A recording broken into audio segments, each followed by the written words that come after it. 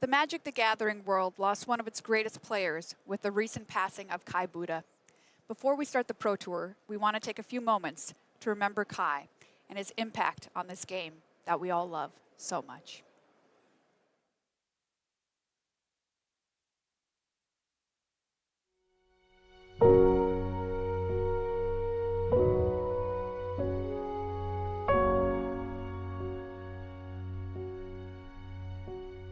Known as the German juggernaut, Kai Budde lived up to the nickname through his spectacular record as a competitive Magic player, a career that stretches all the way back to the earliest days of the Pro Tour. Kai took the first steps in his epic competitive Magic career at a Pro Tour qualifier in Hamburg, Germany, where his victory earned him a spot at Pro Tour New York in 1997. Only a teenager at the time, and with the professional Magic scene still very new, he elected to play in the juniors division. With a top 16 finish there, Kai's journey towards becoming the greatest champion in Magic history had begun. Kai would make his official Pro Tour main event debut at Mainz in 1997.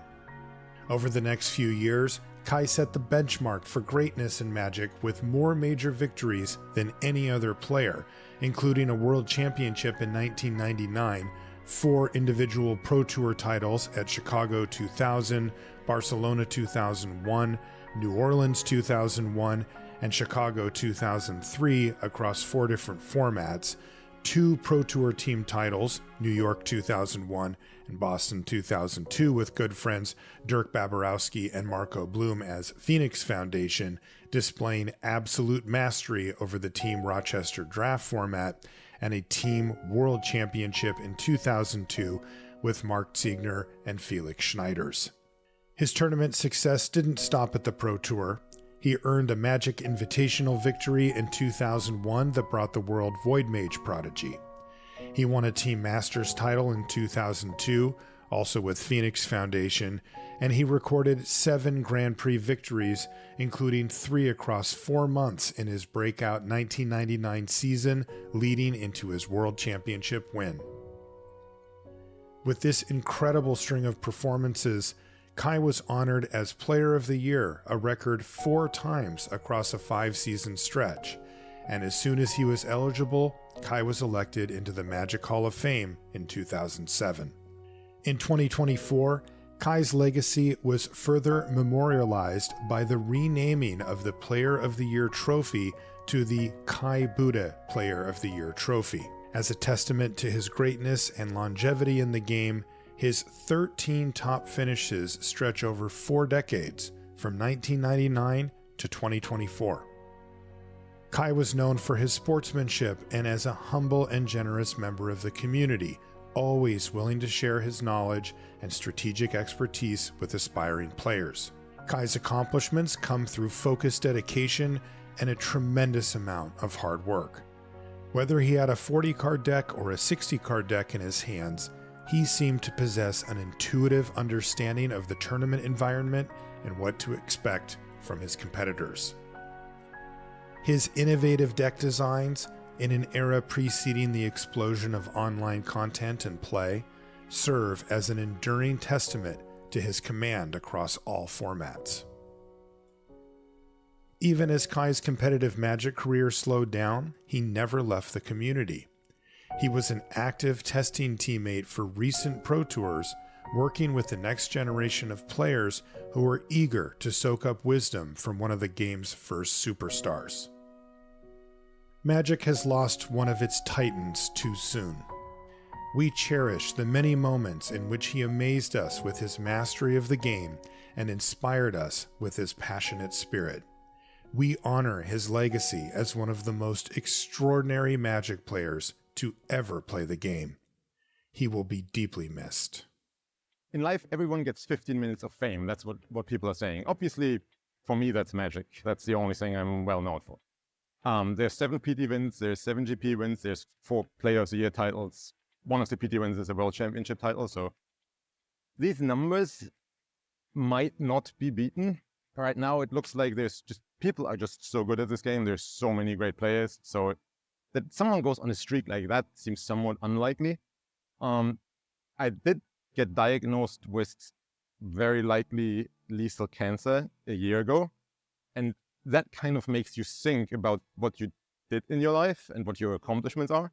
And in my case, that's clearly Magic. And I'm a tournament player. I'm very competitive. And these titles, these results, that's my legacy. And I'm incredibly proud of that.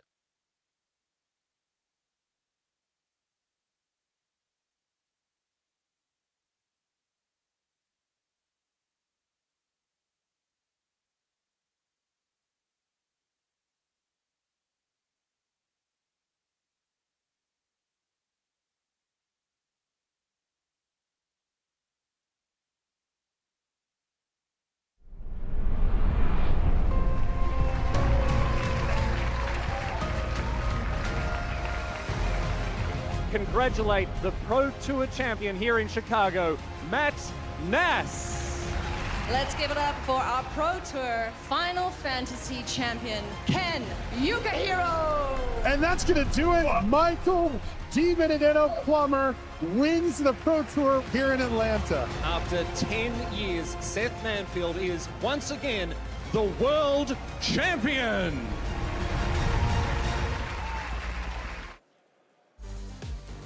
Welcome, friends around the world, to coverage of Pro Tour Lorwyn Eclipsed, live here from Richmond, Virginia, where it is very cold outside, but it is hot inside the building here as we have 304 players sitting down in the Greater Richmond Convention Center to do battle in Standard and Draft here this morning for the coveted title of Pro Tour champion and their share of a $500,000 prize pool. Hey everybody, welcome to this news desk. I'm your host for the weekend, Maria Bartholdi, joined by my bestie at the desky, Mani Devuti. Hey Mani, what are you most looking forward to this weekend? Maria, I'm looking forward to returning to Lorwyn. Lorwyn was actually the first set I started playing Magic in, so for me, the return to the plane holds a really special place in my heart, and I'm looking forward to seeing it play out across Limited and Constructed. Oh, I'm so excited for Limited, Monty. I've been playing drafts nonstop, and I cannot wait to see what the players do this morning. Speaking of, let's take a look at our tournament schedule because, of course, draft is going to kick us off today, Monty. Yeah, we will kick things off with Lorwyn Eclipse draft for rounds 1 through 3, and then we'll swap over to Standard for the rest of the afternoon. That's rounds 4 through 8. At the end of that, all players with 12 match points, that's a 4-4 record or better, will be coming back for day 2. And day number 2 is going to look a lot like day number 1. We're kicking things off once again with Lorwyn Eclipse draft for rounds 9 through 11. Then we shift gears over to Standard for rounds 12 through 16 tomorrow. If you reach 36 match points before on round number 16, you will automatically advance to Sunday in our top 8. Top 8 Sunday, where Standard will be the name of the game all Sunday long. We'll be playing best 3 out of 5 games, and sideboarding will begin after game 2 as we work towards crowning a champion. And what are those players playing for in our top 8? Let's take a look at our prize payout. Like I mentioned, a $500,000 prize pool, $50,000 going to our first place finisher, $30,000 for second place, third through fourth go home with $15K, $9,000 for 5th through 8th. Not bad for a weekend of work.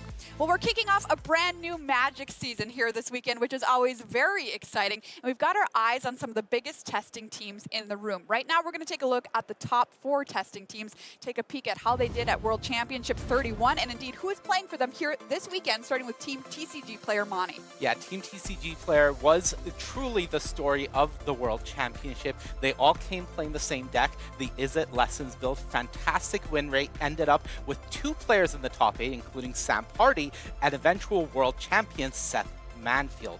Taking a look at their larger roster for this weekend, led by Reed Duke, just a fantastic amount of talent, 4 Hall of Famers, and I'm looking forward to see how they do this weekend. All right, there's a look at TCG player. What about Team Handshake Moxfield? Let's take a look at how they did at the World Championship. Not bad at all. Put somebody into the top 8 in the form of Arne Huschenbett. Let's take a look at the roster here for this weekend for Handshake Moxfield, captained by Simon Nielsen. Check this out. Nathan Stoyer, welcome back to the Pro Tour. Had that incredible 2022-2023 season, winning the World Championship and a Pro Tour. There's a look at the entire roster this weekend for Handshake, Moxfield. Taking a look at Team Moriyama Japan, not the best World Championship from them, though they did land quite a few players in Day 2, and most importantly, Ken Yukihiro finalized his run for Player of the Year with yet another top 8 to cap out his fantastic season, co-captained by Shuhei Nakamura and Masahito Moriyama. This is their roster for this weekend. Team Moriyama Japan, definitely a team to keep our eyes on this weekend. And rounding out our top Big 4 teams here, we have Team Cosmos Heavy Play. Here's a look at their performance at World Championship 31. Jean-Emmanuel Duprat into the top 8 at that tournament. Knows how to win a World Championship. Let's take a look at their roster here this weekend. JED maybe moving on to a different team that we'll hear about in a second, but lots of heavy hitters here for this team. Javier Dominguez representing for Cosmos Heavy Play, captained by Anthony Lee. There's a look at our top 4 big teams here in the room this weekend. But of course, we have some new teams and other smaller teams that we want to keep an eye on. Who are you looking out for, Monty? Well, Maria, we do have a lot of teams at the Pro Tour, whether it is Sanctum of All, Worldly Council Heavy Play, Rampant Growth Heavy Play, or Flexlot Diamond. Those are just a few of the many, many teams here at the Pro Tour. But one new team that I want to shine a small spotlight on is Team Baguette Sirop d'Érable. Now, that name means baguette, maple syrup baguette for those who watching at home. And this is a team formed by Jean-Emmanuel Duprat. I spoke to him and he said that he really wanted to form and work with a team of all French speakers. So this team is a union between players from France and the French-speaking part of Canada, and a very late addition of Patrick Chapin to round out their roster. So Baguette Sirop d'Érable, new team to the Pro Tour, led by Jean-Emmanuel Duprat. Looking forward to see what they're able to do this weekend. And delicious as well. Truly fantastic. Maple syrup baguette. Well, we're kicking things off, of course, with Lorwyn Eclipsed draft here this morning. The draft format a little bit different than we're used to, with 5 archetypes instead of our usual 10, Monty. Yeah, Maria, something unique about Lorwyn Eclipse Limited, 5 main draft archetypes to look at based around these kindred creature types matter strategies. One big thing that we've seen players highlighting in this format is it is critical for you to find a lane, stick to it, and get a critical mass of creatures of your chosen creature type. So as we take a look through these draft archetypes, one persisting theme will be focusing on these types and how to get critical masses going. So the Eclipse cycle, of course, rewarding you for being in these color strategies with their prohibitive mana costs. Lords like Morkan's Loyalist in the uncommon slot really rewarding you for having a lot of the creatures of the same type. And then the powerful rares like the Champion cycle or the Command cycle to further round out. Now, one thing I want to focus on is the core identity and mechanic for each of these archetypes. For elves, it's the Graveyard Matters. So a card like Dawnhand Eulogist rewarding you for having elves in the graveyard really helps cement that. Now, moving forward, elves is the most powerful of our archetypes, but we have a lot of depth in a deck like Kithkin. Kithkin, the most aggressive archetype of the 5 in this format, and a card like Mismet of Council really does a lot for rounding out the top of your curve, allowing you to stay competitive into the mid-game. Next up, Merfolk. Convoke is the name of the game for the Merfolk archetype. A lot of the Merfolks in this format benefit from being tapped. So a card like Marrow Sky Swimmer giving you a great body while allowing you to take advantage of those becomes tapped abilities does so much in the format. Elementals. This is a deck that is all about triggers, but also has the ability to splash out quite a bit to move into the vivid strategies. Kolrath Zealot being both a creature that gives you a trigger that you can double or take advantage of, while also being a basic land cycling. Very key for this type of deck. And finally, maybe the weakest of our 5 primary archetypes is going to be Goblins in the Rakdos strategy. Very powerful rares for the Goblins, but maybe lower card quality as you go down to the uncommons and commons. They're trying to take advantage of Blight, sacrificing some of their stats or weaker creatures and tokens in order to get powerful abilities like Rummages. Now, those are our 5 main archetypes, but Changelings are really the glue that hold everything together. Being of all creature types means that they are the perfect 18th through 23rd card for any deck in the format, allowing you to bring it all together and reach that critical mass of your creature type. And finally, just a little PSA. Do not touch. This doesn't mean you can't put them in decks, but fairies or giants are not a supported archetype. So while they do make great supplemental additions to other decks, these are not archetypes that you want to primarily focus on and end up in. All right, Monty, I'm just going to force elves. How about that? I think that would work great on Magic the Gathering Arena, Maria, but at the Pro Tour, you have to find an open lane. Was that shade there, Monty? I would never. You would never. No. Well, how different were you 10 years ago? I know I basically am a completely different person today. Somebody who has to ask themselves that question is none other than our current reigning world champion, Seth Manfield, who won the World Championship in 2015 and then again 10 years later in 2025. So how has he changed in those 10 years? Cedric Phillips caught up with him yesterday.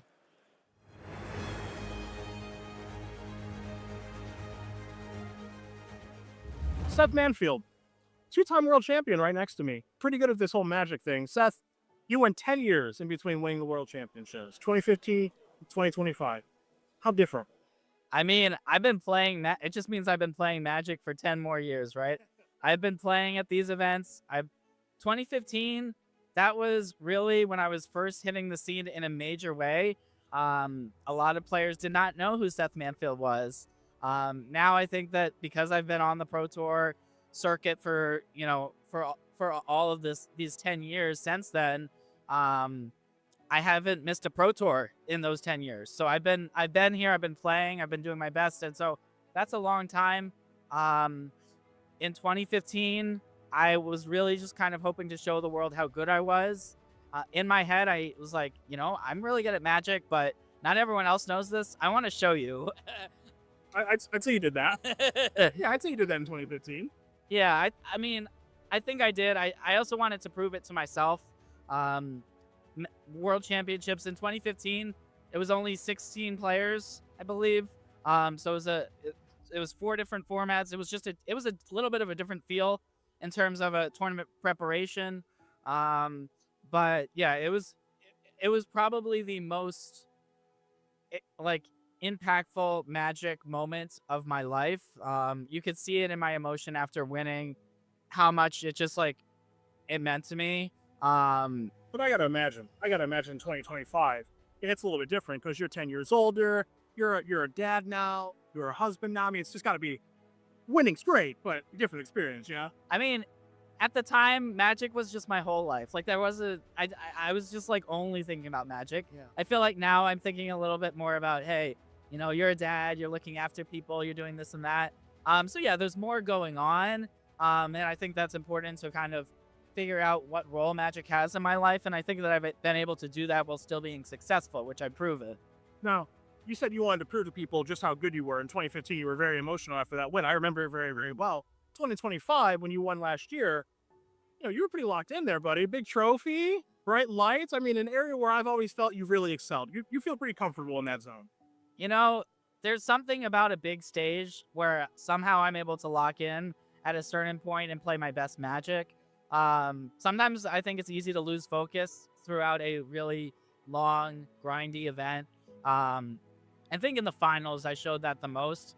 Can kind of, hey, this isn't my first time I bet in a finals, even with the bright lights, even with that massive trophy on stage where I was like, what is that? I was like, I didn't even know, there's a lot that goes into the production of the event.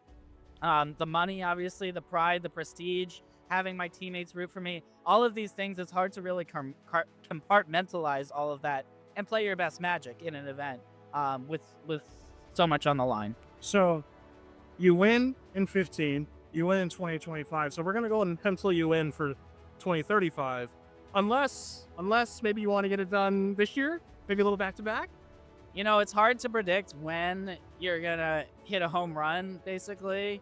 Or it's more or less a grand slam. Like winning an event like Worlds, I mean, to have an opportunity to do that twice in a lifetime, I think most people would say that's incredible. So I can't say that I'll be back, but I can say that my opponents will be worried that I will be back. That is tough to argue with.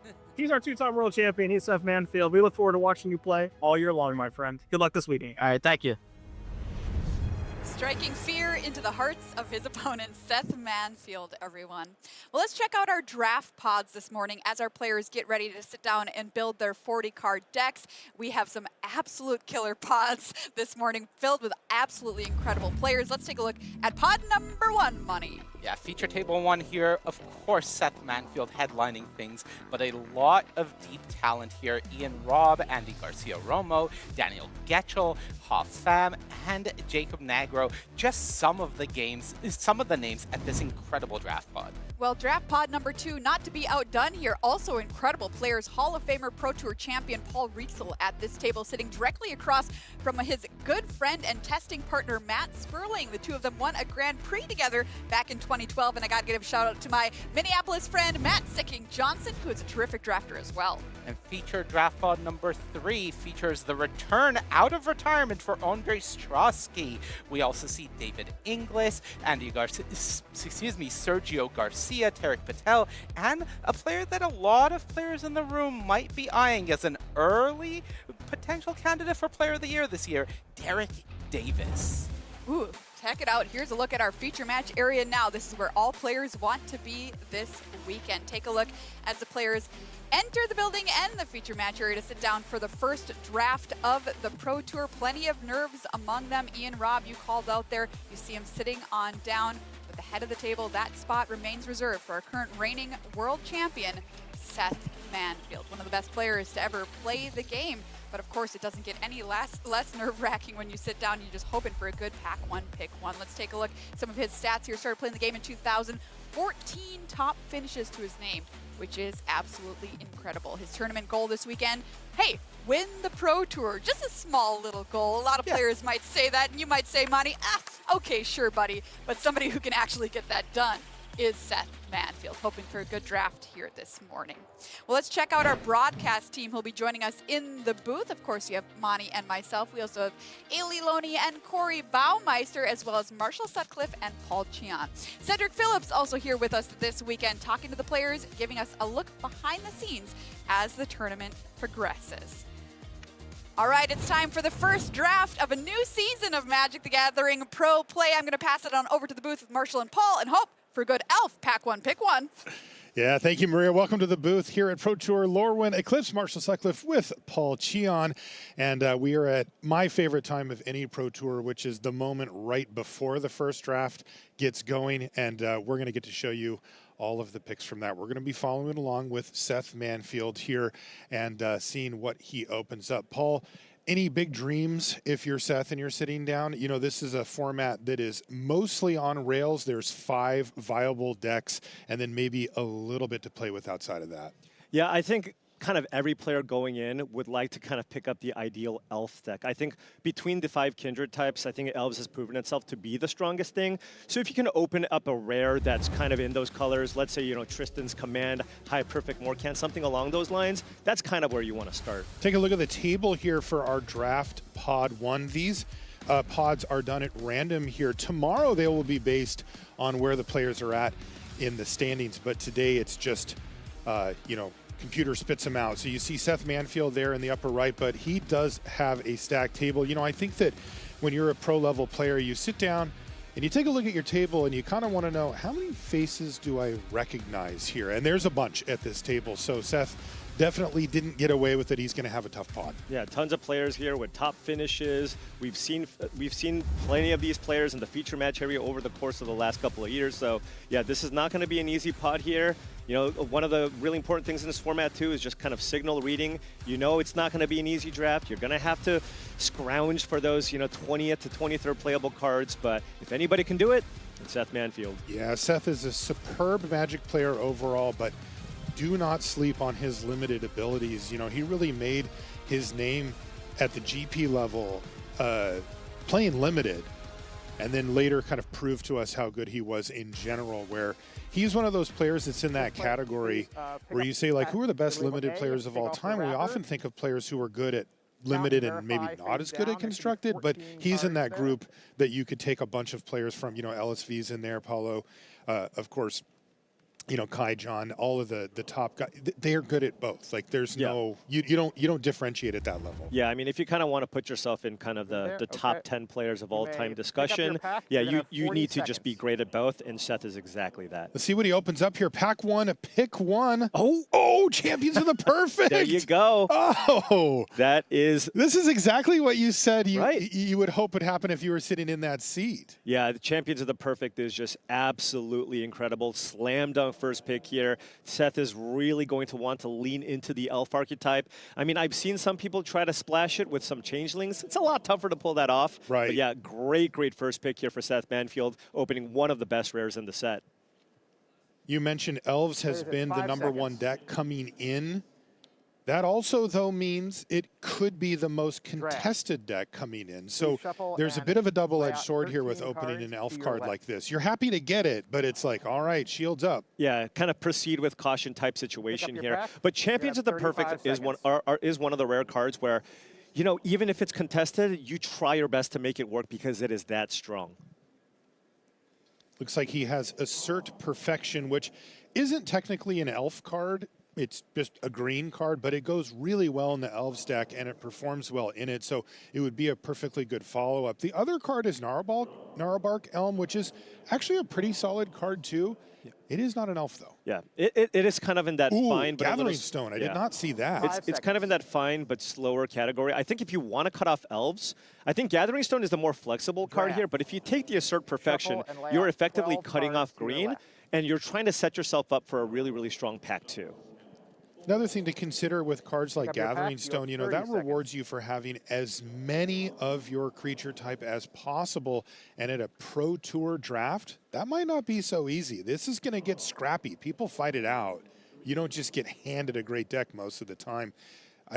Did I see a Blight Rot somewhere? Yeah. Yeah, I mean, I imagine that's probably going to be the pick here. You know, one thing that you have to be mindful, of course, it's only just one pack, but no elves in this pack, right? So, you know, it's just one of those things where you still try to, you know, be in this color pair if possible. But look, you take the Blight Rot. If, let's say, Goblins is open, you can still make that pivot because you took just a solid removal spell. Okay, so elf, bomb, and then 2 removal spells, but on color for that pair.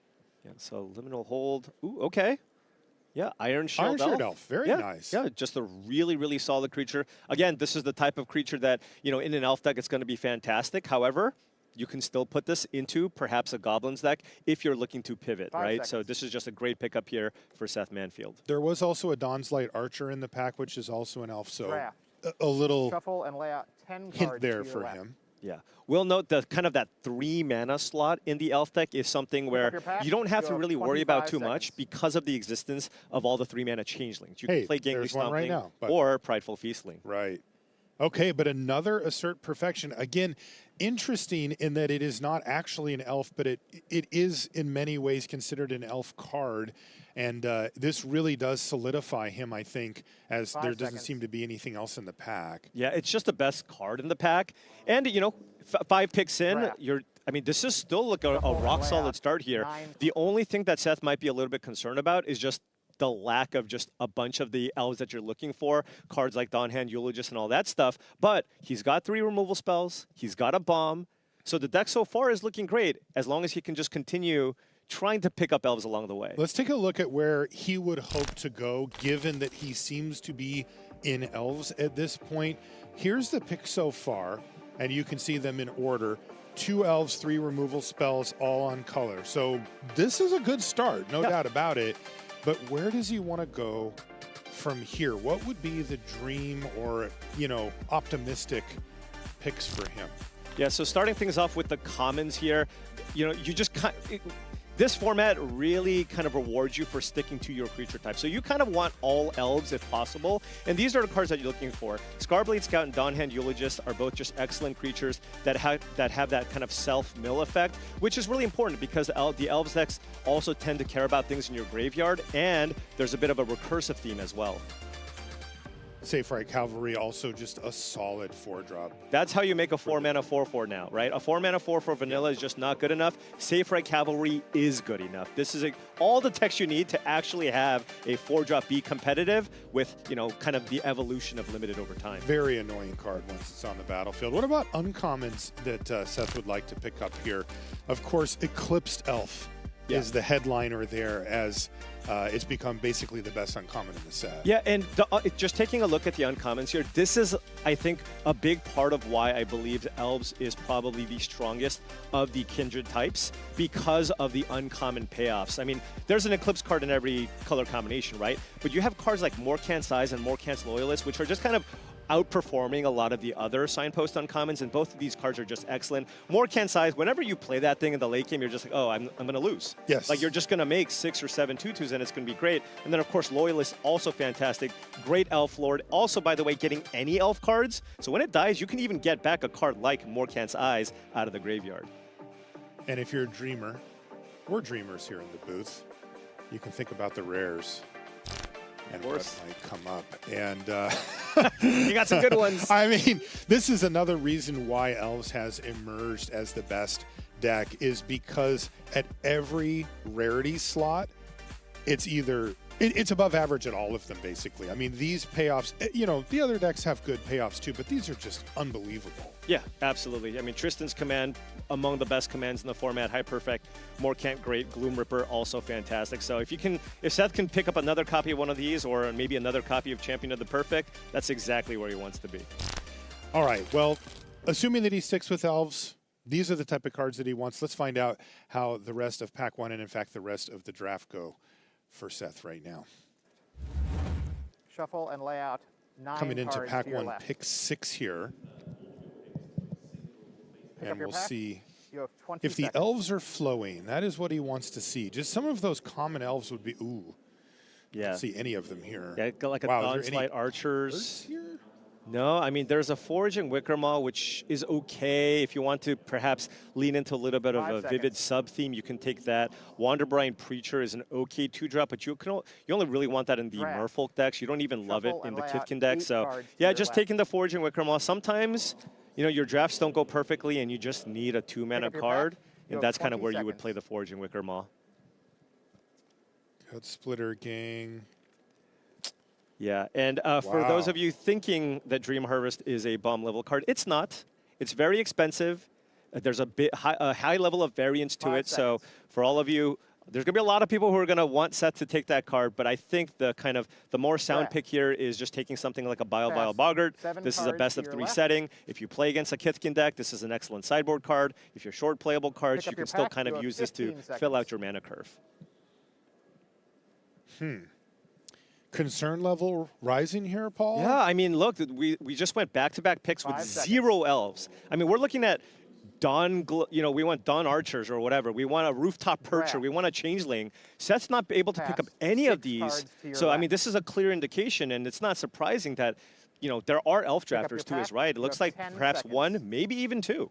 Yeah, you know, those last 3 picks, none of them would be happy in an elves build. Like, he'd prefer to not And play draft. any of them. Yeah, there's an elf here in Chitinous Pass Graspling, 5 but it's cards such a to your weak left. card. 4 mana for 3/4 is just not stats that you want. up your So pack. Seth actually You have preferring to 10 take something seconds. like a Blighted Blackthorn as a way to, you know, look, if your deck doesn't go perfectly, you can still kind of grind people out with the Blackthorn there. There's another Bile Boggart, Draft.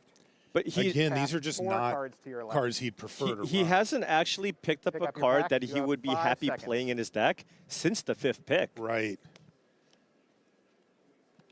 It's Draft. too late to, like, consider Pass. a different 3 cards to your archetype at left. this point, right? I- it's more about just Pick up scrapping your to get Based on playables. Five yeah, based on seconds. what I'm seeing here from Seth's picks, I think he's basically just locked into elves here and kind of hoping it Draft. works out. Pass. He's done a 2 really cards good to your job of left. also basically taking every Pick up the single pack. You green have or black 5 card in seconds. pack number 1. So I wouldn't be shocked if pack 2 goes much better for him. But it Draft. has to go Please pass really the well last for him card. because we know that At pack this 3 is point, not going you're to gonna go have as a ideally as 60-second you'd review like. period. You may So a begin lot that now. riding on pack 2 for Seth Manfield, because the start was pretty solid. Take a look at those first 5 picks and you're like, yeah, this is good, especially at a PT table. But the rest of the pack was bad. I mean, wow, like literally you could just erase all those cards and, you know, I wouldn't be shocked if he didn't play them, you know, in even an average elf deck, let alone an ideal one. Yeah, look, I think on average, when you're doing a draft, you kind of want to pick up about 8 playable cards in every pack, right? That lets you kind of put 23 to 24 of those cards. But right now, I'm looking at 5 cards I'm happy playing, and then you're going to have to kind of mix and match between the Blighted Blackthorns and the Bile Boggarts right now. So again, Seth needs to, you know, pick up a bunch of good playable picks in pack number 2 and also hope to wheel some, because right now, with only 5 good cards, he's not in a great spot. Yeah, you know, the only, you know, outside of the synergies that tend to form when you get a whole bunch of elves together, you know, he doesn't have cards that really rely on that outside of the champions right now. Yeah, absolutely. But I mean, that's also why you want to play the deck, so you do hope to get those. Yeah, I just don't see like a good avenue to pivot here based on what he has, right? Got a couple of Vile Boggarts, but it's not like we saw a bunch of the Goblin uncommon payoffs. And Goblins is an archetype that I'm actively looking to avoid unless it is very clear that it's open, because, you know, I think Goblins is the weakest where, you know, it's not unplayable. No. But you need to basically be the only Goblins drafter at the table to have a successful deck, and I just feel like somebody else is already in Goblins based off of the packs that we've seen. And it feels like a couple of players are also in Elves, but Seth is really banking on having cut as much as he could in that first pack. Can he recover here in pack 2? There's a Gathering Stone, though that's really kind of dropping in value for him just because he doesn't have a lot of Elves at this point. He's got 2 Elves, right? Yeah. Out of the first 5 picks, he picked up an Iron Shield Elf and a Champions of the Perfect. So normally, I love Gathering Stone. Same. Most of my decks are going to have 12 to 13 of the same creature type. But here, it might be a little bit better to just go with something like a Graveshifter, which you know is going to be a card that's always going to be good, right? It's always going to just be a solid card you play in your deck, whereas the upside of the Gathering Stone is much greater, right? If you're going into pack number 2 and you have 6 Elves already, yeah, just take the Gathering Stone. So this makes a lot of sense. Seth going, look, I might have to kind of scrap here. I'm not sure how many Elves I'm going to end up with. Let's take the Graveshifter. It's an elf, right? It lets me behold my Champions of the Perfect, and it's always just going to be a solid card. Let's see what he gets here. Oh, there's a Scarblade Scout. That is the type of card that he's looking to fill out. Oh, an Eclipsed Elf at the back of the pack.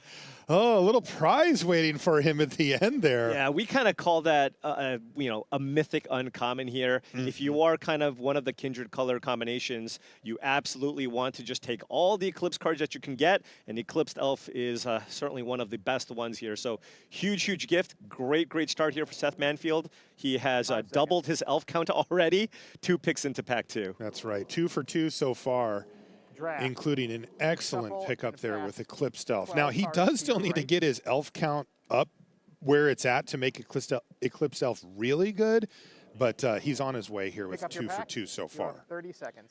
He also just picked up 2 great cards to behold off of the champions, right? Yes. Both of these are elves that come in and play and give you value. Then you behold, exile that card. If your Champions of the Perfect dies, well, you get to cast the Eclipsed Elf again. Yeah, and if it doesn't die, you win. Right. It's an easy game. Is there an elf here? I see a Dawn's Light Archer. Oh, Dawn's Light Archer, okay. Look, again, this is one of those things where it's like at this point, if you see a playable creature with creature type elf, you're just going to put it into your deck. So I imagine, you know, Seth isn't happy about a 3rd pick Dawn's Light Archer, but he's going to take it here. Cards to your right. Well, this is definitely going better from the elf perspective. Okay. There's a Scarblade Scout. Yeah, and he certainly needs more 2-drops here. There's a Safe Right Cavalry, but I think he's more interested in just making sure you have enough 2-drops here. So I think Scarblade Scout is probably what Seth Manfield's going to go for here. I think the only 2-drop here he has right now is an Iron Shield Elf. Yeah, he'll be happy to pick up that Scout. Also really great with Assert Perfection because it has lifelink, so get to gain a bunch of life back. Well, he's 4 for 4. Hey, so I guess he did do a good job of cutting. He's tripled his elf count. Oh, and there's an Iron Shield Elf. So clearly nobody to the left of Seth is an elves, and I would be shocked if they were, honestly, because Seth didn't get any elves himself. So, you know, this is kind of what we needed here for Seth Manfield to put together and kind of salvage a tricky start to the draft. 5 seconds. This card is just so annoying, right? Just It really you is. play Shuffle and Kithkin pass deck and your 9 opponent plays cards an to Iron your right. Shield Elf and you go, what do I even do? Right. Pick up your pack. You have 20 seconds. And that's his second one of those, so that'll be really nice. Look There's at these another 2-drops. They just Scarblade keep Scout. coming. Yeah, and I mean, he's going to happily take this here. Scarblade Scouts, and now we have 4 2-drops, so we're looking at a good curve. He has the 3 removal spells that we saw already. Champions of the Perfect. This pack is going fantastically here so far for Seth Manfield. Now, you're not seeing a ton of the uncommons, but still, you're just filling out your curve. You got the 2-drops. I mean, if I'm Seth Manfield, I am just thrilled with this pack. Incredible pack for him, and he hasn't. There's another elf. A Stoic Grove Guide. Yeah. He's 6 for 6, and this could be number 7. I mean, 6 for 6, and now you get to kind of replace the Blighted Blackthorn here, and instead you can just play the Stoic Grove Guide. You have a little bit of self-mill going on. That's kind of what you want to do with this card. Right. You kind of play a Scarblade Scout, get this into your graveyard, get a little bit of value, but in the late game, you know, it's still just a 5-4 that you can kind of convert into a 2-2 later on. Right, 2 Iron Shield Elves also good with the Grove Guide. Yeah, and look, this is a changeling, a gangly stompling, which also counts as an elf. You're just going to be totally fine playing any number of these 3-mana changelings to kind of hit your elf quota. And by the way, 8 elves That's in a 8 row. for 8? So Seth went from 2 elves in pack 1 to now 10. Now I bet he's maybe thinking, should I have taken the Gathering Stone? But of course, this is still a Grove I mean, Guide. look, it's impossible to predict you're going to get this many elves in a row, right? That's 9 in a row. It's 9 elves in a row now. Seth now has 11 elves from 2 in pack 1. That's wild. He solved his curve and number of elves problem in one pack. Seriously, a Scarblade Scout here? That is probably That's on the wheel. That is probably the biggest gift here, because Scarblade Scout is a fantastic card in the elf deck. If you're an elf player, you probably would have been interested in taking that card. So Seth, I mean, that's like the pick you're kind of doing the fist bump on, because when you table that card, all of a sudden, I mean, Seth now has 10 playable cards that he got from pack number 2 to make up for the 5 that he got in pack 1. Now we're looking at 15 cards. He's right back in business.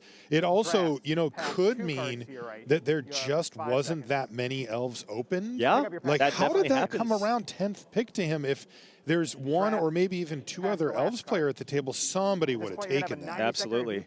So that could mean that pack 3 opens back up for him in a way that maybe we wouldn't have predicted, but yeah, I mean, it's also one of those things where somebody could have given up, right? That's true. Early on, somebody takes a lot of the elf cards because they know it's the strongest thing to do, and then at some point you go, you know what? It's just not open. I'm going to have to pivot. I'm going to have to draft goblins or black-white or Kithkin or something along those lines. yeah, when you're evaluating signals in draft, it's really handy to treat them each as an individual data point rather than try to hang your hat on, well, I got this back, therefore. So it's just one data point, but it's a strong one. I mean, that seriously is like one of the top commons for elves, and getting it 10th pick, I mean, look at this. is a sign. Seth just put all of those cards that he was like, man, am I going to have to play all of this junk that I got in pack number 1? And he's like, nope, all the way to the back. And now you have a nice kind of streamlined deck here with 12 or 13 elves with 3 removal effects. Just kind of a really, really solid combination here, especially for a Pro Tour draft. Man, 10 in a row for Manfield there. Not bad. Not bad when you need 10 elves. It's funny, the mentality, like coming out of pack 1, I'm just hoping like, I'm hoping for this pack, right? Yeah. It wasn't just like over the top bombs or crazy uncommons, no. but it was like all the commons you want basically outside of the eulogist, and you just fill out your curve and your creature count. Now I'm greedy again. Going into 3, I'm like, let's get some more Eclipsed Elves going, open up a rare. Yeah, I mean, that would be ideal here. So Seth, when you bargain with the magic gods, you know, you have to know where you stand. hey, you know what? I do feel like, I mean, Seth is the world champion, so, you know, he can maybe take some bad beats here, right? He kind of used it all in that one event. But of course you want to run it back. I don't know, dude. I've been covering Seth for years, and he bad always beats wins. are not the thing that he takes. That's true. Pick up the pack. You have 40 He delivers. All right, pack 3, pick one coming in here. Ooh, listen on a Dignitary. Very solid uncommon. Anything else? Yeah, the rare is a Blood Crypt there, so okay. it kind of has to be the Dignitary. The Blossoming Defense is a fine combat trick, but I think you would still rather just make sure you kind of take all the uncommon elf payoffs when you see them. Yeah, I love that Lissalana Dignitary, really powerful. And he has, you know, this is, again, the synergies of the elf deck really do make themselves apparent. And this is where you're like, well, you know, getting a few mill elves, who really cares? Well, you know, these type of things really do start to add up when you see cards like this. Yeah, and the elf deck is just so good at enabling all of that with Scarblade Scout, Lissalana Informant, and Dawnhand Eulogist. And Midnight Tilling. I mean, you just have 4 commons that mill yourself. That's right. And they really don't ask anything of you either. That's the thing. They are borderline playable without the mill text. Right. This pack is a little bit underwhelming. I guess there's a blossoming defense. This might be a pack where, at this point, Seth has already kind of a bunch of the C-level commons from the elf deck here. Might be interested in another interactive spell. He did pick up the 3 removal spells early on in pack 1, but that's kind of it for interaction. So you still have room for, you know, 3 more slots maybe for tricks, and blossoming defense is certainly one of the better ones. It is. If you're going to play a combat trick in this format, that's the one you want. They're, you know, for the most part, you want to keeping on creature type and enabling your synergies. But, you know, there are kind of 2 builds of elves that pop up, right? There's the more grindy mid-range one, and then there is a little more assertive curve-out one. Yep. And if he ends up in that second category, then he'll be happy to have the blossoming defense. So a few options here: Lissalana Informant, Tam, and Boxslither's Embrace. I do think Seth could use a 4th removal spell. He's currently on the double Assert Perfection and a Blighted Rot. So I think picking up a Boxslither's Embrace is kind of the responsible pick here. And Seth is not short on 2-mana plays. He basically got all the 2-mana cards that he wanted in pack number 2. So I like this pick here, just picking up a removal effect for, you know, other bombs you could play against. And the Exile text, also very relevant on Boxslither's Embrace. You have 25 seconds. See a Glisterbairn, Mischievous. Sneakling is technically an elf, although again, Seth does have a ton of 2-mana plays already. And, you know, this is a card, by the way, and I'm glad Seth has it up at the front. It's a card that's been kind of overperforming. You look at the Rooftop Percher, and you're like, oh, this doesn't look that exciting. It's a 5-mana 3/3 flyer, but the Graveyard Hate matters. You know, you're going to play against other elf decks, and the 3 life also matters, and it just happens to be an elf. So, you know, Seth doesn't have a million things to do at the top end, so, you know, just having a little bit of evasion and some life gain can be nice. Interesting that there's been a few common elves filtering through, but it does still feel like he's being cut. Oh, absolutely. I mean, he had to take a 4th pick Rooftop Percher, and 5th pick, there's not an elf in sight here. So, yeah, pack 2 absolutely saving Seth here, because we're going to have to but based on how this pack is going, I think we're going to have to play some filler here to round out this deck. And Dose of Dawnglow, that kind of counts as a filler level card here. It's a reanimation effect. I guess if you do have a really great creature to get back with a bunch of self-mill. Why is there a Brigid in the pack here? Wow. That is wild. This is pick 6. I suppose Kithkin are not really being drafted here, but I don't think there was a clear indication that Kithkin was where you're supposed to be in pack 1. But I mean, now, you know, you see this in pack 1, you take that Brigid and figure things out. But Seth is locked in here into the elf deck, not going to take the Brigid. Yeah, he's just going to take Stoic Grove Guide number 3. You have 20 seconds. He can take advantage of it, though. We mentioned he's got a good amount of mill elves and then also discard at his available to him to really take advantage of Stoic Grove Guide's activated ability from the graveyard, which is kind of where you want to be. So there's a Prideful Feastling or Guiltleaf's Embrace, and Seth actually going for the Guiltleaf's Embrace here just to have an extra trick. Feastling is just, again, just kind of like a replacement level elf, but Seth's elf count at this point is quite high. It's looking at 13 or 14, so going for the trick. Yeah, and Embrace is kind of the other card that, like, if you are trying to do the beatdown elves version, it does pull its weight. Yeah. You can apply enough pressure to your opponent that they're forced to do a block that maybe they don't like, and the Embrace is kind of a blowout in that scenario. It's a little pricey. It is, but you do kind of get your value the turn that you get to cast it and eat a blocker. There's a Scarblade's Malice as well. That one, different kind of combat trick. That's one that you can use to win combat. But generally speaking, it's a little bit more defensive. Like if you've got elves that you really want to You have 10 seconds. insulate yourself against removal where, you know, they use removal spell. You get at least an elf back. Yeah, it's particularly good with a card like Dawnhand Eulogist because it's a menace creature, and then you have to double block it, and then you can kill 2 things, gain some life, and get some value, which Seth currently doesn't have any. I would be surprised to see him play it, though. Draft. As this deck does look very curve out to me. You know, he didn't end up getting a ton of the graveyard synergies. We talked about a few of them. It's not 0, but it's not, it doesn't really seem to be the focal point of this deck. Yeah, part of the strength of kind of an optimal or optimized elf deck is the fact that you can curve out and have the ability to kind of grind into the late game.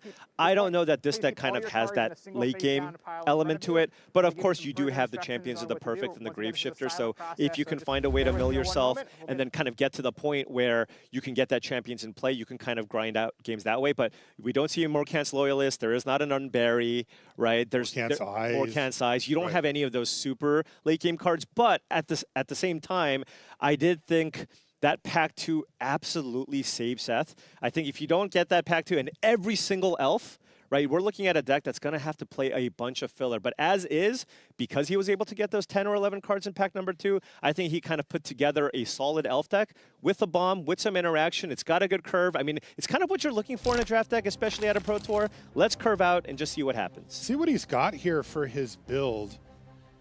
I'm kind of looking for the combat tricks. Yes, Blossoming Defense. Oh, 2 Guilt Leaf's Embrace made the cut.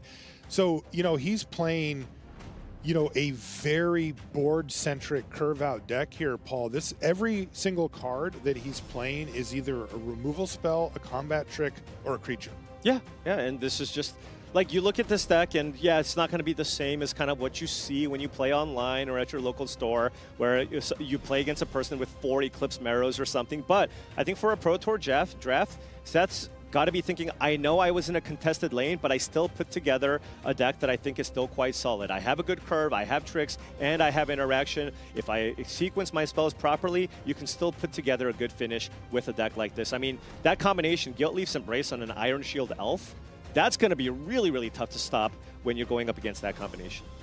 I like this build. This is the type of deck that I'd love to sit down with at the PT. It's clean, it's straightforward, and it can get wins in the hands of a great player like Seth Manfield. We are going to take a short break here from Richmond. We'll be back with more right after this.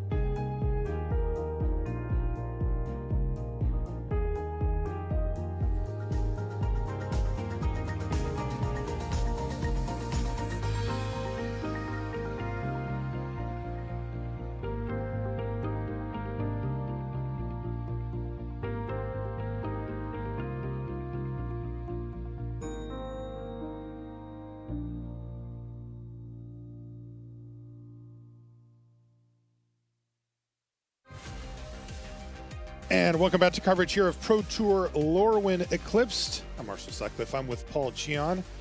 And we are in Richmond, Virginia. It is frigid outside, but here inside, we've got business to take care of. We've got a Pro Tour to start here. We've got round number 1 coming up. We just watched Seth Manfield draft, I think, a good deck. Like, if a random PT competitor said, here's my deck, I would say that's like a 2-1. If Seth shows it to me, I'm like, and he came up and said, I 3-0'd with it, I would be like, yeah, I believe that. Right. You know, these decks at the Pro Tour level are very, very difficult to draft. Everybody knows what they're doing, and you just don't get hooked up very often. Yeah, I mean, it is just so rare to get kind of the 10 out of 10 or 9 out of 10 decks at the Pro Tour. I mean, look at the names that we saw at that table. Ian, Rob, there's just a ton of good players at that table. You're not going to get anything gifted to you. So if you can, like I said, all you're looking to do at the Pro Tour is, you know, if you don't get all the bombs, just make sure that you have a solid curve with good interaction, and then just kind of play out the cards and see what happens. And that's kind of what Seth has, but he also has that one bomb. Look, if you draw Champions of the Perfect, you're going to win a lot of games. So I think Seth's deck is solid. You know, kind of going into it, if I were to predict the record for this type of deck, it would be something like a 2-1. Yeah, and a 2-1 at the PT is not easy to get. So let's take a look here at our head-to-head. Seth is going to be playing against Daniel Getchell here, and you can see 2 top finishes for Daniel versus Seth's 14 with that Hall of Fame and World Championship ×2 somehow. Yeah, it's like how many invites has Seth earned to this Pro Tour? No kidding. He could fill out a draft table himself, I bet. This is Seth's list. We just watched him draft this. Again, this is a straightforward beatdown Elves deck. It doesn't quite have the long game that you sometimes see from this archetype, where there's recursion or ways to really take advantage of the graveyard, but there's enough meat on that bone. Take a look at what Daniel's got to work with. Oh, he's drafted goblins. Now, interestingly, we were talking about goblins, you and I, Paul. Not our favorite archetype here. How do you see this version? Ooh, soul immolation. Yeah, so this doesn't kind of have what the typical goblins deck wants, which is all kind of the drain payoffs. But it has one of the best rares in the entire format in Soul Immolation. This card is absolutely fantastic. It's a one-sided Wrath. If you can set that card up and you draw it, there's not a whole lot Seth can do to kind of interact with that. So if Daniel can find that card, it's going to be great. Also, Goliath Daydreamer is quite a strong card there. 4 mana for a 4/4. You cast a spell, you exile it, you attack, and then you get to cast that spell for free. So, you know, Daniel's got some kind of potentially game-altering bombs as well, but doesn't quite have, like, the perfect goblin setup. I mean, that curve was terrible. Right, there was like 2 1-drops and a 2-drop, right? Exactly. And playing against Seth Manfield, who has a beautiful curve with his elf deck, it might be tough, especially if you're on the draw. Seth navigated his seat very well. That was a tough seat to be in, and he was really relieved for Pack 2 to bring him a ton of playables that he needed. It wasn't that they were, you know, he got an Eclipsed Elf, but, you know, for the most part, they were just commons, but goodness sakes, did he need that pack to come together. And, you know, taking a look now that we can kind of get an idea for how the table went, he was in a tough spot there. He was surrounded by players playing green. Yeah, there were 3 green drafters, I believe, to his right. And it's not surprising. He literally got no elf cards after pick 5. But, again, I've said this many times, Pack 2 basically saved Seth Manfield's draft. And I'm sure all the people to his right going, what are you doing, Seth? We're the green drafters. You're not supposed to be green. So they all kind of got nothing, most likely, in pack number 2. Interesting matchup of creatures here. You see the Vile Boggart. It's actually pretty good against the Iron Shield Elf. The Elf, against certain matchups, that particular Elf can be a huge pain, but against Goblins, it's actually less good. Yeah, but Seth does have a pretty fun answer here. Might not go for it, but he does have Blossoming Defense. So if he attacks with the Iron Shield Elf, you can actually be Blossoming Defense the Iron Shield Elf, so it wouldn't get that -1/-1 counter from the Vile Boggart. Yeah, the Iron Shield Elf can get indestructible by discarding a card and tapping it, but -1/-1 counters are the best way to get around indestructible. Right. Because Seth can also choose to just go attack if you block, because Daniel's definitely going to block here. Blossoming Defense and then play out a second Iron Shield Elf. That is a pretty strong play. And that's what he's doing. Yeah, you don't see this very often. Daniel's going to say, well, but you know, Daniel has to look at it and also say, well, I'm going to get something. Right, like I'm going to trade this for Blossoming Defense. The Elder Auntie also will turn into a 3/3, and I get a Scry or a Surveil. So I think that's probably worth it here, and you don't take 3 damage. Right. Okay, Daniel is like, okay, you know what? I know exactly what you have, so I will not play into it and just force you to play something else here.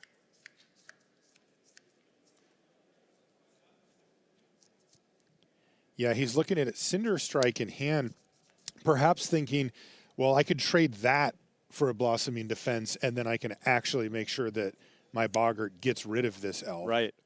Yeah, because next turn, if Daniel goes Cinder Strike, right, and actually Seth not playing out the Eclipse Elf, but now you can go Cinder Strike and kill both creatures, and that is a huge, huge turn here for Daniel Getchell. Although it would be the only play for the turn, as he has a Goliath Daydreamer in hand. Well, you know, what's better than 1 Cinder Strike? Yeah? Goliath Daydreamer. Yeah. Okay, just This is also nice because it does block the Iron Shield Elf, at least on its own, so theoretically that would be held back too. Yeah. I imagine, I believe I saw a Box Slither's Embrace here for Seth Manfield. We'll find out really quickly if he has one, because you do not want to let, I mean, this is exactly how you can lose to a deck like this. Right. Is to let that Daydreamer stay on the battlefield, and once they start, I mean, even just getting to use it once feels real bad if you're in Seth's seat. Yeah, I might just be interested in just attacking here. Or using the, using the Embrace here, putting a counter on the Stompling to get rid of the Daydreamer. And it does exile, so it wouldn't trigger the Elder Auntie.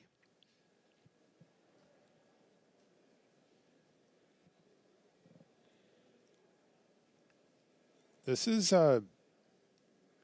interesting pressure that Daniel's putting on Seth, right? It's passive in a way, but you know, Seth would really prefer not to use Bog Slither's Embrace right now. In fact, he's going to attack with both. You have how many cards in hand? I have 5. 5 cards. It's a lot of cards, Daniel. Just block the Iron Shield Elf and no blocks there. It's always a tough spot when your opponent's the aggressor and has 4 mana up and you're tapped out. Right. You see Daniel looking to maintain possession of his giant there. It's not even going to get in combat. Right. Although I will say, no matter how this combat goes, Daniel's taking some hits here. Yeah, the issue with using something like a Guilt Leaf's Embrace here is just the fact that it gives Indestructible, but it doesn't give it hexproof. So even if you played this on your Iron Shield Elf, the -1/-1 counter would go on the Iron Shield Elf, and you'd be either forced to use Blossoming Defense to save it, or just let it die. Okay, I'll trigger a trigger. Yep. So I'll put a minus counter. I'm not sure the exact order if I surveil. This triggers from dying, and so I think I placed the counter, and then I surveil one and remove a counter. Just a sequencing question here on the -1/-1 counter and the Surveil on Heirloom Auntie. And I take 4. This both trigger at the same time, so you get to choose the order. Okay, so I'll put the counter and then I'll surveil one. Sure. And I'll keep that card on top. Oh. Okay. Found something. He's got a few too many lands going, so really any action would be nice. So now Boss Slither's Embrace is a little bit awkward here because you would just kind of, it costs 5 mana or Blight 1. And now that the counter is on the Stompling, if you cast the Embrace here, you lose your Stompling too. So that's kind of a 3-for-2 situation here. Yeah, this did not work out well for Seth thus far. Let's see if he can find a way out of this mess. Yeah, the other line is just playing an Eclipsed Elf or something, and then just keep up Blossoming Defense and just kind of cross your fingers and hope the Daydreamer doesn't get to go crazy. Although Daniel did keep a card on top. Right. So I feel like you might, oh, okay. How many cards do you have? 5? 4? Very awkward here for Manfield. He also only has 1 black source, so like he couldn't do both. Okay, but the Cinders, I mean, the Blossoming Defense is still pretty good here because, you know, if Daniel looks to use a removal spell, you can't just fizzle it, and then the Daydreamer can't really attack, right? Right. Yeah.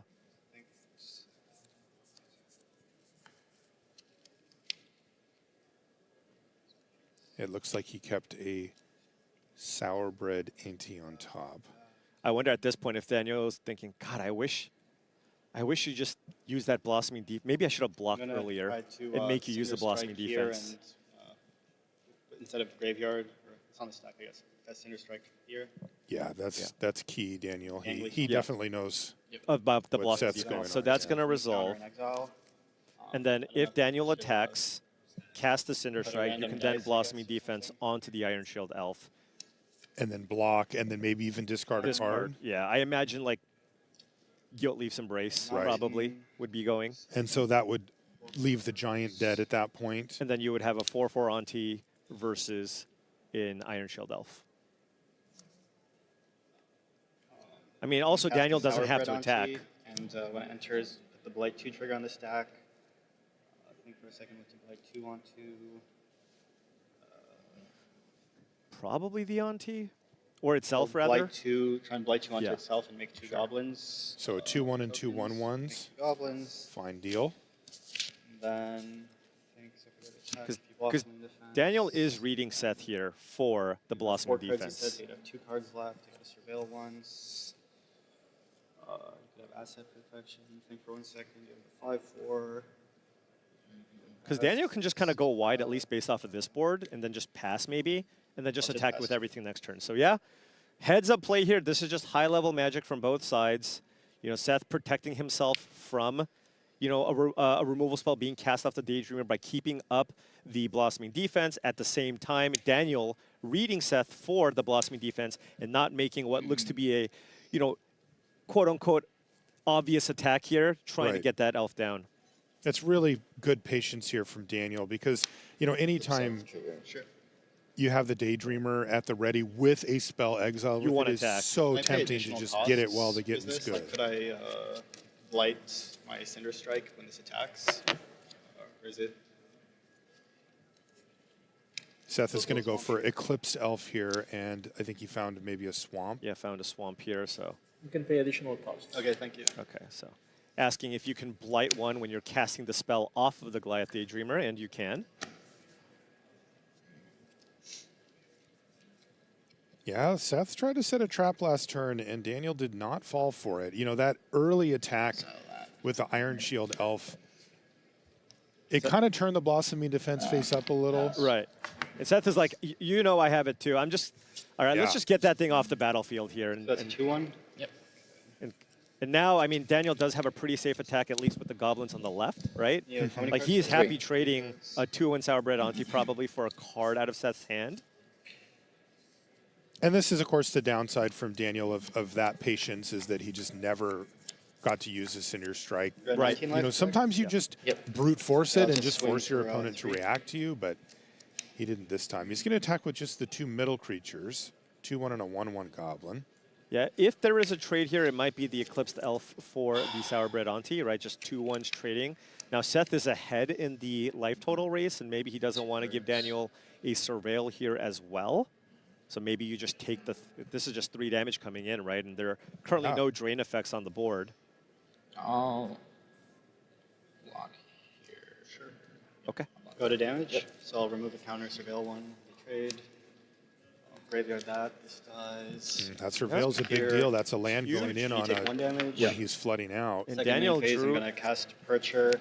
I'll There it exile is. these 2. I'll gain 3 life. So the Gangling 16. and the Eclipse Elf get exiled, 3 life for Daniel. And that's relevant here because Seth Manfield does have a Grave Shifter in hand. And Grave Shiftering back Eclipsed Elf would have been so strong. I think that's exactly what Seth was just thinking with that big sigh we just heard from. Yeah. He's got to be feeling like each of the little interactions that he's tried to set up here have been thwarted by Daniel each time, either from the cards he's playing or the way that he's playing them. Yeah, and you know, while Iron Shield Elf can be very, very good and annoying in certain matchups, a bunch of 1/1 tokens is not what you want to be seeing. All right. Like, does Seth attack into the 1/1 token? And then what do you have to do? You just pitch a card or cast Guilt Leaf's Embrace? That's not ideal. You got to do what you got to do. Probably keeping up a forest, right? You probably, unless you want to play both this turn. Okay, sure. Go. Yep. You have 3 cards in hand? 2 cards. 2 cards. Yeah, he really wanted to get that Eclipsed Elf back with the Grave Shifter, but that plan is not going to happen this time. And Seth doesn't really have, he doesn't have any copies of Morkant's Loyalist. That would be fantastic just to be able to attack through the goblins. But Seth might just have to go, hey, we're just going to be in this racing situation, and maybe next turn I just attack with everything and just kind of see what happens. Ooh, great draw here for Daniel. Gnarlbark Elm as well, and I believe he does have the mana here to eat one of those Iron Shield Elves if he wants. That is a blocker. It's a perfect answer, too, because it leaves a 3/4 behind for the other Play one. the land for turn. I'm going to play this. I'm going to remove the counters in a second. Daniel just Spoiler alert.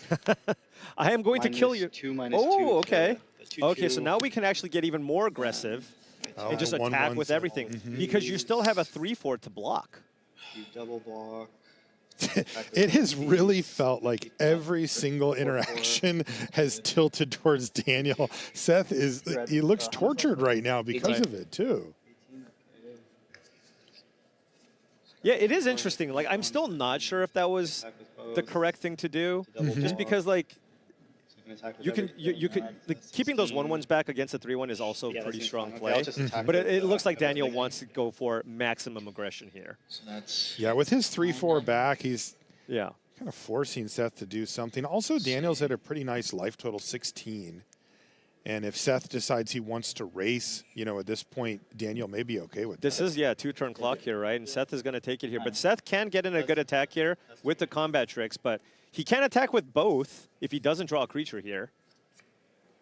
Actually, even if he draws a creature, he can attack with both still, right? Because, you can block one of the big creatures. No, that's 8 damage coming in. Yep.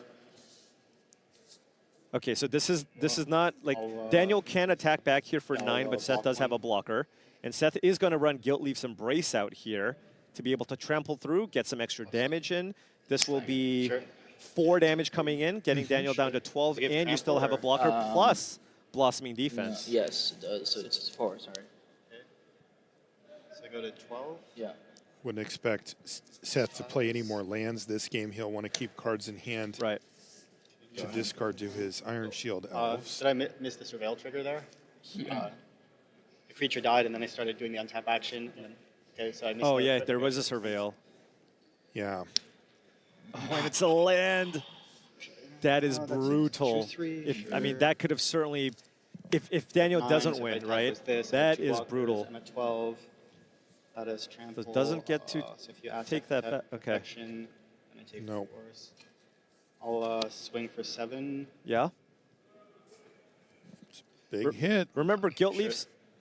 Yep. Remember, Guiltleaf's Embrace doesn't give trample just the turn you cast it. So those 1/1s are still doing a good job of blocking, and the Percher still puts Seth on a 2-turn clock. Let's see if Seth can find something here. Combat. Sure. Okay. Send the team in. So he'll save one of them he'll by lose one of the elves. Forest, yeah. 6 this time. And then that's going to trade off, but he just is forced to race at this point. Oh, that's a spell, right? You down to 6? I think this doesn't trample. Oh, it doesn't trample anymore. sorry. It says just until end of turn. Okay. I apologize. Okay, Yeah. so I take 2. So I go to 10. Yeah. Yeah. Okay, that's the case. Swing for 3. If that's the Play case, guy, pass to you. I'll attack for 3 Yeah. and play another Biofile Boggart and pass. Oh, that was a Dream Seaser. So that was that's actually a interesting. perfect blocker here for the Percher. Cards in here. 1 card. Do you want to fire it off here? There is 1 card left in hand for Daniel, as you heard Seth just confirm. Yeah, which is a land, and Seth is now at 3, so he doesn't really have great attacks here. So the only thing you can do is just play out a 3/2 Dream Seaser, put a -1/-1 counter on the Dignitary, so you can block the Percher. That does stabilize the board, though. Yeah. so Precariously. that but gives Daniel some additional outs here. So again, if it comes down to that, I mean, that Surveil on the land could be the difference between Daniel, pulling this game out. He'll be top decking any removal spell, basically, for the Dream Caesar. Oh, attacking here, but not with both. Okay. Because now the counter will go on the elf. And I'm sure Daniel's going to block here. Yep. Yeah. Taking out a 5-powered creature, and you soak up 2 damage by doing so. It's hard to imagine that Boggart gets that much better. So Daniel just trying to play around all the tricks that could be possible here. You know, do you have an edict effect? Does that even exist? Right. Right? That doesn't have trample though. And the 1 damage, I mean, No you're not going to... Oh, no blocks. Okay. Okay. Right? And it he's doesn't just gonna... blight. Right, you don't have to blight. Okay, so can Daniel find an answer to this flyer? Cast this. Yep. 6/4. That's a 3/2 your flyer. Okay. Pass to you. And Seth, I mean, still hanging on here. Can Seth find yet another answer? No, he just passes the turn back. Passes it back. Can Daniel find something? Just to get rid of the gives +2 dreams here. forever. Yeah, and you can't really attack with the goblin either, right? The 6/4? Gosh, I'm wondering if can you imagine if Daniel blocked with the 1/1? The 5/1 would have been out, and then you would have been able to attack with the Berserker, right? Yeah, totally. Attack for 1. So now he's like, well, I didn't Seth get is like, all right, I'm at 2. Yeah.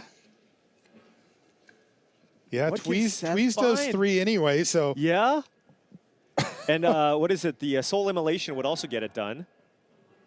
Okay, Stoic Grove Guide is a gigantic attacker, but now Seth can attack with this big creature here. For 5. Does Daniel take it now? Yeah, I think.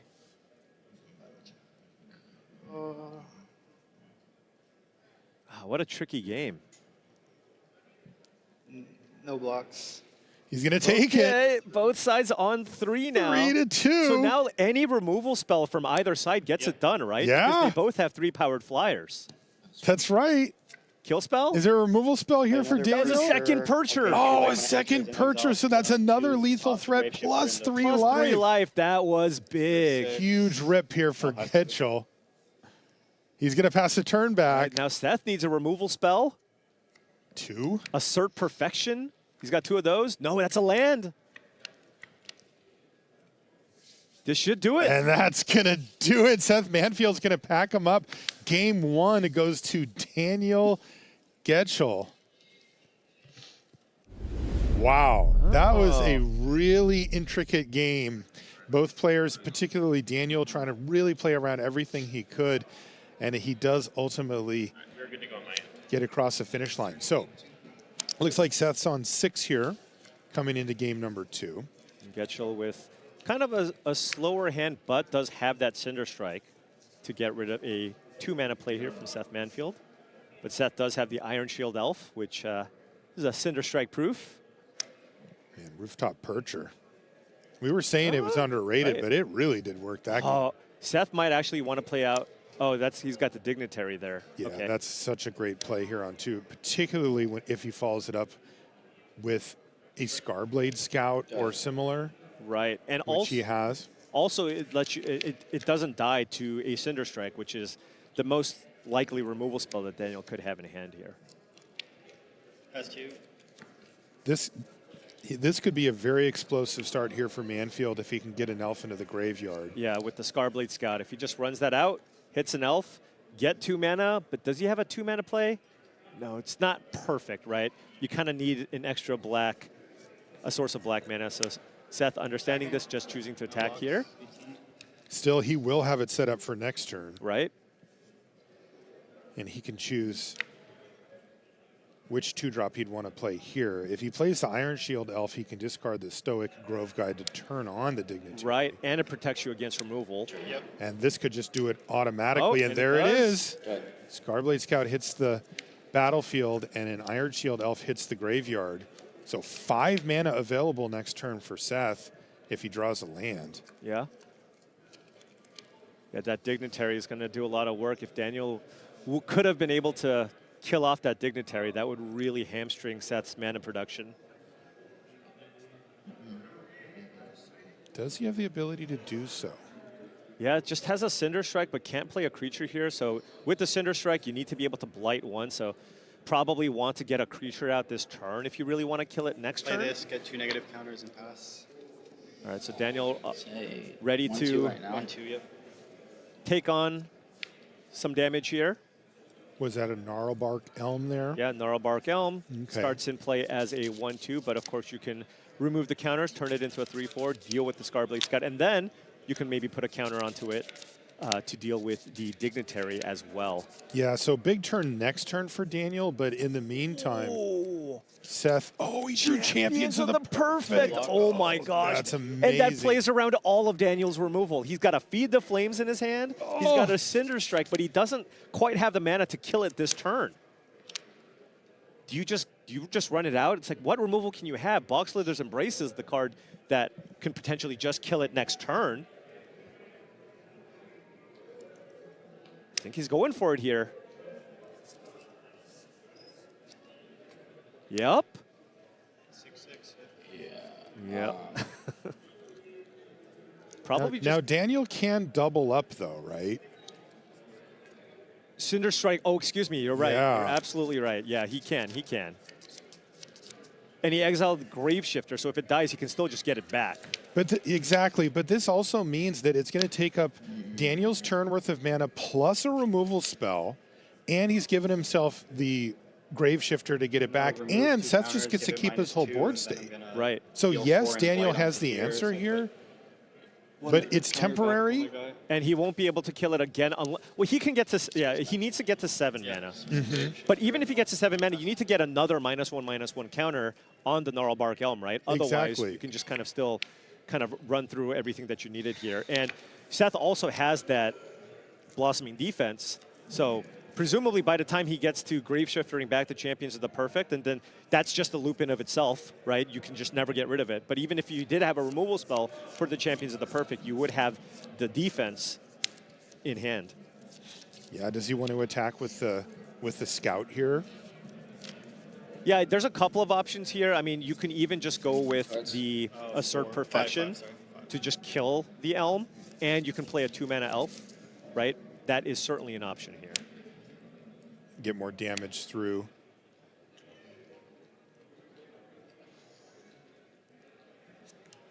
And then just have 3 creatures in play versus nothing on the other side.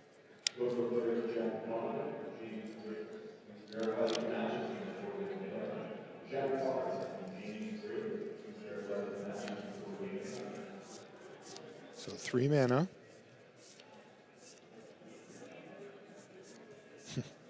Yeah, this is big. I mean, you have 2 really good plays. You can either Graveshifter back your Champions of the Perfect this turn, or you can go with Elf, eat your Elm.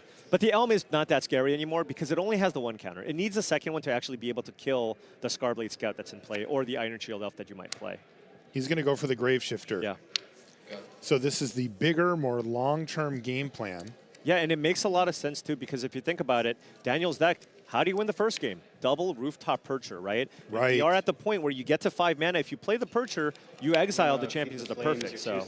And take a look at his hand. Yeah. Great call, Paul. That would have been He actually drew it for this devastating. turn. He actually top-decked it.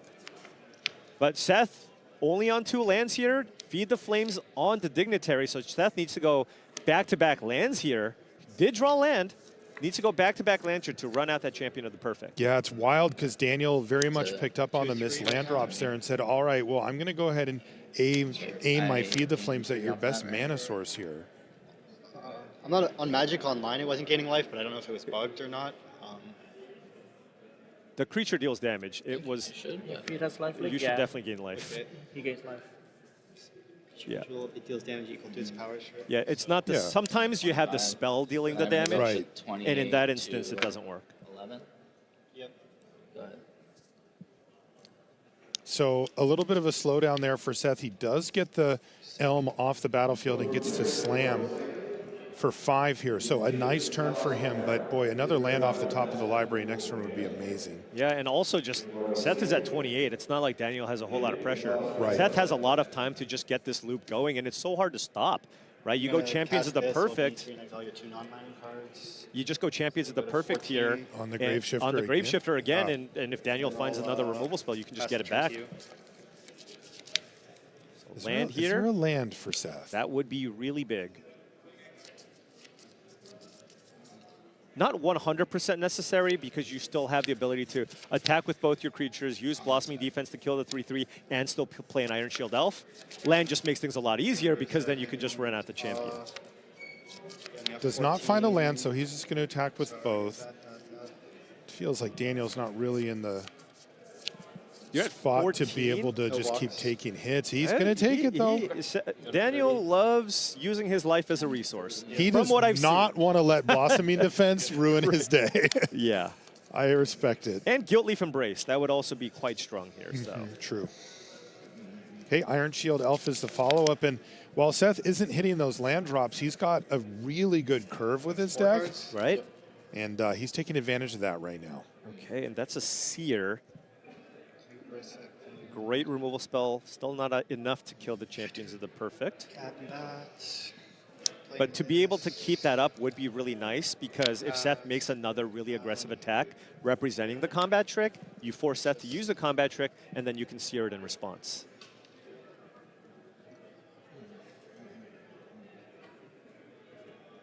So Bone Club Berserker makes a lot of sense here, right? Just because it's 4 toughness, so it does a really good job of blocking the elf. And Daniel playing defense here. So a 4/4 and a 3/3.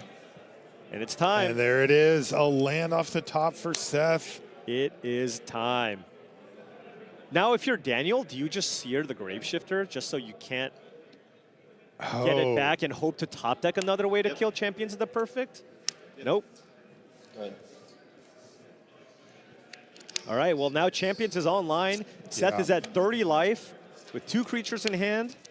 It's going to be a really, really tough spot here for Daniel. Funny enough, he can't cast either of the creatures. So. Right, yeah. But now he's in a spot where everything's a good draw, right? Yes. You draw a land, you play a 5/4, you draw a card. Otherwise, you're probably going to just draw a creature. That's right. Lowest on his list are combat tricks, but he'll take basically anything at this point. And Daniel thinking, okay, Champions of the Perfect is in play. Do I need to just start making some aggressive plays? And he actually top decks Scarblade's Malice, so anything that blocks the Champions of the Perfect, you could use the Scarblade Malice to trade, gain a little bit of life, and then make a 2/2. Berserker for 6. Yeah, that's a big attack. 6 power now? Yep. I mean, given that you're at 30, you can probably afford to just take it once. Oh, Seth is like blocking. Seth is going, you know what? I'm just setting up for the late game here. So this is Seth just saying, I will just continue to Grave Shift and just do this right. loop. If the game goes long, it's really hard for me to lose with this loop. I like it. Yeah? There is that fear, that it's going to get nabbed out of the yard, but Daniel had already tapped 3 lands to get the power higher on his creature, so he knows there's not another Percher this turn at least. Yeah, and given the fear of the second Percher, Seth is just going to do the same thing here. Play Grave Shifter, get back to champion, and what do you do when you're on the other side? You're playing a Rakdos deck with a bunch of removal spells, but even then, it's just this loop is so hard to stop. One of the big cards that I can think of that Daniel could draw that could perhaps swing the game would be something like the Soul Immolation that he has in his deck. This card is an absolute beating. I mean, it's basically just a one-sided Wrath. You 2-for-1 yourself, right? You just find your biggest creature, blight 3. All your opponents just, basically almost all your opponent's creatures are going to die, and they take the damage. You have 4 cards? Okay. I do wonder if Daniel needed or needs to kill the Grave Shifter. Right. Like, how is he going to get through this combo? Because right now it's going to be hidden once again. Yeah. And it's just hard to imagine that he could work his way through the Champions of the Perfect 3 times and still win the game. I mean, he had to 2-for-1 himself 3 already once. And now he's got the protection here, too. Ooh. You have me at 10 life? Yep. Seth attacking here. For 1 second, sorry. Block. And Seth would, I guess, use Blossoming Defense. I'll do But no you would also have to discard. Look, Daniel continuing to take damage here, knowing that basically his path to victory here is multiple triggers off of this Goliath Daydreamer. Seth's at 27. Daniel's down to 7. So is Daniel's hope here Seer to champion, attack Seer it again, and hope it works? Yeah, maybe so. I'll cast Seer on the 6/6. And if you're Seth, you can just Blossoming Defense to basically make it so you to fizzle it so you can't recast it again here off of the Goliath Daydreamer, or you just let it resolve and Blossoming Defense after Seer gets cast. But if you do, then you don't have a block, right? I mean, you still wouldn't be able to block, right? Because it would have taken the 4 damage and it would be an 8/4. Yeah, he's going to Blossom in defense now. Gets exiled with a Dream counter. Oh, it still does. Oh, okay. Oh, okay. I thought it wouldn't, but for a second. fair enough. But if you attack, you still can't target the champion, right? But Daniel does have Scarblade's Malice, which gives your creature Death Touch. How many cards? 3 cards? If Seth dares to block, yeah. yeah. Seth's at 27. He's not really incentivized to do so. Okay. This is still just such an uphill battle here for Daniel. I mean, he had a solid draw here, but now Seth gets to untap with Champions of the Perfect in play. Get that Rooftop Percher out there, possibly. Gain some life, put a flyer to get in the way. Draw a card.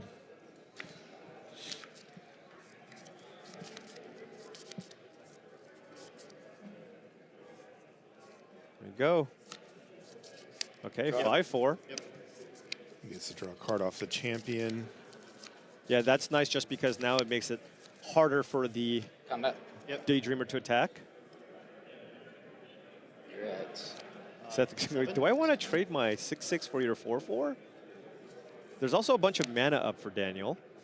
Ooh. That's a 3/1? Yep.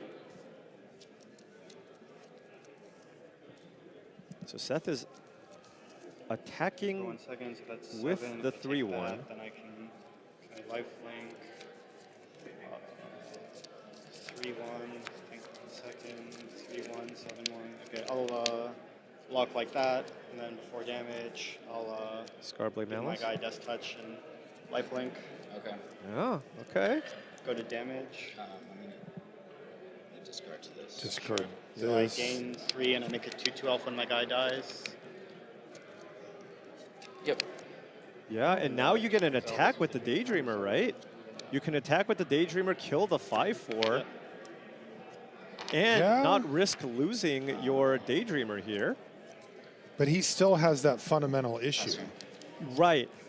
Now, this is a good chunk of damage coming in. Can Daniel muster enough offense Play, here Flaring Cinder, where the discard inevitability of the constant, Champions of the draw Perfect card. won't quite work out? Then I'll He's going to play a Flaring Cinder, get rid of a land. I'm going to assume the easiest thing if I swing is that. That's a 2/2. My guy's a 3/2. You have 2 cards. Yeah, because a Scarblade Scout can attack and gain some life back. I'll just swing with all of these and then cast Seer for free on your 5/4. Yeah. Okay. Sorry, this is a 2/2. Yeah. So this is 9 damage coming in. It goes to my graveyard after. I cast it off the Dream counter. Just Yeah, it just says you can cast it without paying its mana cost for the second part. 9. Yeah, I mean, the Daydreamer, when it goes off. Because you didn't cast it from your hand. Thank you. Okay, I'll take it. Quite strong. Second main phase, I'll play a Bogart and pass. Oh, I didn't see that one. Okay. I think he got that off of the... And look at this. I mean, land. Daniel's just somehow positioned himself where it's looking pretty good. I'm kind of surprised. I mean, Seth took himself down this path with that block of, you know what, I'm just going to chew through your cards because I've got this recursion engine. Right. It is expensive. Yeah, because think about it. If you played it the other way, just play it defensively because you know you have the inevitability. Maybe you don't attack. right? Maybe you don't attack and you just keep playing creatures. Then you Daniel can't even attack with the Goliath Daydreamer because you just have so many big creatures in play. So this might give Daniel a little bit of time because, look, if you take your turn off to play Graveshifter into Champions of the Perfect, I mean, Seth's down to 15 now, and Daniel's got 12, 13 power in play. Right now.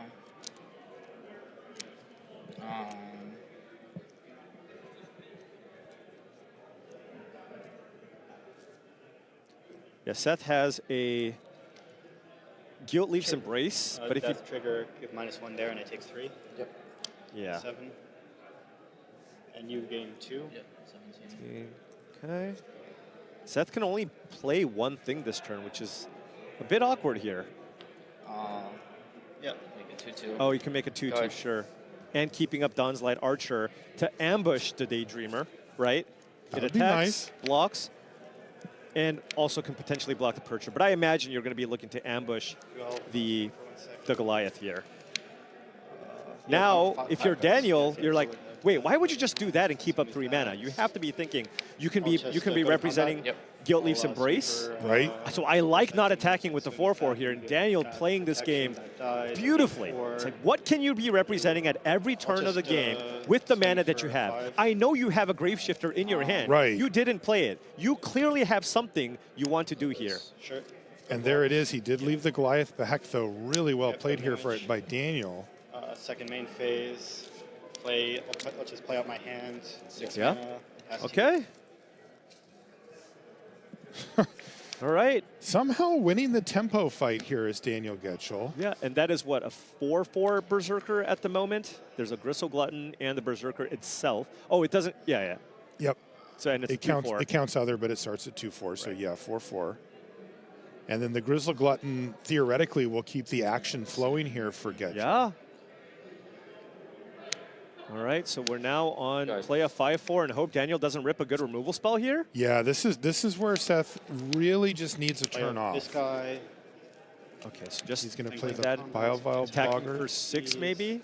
Maybe just attack with both. He can use it as a combat trick here in conjunction with right. Glutton. Yeah. 3 cards if I attack. And you get to gain a ton of life back, right? Right. And precarious 7 with the Boggart, you can blight onto the Boggart, so that's an onboard -1/-1 combat trick as well. That's what I was saying. Yeah. Target. You want to probably target the 6/4 here. I said target this, and then he said okay. It's okay. You can. I'll give it on it. Sorry, let me think for 1 second. I guess we're low on time, so I need to do this really quickly. You're at 17 life. Yeah, I'll just do this Oh, there. here. Okay. Okay. I'll block here. Then. Yeah, but the combat trick doesn't work because it's a 5/4.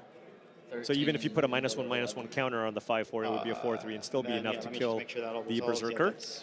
That's 4 tough, 5 power. Yes, he's trade. So it just happens. So four but again, damage this is comes Seth. in. You know, he's really kind of investing for the long term here. Right. Still, he's been doing that since about 5 turns ago. Right.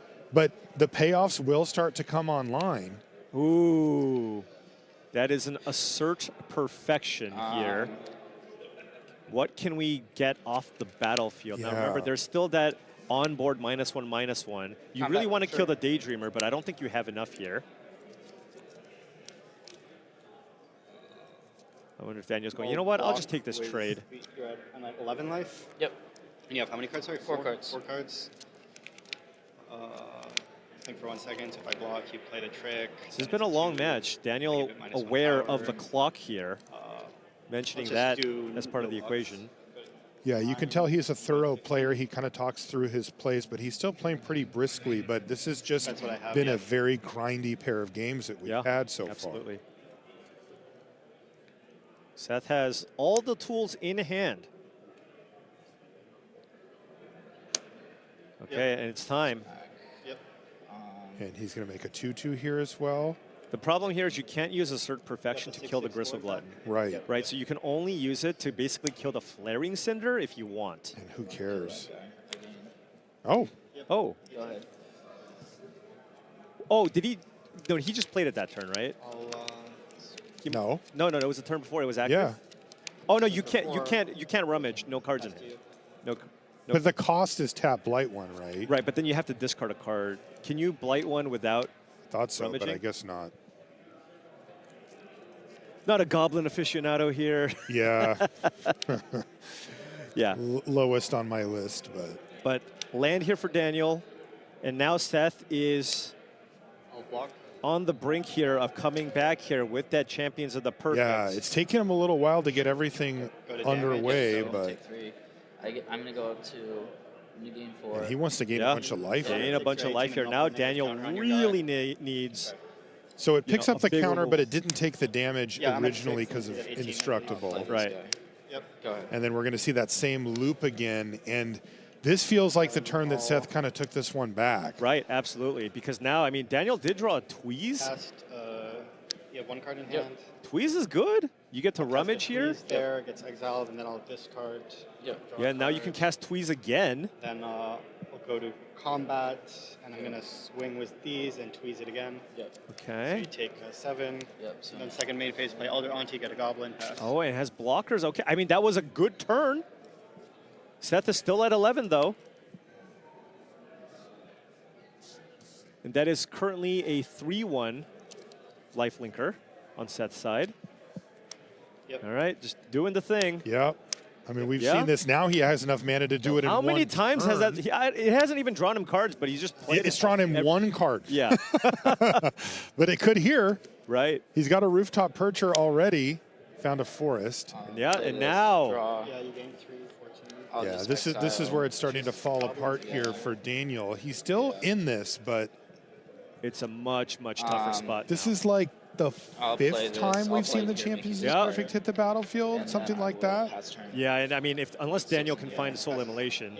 No. Yeah. Okay, I'll 6. I mean, Seth just spent like 17 mana over those last 2 Right. turns. Like, that's going to be really tough to beat. And in fact, too difficult for Daniel to overcome as Seth picks up game number 2. That brings us to game number 3. The players were mentioning the clock there in the middle part of game 2. I would assume that it's a factor here. Same. Both players on 7. Great back and forth that game. Super awesome game. Yeah. And it really was set forth when Seth made that initial block with his champion and said, okay, we're going to play this style of game. Yeah. It took a long time and it looked a little sketchy, but he did He ultimately finally end got up winning there. because of that. Yeah.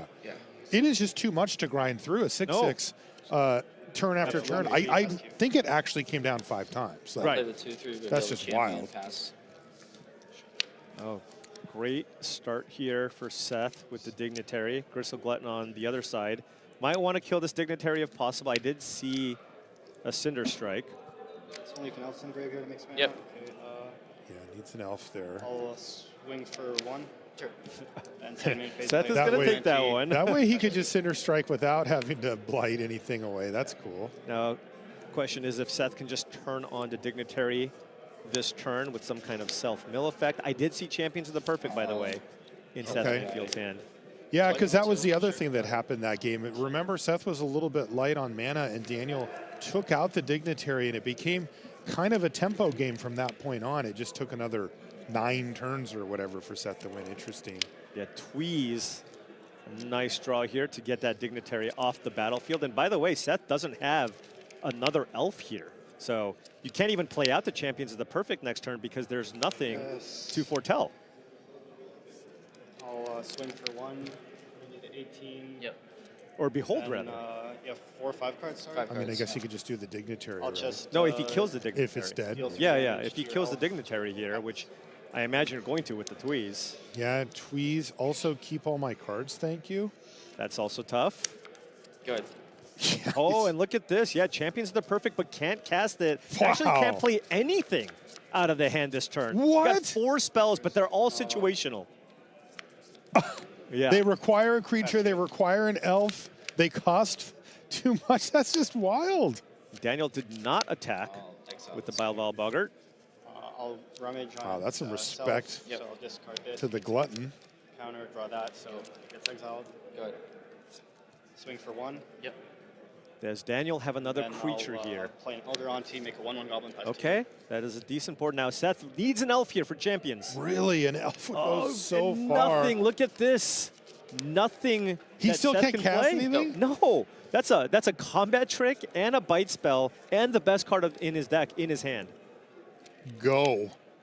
Can Daniel close out, though? He has not been able to add very much power to the board. Oh, a Shadow Urchin off the top here for Daniel. Excuse me, just 3 damage coming in. And you're up 14, I think? Yep. You passed 2. Okay. He plays Shadow Urchin and passes. This is on 10. Yeah. So Daniel playing around Dawn's Light Archer there by not attacking with the 1/1 token. Right. Going, there's no way you have nothing you can do, right? You have to have something. Yes, that is a safe thought from Daniel. It's not correct here. Okay, so I'm going to attack It is with in these, fact and just attack 4 with white, spells and in light on hand. So I have all the top of my deck. And none of them castable, and another land for Seth. And another bite spell. This might just This be is too little too unreal. late here. Now, Seth, if he does find an elf, can still go champions plus assert perfection, right? Yes. That does kind of play the get you land, back I'm into gonna cast this. Sourbread onto you. Oh, but now with the Sourbread onto, this is white just... trigger on the stack. Whenever, let me just read this card really quick. Exile any cards until your next end step. Can I just ask a quick judge question?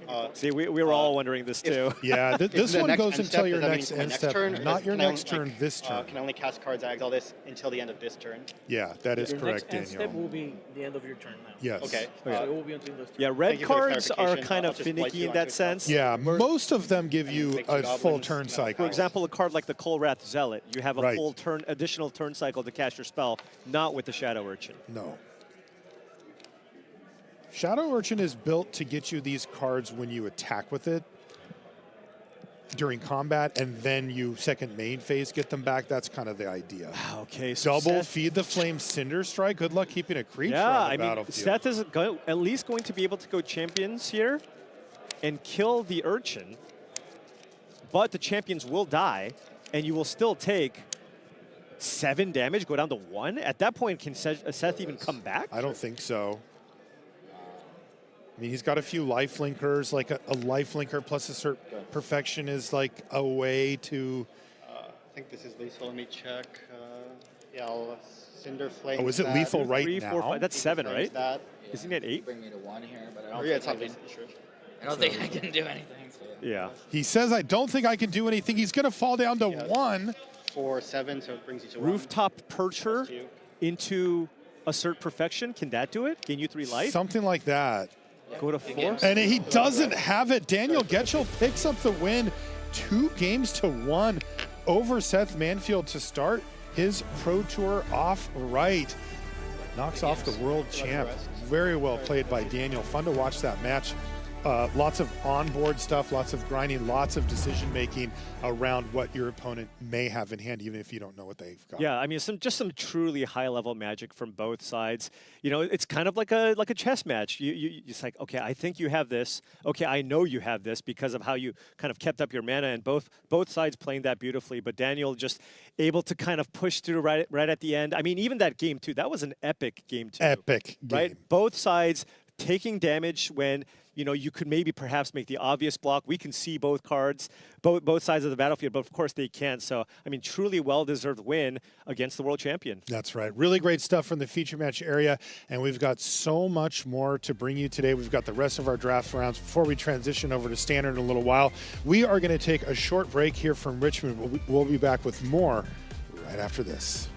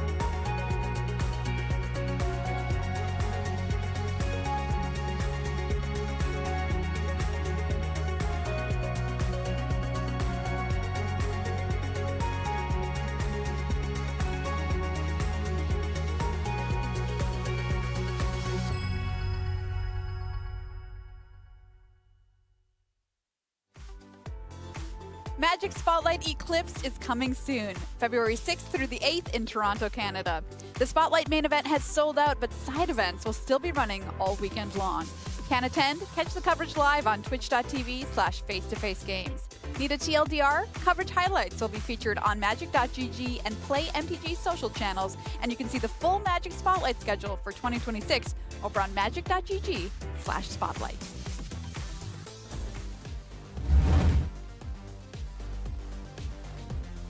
Hey everybody, welcome back to coverage of Pro Tour Lorwyn Eclipse live from Richmond, Virginia, where it is frosty outside, but the action is heating up here inside the building. Welcome to the news desk. Marie Bartholdi and Mani Davuti hanging out with you, and we are in the draft rounds this morning of a brand new Magic season, so very exciting stuff. Why don't we take a look at our feature pods and find out how our players are doing at our top 3 tables in the room. Some results from round number 1, Mani. Yeah, over at draft feature pod number 1, we did see Seth Manfield, our reigning world champion, take the loss to Daniel Getchell in round 1. But I want to highlight Ian Robb. Fantastic season last season with 2 Pro Tour top 8s, starting off well again here at 1-0. All right, let's take a look at draft pod number 2 and find out how things are going over there. Paul Rietzel, you can see, got the W here in this round. I also want to call out Lucas Duco, also 1-0. Matt Sicking Johnson 1-0 as well. Lucas and Paul scheduled to face off next round. And over at draft pod number 3, we do see David Inglis picking up a loss, as well as Player of the Year favorite Derek Davis. But it was Tarek Patel and Andre Strosky picking up wins in round number 1. All right, there's a look at our top draft pods here this morning. Well, if you're watching coverage at home and you're wondering, how do I make it to the Pro Tour? Well, 2 of our players out in the field here have the secret answer. It takes 2.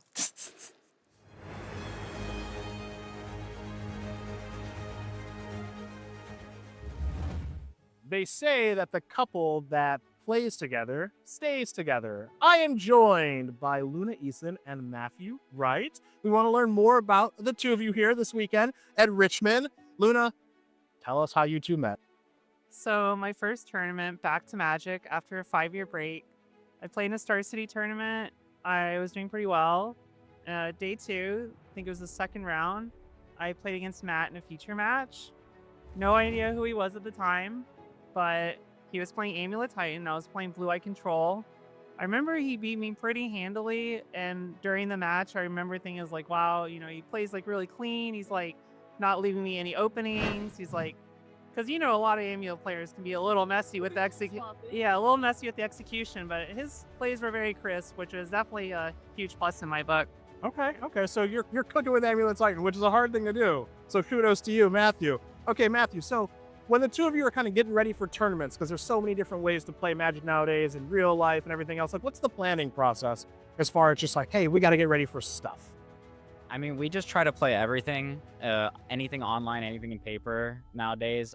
Schedule can get kind of awkward, but so far we've been able to manage it, and I think that's just what we're going to try to keep doing until something happens, I guess. Sure, just like a healthy, like Magic work lifestyle balance. Beautiful, beautiful. Okay, Luna, back to you. When it's time to kind of get ready for tournaments and you're thinking, okay, I want to do this, and you got to test, right? So who are you testing with? Is it exclusively Matthew over here, or are there other teams and players? Kind of what's the strategy there?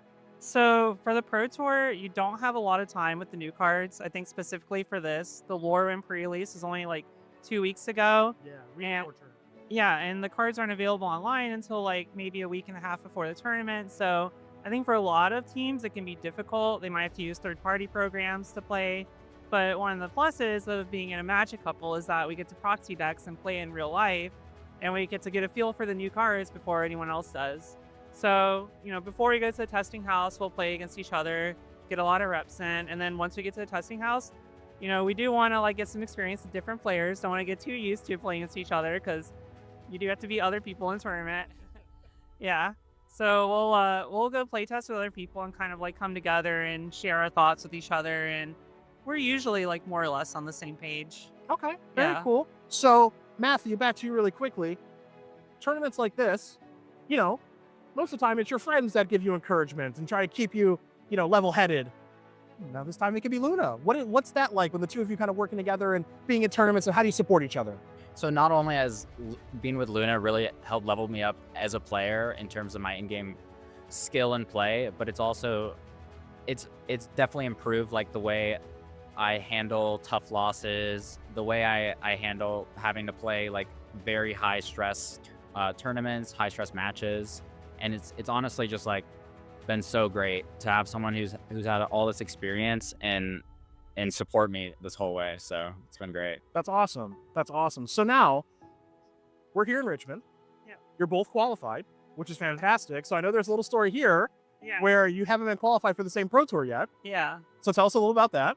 Yeah. So last year, I played Pro Tour Chicago, which was the first Pro Tour of the year. I did not manage to requalify, but Matt, he qualified for Pro Tour Las Vegas. Okay. So we got to play test with team TCG, which was nice. You know, I love the testing house, even if I'm not qualified. But unfortunately, in that tournament, he didn't qualify for Atlanta. And then in Atlanta, I was playing, and Matt was playing PTQs, and luckily he won a PTQ there, and I managed to requalify in Atlanta. Okay. So then, you know, come time for this Pro Tour now, this is the first time we've ever both been qualified for the same Pro Tour, which is really exciting. So you're both qualified, finally. Can support each other, come at each other after each other's rounds, and talk about how we won, we're awesome, I lost, please support me, sort of thing that's going on there. But what are the goals for the two of you here this weekend now that you're both qualified together? Well, obviously the goal is just play well, enjoy yourselves, have fun. But, you know, we want to keep coming back to these events. The best thing would be we both qualify for the next Pro Tour. But honestly, I would be happy if even one of us qualified. I love just coming to these events and hanging out, and just would love to continue doing that. And maybe if you get paired against each other, maybe a little revenge. Gotta get that win. Maybe, yeah. Well, Luna, Matthew, it's wonderful to meet the two of you, and good luck this weekend here in Richmond. Thank you. So cute, Luna and Matthew from Team TCG Player. Hashtag goals. Let's take a look at our next feature match. Round number 2 is on the way. We're in draft here this morning. We have some players who have been off to a rocky start. We're going to stay with Seth Manfield, your current reigning world champion, who will face Andy Garcia-Romo coming up. Let's get to meet the players a little bit better. Seth Manfield, like I said, your current reigning world champion, was also the champion in 2015. So 10 years apart, he's still managing to take down these tournaments, 14 top finishes to his name in all. Let's hear some more stats from Riley. One of the best players in Magic's history, Seth has an absurd 64% overall win rate, the 7th best in the field, plus 6 trophies, 3rd best, 4 win streaks, 6th best, and of course 4 top 8s, 2nd best in the field, behind only Simon Nielsen's 5. Wow, incredible stuff there. Seth Manfield up against Andy Garcia-Romo on the Boulder team. Great team name. Was in the top 20 in the 2025 Player of the Year race. Made day 2 and 6 out of 8 Pro Tours since the return to tabletop. Let's hear some more stats now with Riley. With consistent numbers across formats, Andy has 2 draft trophies and a career best moment when reaching the top 8 of Pro Tour Final Fantasy earlier last year.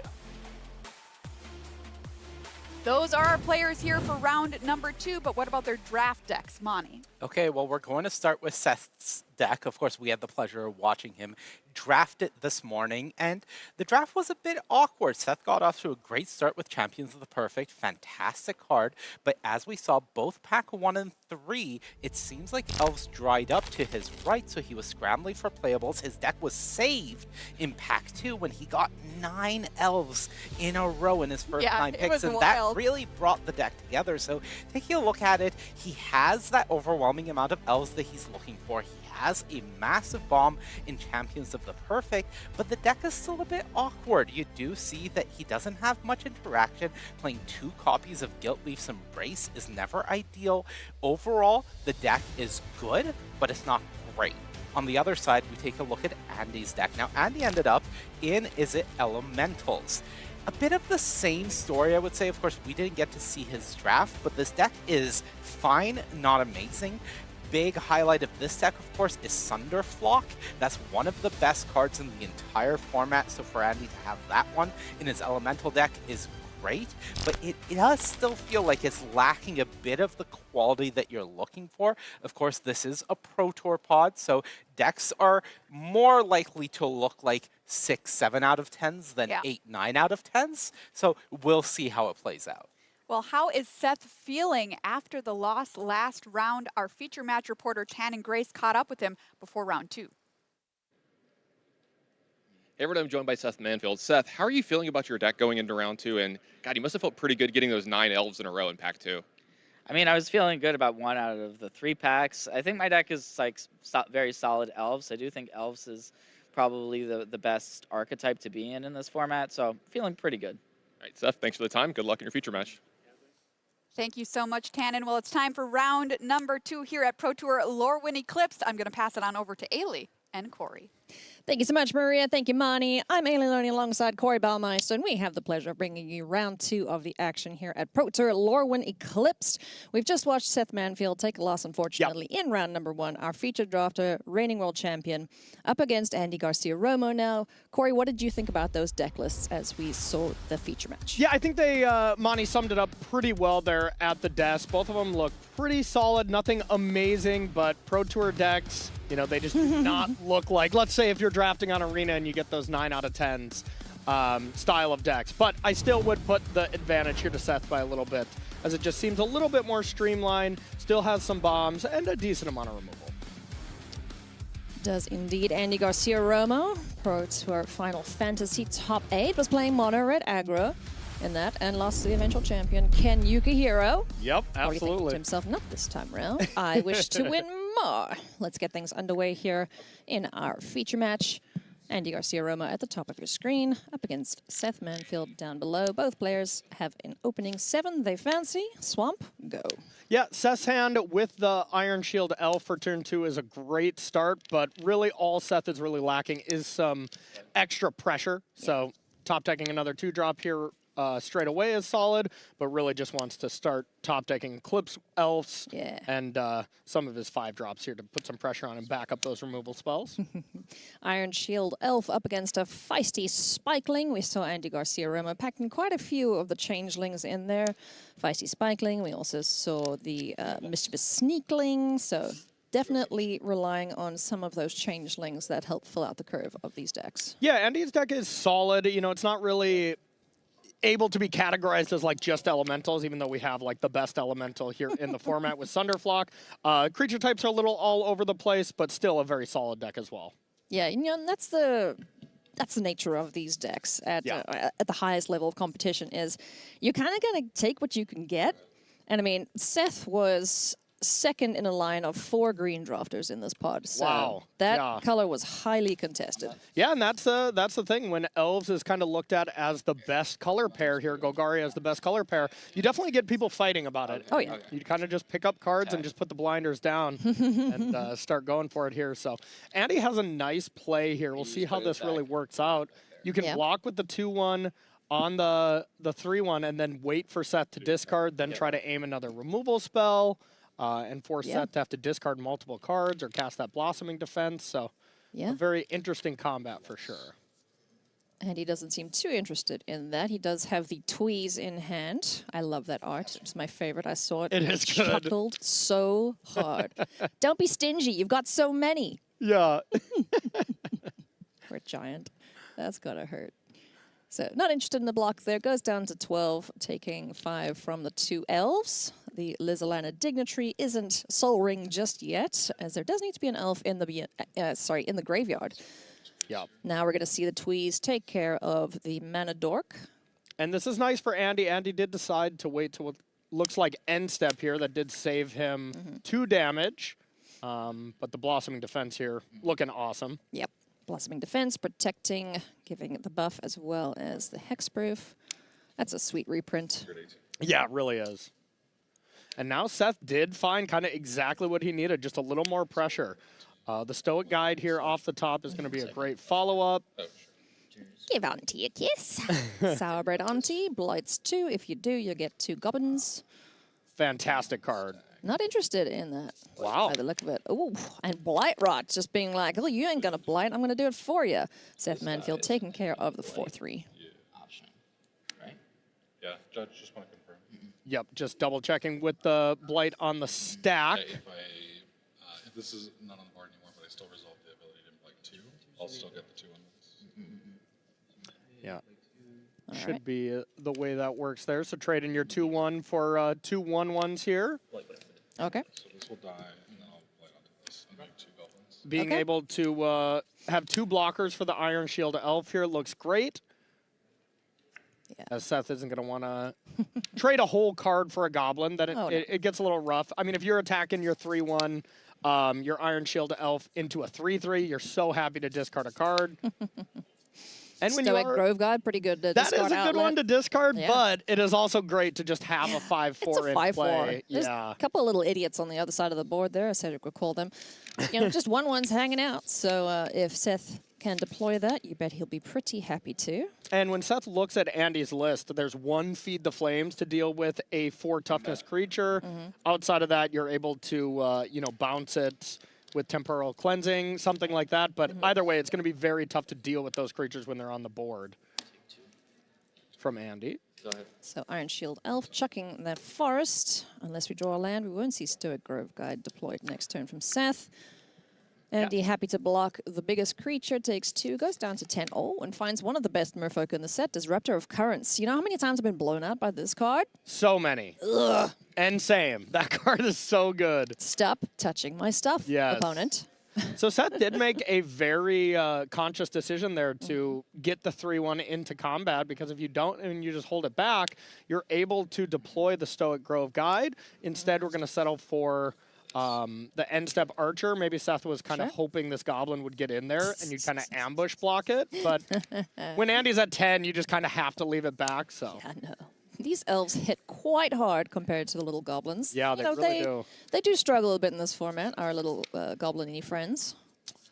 Yeah, sometimes you really need those uncommons in the Goblin side, but can be extremely powerful. Bogart Mischief. I mean, that's the card. Oh, that's what you really want to be playing with there. Cards in hand? 4 cards in hand. Disruptor of Currents, Elder Auntie, Mischievous Sneakling. Ooh, I see mana open for that. And Unexpected Assistance. Yeah, so it has another blocker able to get in there. And the one good thing for Seth, at least, is if we attack with this Archer and it were to die, then we have the mana ability online, and then you can play your Stoic Grove Guide. Yeah, there is that. So, I don't imagine Seth will be too coy with this attack. Send the 2 biggest creatures, leave the Dignitary back, and then be able to deploy the Stoic Grove Guide. Yeah, I think the Archer is for sure coming in, and it's just really is the 3-1, is the Iron Shield Elf getting in there as well. And, trading a Goblin, a 1/1 token with a card that you're going to discard is kind of trading down here in a sense, but... oh, yeah. Also, you drew the Scarblade Scout, so that's a great card to chuck for the Iron Shield Elf. Yeah, it is still a good thing to chuck, but it's still trading your 2/2 for your opponent's 1/1, but it's not having to, actually tap mana to deploy the 2-drop. I'm happy he left this Dignitary back, because whatever way you cut it, unless Andy really doesn't want to block, an Elf's going to hit the yard here. Exactly, yep. I think it really is just, do you send in the Iron Shield Elf with your Archer or not? And this is going to work out pretty well. Yeah. It's going to be a sweet exchange here, especially with the 5-drop as a follow-up for Seth. Yeah, I think if Seth's getting in there, he's priced into discarding the Scout. Second combat, playing the Stoic Grove Guide, and now Seth is firmly ahead, and he's either going to top deck, a great card off the top, or if it's a land or something like that, that's just fodder for the Elf. Yeah. That card is so annoying to play against, that is for sure. Gives me a Danto Vanguard vibe. Yeah, it does, yeah. And there was another one reprinted in Exelon, Lost Caverns of Exelon. I don't remember what its name was, though, but it was just the 3-1. Seth knows a decent amount about Ixalan. Yeah. He did win that Pro Tour. That's when I started playing Magic. Yeah, that is the one time, whenever you go to the top 8, you always get a +1. And I was Seth's +1 for that to help test for matches. Cool. And the only way I'd be playing kind of on the Sunday stage. That was quite fun. Man. It was very cool. Nice. Stoic Grove Guide getting in there. Disruptor of Currents doesn't like what's happening, so gonna bounce that back. And a 3-3 on board now for Andy Garcia-Romo, who's developing quite a board state here with the Elder Auntie hitting the battlefield as well. Yeah, Andy's definitely catching up here, stabilizing this battlefield quite well. Oh, but the champion off the top was a heck of a draw there. Hello, would you like a Beast Whisperer? Wow. Anytime a creature spell, any creature spell is cast, draw a card, and then able to bring back whichever creature is exiled with it. Champion of the Perfect. Yeah. A nice little callback to Imperious Perfect. Yeah. From way back in the day. Just a phenomenal draw, though, where that was sweet. Seth has, you know, just redeploying the 5/4, the Stoic Grove Guide looks excellent, as when we were talking about Andy's removal, there's really only Feed the Swarms to deal with that card. As far as 6 toughness, Andy just cannot really get this card off the battlefield besides 1 Temporal Cleansing and then Sunderflock to pick it up. That's definitely going to be Andy's best card in the matchup. In any matchup, let's get real. I mean, that card is phenomenal. It's really good. I mean, in an ideal world, Andy is the aggressor in this match. He's the beatdown, and he's got Seth at, I don't know, 8 life. That's not how it's going at the moment, though, because when Sunderflock hits, you really just want to finish off the game there and then. But in this point, it's kind of just a Band-Aid on the situation. It really is, yeah. And just the fact that Andy's deck is not just streamline elementals, you know. I mean, we see some goblins, we see some merfolks, you know. Shadow Urchin in there. We see all kind of stuff, so it's not going to be that just one-sided, you pick up all your cards type thing. And also, Sunderflock is not as good in Limited as it is in Constructed, because a lot of the changelings do not leave the battlefield. Yes. Sticking around. So, that is very true. We might be seeing some flocking going on here in the standard rounds here a little bit later. Perhaps. Shadow Urchin drawn there off of Unexpected Assistance for Andy Garcia-Romo. Forest and Stoic Grove Guide in hand for Seth. So now really Seth's main decision, you deploy the forest. Oh, there it is, okay. So Seth's choice, do you kind of play the forest and then the guide to leave open your 2/3 blocker, or tap that and kind of see what you draw? But either way, the main focus point of this match has definitely changed as Sunderflock's in hand. Yeah. And that's going to be huge for next turn. Nice. Off of the cast trigger, Seth gets to draw. Thanks, champions. He's going to get frisky here. 6 power, can go pretty much uncontested. Just going to meet a chump block here from this poor little goblin. And the turn passes back to Andy. When it was just about to get picked up with the Sunderflock, an easy chump block. Yeah. And now with Sunderflock about to come down, bounced all of Seth's creatures, and Seth can redeploy them, but... Yeah. So how cheap is that now? It's 3 less, so 6 mana? Yeah, just enough. And he gets like 2 of his able to best. cast it. 2 of his best enters cards back to hand. Yeah, You don't hate that. Yeah, that is very, very strong. Being able to bounce the Disruptor. Now that just means if Seth goes champion into a 2-drop, which is kind of going to be his best draw, that may not be good enough. The Assert Perfection, though, off the top could actually be decent. Yeah, against the Sunderflock, definitely. Yeah, what other answer does he have for a 5/5? The thing we really need right now, though, is a 4-power creature. Like the Archer that that already went to the graveyard. That would have been perfect. Play that, immediately bite down Sunderflock. But as it stands, Seth will have to deploy a couple of creatures, say go, and we know Andy is able to do some bouncing with the other rare that we just picked up, the Disruptor of Currents. So Seth might just be a little too far behind. It is certainly feeling like that at the moment. Andy Garcia certainly has taken the reins in this game, has a 5/5 flyer, has a Convoke threat in hand to be able to bounce anything that he doesn't want. So Assert Perfection just got incredible, like way worse. And we did just see You know, starting 0-2 at a Pro Tour at Worlds, those things, you know, not ideal. No, it's... But we did just see Seth win the event after starting 0-2 at a draft. So definitely not impossible from either of these players, even if they do pick up a loss. It's not an unfamiliar position for Seth to be in. Thunderflock in for 5. Seth goes down to 8. The airways are clear for Andy Garcia. Romo. Here comes Elder Auntie back once again. Mana available still. It's not showing as it's in hand, but I'm assuming that the Disruptor of Currents is in hand there. Yeah. Of course, when you are playing stuff, getting them picked up, not always the easiest for the hand spotters, but yeah, that should be that last card in hand. There it is. Hey, buddy. Iron Shield Elf doing a great job on offense and defense now. That card is just so tricky to get through in basically every stage of the game. And when Seth is playing a bunch of Stoic Grove Guide, discarding those early is always a nice little combo. Yeah. Oof. Doesn't like his chances in this matchup, so Seth is going to go to game number 2. Andy Garcia picking that up there with an overwhelming board presence.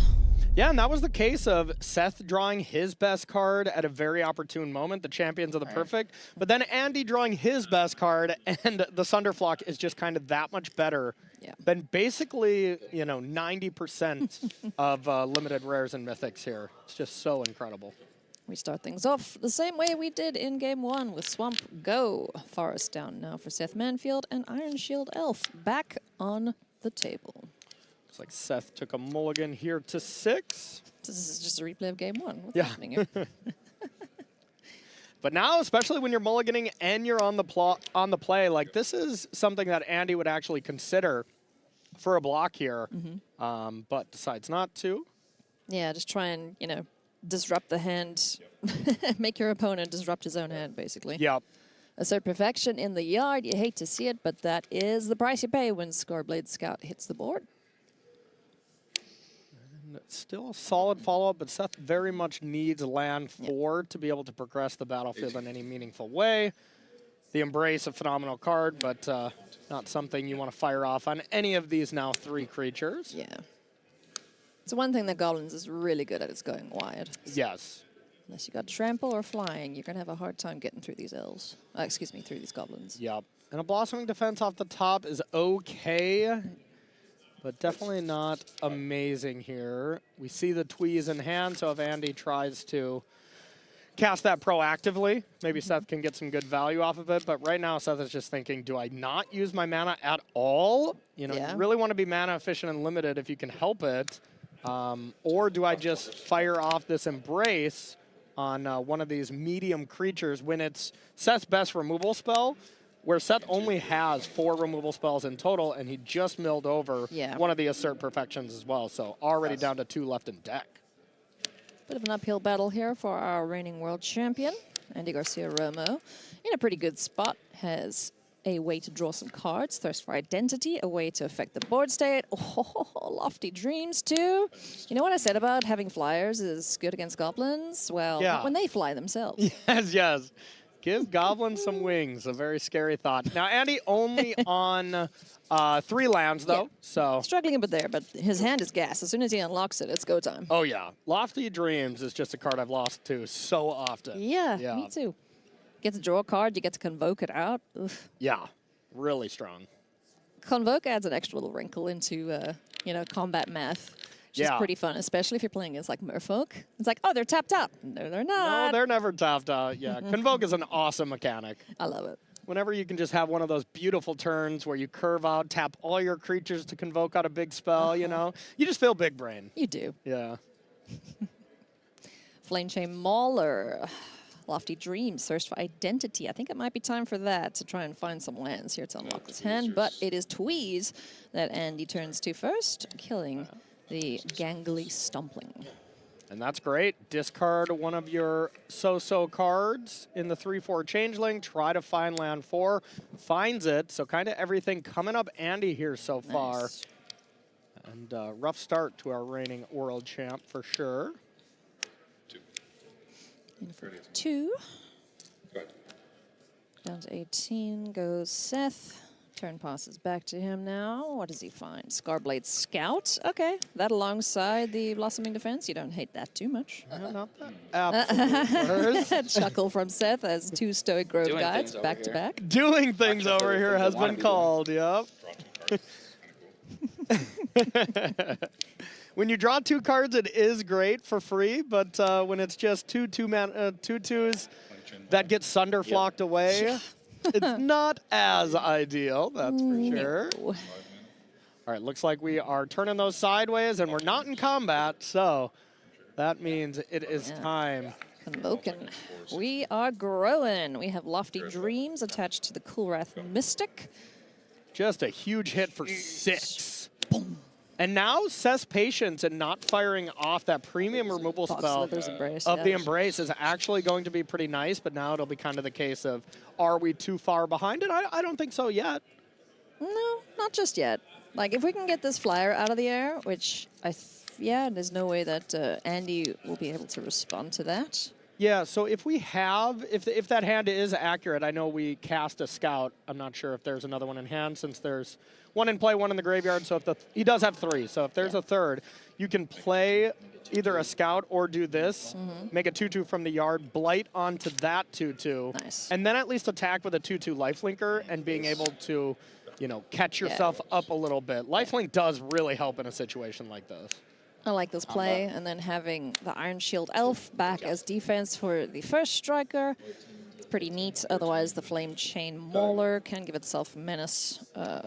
2 blockers left behind to be able to deal with that too. So things stabilized. Stabilizing for sure, and it really does feel like Andy's deck, while it is, you know, I would say a more average is-it deck, maybe that 6 or 7 out of 10 type thing, you're always kind of on this timer where once you do find the Sunderflock, the game gets flipped so quickly. So Seth is going to be encouraged to still be a little proactive and try to get the game done, even if it means he's risking, you know, a huge crackback from the other end, just because eventually that's going to win Andy the game. Sure is. There's a couple of spells in this format when they resolve, it is lights out for you. Yes. There's that. There's Soul Immolation. I've died to that so many times. Yes. The format has just been an absolute blast, though, I must say. It has been fun, yeah. Flamekin Guildweaver hits the board now, makes a treasure. Pretty decently sized threat here for Andy. 4/3 with Trample.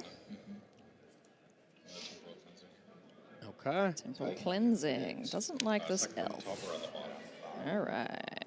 So second from the top or bottom. Yeah, it Bottom makes it sense. goes. We kind of just need some bigger stuff. Seth really needs to find, like, his champion. Champions of the perfect would be kind of ideal right now. Just something that outsizes everything that Andy has while gaining him card advantage. And, you know, a 4-mana 6/6. Not so bad. All right. Blight Rot, there's a piece of removal. So Seth's going to have to pick his spot, what he wants to get rid of with this removal spell. He is a little light on those, like you mentioned. Yeah, now Seth has an interesting decision. You can attack with your 2/2s into your opponent 4/3, kind of use Blossoming Defense to, like, kind of 2-for-1 yourself. Not ideal. Or you can just Blight Rot, leave a forest open, kill the 4/3, or just say go and try to react solely on what Andy does here. I don't hate it. Feisty Spikeling, Thirst for Identity in hand. So as it stands, okay, unexpected assistance. You know, way to draw some extra cards there for Andy. Maybe find a way to deal with whatever Seth throws at him in this combat phase. Yeah, and most of the time with Blossoming Defense, you just want your opponent to essentially blink first. Yes. Cast something to do something proactive, and then you have that to really fight back. But in this situation, Seth is so far behind, there's probably going to have to be like, if you got a removal spell, you have it. Here's a Blossoming Defense on my lifelinker and hope for the best type thing. Island and Mountain drawn there for Andy. Oh, and a Shut the spike. Disruptor of Currents, though. Oh, man. All right. Oh. That's what we didn't want to see as from Seth's side. Yeah, a third island there, too, from Andy. So able to have the ability to cast this. And we'll see. And yeah, so Andy looking, this is sorcery speed. So no matter what, Andy knows there's something up. Yeah. Because Seth has the face-up play of exiling the other one in the graveyard to get a 2/2. It's only a sorcery, though, so he doesn't have to worry about that. That's what Andy was checking. Yeah. So that's just telling Andy, like, no matter what, you have something to do with your mana since you did nothing. Could have yes, you could used that. Yeah. So now the fact that this is a first striker, your double block is reasonable, but it still looks pretty awkward, and looks like this is going to be kind of a blowout for Seth as he's going to go for it. And Andy is 100% priced in to disrupt this with the current. I think so, sure is. And that might just be absolutely too much here for a reigning world champ. Does have the Blight to be able to deal with the 4-3. So there is that. No damage taken in that exchange. So Seth came out of that better than he could have. Yeah, sure. It was still just as close to a 2-for-1 as it gets. So, you know, and now Seth is kind of just thinking like, all right, you can't really have anything or I'm going to lose the game. So Seth will play in such a way that the last 2 cards in hand basically have to be lands. Assert Perfection. And the Scarblade Scouts able to take down the Flyer, or excuse me, able to take down the Merfolk and gain some life in the process. So yeah, big deal. Nice draw there for Seth. Now the unexpected assistance will be pretty solid. Trying to find some more action here from Andy. So we have a 1-1 and a 2-2 on Seth's side of the battlefield. On the other side of things, we got the 2-1, the 2-2. Shadow Urchin now hits the board. This is a sweet, sweet card to really take advantage of the Blight counters. Yeah, absolutely. And just, you know, 3 mana, 3/4 body. Yeah. Ends up being pretty good. Pretty solid, yeah. It's supposed to be an air quotes downside to have to Blight when you attack, but there's a lot of decks that can utilize that to make that an advantage. Which and it's the coolest creature name. Oof. Yeah, there we go. There it is. In with the feisty Spikeling now. A double block would kill it. It definitely would, but you lose the lifelinker. And the lifelinker is definitely more valuable than a first striker during your turn type thing. Okay. Another gotcha spell in Dawnlight's Archer. 4-2 with Flash. Able to catch a couple of birds if needs be. Also a good blocker for that Shadow Urchin if Andy decides to get in with that. Seth just laughing a bit, be like, well, I'm dead. Whenever your opponent is already ahead and casts a card draw spell like that, you never like your chances, that's for sure. But we'll see what Andy picked up. 2 mountains is a bad start. Card advantage, good. Yep. Island and mountain. Just 2 cards in hand? I think there's 3 there should be or one more, right? so hand getting updated here as we speak. And there is the Cinder.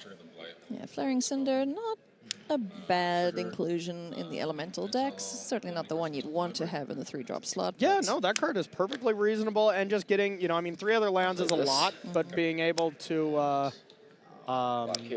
loot away one of these lands, not so bad. Trade there with the Urchin. Dawn's Light Archer gets that off the board. Keeps Seth Manfield's life total at 13. So definitely a scrappy game so far, but Seth is hanging in there up against Andy's card advantage. Yeah, and getting the Auntie off the top there was huge. Auntie's trying a new recipe, and I need some tasters. You got a great Auntie Goblin voice. Thank you. Impressive. Would you like to taste the wares? No, There's only a couple of hairs in there. Sourbread Auntie brings her little friends along with her. Spikeling, the Mauler, and the Flaring Cinder on board. Another card advantage. Engine, or at least a way to make the hand better if we have some 4-mana spells from Andy's side of things. Dream Seizer and Grave Shifter in hand there for Seth. What do you like to do in this spot? I think I like just Grave Shifting to get some value back here, even though it's not ideal. The 3/2 flyer isn't anything amazing. Here, make you discard. Because just discarding 1, you got to figure Andy has at least, you know, 1 land there. If it was just 1 card in hand, I like this play as well. But at the same time, Andy's battlefield is a lot of 2 toughness creatures, so at least Seth can do a decent amount of trading. But nice. Alrighty, finding the Stratosaura. one of the basic land cyclers in the format. This game has just been all about the fact that Andy has had some nice card advantage. Yeah. He's able to leverage discarding all these extra lands. I mean, Andy drew way more Look lands. how many are in them in there. Yeah, Andy drew way more lands than Seth, but that's the advantage of blue versus, you know, something powerful like Golgari Elves, is you just have card advantage aplenty. All right. How does Seth dig himself out of this hole? Champions would be nice, but even then, not the be-all and end-all. Yeah. Needs something to follow that up with, you know, and try and get an extra couple cards in hand himself. Start by digging yourself out of it with a Grave Digger, the Grave Shifter, a play off that classic card. Poor little guy, look how sad he is. Yeah, but no matter what, that's kind of probably how Seth's feeling at this very moment. This card's usually bringing back Champion of the Perfect, those kind of like really powerful things. Eclipsed Elf, that's a card we haven't seen I need Seth to get draw one of those. at all. So Seth gets the Archer back, you get to play a land and then make a 2/2 from the yard. And now we have a decent amount of blockers. Yeah. But at the same time, Andy also has a really strong battlefield, so this might definitely be a classic turn everything sideways that can at least trade for a 2/2. So maybe leaving the goblins home, kind of just say, all right, math is for the blockers here. And he's certainly in a spot where he can apply the pressure. He has the air force, air power, the Stratosaura ready to rock and roll. No meaningful air blockers right now, just the Dream Caesar. Yeah, just a 2/1 chump blocker at some point. And oh, that's a card. I think I got a glimpse of it. I think that is the Roaster Elemental. Oh, nice. Striker. I could be wrong. Roaster. Yeah, that card looks really great right now when you also have, blue, You have red, all colors white, except and for black. green? Yeah, everything for green. So a 4/4 double striker here is going to be pretty devastating. And Seth just has one removal spell left in his deck to deal with that. All right, Andy, right now, not super interested in deploying it. Let's do the attack part first. So we have Menace and +1 on the Mauler, first strike on the 2/1, just a 2/2 in the Sneakling, and then the 3/4 in the air. Auntie's getting in there too. Yeah, basically everything that isn't going to create card advantage, leave the Cinder back, as that card will just be able to loot away some lands if Seth does start to claw back into the game. So love this attack. I love not playing the creature proactively too, because then you really want to start killing the creatures that have the off color. So get the blue-black Changeling out of there, as well as our first striker. Yeah. So Andy not giving away any information unnecessarily. Seth Manfield now deciding where these blockers are going to go. And the Mauler is brutal because you can just keep pumping that up to, so normally a 3/2 Menace creature getting double blocked by 2 2/2s, a good exchange for the 2/2s, but when you get to crank it up to 4 power and it's a natural 2-for-1, that ends up being... That's a great card. That is the 2-drop you want to be drafting in these formats, something that you can use your mana with at a later stage. There you go. Gives you some evasion and also lets you block a little bit more efficiently against the bigger threats. Yeah, a solid creature in this style deck. Maybe red just isn't as powerful as maybe all the other colors, so maybe it lacks a little bit in that department. Seth Manfield goes to 6. A couple creatures off the board. And that was a huge cost for Andy, having to pump that to not play the 4-drop, if that is indeed what I saw, the Squawk Roaster. All right, did we find an Eclipsed elf? Don't tease us like that, cards. We did. Okay, that's Dawnlight's huge. Archer, hell yeah. So now, if anything, Seth's able to double deploy those. But the problem is the Archer also just does not take down the Flyer. So right now, this Eclipsed Elf has to find something. You have to gain some life here to gain yourself an extra turn from the 3/5 Flyer. And then we just have to find a way to eventually take down the 3/5, but looking at Seth's yard, I actually think he's just out of removal spells. He might be, because he's used Blossoming Defense. That's a pseudo-combat trick. Yeah, I see 2 Assert Perfection in there. We've seen the Embrace and the Blight Rod already cast. I don't know if he drafted 2 Dawnlight's Archers, but that's one way to do it. Yeah. the greatest way to do it. So only one in the main, yeah. I guess we just have a flyer. Yeah, there's Rooftop Percher. The Rooftop Percher with the Archer combined, but that's a Sunder block. Oh! And is that enough? Are we donezo here? Nope, Dawn's Lights Archer gets in there, blocks the Cinder. In for 5? Yeah, down to 3 down goes to 3. Seth. Do or die time. Does he find anything to deal with this? He does not just There's just yet. nothing in the deck to deal with the 2 flyers. Whoa, wee! Andy Garcia Romo, Sunder flocking his way to a victory here up against Seth Manfield, who falls to 0-2. Not the spot you want to be in for the world champion, but not an impossible spot to come back from. Yeah, and I mean, we just saw Seth do it not too long ago, starting 0-2 and then winning the tournament. So we know it's possible to be done. Andy's deck looked really nice. I think we're going to be seeing a decent amount of games end with Sunder Flock as well, both in 40 cards and 60 cards. So yeah, nice job to Andy there. GG's, Andy. We're going to take a short break, but when we come back, we'll have the last round of Limited for you, friends. So don't go anywhere.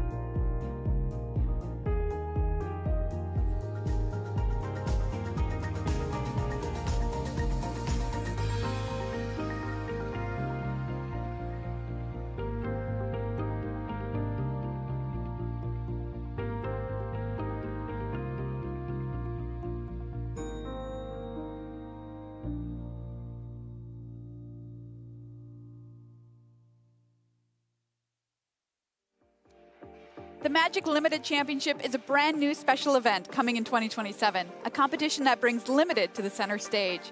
You can qualify in 2026 at Limited Championship Qualifiers, LTQs for short, held at regional championships, Spotlight Series events, at every MagicCon event in 2026, and in MTG Arena through the new 2026 Arena Limited Championship tournament structure. Invites are also given to the current world champion, the top 16 drafters in the 2026 play season, and Hall of Fame members can use their one yearly Pro Tour invite at the 2027 Limited Championship. More details to come, so keep an eye on magic.gg and the Play Magic social channels for the latest news.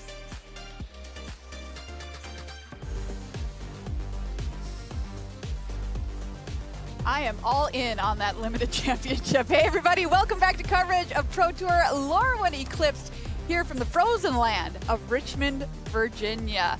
We are in the draft rounds this morning. Welcome back to the news desk, Murray Bertholdi and Mani Debuti. We have one round of draft left here on the first day of competition in a new season of Magic Pro Play. So let's check in on our top pods and find out how the players are doing with starting with pod 1, Mani. Well, Maria, this was our featured draft pod, and Seth Manfield was our featured drafter, but he's at 0-2, playing for the pod.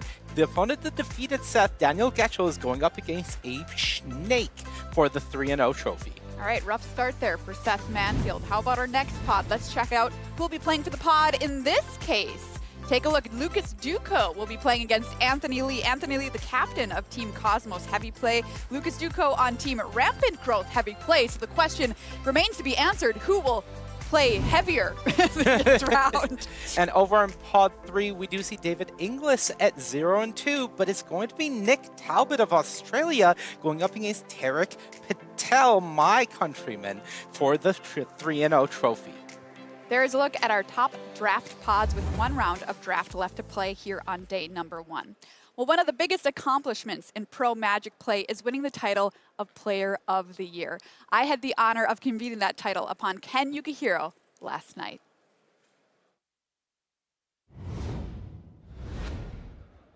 Pro Tour players and viewers around the world, welcome to the ceremony honoring our 2025 Player of the Year, Ken Yukihiro.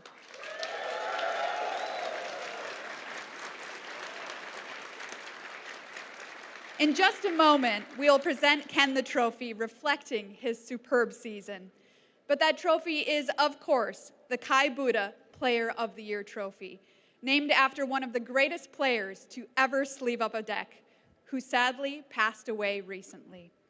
Please join us in a moment of silence as we remember the Titan, the legend, the German juggernaut, Kai Budde.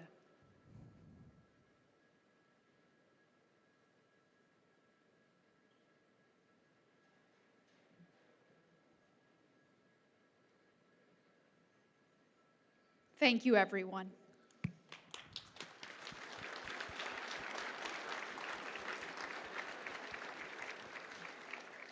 Joining us today for the trophy presentation is our interpreter this evening, Joseph Lees.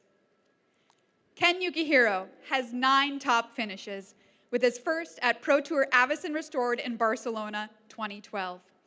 Top 8s at Pro Tour Eldritch Moon and Amonkhet followed, before Rivals of Ixalan in 2018, Mythic Championship 5 in 2019, Players Tour Nagoya in 2020, and the Mythic Invitational in 2020. But his most successful season is, of course, 2025. He reached day 2 at all 4 events. His excellent 10th place finish at the first Pro Tour of the season, Pro Tour Etherdrift, would turn out to be his 3rd best of the season. He followed that with his signature victory at Pro Tour Magic the Gathering Final Fantasy. And he ended the season with more standard success, reaching the World Championship top 8 to end the year on top. Ken, on behalf of the whole Pro Tour family, congratulations. Thank you.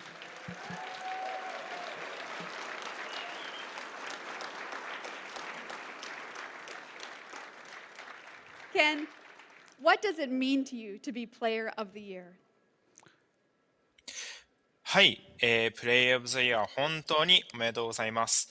受賞したと知った時のゆくひろさんのご感想やリアクションはいかがでしたか？はい、大会前から僕がプレイヤーオブザイヤーにすごい近いところにいるっていうところは知っていたので、もしかしたらプレイヤーオブザイヤーになれるんじゃないかなと思いながら、世界選手権に臨んだんですけど、いざ受賞したっていうところで、プレイヤーオブザイヤー自体は、プロになってから一度は手にしてみたいと思ったすごく憧れの賞なので、受賞できて本当に嬉しかったです。Yes, I have been thinking about the award before the World Championship. I knew I had a pretty good shot. But, when I found out I got it and I won it, my first reaction was like, man, I'm so glad I kept playing Magic all these years. It is an award that every Magic player dreams of. And that was myself as well. I was so happy. Ken, do you have a message for your fellow players, your friends and family, and your fans around the world? はい、他のプレイヤー、友人やご家族の皆様、世界中のファンへ何かメッセージはありますか？はい、まずは、僕を若い頃からマジックをコミットした生活を支えてくれた、家族に大きな感謝を伝えたいです。そして僕と共に成長し、一緒に歩んでくれた、福岡、和歌山、東京のマジックコミュニティの友人や仲間にも大きな感謝を伝えたいです。そして僕がさまざまな出来事によりマジックを続けるかどうか悩んだ時期を支えてくれたファンの方たち、これらがなければ決して僕はこのプレイヤーオブザイヤーに輝くことはできなかったと思うので、皆さんにも感謝を伝えたいです。I first want to express my gratitude to my family who really supported me as I was young, and I really dreamed of and committed to becoming a professional Magic player. Additionally, I wanted to give a huge shout out to my friends and fellow players as I moved from Fukuoka, Wakayama, and Tokyo, who played with Magic with me and really helped me grow as a player. Finally, I wanted to express my huge thank you and gratitude to all my fans who supported me through all these environment and life changes. And there were serious moments where I was not sure whether or not I would be continuing playing Magic, but everyone's support helped get me through those moments and here right now. So thank you so much to everyone. Was there a point when winning Player of the Year became a goal? And what does it mean to be in the company of such incredible players, including fellow Japanese stars like Shota Yasuoka and Shuhei Nakamura? はい、プレイヤーオブザイヤーがだんだんどこかの時点で現実味を帯びてきたかなと思いますが、それがどこかの時点でゴールになったことはありますか？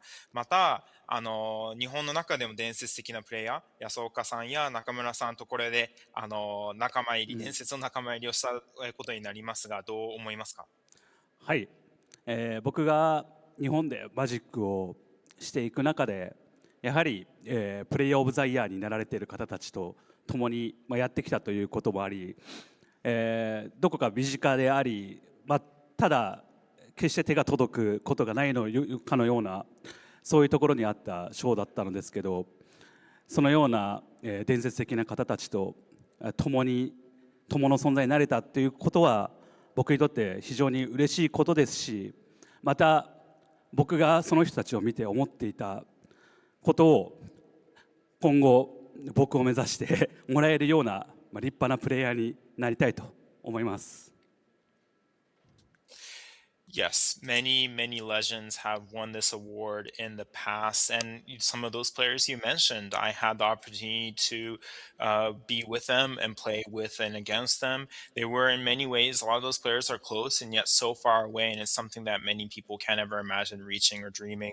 It is such an honor to be able to stand here today amongst all those other legends, and not only am I honored, I hope that I can live up to those high expectations and standards set by everyone else. But again, thank you so much.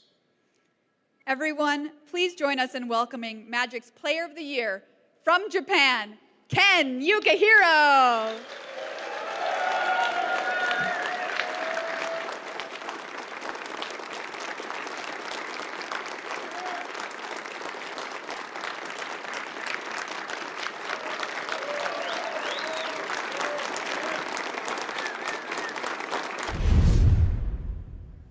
Congratulations once again to our Player of the Year, Ken Yukihiro. Well, before we get into our next feature match, I just want to take a moment to make some commotion for the fashion here at the news desk. Monty, this bow tie you're wearing is excellent. Thank you. I just really wanted to embrace the greenery and beauty of Lorwyn with just a little taste of green. And of course, I wanted to match my bestie at the desky. Yes, absolutely green here for Lorwyn. And thank your grandpa for that tie for me, will you? I absolutely will.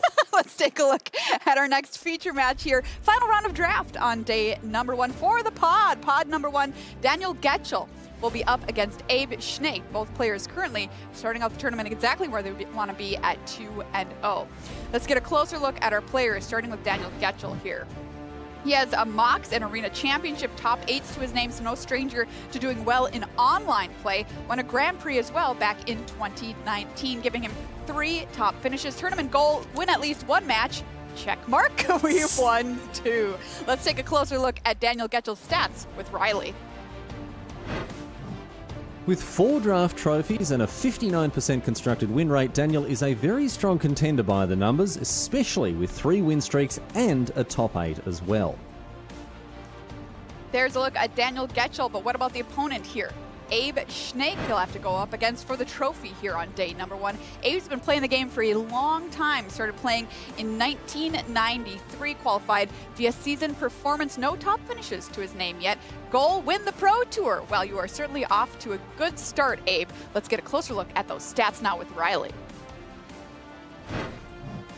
Abe made 3 out of 4 Day 2s all recently in the 2025 season. Along with 1 draft trophy, Abe also has an impressive 58% win rate on Day 2, so it's on Saturday that things start to look a...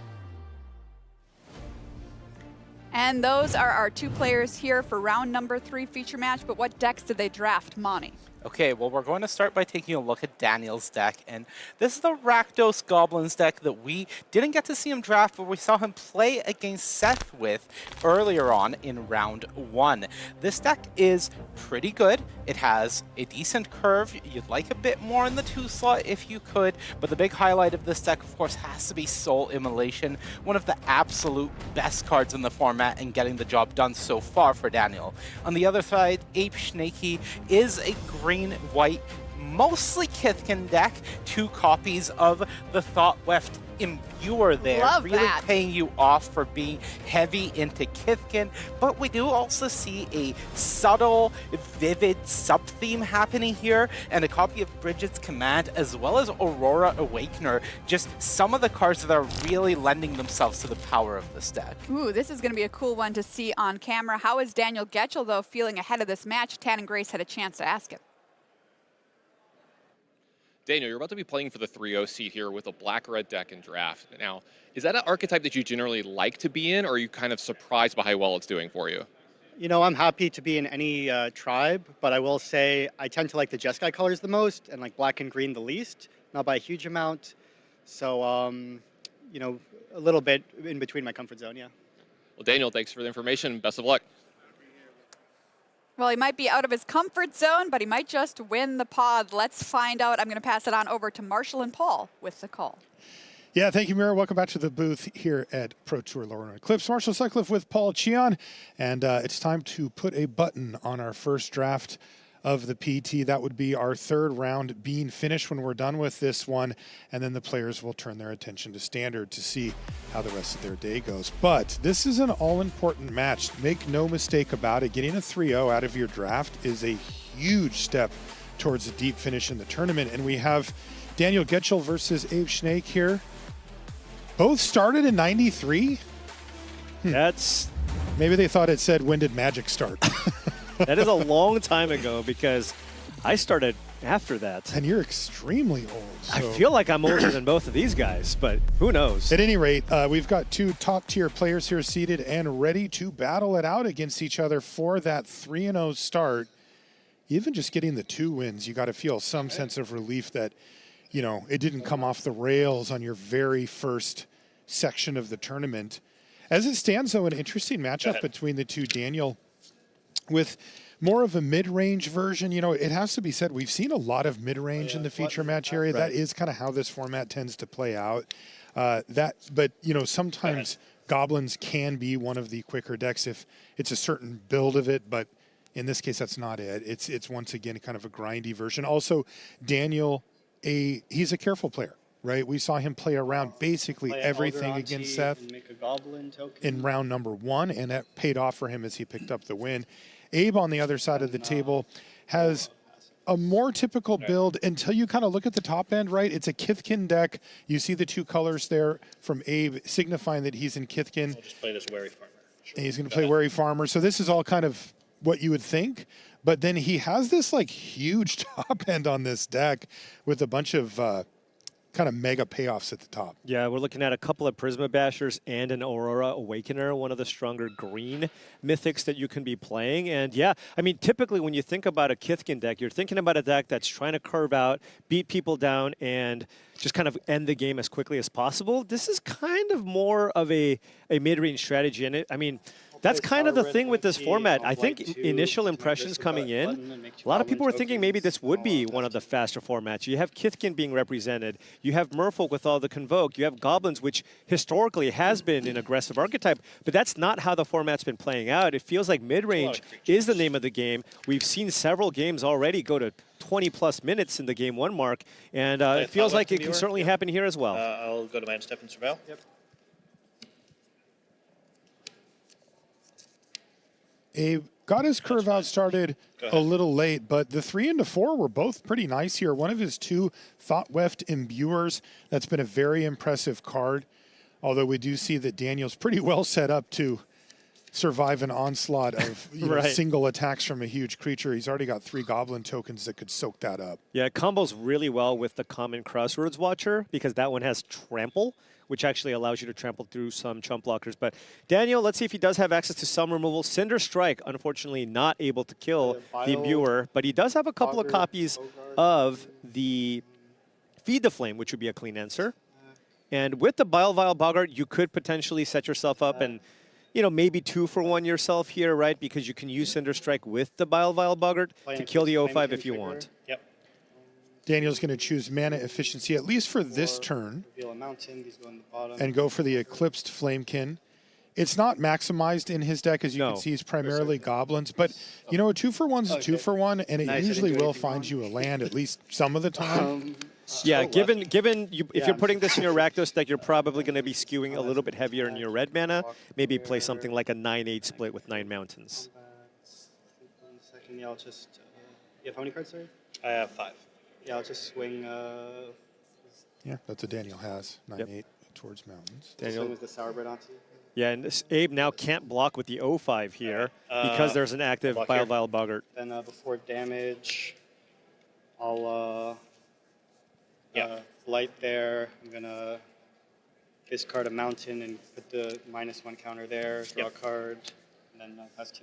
Daniel's just doing your job, Marshall. We just watched. You know, I'm just going to stand out, get out of his way. I think this guy has a future in the booth. I'll play a Rooftop Percher, exile both your cards, go to 23. Also, I really appreciate, you know, you can hear both players very clearly announcing their cards and what they're doing, what they're targeting.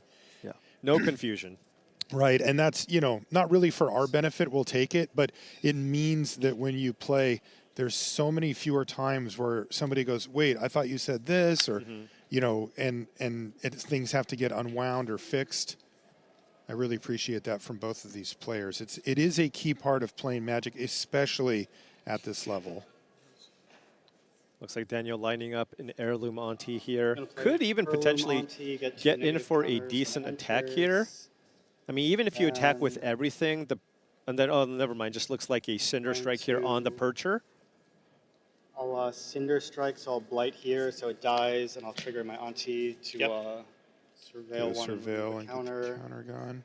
Yeah, Auntie becomes a 3/3 here. And think for a second, that's my top card. I guess I'll graveyard that. Now you Then can I'll freely go to attack into the combat, O5. And I'll swing with these. Block Auntie, take 5. Yeah, so you go to 18. This is a downside to the O5. Generally, it's joined by a whole bunch of creatures, and only one of them needs to get turned sideways, so it means attacking back can be very difficult. But Daniel's got enough removal to kind of whittle that board down to just the Imbuer, and that does mean he gets a decent attack in here. Yeah. Here is, however, where a card like the Prisma Basher, you're going to play it here. I'm going to play a Prisma Basher, throw these, and I'm just not even Not, just not attack. This is just a Colossal Dreadmaw, folks. That's funny. You have 2 cards or 3? That is not a common play. Right. Just Prisma Basher, only 2, no attacks your move, but 6/6 on this board's going to do good. It is good. You can't really attack through it, right? So now, I mean, Daniel can make the play here of, all right, is it time to kind of go to the skies here with the Percher? Or, I mean, you could play out that Bone Club Berserker, which is going to be 12 or whatever. 12 or something, which would trade with the Prisma Basher.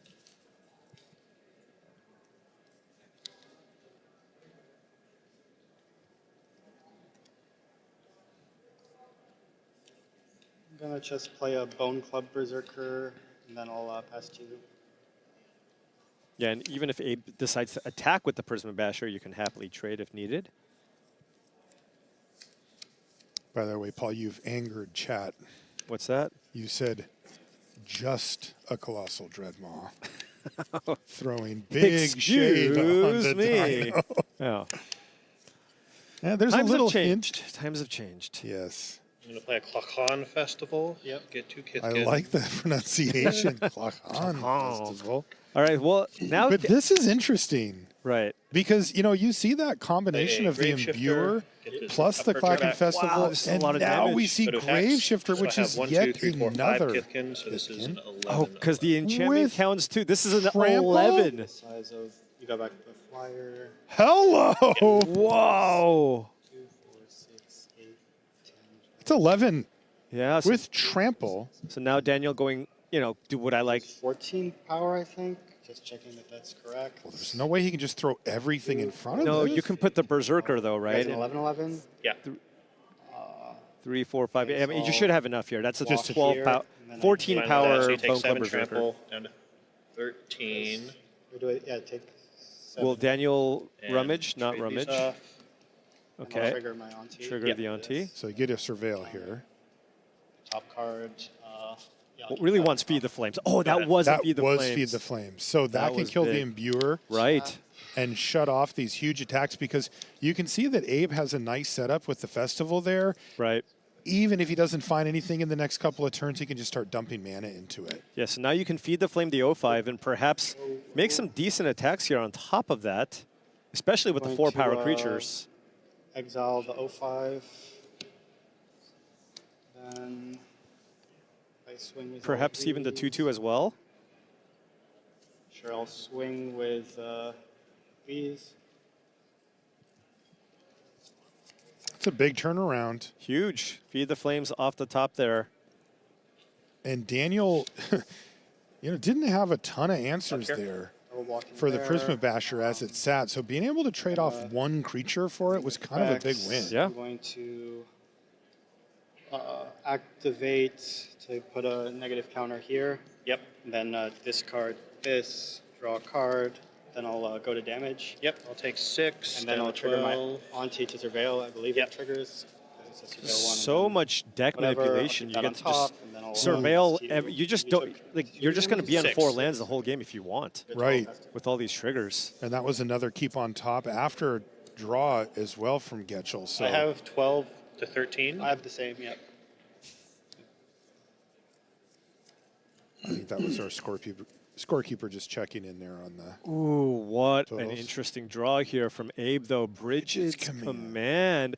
With that Rooftop Percher, you can, I believe he has the mana to play the Percher, copy the Percher, and then also fight something if he wants. Seriously? That's a big turnaround here. Wow. Wow. Cast Rooftop Percher. Yeah. Exile And you Sovereign can and tell the other by big his one. voice, Yep, that's big just the one. beginning. Yeah. Go to 15. Gain a bunch of life. But Now wait, you're going to there's have more. a pair of 3/3 flyers And I'm here. going to play a Bridges command. I'm going to copy Rooftop Percher. And Fight the I'm 2/2? going to have Rooftop Percher fight your Gristle Oh, Gristle Glutton, sure. Sure, so when it dies, I'll trigger. But you already know what it is. So And already kept it on active top. player, non-active player. So I have to choose my targets, but this is already dead. So I'm going to exile it and your Feed the Flames. Sure. And then you also get a Surveil. Abe gains 3 more life. That card's still good. So 2 3/3s. And I gain 3 more life. I'm at 18. In the air, Go ahead. gains. So he played 2 3/3 flyers, Yeah, I don't like gained 6 life, and killed the Gristle Glutton. Yes. And got all of the relevant cards out of the graveyard in case that mattered too. Yeah, curious what Daniel kept on top here. Probably a removal spell. Oh, it was just the Scarblade's Malice. Can make an attack here with the 4/4. I have 18 to 13 right now. Huh, I wonder what he wanted them. Not that it's bad, but Right. it's hard to call it good. I mean, Abe's at 18 now. Attack with The mana's super awkward though, right? Because if you play the Malice this turn, you can't play anything else out of your hand. Right. Yes. And then second main phase, I'll play Bone Club and pass. This will, by the way, swing the life race though, right? Being able to cast Scarblade Malice on Bone Club Berserker Oh, yes. is huge. Maybe that's what Daniel was Snare. interested in. It's currently a 10 power creature. Play a Wander Brine Trap. Oh, that's a great way to shut down the Berserker, but Yes. Daniel might just fire it off this turn. Now remember, Abe does have plenty of chomp blockers available now with the Klacken Festival that's in play. That's right. 5 mana to make a 1/1. Kithkin. Another awkward mana situation here. Does Daniel go for the life gain this turn? You can also just cast Feed the Flames. on the flyer, right? If you want to just kind of keep that at bay, because right now that's a 2-turn clock. You kill the 3/3, all of a sudden it becomes a 3-turn clock. So if I do that, Yeah, and then if you can get any type of big hit in. Right. Though I will say if Daniel feels that the massive life gain swing is something that he needs to have and would advantage him, he may just need to go for that. It would just be 1 mana, gain 12 life. Right, it's hard to turn that down. We kind of talk about that in theory, right? Right. Like if you were to pay a mana and a card, how much life would you have to gain to actually play it? Right. 12 is getting there. go to combat, and because this is the window. Otherwise, that trapper, can just keep that thing at bay, and you won't ever have that opportunity to get such a huge amount of life in one swing. attack with everything. Okay, this attack makes me feel like he's going to go for the Malice, but... Yeah, definitely. Yeah. But this also opens up an interesting one where if the trapper were to block, maybe you just use the Malice to kill it. Right. Now, Abe can make a token here. That token is definitely getting in. I think that token is going to just get in front of the 2/4. Oh, excuse me, the 12/4. Yeah, formerly 2/4. And then maybe just get in front of a 1/1 or perhaps jump the 4/4 if your game plan is to just try to win with your flyers. Right. And preserve your life total. Just take the little bits of damage from the 1/1s and the 2/2s and just try to stay at a high life total. So I can see that also being an option. Also, if you trade away a goblin, Daniel does get to surveil.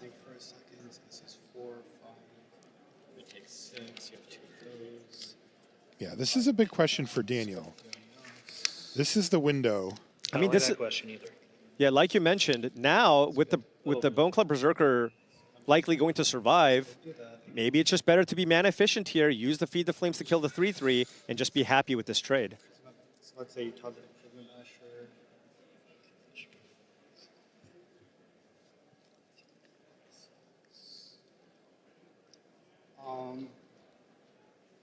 I mean, Abe has no cards in hand. Yeah, the Feed the Flames looks very tempting now. Yeah, I feel like you go for this on the flyer.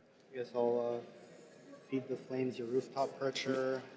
He doesn't have to do it. Go to damage. Then, but So these two trade, you take 6 and I get 2 surveil triggers. Yes, so I'm at 8. Yeah. Yeah. Once you get that Do trapper the off the first battlefield, it surveil, really does change. And I'll just keep that on Because top. now Yeah. you figure you can get a big enough life total swing to prolong the game for quite a while at some point here. Now, It Abe won't is, take much. Abe is certainly not dead, as he does have the ability to Well, make... I've drawn worse cards. Aurora Awakener? Aurora Awakener. Oh, Awakener off the top. All right, so 2 permanents. That's 1, and that's 2. Okay. Get a land. Yep. Jeez. That's huge. Understated Abe. 7/7 Trampler. Oh, I've had drawn worse draws. cards. And Daniel once again is facing down one of these huge creatures. There's another Prisma Basher in the list for Abe, right? Go ahead. Yeah, and now I mean, I do feel like this Scarblade Malice will be very good though, right? Yes. I mean, it's going to have to trade with this 7/7 Trampler most likely. Everything, then you just go like block. You're at 8 8. life? Yep. Okay, I'll Daniel just, walking us through his thought process. And if you're an Swing Abe, with, like, can you even these 2. afford to play around Scarblade's Malice? I don't think so. Can you not? I mean, I imagine you can put the Changeling Wayfinder on the Berserker, and Right. then you put the 7/7 on the 4/4.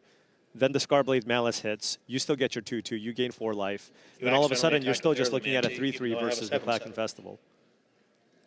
Did you know that you did that? I don't know if I should say anything. Am I good to block? Yeah, you can go to block, You sorry. see the little smile.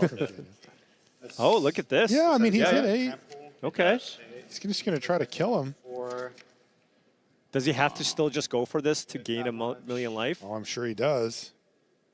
He's still got, remember, there's still another Percher, too, there. Right. So he's throwing 3 that can't be blocked plus 7 trample at him. Is there any way that I could yeah, there is, I guess. Yeah, Abe sussing it out. Because there's also a lot of damage-based removal that Daniel has in his deck, right? It's not just Scarblade's Malice. It's, How many Cinder lands do you have? Strike, 9 cards of that nature. 4, 5, 10. 10 lands, okay. So you can So there's 2 creatures per turn.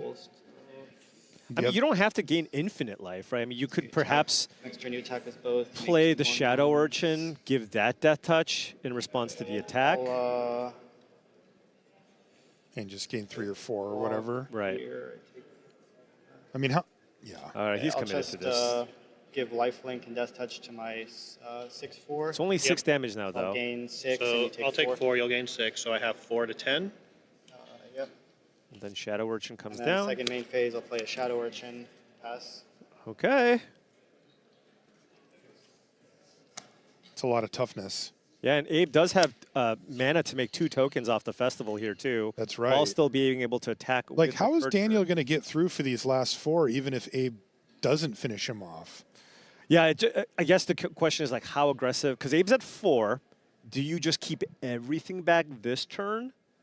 Right, because what if Daniel draws a removal spell? Then if you draw a removal spell to kill one of the tokens, then you only have 2 blockers. You block the 2 there? biggest creatures. Okay, he is getting aggressive here. I believe an instant speed removal spell would be the game for Daniel. How about a swamp? That allows you to play a Rooftop Percher, which means Abe will no longer be able to attack with his. I mean, I still feel like you probably want to attack with this. Well, the Berserker, how big is it right now? It's a 6/4? Okay, so it wouldn't Still even. 6, I get you could play the Percher first and then attack for 8. I'm going to cast right? this. I'll gain 3 life and exile the top 2 cards of your graveyard. So now it's 8 for the Berserker? Right, which means Abe can either chump block, but just keeps it back here instead. Okay, 2 tokens though. I mean, now it just feels like the longer this this game goes, the better it is for Abe. Yeah, is there maybe a second Prisma Basher? There's something? That would be nice. Pummeler for hire. Wow, that's very good. That here is too. huge. I mean, and by the way, what are you gaining? 7 life? Yeah. You're gaining 7 it's equal life. to the biggest power among giants. And it's a reach creature. And it has reach. And you have enough mana to make a token here. Right, it's half what your a mana. turnaround That here for is Abe. a nice rip there for Abe. 2 cards, or sorry, how many? I do. His library's been kind to him, right? When he needs things. I mean, he was already in a decent spot. All right, the 2 to 7. Yep. Right. But now it's going to be maybe backbreaking. This is just Play Pummeler for hire, gain 7. That's brutal. 11. All right. And you're up, and it's a land off the top for Getchell. Yeah, and at this point, I mean... Yeah, how is he going to get out of this? He's going to math here, but... The thing is, none of these creatures trample. You can just chump block for a 1/1 with a 1/1. And he's going to make another Yeah. Kithkin. And that felt like the turn when it got away from Daniel Getchell. Absolutely. He really needed something that turn to try to retake the lead, but no. And now, Daniel probably more incentivized to block the Rooftop Percher, right? Just because you don't have a way to get through the reach creature anyways, and Abe's sitting at 11. But how do you come back from this point? Abe just has the superior board, more life, and a mana sink in play. Go. Okay. And Abe's fine with just sitting back at this point. Was a spell of some kind. I mean, every turn that goes by, it gets a little worse for Daniel, even if Abe doesn't draw Just anything. give -2/-2 On the Spikeling. 2/1 and pass 2. Yeah, just Make a Kithkin. Sure. lower the Vivid count, right, as the Yeah, Spikeling counts yeah. as a red card. But at this point, Yeah, I mean, if at a this point, it's Vivid going to be card tough. comes down, it's going to be real rough. Prisma Basher, number 2, by the way. He's already played one this game. Yeah. So 11. So Abe's on 12 lands here, or 11 in play, 1 in hand. How much life? 11? I'm at 11. Keep asking these questions I hate. Remember, Daniel does have Soul Immolation in his deck. That's right? true. That's true. So that is certainly an out. Yeah, I'm just going to cast Tweeze on your copy. Sure. And then I'll discard the Swamp to draw a card. He's digging. He's digging, but can attack through the reach creature in Pummeler for hire. Do we have any extra Kithkin? Yes. Abe says, bring me all of your Kithkin tokens. I'm going to need them. We might need to start bringing out the dice. I already made 1, so that's the second.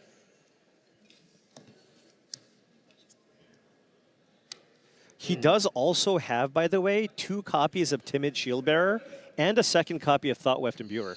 So if he draws either of those cards, he can just go wide and just close out the game. Yeah, that's right. He still has the Trampler. Meanwhile, Daniel just digging.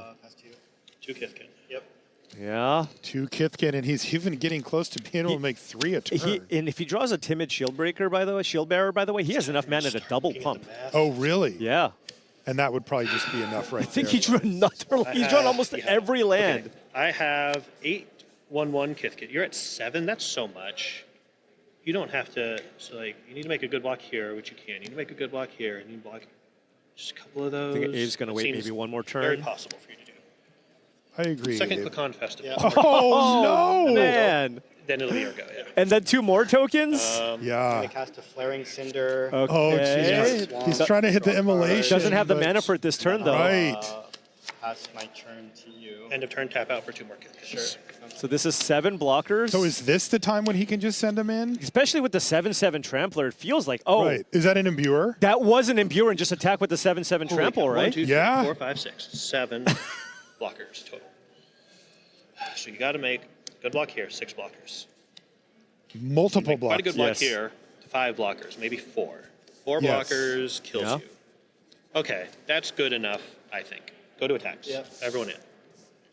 I love that I love attack it. from Abe. 1, 2, 3, And I 4, also 5, love 6, that 7, 8, he's 9, taking, 10, this is the more aggressive route, dead but if I- much more right? likely to get I the job think done. You are, Yeah. 1, Daniel 2, 3, says, am I 4, 5, dead? 6, 7 I mean- blockers, and you said 11 of them? 12. I mean, he very clearly laid it this out is for just you, so Daniel. many tokens. It's like, you got this. I did the work for you, friend. Oh, man. wow. Daniel saw a Like, lot I'm of not gonna lands in the have to worry late game. about He was draws, able yeah. to get rid of them. Right. But he still just couldn't turn it around into one of his key spells. And in the meantime, those Klacken festivals took over. Yeah, I if mean, you're going to flood out, yeah, well, look, if Daniel's playing a deck with a ton of interaction, a bunch of removal, and guess what's good against that card? Klacken Festival. that's right. Go ahead. Look at this, and more of a mid-range start here again. cast a, Shimmer Wild's Growth. discard You can spell. name a 3rd color here, and then when you get that Pummeler, Aurora Awakener in play, you can likely do it for 3. I have a lot of stuff. Oh. 1 second. Okay, I can't. It's turn 2. Yeah, he's still got quite a bit I'm here. gonna You could take the Shimmer Wild's Growth, possibly, or the Grave Shifter. take the ramp spell, I guess. Yeah. And so you'll play up. Makes my hand Basically, look he's just saying, Second, if this like, game oh, yeah, goes great. long, I'm not going to I'm be able to dead. beat you, but Right. but I'm going to try to prevent that from Yeah. happening. And that Yeah, does slow him it down does- a it lot. does make Just sense get 2 here. negative counters on it, and I'll pass to you. Turn 4 Berserker, you got a removal spell, you can kill the small things. So, Klacken A Festival? hidden 3-drop. Okay. Just a wary farmer. Yeah. But even if Abe draws a land, he can't play anything next turn. Unless the card in his hand is a 4-drop or a 3. I'm gonna play blow this thing and pass. So that's a Berserker go. Abe needs to string together a few lands here. Okay. He does. Oh, he drew a Prisma Basher. Yeah. So he's just got 7-drop, a 6-drop, a 5-drop, and a 4-drop. Yeah, and then if you're Daniel here, do you just... Is your only play just Cinder Strike, beat down, and hope you just can't play your Pummeler for higher? I mean, it's kind of the line he chose, right? Yeah. When he took the ramp spell away, he's just like, I don't think he can afford to play too carefully this time. And if you look at Abe's hand, yeah, he technically has a 4 right now, but he can't cast it. Right. But if he hits a land, like every land he hits, Every land is just 5, more 6, action. 7, yeah. It's going to get ugly. All right. Maybe just strike onto the Elm, hit for 2. Yeah, I'll just swing for 2. No blocks. Okay, and Abe's at a comfortable 20 life here, and Daniel just has no plays. Is there a land here for Abe? Yeah, land would be huge. He's got a 5, a 6, and a 7-drop in hand. Yeah, this format has produced some really great games. It's very on-the-board, creature-based stuff that leads to these really great standoffs that we've seen. Bridget's Command or something? Yeah, I'm like, the only card that would make Abe think for this long is a Bridget's Command. That's funny. So I was like, okay, I think it must be. But he's just a little scared of playing it into Like 5 Seer. empty mana. I feel like if there was a Seer, Daniel might have just used it though. So, and you don't have anything else to do this turn. That's the issue. Well, but you're just kind of hope all this in. works. He's going all in. All right. This, have these fight. He's funny. He said, well, I hope this works. And it will. Yep, that works. Excellent. Excellent. Abe is saying what we all think when we play, you know. Just cross your fingers. Right. Because it's like you said, like he knows this could potentially go wrong, but it's unlikely to. Right. And if he keeps this, it's a land. It's got to be a land. Yeah, for sure. Yeah, tough spot here for Daniel. And another land. Goodness sakes. Both players flooded in game one, to be fair. It's just Abe had the mana sink. Daniel was able to sift through a lot of his library, but he just couldn't find anything relevant. So we're going to see probably land pummeler here. Or a really good 4-drop. Yep. Yeah, yeah. I'm at 17. I think you just block and just, if you have a trick, you have, okay, no blocks. Yeah, Daniel plays around all of it. You're just so behind them, yeah, right? You got to soak it. This is a spot where you have to block. Right, you got to soak it up. So you do have to sack your guy. So it's like kind of fine. I'm going to play this pummeler. Sure. So you Game 4, yep. 22. Was there a different consideration and I'm there? trying to get 2 surveil 1 Oh, triggers. he's thinking about soul immolation. Right. Yeah. So if he draws that, he does get to wipe the board because you can blight 4, and then it's a 3 for 2. And he's saying a 3 for 2 is something I can accept. Especially with that Awakener in hand. Right. He got rid of a Klacken Festival, but the other card's on top. Yeah, now we're going to have to use a Cinder Strike here on the pummeler, most likely. Yeah. That does still give you the out to have the immolation to deal with the 3/3s because the Berserker would still have 3 toughness. I'm going to Cinder Strike. I'm going to pay for Ward and Blight on my guy. Sure. And then I'll swing for Probably 1. attack. You're not blocking with the 1/3. Right. And this, of course, lets Abe know that the way is clear, at least currently. Right. Go to attacks. Yep. 6. Yeah, 6 coming in. Oh, Wayfinder. 5. That's big. Very now nice. you can get a swamp and you get 2 surveil triggers. Cast changing Wayfinder. Yep. And then that lets you play the Grave Shifter. Play it and pass to you. You get the 3rd color type with the Grave Shifter, then the Awakener can go even more. And he did not surveil. He's just passing the turn, he said. Okay, so he missed the surveil trigger. I don't think it's going to matter that much because a land or a spell would be good in this spot. But yes, certainly could have surveilled. So you're at 21 to 5. Yep.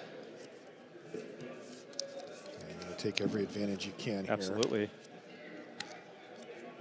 Yep. And he found a forest.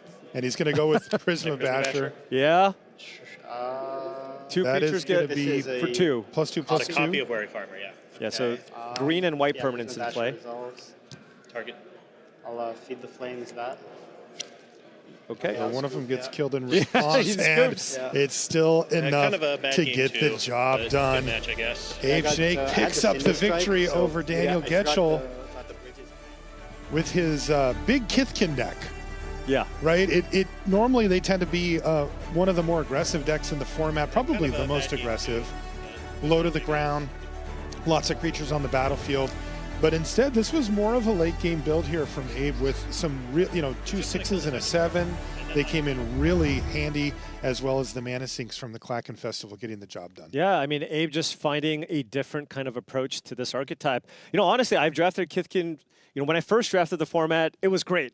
I had all the low things and I was just killing people really fast. But, that won't necessarily happen anymore. And during the draft, you just kind of have to adjust. And Abe's going, you know what? I don't have to be all in beatdowns. I can just go for the late game. I have all these powerful cards. And he made it work. He really did. And, when you have a Klacken Festival making 2 creatures a turn against the removal deck, you're feeling pretty good. That's going to do it for the draft portion of our day here. We're going to take a short break. But when we come back, we'll be transitioning over to Standard. Don't go anywhere.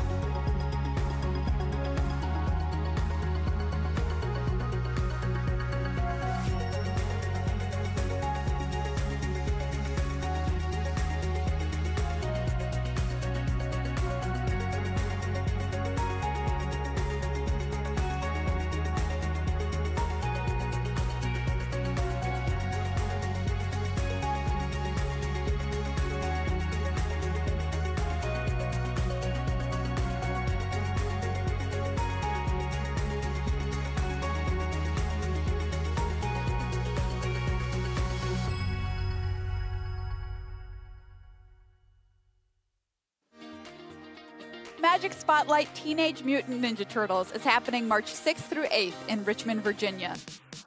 There's a Super Shredder with art by Chris Seaman for all participants and a foil version for the top 128. Need a TLDR? Coverage highlights will be featured on magic.gg and Play MTG social channels. And you can see the full Magic Spotlight schedule for 2026 over on magic.gg/spotlight.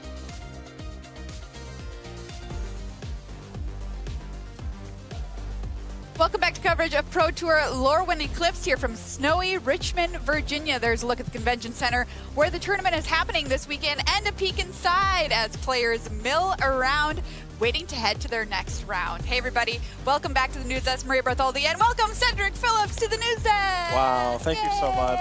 It's wonderful so to be excited here. to have you. Thank you. Well, Cedric, since you're here, we might as well put you to work. Walk me through these feature pods. How did our players go? Who got the trophy for each of these tables? Well, if I must. All right, let's start with our feature pod. Reigning world champion Seth Manfield. A tough start to the tournament at 1-2, but Abe Schnake 3-0 with a Kithkin build with a little splash of black in there. Now, you will note around this pod, there is a lot of green in this pod. Green is kind of the consensus best color in the format, and some players like Abe and Ian Robb did well with green in their deck, 2-1. Others, Hoffam, Seth Manfield, Jacob Nagro, not so much. So even though green is the best color and can support a lot of drafters, it doesn't mean that you're instantly gonna win. Taking a look at this second pod here, my 3-0 is the Duke, Lucas Dukow, who we had a little fun interaction at the last Pro Tour. He started off very, very poorly, and he said, "You didn't talk to me at this Pro Tour. I need you to talk to me at the Pro Tours because every time you do, things go well." I forgot we had this interaction. He came up to me yesterday. He was like, "Hey." I was like, what's going on? He's like, "You need to talk to me." It works. So he's 3-0. Nice. So I in a small way, I guess I helped. I don't know. He's really good at Magic. That's probably a lot to do with it. No, Yeah. take the credit. As far as another 3-0 is concerned, let's take a little look around the old Ben here. Nick Talbot, who I had the opportunity to chat with some yesterday as well, getting the 3-0. Very, very nice start. New to the Pro Tour scene, but very, very, very happy to be here. And let me tell you, there's no better feeling than starting your first Pro Tour with a 3-0 in draft. I remember my first Pro Tour. It was an 0-3 in draft. So getting that first win is a huge big deal, but getting the second and third one, I got one in my first Pro Tour. you got one win? Yeah, in my first draft. Yeah, nice. Really good, yeah. Just getting that first one on the Yeah. board, it's really tough. Feels good. But once you start doing that, the ball can get rolling. And for Nick, he's off to a wonderful start. All right, well, let's check in with some of our big teams here in the building and find out how they're doing out of draft here this morning, starting with Team TCG player Monty. All right, well, taking a look at the Team TCG player roster here as you see them on your screen. After draft, not bad. 2 players getting the trophy, Matt Nass and Hall of Famer Gab Nassif. Newcomer to the team, Tarek Patel, lost playing for the trophy in his pod, but still happy with the 2-1. And Matthew Wright, also 2-1, but not the best draft record, as you see so many 1 and 2s for Team TCG player. Whew. What about Team Handshake, Cedric? Well, they are off to a really, really nice start, and we'll take a look at some of their records here in just a moment. Most notably, Stefan Schutz, who's starting off with a 3-0 record. Carl Sarop as well, but I want to put a little bit of attention on Eli Cassis, who had a really, really interesting deck as well and is off to another 2-1 start. And welcome back, Nathan Stoyer, the Destroyer. Had an incredible Goblins deck, one of the best I've ever seen in the format. His only loss was a little untimely Mana Screw, but 2-1, grinded out a very close win in his third round to get that 2-1 record. Let's check in with Team Moriyama Japan, including your current player of the year, Ken Yukihiro. How did we do in draft this morning? Check it out. 3 players managed a 3-0, including Ken Yukihiro. Let's go. Starting off the tournament undefeated. You'll love to see it. All right, and finally, we are going to take a look at Team Cosmos Heavy Play, one of the powerhouse teams here on the Pro Tour. And how did their draft go? Well, 3 players getting that trophy, Luis Salvato, previous Pro Tour champion, as well as Jack Potter and Christopher Larson. Anthony Lee unfortunately lost playing for the trophy against Lucas Duco in Feature Pod 2, but Javier Dominguez and him, as well as Ian Robb, still looking great at 2-1. But what about all of the teams? Oh, we'll check in with them later. First, we're going to talk about Standard. Because we are out of draft this morning, we are shifting our focus to Standard for the rest of the day. Let's take a look at what sets are in Standard, though, Monty. Remind people at home, in case you're not aware, it is a huge format. Yeah, Standard is currently in the 3-year rotation format that we've been seeing, and the development of it has been really interesting as we see Standard spans all the way back to Wilds of Eldraine. Plenty of sets in Standard now. I believe 14 is the current count. And Lorwyn Eclipsed, of course, the most recent, coming out just under 2 weeks ago, and now featured here at the Pro Tour. And of course, we do have to take a look at our Standard metagame coming into the weekend. The big question was what percentage of the field are going to be leaning on Badger Mole Cub, and it turns out just under 45%, but that doesn't mean we have a stale format. There's a lot of variety. Simic and Bant Rhythm all the way at the top, and the big question this weekend is, did you bring the Cub, or can you beat the Cub? I love that. Well, we will answer it before the weekend is over. Well, coming up this round, we want to shine the spotlight on a Spotlight Series winner. That is Alexi Polo, who talked to us yesterday. I am here with Alexi Polo, the winner of Spotlight Liverpool with a really good deck. Is it Cauldron? Tell us about your journey to winning that championship. So I played Cauldron the first time in World 2023 when no one was playing it. Okay. I played Civic Cauldron, which was a way different deck. I think it was pretty good, but didn't catch up after that. So after that, I went 9th, didn't qualify for the PT, and took me 2 years to qualify. I had taken a break, and after that, when I saw Polo Vitor playing that deck at Pro Tour Final Fantasy, I was like, that deck is crazy. Then I saw the ban list. That deck wasn't touched. And I saw this deck is insane. And I basically played the deck since the bans from Final Fantasy Carter and etc. Okay. And I think it was really, really good. I played it a lot, like 200 matches probably on Arena and paper, yeah. So I was really prepared for the tournament, very confident.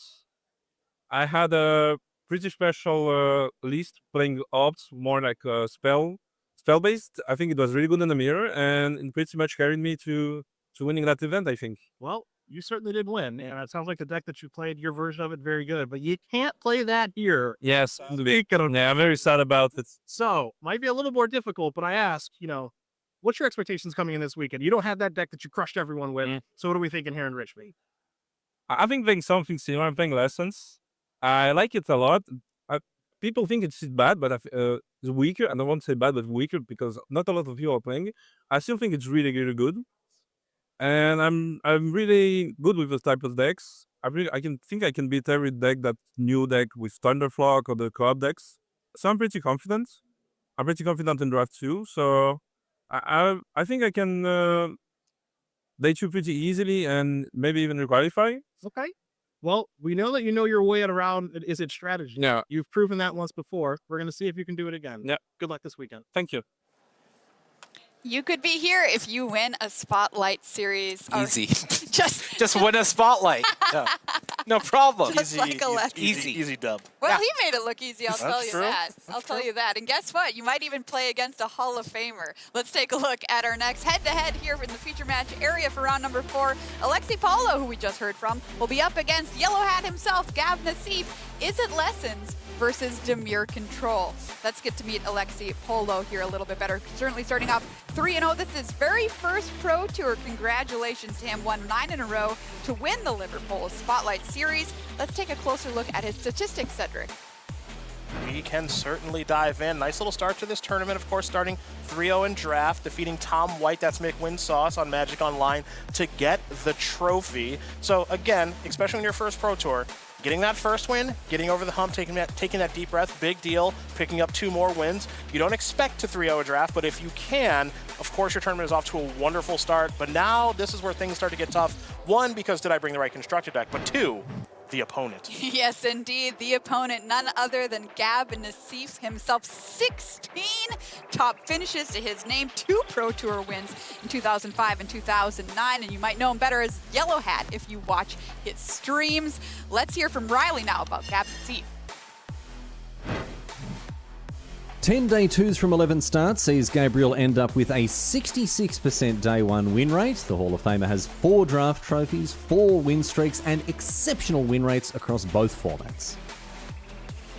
Well, I'll tell you what, if I was Alexi Polo right now, I would be pretty nervous despite my great start. Let's find out how he's feeling. Tan and Grace checked in with him before the match.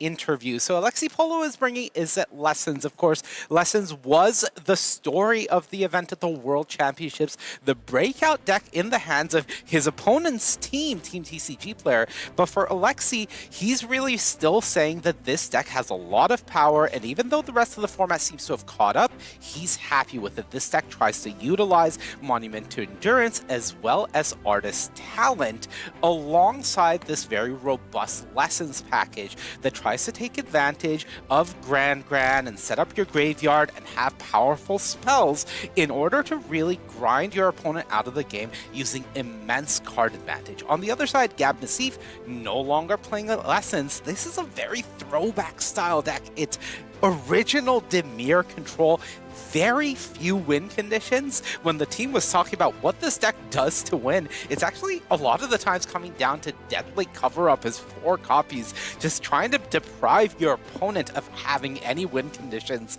left in their deck. This also has 1 copy of Meringue River Region as well as 2 Wan Shi Tongs, but the rest of the deck is just about control.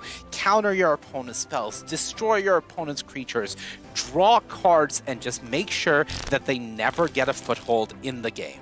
Wow, Gab Nassif doesn't need a win condition. He is the win condition. Yeah, this is the most very Gab Nassif. I was going to say, this is just the most Nassif deck of all time. Just do nothing the entire game.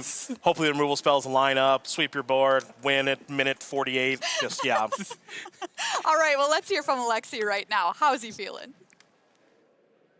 Joined by Spotlight winner Alexi here. Now, Alexi, you went 3-0 in draft here at the Pro Tour. What archetype did you end up playing? I played 5-color Vivid. I think I had a pretty hard draft, and I piloted it very well, so all the practice paid off. Well, hope you got a lot of practice and constructed as well, because you're starting off with fellow countryman and Hall of Famer Gabriel Nassif this round. How are you feeling about that?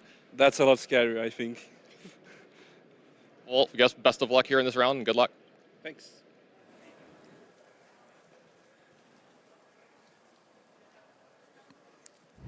All right, let's find out what happens. It's time for round number 4. We have Alexi Polo versus Gab Nassif. I'm going to send it on over to Ailey and Corey. So much, Maria. We are ready for our first round of Standard here. Ailey Loney alongside Corey Baumeister, and we've got none other than the man with the yellow hat, although I didn't see him wearing the hat. Oof, left it at home. I would like to lay a formal complaint, please, to the hat department. Well, it's too cold. That doesn't cover your ears. It's very cold outside. I get it. Cold, I get it. Yeah. It is quite cold. We've got Gabriel Nassif up against Alexi Paolo, both players at 3-0, as the desk mentioned. And, you know, fighting here to remain undefeated. The better you start your tournament off, the better your day twos are going to go, especially when it comes to like tiebreakers, that sort of thing, heading into the top 8. So an ideal start here for both of these players. Yeah, absolutely. And it's really nice to see Alexi back here after taking down a spotlight to make it here with Vivi. You know, the last time we saw him, 2023, taking 9th. At the World Championship, so close to being trained up for a very long time. That one place is so important when it comes to the World Championship. So a phenomenal player. Excited to see him do battle here once again. Gab Nassif at the top of your screen. Alexi Paolo down below. We got Dimir Control versus Is It Lessons. Now, when asked about this deck and what the win conditions are, basically what I heard was we're going to bore our opponents to death. Yeah. So Grand hits the board here first for Alexi Paolo. He has to get a really fast start here and get Gab dead. Yeah, absolutely. And Nassif, this is a classic. You know, we've all watched his stream where, you know, you're playing on the Magic Online clock down to 1 minute and then he takes the win. That's kind of what this deck is going to be like all day. But something very huge here that Alexi bricked on, it looks like. If you can resolve Artist Talent, that's going to be huge. Dimir notoriously has a horrific time actually removing enchantments and artifacts. And now we look at Nassif's hand, which did not contain an untapped blue source for those 2 spell snares, and now they're going to be online for Artist Talent. That is gigantic. So getting a couple cards in the bin there. Getting that lesson count up to try and get the seniors discount online. I stole that one from you. Yes. From Portland. That's RC all right. Last weekend. I saw it online as well, so that is really, really funny. But, you know, looking at Nassif's deck, this Dimir control list, you look at it and you just think, God, like, what is this very much targeting? And like a lot of standard decks that we're going to be seeing, it is very much targeting the Cubs. Yes. So I would imagine this is the type of matchup that Nassif actually just very much doesn't want to see. Oh, yeah, especially with this start from Alexi. He Yeah. is just cooking on all cylinders here. Monument to Endurance down. Gran gets in for 1 whole point of damage. Yep. But it matters because she's discarding, and Monument to Endurance very much likes it when you do that. So. Yeah. And that's the thing is both players for game one, it's going to be very interesting. There's going to be a ton of removal on each side that is not going to be that effective. But the big difference is Alexi is able to loot those removal spells away, these firebending lessons, etc. like that. So big advantage in that department as, well, Gran is most of the time not going to live with how much extra removal Nassif has. But wow. Look at as that. it stands right now. 3 spell snares, 1 consult the star charts, 3 steps ahead, and deadly cover-up. So we could see deadly cover-up as Nassif's first play of the game here, unless Alexi costs something for 2 mana. Yeah, and that is that's one of the things these Dimir control players were really talking about is deadly cover-up, taking cards out of the yard to kind of take the biggest threat, the most important thing out. You do that a couple of times, all of a sudden you are kind of like, you know, a control deck that's also a mill deck. You're taking copies out of your opponent's deck, and then you have just classic win cons like the 2 Restless Reefs in Nassif's deck. Yes, classic win cons, creature lands that happen to mill your opponent. So, you know, that is a win con, I guess. If you have the time to mill them out, go for it. But as it stands now, Storm Chaser's Talent, Monument to Endurance, Gran, all going unanswered here from Gab Nassif. He's quite happy to let this all play out. And the yard is full, so 3 steps ahead. Going to draw cards here instead of countering anything that Alexi's up to. Yeah, and Alexi didn't try to play any of the 2-drops in hand here, it looks like. You know, didn't want to play Artist Talent or something, so it's kind of sniffed out the fact that, well, there's 4 spell snares in the main. So it's... Smells like spell snare. Exactly. Nothing like spell snare in the morning. Yeah, I could do without it, honestly. I prefer coffee, but... There you go. Yeah, to each his own. Land number 5. Here comes what I like to call Gran 2.0, but Alexi Paolo is going to have to try and resolve that another time, and he sure does. Now we're going to see another spell snare from Gab Nassif, who says, no thank you, I can do this all day. Yep, and those cards, of course, did cost 1, but the mana value being 2, that's going to be an important thing to keep track of. Something like also we're going to see Warping a Riddler. Yeah. Doesn't cost 2 mana. It is mana value 5. So something to keep an eye on as Spell Snare is going to be one of the most impactful cards from Lorwyn Eclipsed here. Absolutely. When we were talking about the decks and what they got from Lorwyn Eclipsed, there wasn't all that much to be gained for the Is It Lessons deck besides like Spell Snare. So, you know, kudos to the players bringing it this weekend. I do think they have an uphill battle, but perhaps the focus has shifted so much onto the Cub decks that they might get away with it. Yeah, I think that's exactly it. You know, we saw at the regional championship, at least in Portland last weekend, Is It Lessons it was the most played deck going in, had a really bad weekend. It was terrible. And when that kind of thing happens, well, the next weekend at the Pro Tour, you expect there to be a lot less of a deck, but... And that is the case here. It is a lot less than what we saw at you know, tournaments last weekend. But that just means the attention, the focus is not completely on Lessons, so it could be a great weekend for it.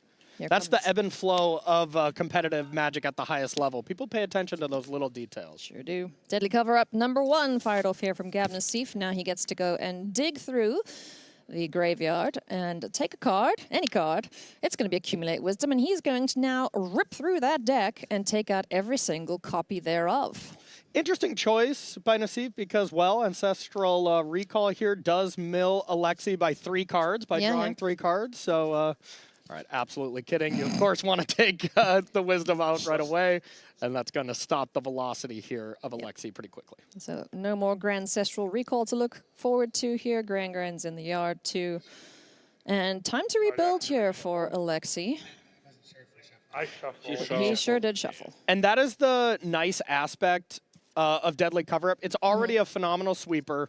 That's going to be great against a lot of the Cub decks, a lot of other aggressive matchups. But even in a matchup like this, being able to see your opponent's hand is a big deal. I mean, I guess Gab could work backwards to figure out what is in hand for Alexi, just based on, you know, digging through the library there. But yeah, getting to see the hand if he could is a lot figure that, easier. if he could figure that out, then woof, you are a magician. And Alexi Fire just bending played the biggest card that these lessons got, Steam Vents. That's true.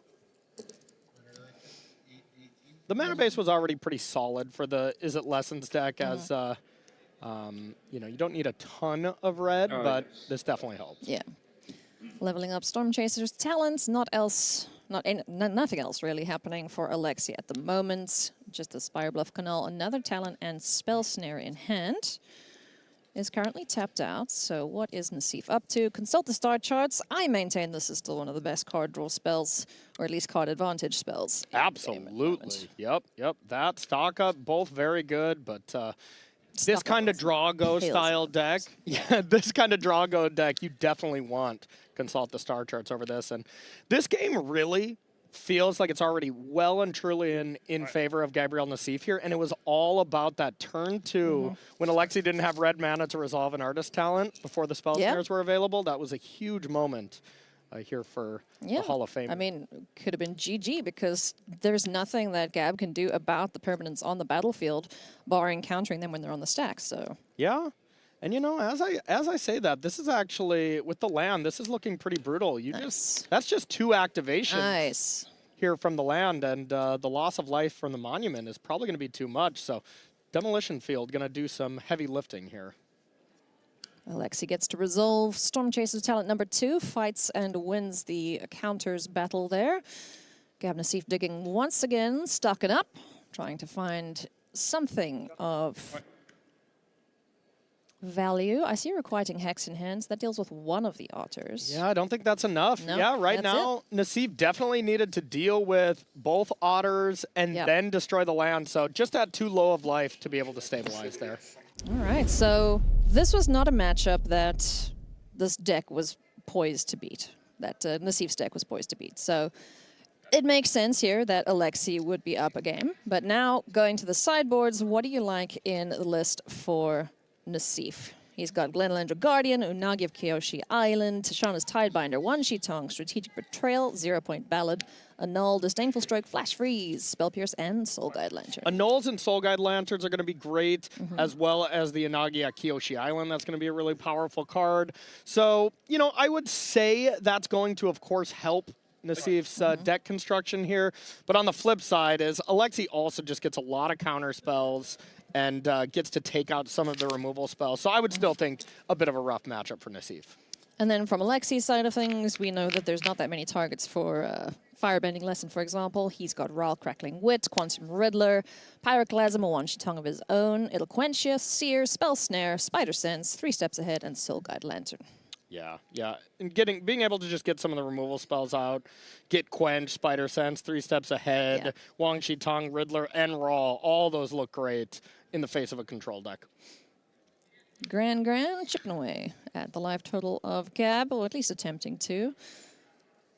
We have Glenalendra Guardian, Annul, Tashana's Tidebinder, stock up in hand, as well as 2 Verges for Gab Nassif.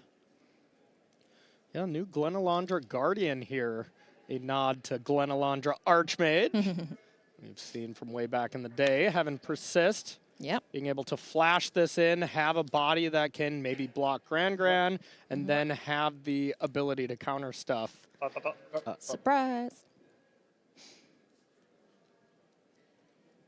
And so Gab wanting to perform an action before attackers were declared. Yeah. Attacked, and I just looked at the card. So. Didn't verbalize as we have every other time.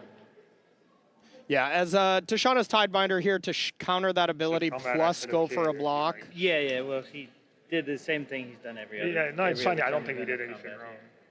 So. Got our judges to figure out exactly the the fix on these kind of situations.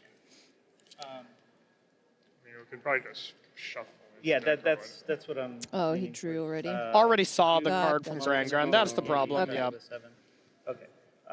Usually will result in a GRV, and you continue on. We're going to call this looking at extra cards. We're going to have you shuffle your library, and we're going to go from there. Big thanks to Ward there, the table judge. Roanoke, Virginia. Very, very Hey, I know someone talented cool judge. from Roanoke. Yeah? This game and any future games. My brother Brad, right? Yeah. Yeah, okay, I knew it. Yep. Actually, there's a really cool dog named Henry. Ah, of course.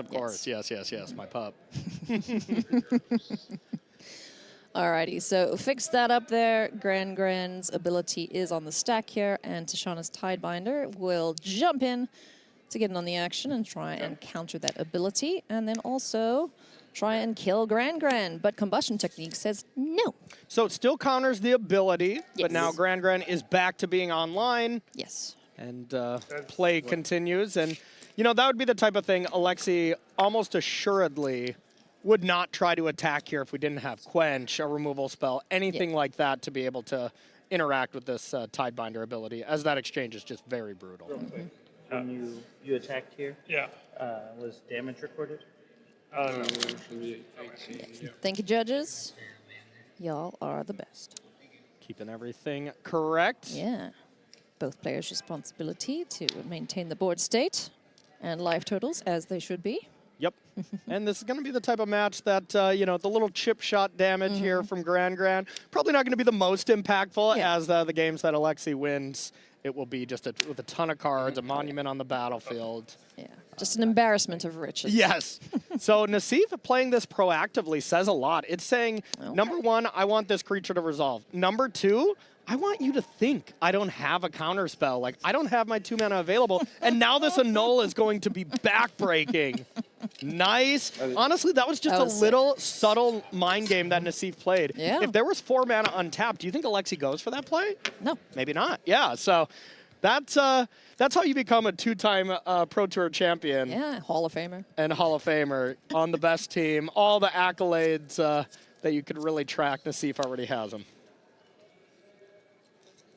He hasn't won a world championship, has he? All right, most of the accolades that so we you have can something track. to work towards still here for Nassif, right? He hasn't done it all. Hasn't ticked all those boxes. That's fair. That's fair. But that was a sweet, sweet play there from one of the game's best. Now he gets the turn back with the Guardian. Stocking up, taking a look at the top 5 cards, determining what it is he wants to deal with what Alexi is deploying. Looks like 2 other cards in hand, which are both land. So stock up 100%. All right, maybe not 100%, but pretty likely going to the hand. We're not going to take the lands, and then it's just, do you want Lantern or the Requiting Hex to deal with Grand? The Lantern is definitely more impactful, as Public Enemy number 1 right now in Nassif's mind would probably be if these Accumulate Wisdom start, you know, popping off on the full Ancestral Recall mode. Yeah. Oh, this little interaction with the Glenlandra Guardian is actually pretty sick. And Requiting Hex. Oh, do some blighting onto you can it? blight on your dude and then be able to use his ability again. Ooh, okay, that is spicy. Nice. Wow. Now, this is just kind of brutal with how it worked. Now Nassif actually has 2 mana up and does not have the counter spell. And now Alexi had Monument number 2 and could have went for it, but was like, you know, you dealt with this with 1 mana up. Surely you have a clean counter spell for it with 2. Surely. This would have been the perfect turn to do it. But I guess you can just remove the Glenalandra counter off of it. Yep. But then, you know, Alexi still gets to draw, and you're going to have to fight through that counter eventually. Okay. Combustion Technique targeting the Glenalandra Guardian. There's the way to fight through it to start.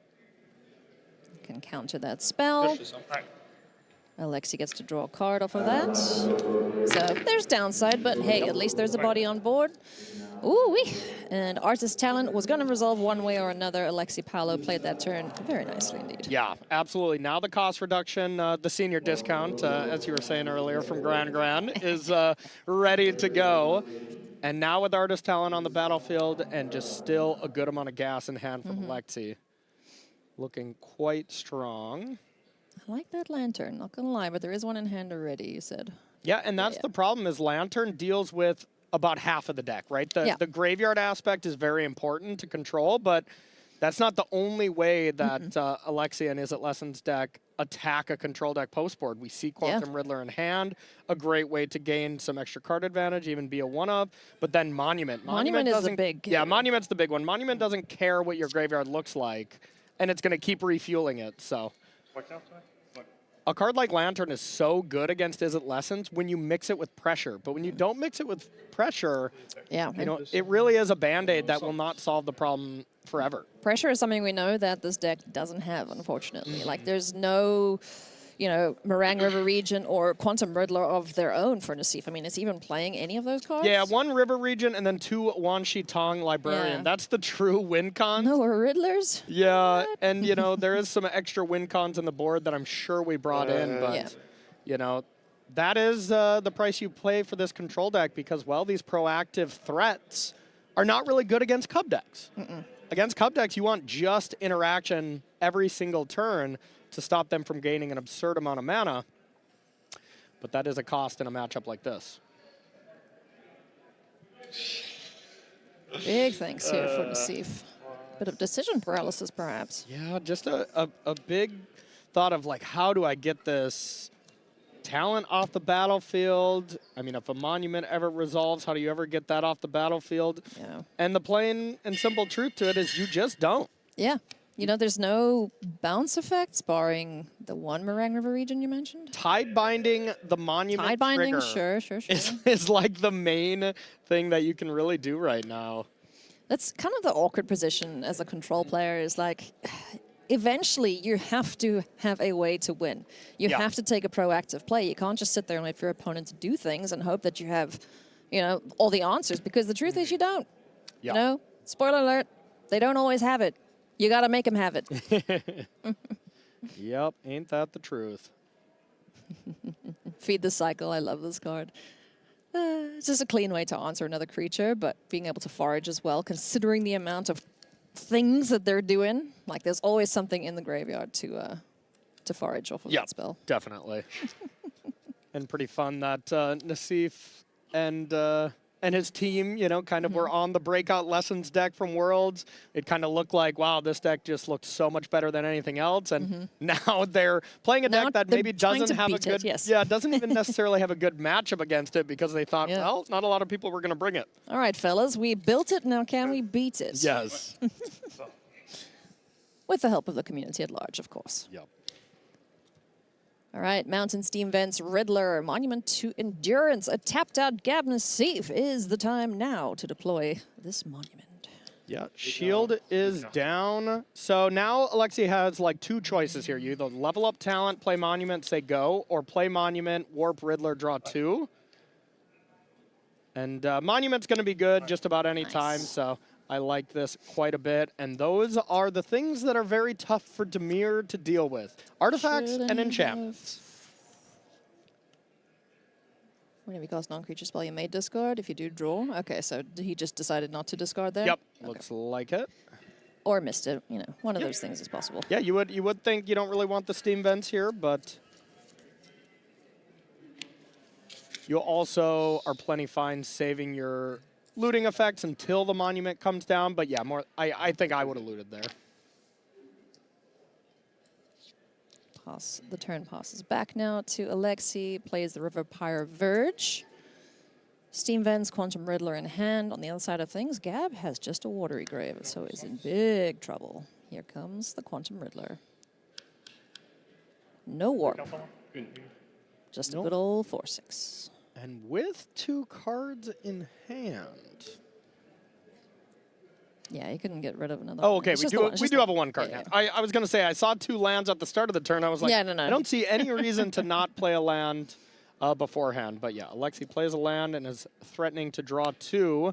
And looks like this is a desperation. Crack a Lantern. Try to find some counterspell. Jeez, nothing. Watery Grave number 2. So Alexi gets to draw 2 more cards. Another land, not what he wants to see. 3 steps ahead.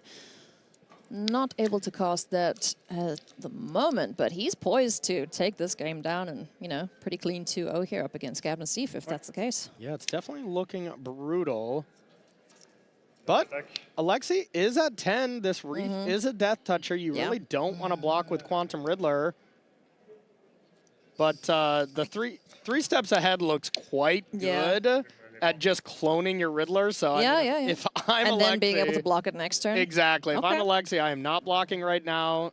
Use your life total as a resource, and then go to copy Quantum Riddler whenever you're down to one card and draw a good chunk of cards here off cloning them. He just needs to be careful because those 2 fairies are 5 damage as it stands. Yeah. So. And of course, the Glenalandra being able to counter the 3 steps ahead is a big deal. But Fire Vending Lesson. Okay. I'm interested in that. Yeah, that actually is quite strong here. Will we have enough mana, though, to kick that and then also use Yeah, 2 it looks steps like ahead? it. With the cost reduction, you're able to fire that. Oh, yeah, true. You're able to fire that. And get treasures off of the monument. Oh. And you get to draw 2 off the Riddler being in play when you loot, because we're going down to 1 card, it looks like. Yuck. This is cool.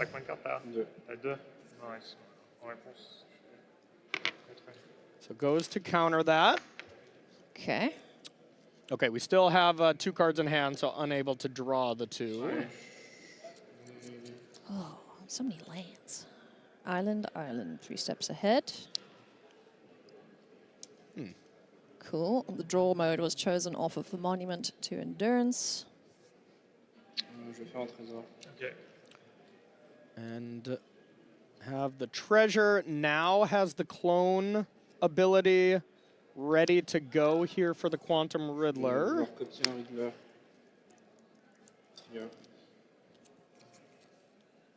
So is able to loot with the talent again. So should be able to discard and draw 2 here. And then the clone comes in of Quantum Riddler, draw another card up to 4 cards. But that being said, Alexi is kind of drawing bricks here off the top. Grand, 2 land, and another Grand. So that was an incredible turn from Alexi. And all that, the final hand is 2 land, one of which comes into play tapped, and then 2 Grands. Ooh. Tell us how you really feel. Corey. Yeah. And wow, not even deploying one of these Grands. So from what I can see, if we just have 1 removal spell here, you could animate that Reef, kill one of the Riddlers, and attack for lethal, but Nassif's hand is just as bad. Jeez, yeah. Both players have been drawing absolute bricks, as you call them. Yeah. Spell Snare in hand, that's not going to do anything. Demolition Field and Watery Grave. Not what the Doctor ordered either. Very shocked to not see that treasure turned into Grand, though. Yeah, just as like an extra... Just a blocker for the Reef. If it comes down to that, like right now, you know, Alexi just left himself dead to 1 removal spell.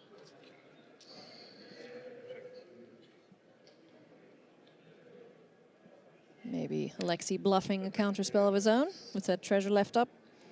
Yeah, this is just the stage of the game where Nassif, if Nassif did have a removal spell, a Bitter Triumph or whatever, you can't, you respect a 1 mana bluff or anything. You just have to go for it. Indeed you do. Alexi Pala down to 6, the Reef taken care of, courtesy of the copy of Quantum Riddler. 2 fairies left on the other side of the battlefield, 3 4s apiece. Alexi gets to untap. Oh! Okay. Hey, if you squint hard enough, I believe that was Ancestral Recall right off the top. Now we get double discount. Yup. There it is. Put Grand on there. Honestly, it looks... face looks just like that. Yeah, that looks exactly like Accumulate Wisdom if I... Comedic timing, cards in hand person. Good job. Oh, but Ancestral Recall would have been much better. Wouldn't have been countered by Spell Snare. Yeah.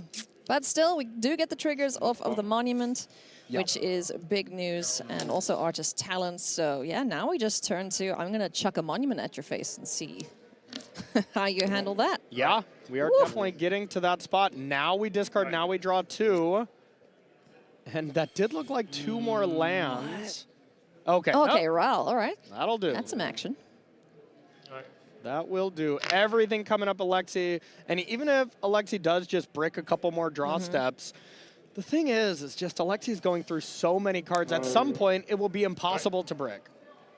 And this game seems to well and truly be in the hands of Alexi. This is the beauty of the deck, you know? Yeah. This is what it does at its best. It digs, it digs, it digs, it digs you out of holes that you didn't think you could get out of. Yeah, and looking at Is It Lessons, looking at Is It Lessons here in what the metagame we're seeing right now, Is It Lessons against the Cub decks has been okay, nothing special. Since these Cub decks are having Reclamation Sage, Sentinel of Lost Lore, these type of silver bullets that really either affect the Monument, Artist Talent, or the Graveyard, that matchup is not great anymore, but the one thing Is It Lessons is really good at, beating the other anti-Cub decks. Yes. I think that's what we're going to see a lot, where if Alexi plays up against a lot of Cub decks, it could be brutal. If you play against a lot of decks like Dimir Control, you could be on your way to a really solid finish here in Richmond. Absolutely. Looks like Alexi is getting in ever so close now to a 4-0 record here at his first Pro Tour. So he made it to Worlds, but didn't make a Pro Tour. Yeah, really interesting to take 9th at Worlds before you actually play a Pro Tour. And really funny that Alexi played Cauldron at that way before its time. This was pre-VV, so naturally when Paulo made the VV Cauldron deck, it was just perfect for Alexi. Consult the star charts. On the stack, Spell Snare says no thank you. Man, consult the star charts definitely got a lot worse with Spell Snare, because you tap 4 for that, it is still a true drop spell. Congratulations, Alexi. Paulo managed to pressure Gab Nassif and did so in convincing fashion there. 2-0. Yeah, that looked really good and definitely kind of showcased that this Dimir Control deck wants to play against creatures and 2-drops. Yes. So Cub fits the mold on both of those. So, maybe be looking for a little different pairing there for sure. Absolutely. We're going to take a short break, but when we come back, we'll have more coverage of Pro Tour Lorwyn Eclipsed.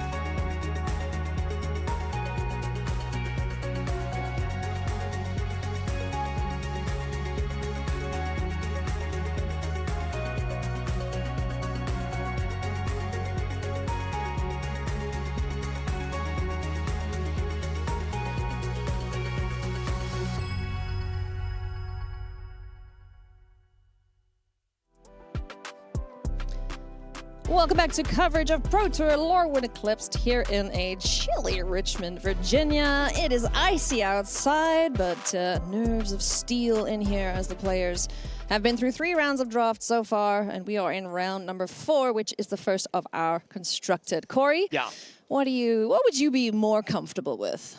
For constructed or limited? Oh, constructed by far. I think my overall limited record at the Pro Tour is like maybe sub 40% for sure, sub 50. So I was always much more confident in the standard format, in the constructed format for sure.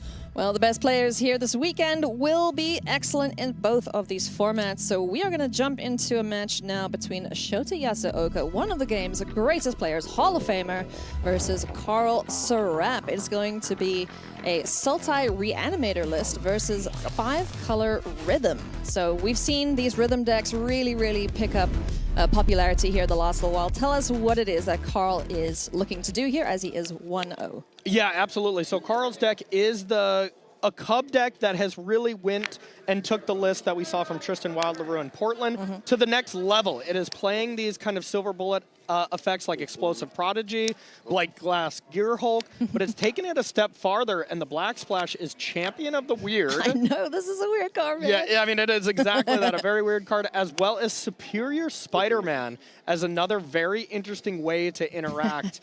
Just two incredibly powerful cards.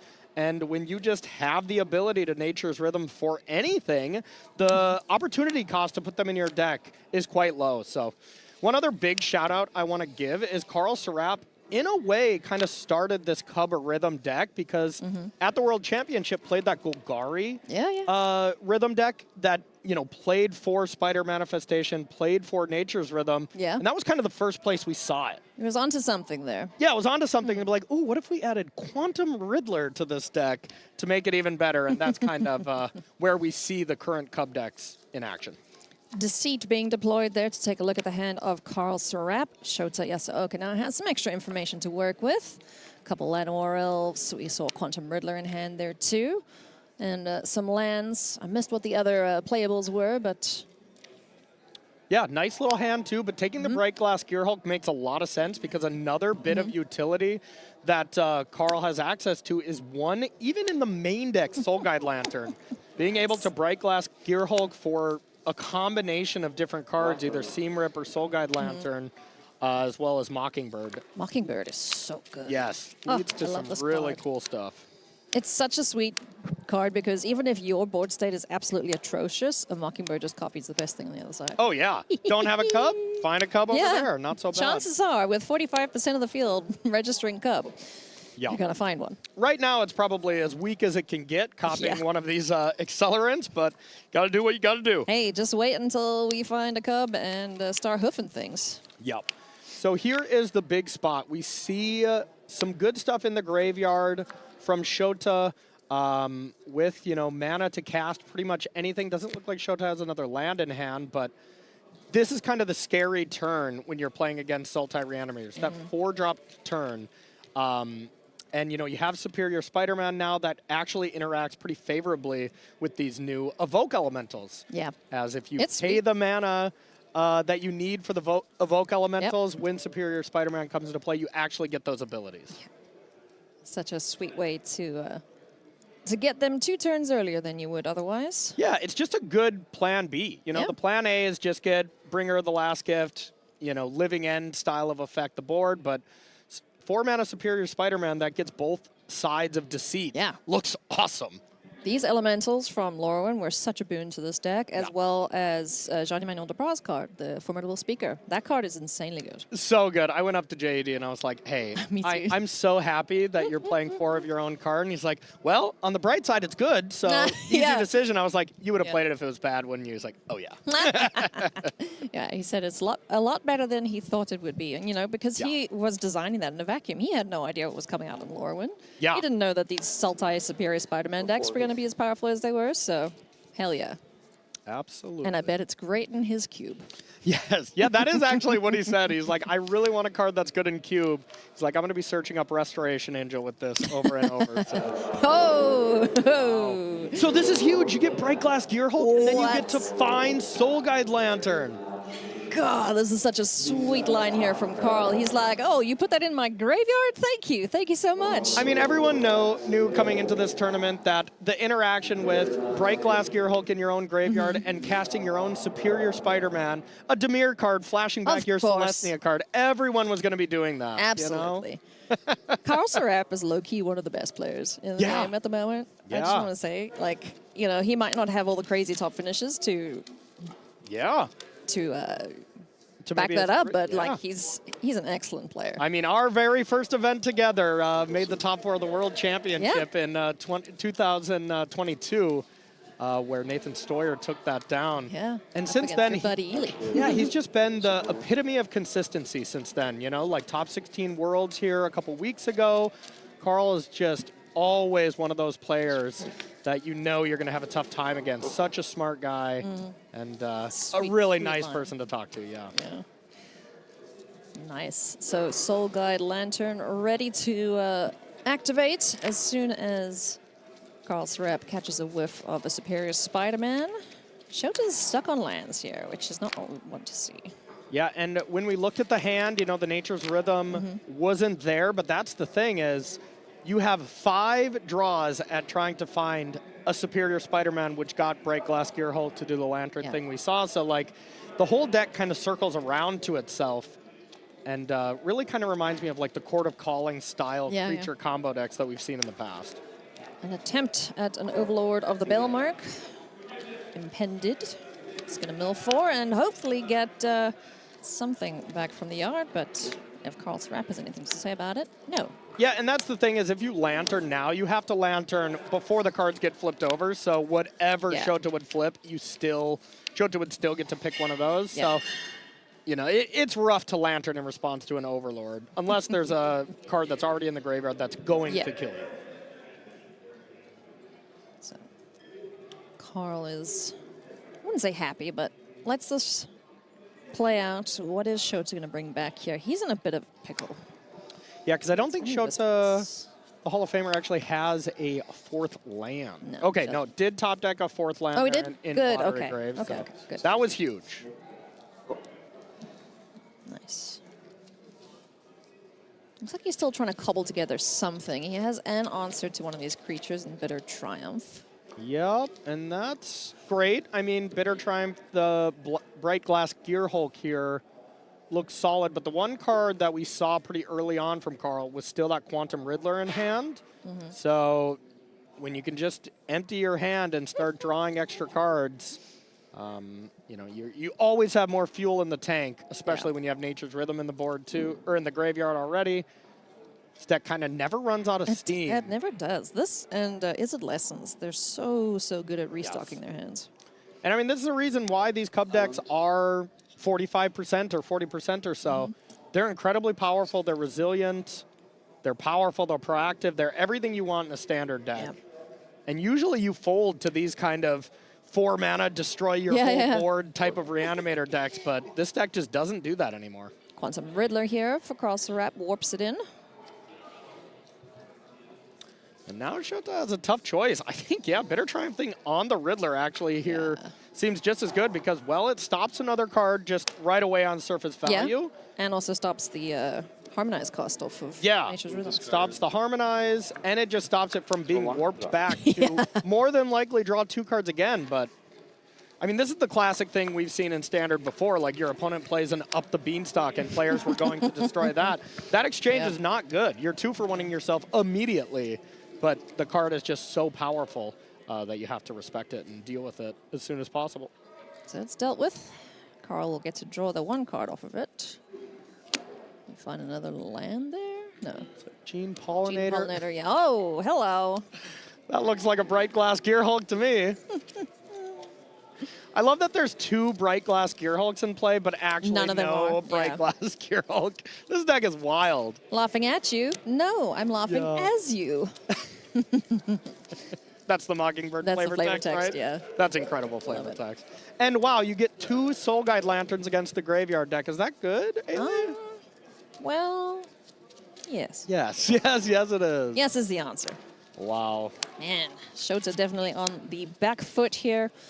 It's Carl Serap continues to develop this board. I mean, he's not even doing the scariest thing at the moment, which is Cub, bunch of mana dorks, and then hoof ya. Look at this heads-up play from Carl. Lantern comes into play, targets his own Riddler, not because there's no targets in Shota's graveyard, but because if Shota goes Superior Spider-Man, and Carl goes to Lantern. Lantern is opponents only, so the Superior Spider-Man from Shota would be able to turn into a Riddler from Carl's graveyard. So big heads-up play there from Carl Serap.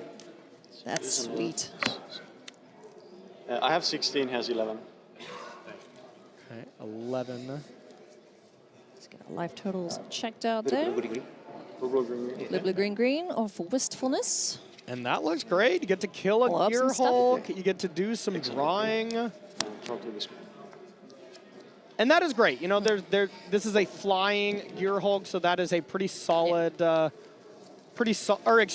Mockingbird, kind of tough to keep track of. The Mockingbird is a Llanowar Elf, and we just have the normal Break Glass Gear Hulk on the ground there for Superior Spider-Man. So the pressure is gone right now. Well, he did have 2 Mockingbirds on, so the other one ended up in exile over there. Yeah, that's the Gear Hulk one. The one in play is the Llanowar Elf. Yes, that is correct. But Carl doing math usually means it's hoof time. And hoof, there it is. 3, 8, for 8. Yeah, for 8. What are we going to get? I don't know. What 8 drop looks good? Oh, yeah, that guy. And there you go. You just always have an I win button for 8 mana here.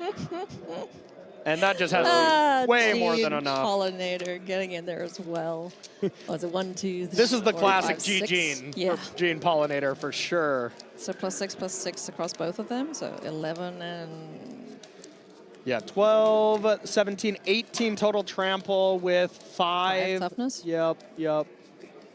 You know, I'm not a mathematician, but that looks like dead. That looks like lethal to me as well. Nice. And you know what? That all happened without a Cub in sight. Yeah, and no Cub in sight. There was some solid interaction from Shota, but the interaction with Bright Glass Gear Hulk being able to find Lantern against this Sultai deck, which usually has a pretty decent matchup against Cub decks. Creature decks, you're going to want that living death style of effect. But man, maybe this evolution of the Cub deck is just... maybe solves all your matchups. It's going to be fun to watch that. We'll see how well it does here this weekend in the hands of some of the best players, just like Carl Serap. Next up, we're going to jump into a match in progress here.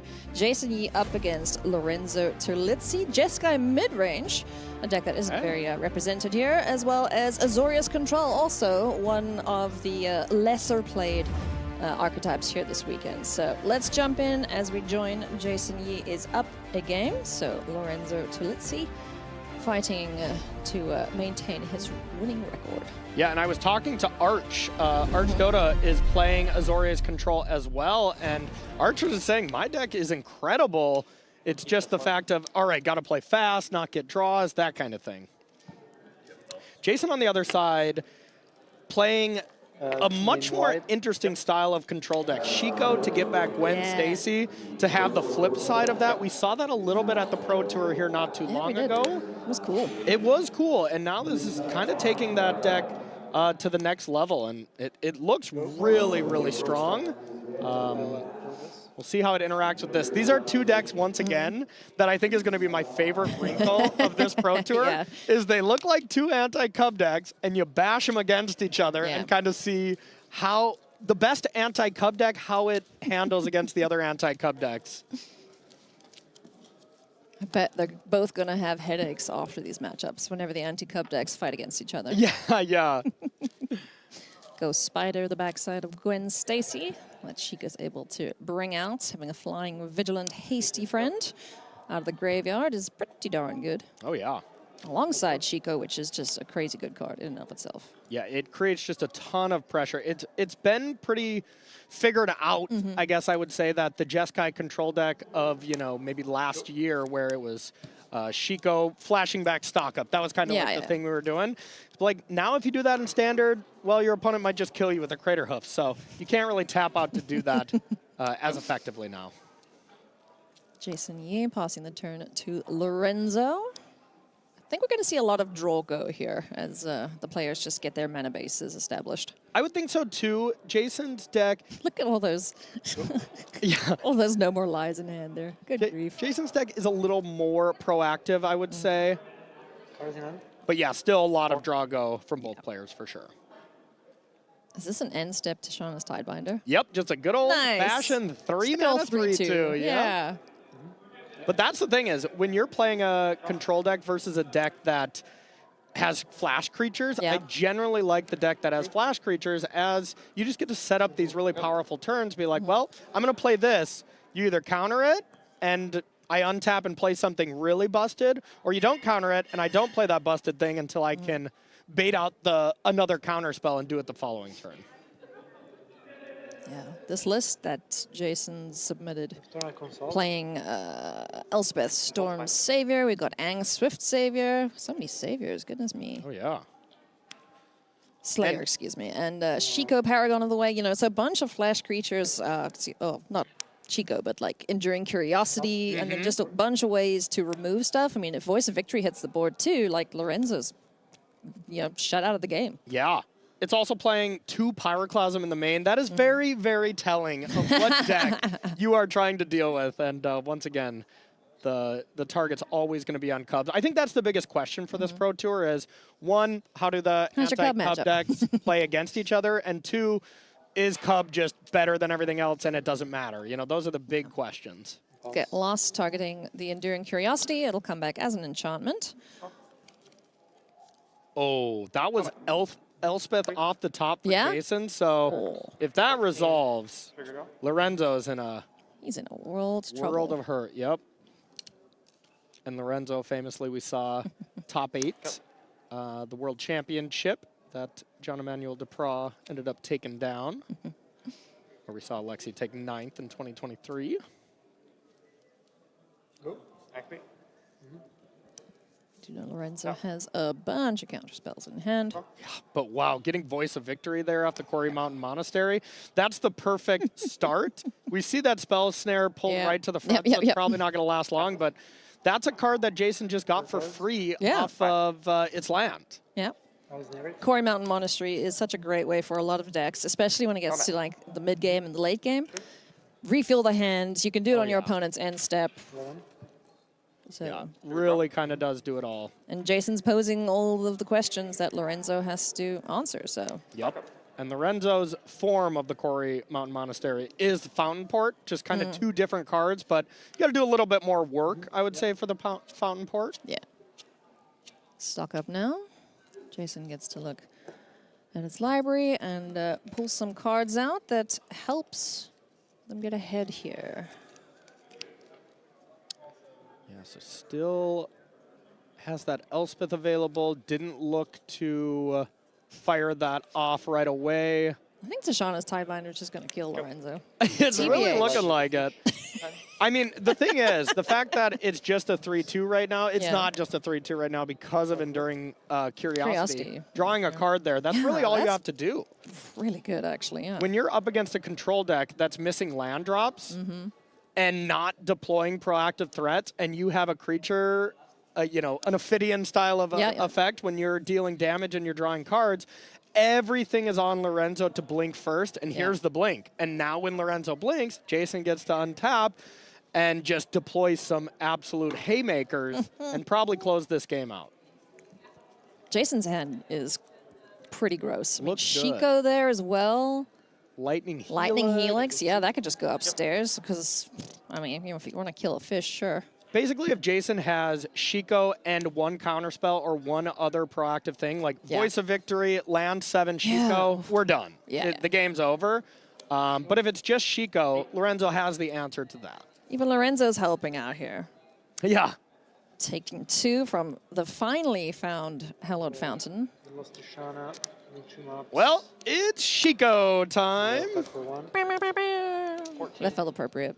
That did. That really did. Yeah, that was nice. What's Shiko gonna get, Corey? I mean, voice. You know how I was saying Shiko and stock up is not the thing to be doing right now? Well, it's the thing to be doing right now? on this turn. It looks really good. But we also see the Elspeth that we drew earlier. Planeswalkers up against Azoria's control that just used their last get loss. Pretty good, believe it or not. Oh, that's gonna feel so good. Oh, that's Aang too. Ooh. Jason is popping off. Jason's cooking. Elspeth, Storm Slayer, the sweetest Planeswalker released in a little while. Just making so many tokens and pumping the team. Voice of Victory on top of the library there. Yeah, and now when those tokens all have the text of draw a card when you connect. That's so silly. Yeah. And oh, man. Looking at the hand for Lorenzo, just a bunch of No More Lies. Essence Scatter, like all these defensive measures where nothing. An established pro like Jason Yee is going to just walk around these counter spells. Like, Essence Scatter says, no thank you, Voice of Victory. Jason Yee's not going to be too fussed about that. Plenty more gas in his hand, like Shiko, like the Lightning Helix. Yes, there's a fish on the other side of the battlefield, but... just one fish. Now they do fly, and it looks like Tidebinder is going to try to counter this ability, but that's going to open the door for Shiko here. Or just Aang Swift Savior? Yeah, because Lorenzo's tapped out. So. Aang the Tishana with it on the stack. So that's going to be 3-0 resolves to 5. Lightning Helix makes 6, 7, 8. That is it.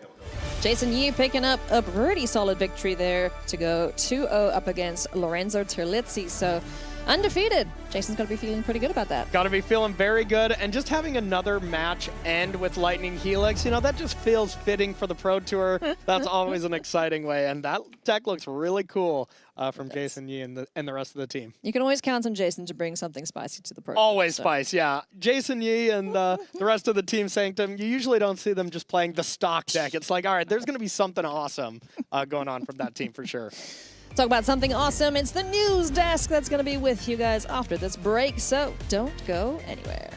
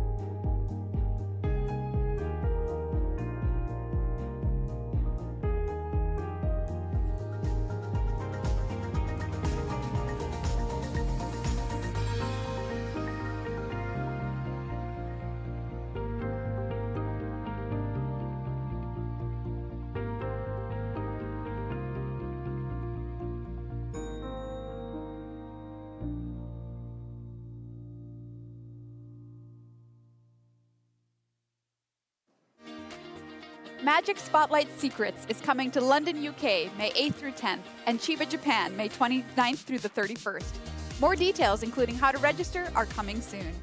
Can't make it to the event? Individual organizers will be live streaming the event on their channels with dedicated broadcast teams and commentary. Need a TLDR? Coverage highlights will be featured on Magic.gg and Play MTG social channels, and you can see the full Magic Spotlight schedule for 2026 over on magic.gg/spotlight. Welcome back to coverage of Pro Tour Lorwyn Eclipsed, live here from chilly Richmond, Virginia. But the action heating up inside as more than 300 players are battling here at Pro Tour Lorwyn Eclipsed. Welcome back to the news. That's Marie Bartholdi, Monty DeVuti, and Cedric Phillips hanging out with you in the standard rounds of day number 1 of competition. Now, for the first time, let's reveal our leaderboard and find out who is leading the field here at Pro Tour Lorwyn Eclipse, the first of the season. And we indeed have some big names who have started out the tournament undefeated. Luis Salvato, your Pro Tour Rivals of Ixalan champion in 2018, starting out 4-0. Another Pro Tour champion also starting out 4-0. That's Matt Nass, your Pro Tour Ether Drift champion last year in 2025. How about your Player of the Year for 2025? Ken Yukihiro, currently starting out 4-0. Congratulations on a great start to him.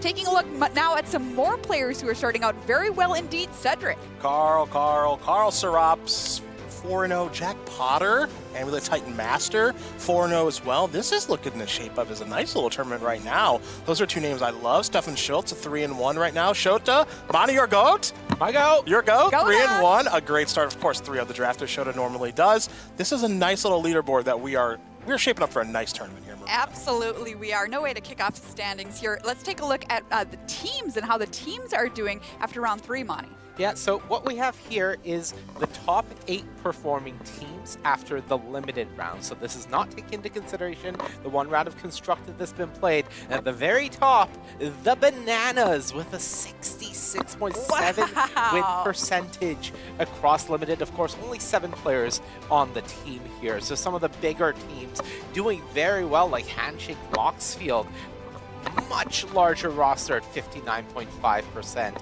And of course, Baguette Sero de Roble making an appearance in 8th place there, as a lot of people do consider Jean-Emmanuel Duprat one of, if not the best limited players currently in the world. Got to give props to that team name, Cruelest Ultimatum. Yeah. Very nice. Well, we're shifting our gears. Oh yeah, why? Cedric doesn't like it? No reason. I like the name, I just don't like the card. Oh, I'm sorry, I interrupted. What happened? That was a lot. Yeah. Sorry. Hashtag rude. Yeah. We're shifting gears over into standard here on day 1 of competition. And we talked to some of the players yesterday about what they're playing. If you want to look for a deck, here are some deck bites.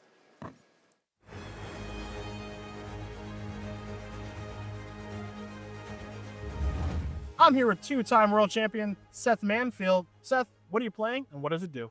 I am playing the Esper Pixie deck. So you can play some cheap creatures, enchantments, and artifacts. Then you pick them back up, put them back in your hand, and then you replay them again. So you are able to kind of tempo your opponent out. Tell me 3 key cards in your deck. So it's got to be the Pixie itself, the Kaido, which is your Planeswalker finisher, and Boomerang Basics, because that's one of my favorite cards. What's a good matchup and why? So a good matchup is the Simic Ouroboros deck. You have so much redundancy with your removal because you can continue to rebuy your removal spells back to your hand and kill off all of their mana dorks. What's a bad matchup and why? So I would say the deck doesn't have really polarizing matchups overall, but if I were to pick a deck that I didn't want to play against, it would be the Reanimator deck. I'm here with Nick Talbot. Nick, what are you playing and what does it do? We're playing 5 color elementals. We're going to play a Thunderflock and we're going to bounce all our opponents' Earthbed lands to their hand. Tell me 3 key cards in your deck. You've got Ash on turn 2, Beza on turn 3, and then Thunderflock on turn 4 for the win. What's a good matchup and why? I like Control. You're playing for Deceit, so you can kind of rip all their hate out of their hand and just attack them for lethal. All your elementals do something. Even if they get rid of them, they still had an impact. What's a bad matchup and why? Graveyard hate is in the board, but Reanimator is still tough. So Sultai Reanimator, their Spider-Man, if they pay 2 blue and 2 black, they can hit your Deceit and use it against you. So that's kind of tough. Nick, good luck this weekend. Thanks, Cedric. Appreciate it. I'm here with Jean-Emmanuel Duprat. JED, what are you playing this weekend and what does it do? I'm playing Sultai Elementals, which is a deck built around the Evoke Elementals from Lorwyn. You cheat them into play and then you play Thunderflock. and bounce everything except your guys, and rinse and repeat. Tell me 3 key cards in your deck. So Thunderflock is the big card. It's the best one against Badger Morcab. Deceit is the best of the elementals. And Formidable Speaker, of course. Of course. Yeah. Tell me a good matchup and why. So all the Cup decks are good matchups, specifically like the classic Band Cup deck, because they are very bad against Thunderflock. Their lands get bounced too with the rest. Once you start looping, you can return your speaker, search for another Thunderflock, and like there's nothing they can do to get out of the loop. Tell me a bad matchup and why. The classic Reanimator deck is a bad matchup, the Bringer of the Last Gift version, because it goes over the top of what you do. It also plays the elementals, so you don't get to bounce the whole board. Like it's just more grindy than you. JD, good luck this weekend. Thank you.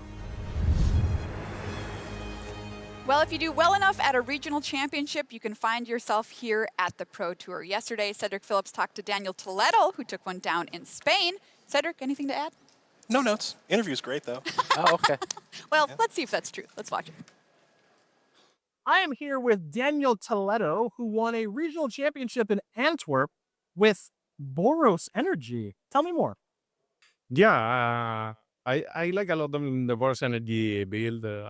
I played it a lot in the past seasons, and I have a lot of experience with the deck.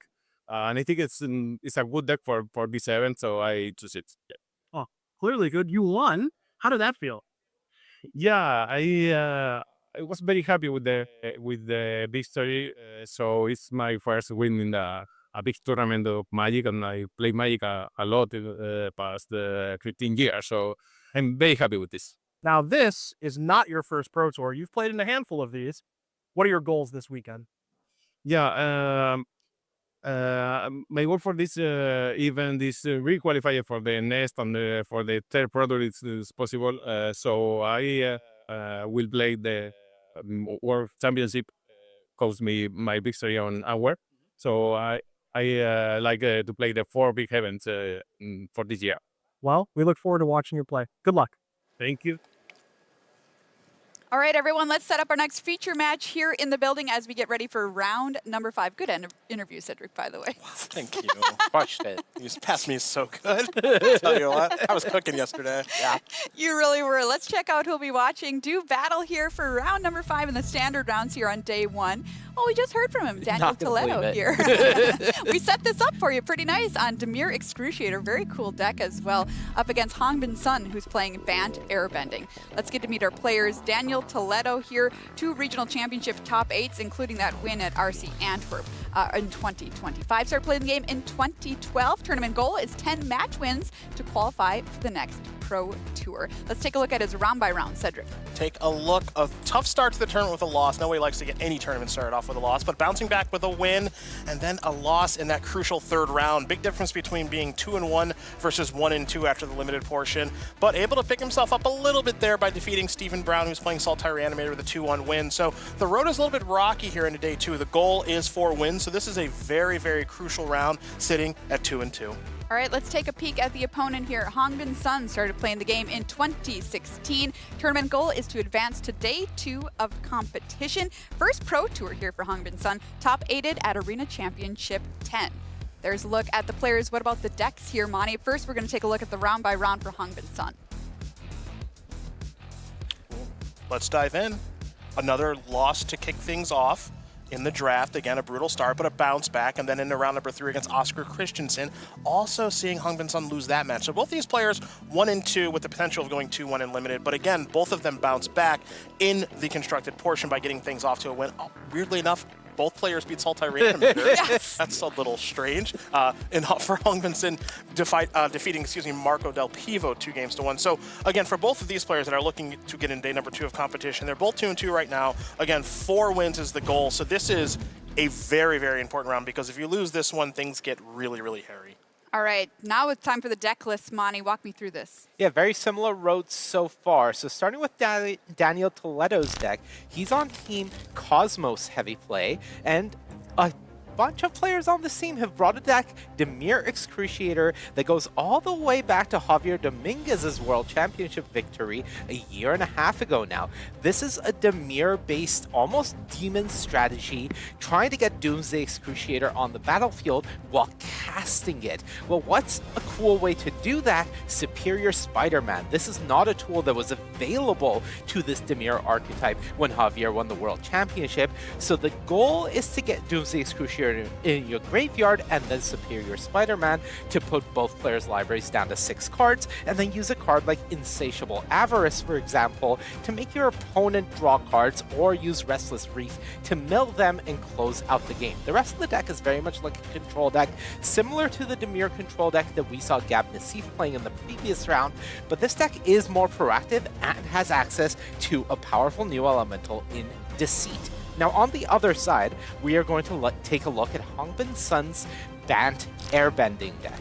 Now this is a flavor of Badger Mold Cup deck, but this is not a Badger Mold Cup deck in its pure form. This deck is more of a combo deck. You are trying to assemble Appa Steadfast Guardian, as well as Aang Swift Savior and Doc Hourlock. This will essentially enable you to have an infinite airbending loop while accruing resources using your other cards. Now this is a deck that did exist at the World Championship, but was not overly successful. Since then, there have been 2 massive changes to the deck. The first was the printing of Formidable Speaker, Jean-Emmanuel Duprat's World Championship card.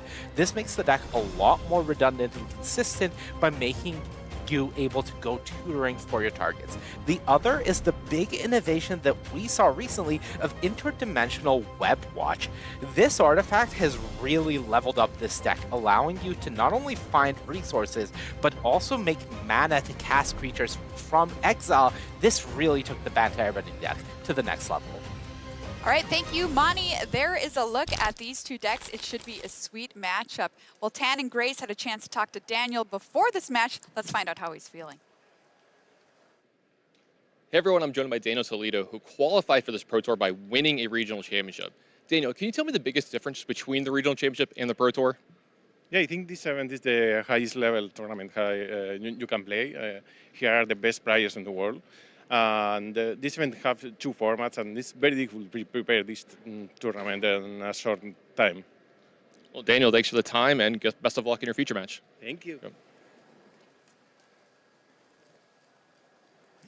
Well, let's find out what happens. It's time for round number 5. I'm going to pass it on over to the booth. Thank you, Mira. Welcome back to the booth here at Pro Tour. Lorwyn, Eclipsed, Marshall Sutcliffe with Paul Cheon. And as you said, big difference coming from the RC level up to the Pro Tour. You have to qualify you have to practice for 2 different formats in one tournament. Yeah, absolutely. And as you can see already, we have these players who maybe are much more versed in constructed play, because many paths to qualification involve constructed play here, struggling a little bit in kind of that limited section of the event. But now, I'm sure they're excited. They already won their first constructed round. Can they go back to back? That's right. Daniel Toledo here, you see, with Dimir Excruciator, is here via regional championship.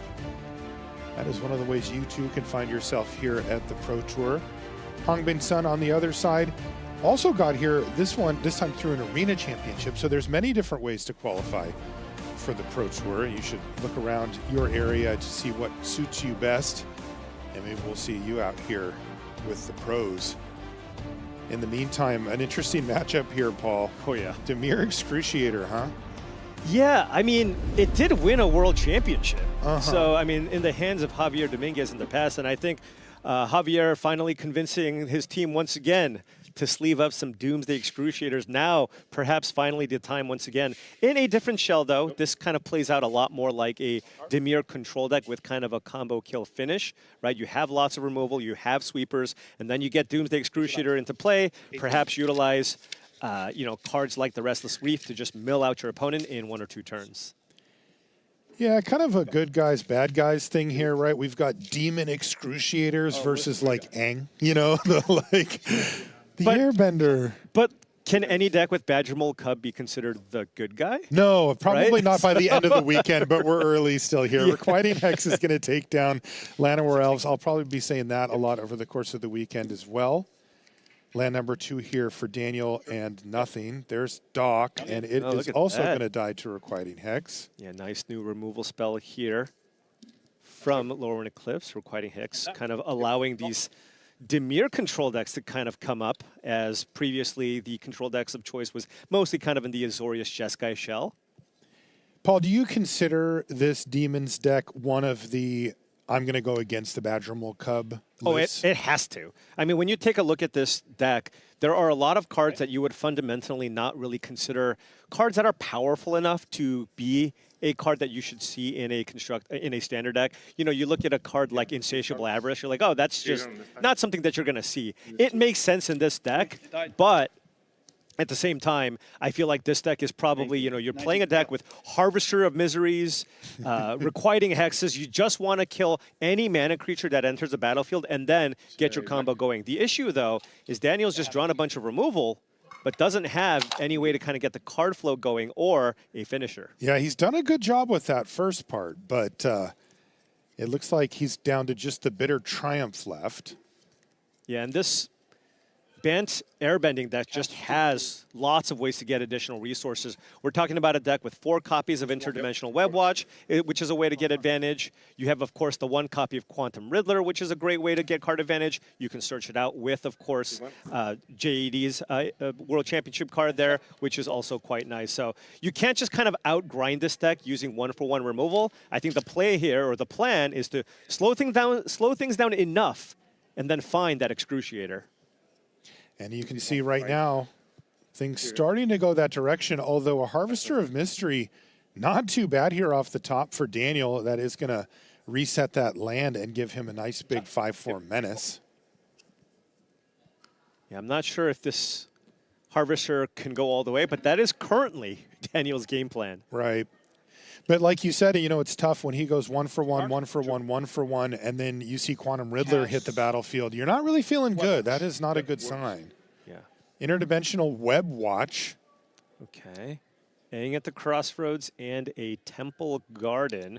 Doesn't have the mana to play the Aang just yet, but you do get to make your land drop for the turn. And that goes until your end of your next turn, right? Right. Okay. 5.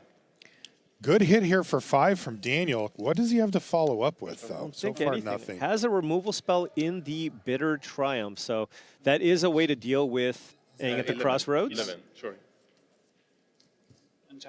Yep. So with the Interdimensional Web Watch, you can play Aang at the Crossroads and still have 2 mana available.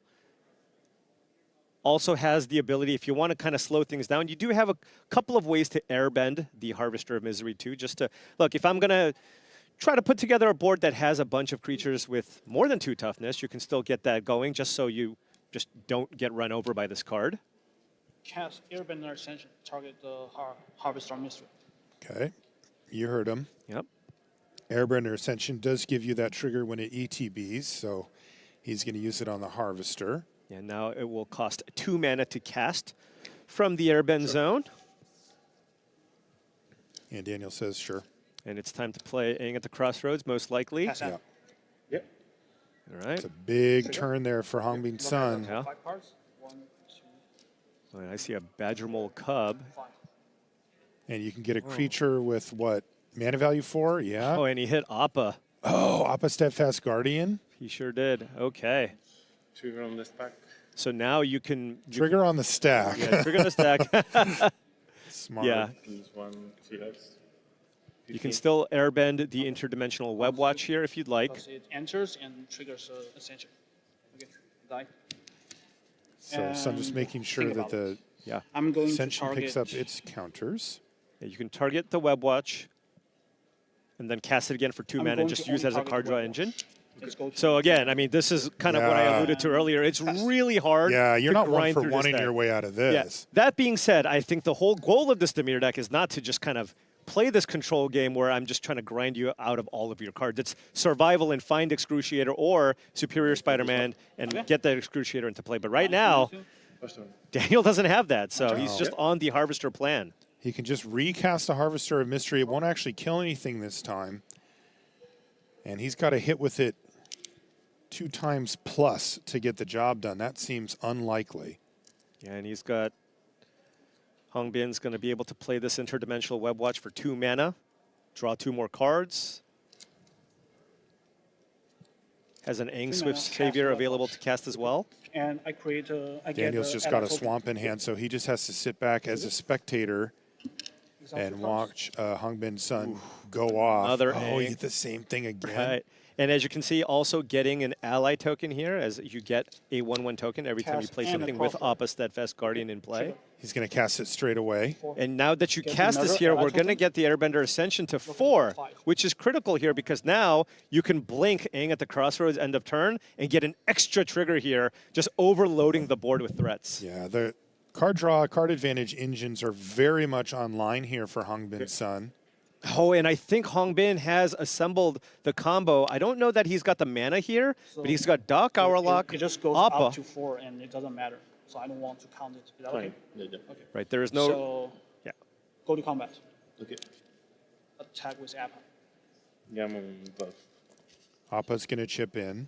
And Hongbin does have Angswift Savior, so he's kind of got that I'm thinking about it. the 3-card combo going here. Once he does, he can basically generate infinite ally tokens.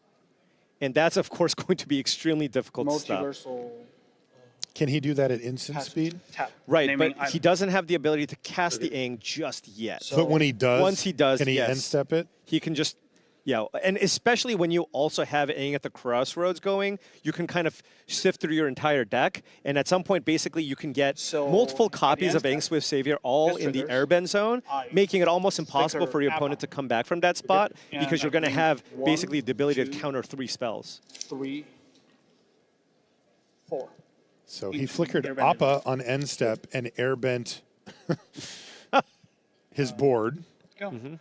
Except for the 2 allies and, of course, Appa. And he's doing this because he's aware of a sweeper in Daniel's deck, right? You do have Deadly Cover-Up. So he goes, look, I have the pieces to combo off next turn, so everything is just going to be exiled, and next turn, I will have the ability to kind of lock this game down. Daniel drew Superior Spider-Man for the turn, but... Is there anything... There's Aang at the Crossroads in the graveyard. There's another Harvester there, too. But he doesn't have any of the big things that he's trying to bring back with this list. His deck has really provided him with like a bunch of spot removal and a couple of Harvesters so far. Yeah. So he's going to trade off for Appa and an ally token as he got triple blocked there. But I don't know, does Daniel even have a creature he can hit off of Aang at the Crossroads? If he does copy it? My turn. Untap. Draw a card. Well, he passed the turn the back. very So strong it's your own. Okay. And I spent green and blue, cast Dock. Works. And I cast Class Dock. this one for free. Now everything is free with Doc Hourlock in play. Badger Mole Cub. Little spice there of one of Bovine Intervention, I think? Is that what that is? Yeah, it is. That is not a card you typically see in the main or sideboard, but Hongbin playing one copy of this. Swords to Cowshares? Yes, you can call it that. I'll cast and a Crossroad for free. Yeah, so I mean, Hongbin will just be able to go off here and hits a Formidable Speaker, so can use that to hit a combo piece, but actually just found Appa here. So can put that into play, and with the Aang, that would be essentially the combo. There's Appa Steadfast Guardian. In response to the trigger, I float 2 mana. I float 1. Yeah, I guess you got to figure out your colors, but I float 1 green mana and 1 white mana. Green and black. Green and? Green and white. Green and white. Okay. No need for black mana. Okay. I think the question at this point is just And how much more can Daniel take, right? He's just going to have to watch Hongbin just get all this value. And right. At some point, jealousy takes over. Or Yeah. Yeah, and Hongmin playing very carefully here, knowing that he basically has this game locked down and just needs to make sure he sequences everything perfectly because he doesn't know what the last card is in Daniel's Formidable hand. speaker into the battlefield. Okay. Now you can use that speaker to find whatever missing piece you might need. And search for a card. I discard. Now this deck function. also has the ability Search to for kill each you in your on the turn that you're going off as well. The way that works is you get a Badger Mole Cub into play, and you basically, once you kind of have this loop going, you infinitely flicker your Badger Mole Cub, making an arbitrarily large land that can actually kill you, and then just kill your opponent that way as well. I miss some like ally triggers. I miss some ally triggers. The N is in hand, and I miss some ally triggers. He's like, because Appa's on the battlefield? Right. I think I missed one ally. He could have made some ally tokens, but... No, not one ox, one ally. And I cast this for free, get another ally. I think you are in time to put this here. Okay, I cast this to put another ally. Okay. So he did actually miss Missed a one, trigger. He's didn't saying get he missed it, a but... trigger, yeah. And there's the I still Cub. have like these two floating. So I cast a Badger Mole Cub. Okay. I cast a Badger Mole Cub. Targeting... With the mana. That was the 2 mana floating. Right. And now with the ability to Ang the Appa, you can basically Ang the Appa, play the Appa the Ang. They just go back and forth, and then you can flicker as many number of things as you want in play, as long as your Dark Hourlock survives. And clearly at this point, Daniel does not have a way to kill the Dark Hourlock. He's not waiting for just the right moment, as it has passed. So, right. 1, 2, 3. I cast the... Probably this will prompt the concession. Do you have any response? Anything in response, Daniel's like, says, do your thing. No concession. So in this case, that I could like go infinite with Appa and Swiss Spear. Every time I could blink the Badger Mole Cub, I could get infinite large of the token. This is called demonstrating a loop. Yes. And he has demonstrated it well, and Daniel says, you're good. And that is going to be game number 1, going to Hongbin Sun, who really worked his way through a lot of early removal, but not enough pressure of any real sort there from Daniel. I mean, he did get a Harvester down for a hit, but it just wasn't quite enough. Yeah. I mean, when you compare kind of the banned airbending deck to perhaps the Simic Rhythm decks, the Simic Rhythm decks play many more mana creatures, and it does have cards like the Quantum Riddler, but I do feel like there's a lot more staying power when you are looking at a deck like the banned airbending deck, just because, Ang at the Crossroads, Interdimensional Watch, there's just so many ways to get value with this deck. You see Deceit here on turn 2.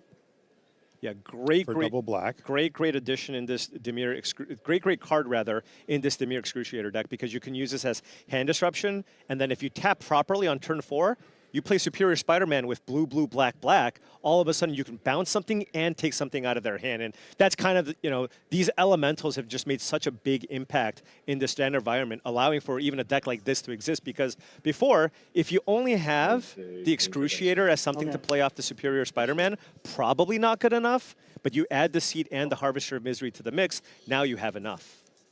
And it's a nice setup too, right? Turn 2, you can do this to clear the way. Turn 3, do something. Then turn 4, if you find that Spider-Man, you get it all. And he kind of has everything here. And here. there's something in the middle, stock up, kind of perfect. Yeah, and can find some interaction here. Can play a Spider-Man next turn as well.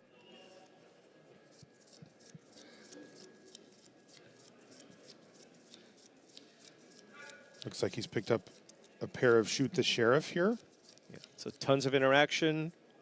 A little bit of a clock with that Deceit potentially, and additional card draw with the Winter Night Stories in hand. You also like to see the Deceit taking away the Bovine Intervention there, just showing it its due respect. Hongbin's like, I made the right choice. Yeah. Put this in my deck. Yeah.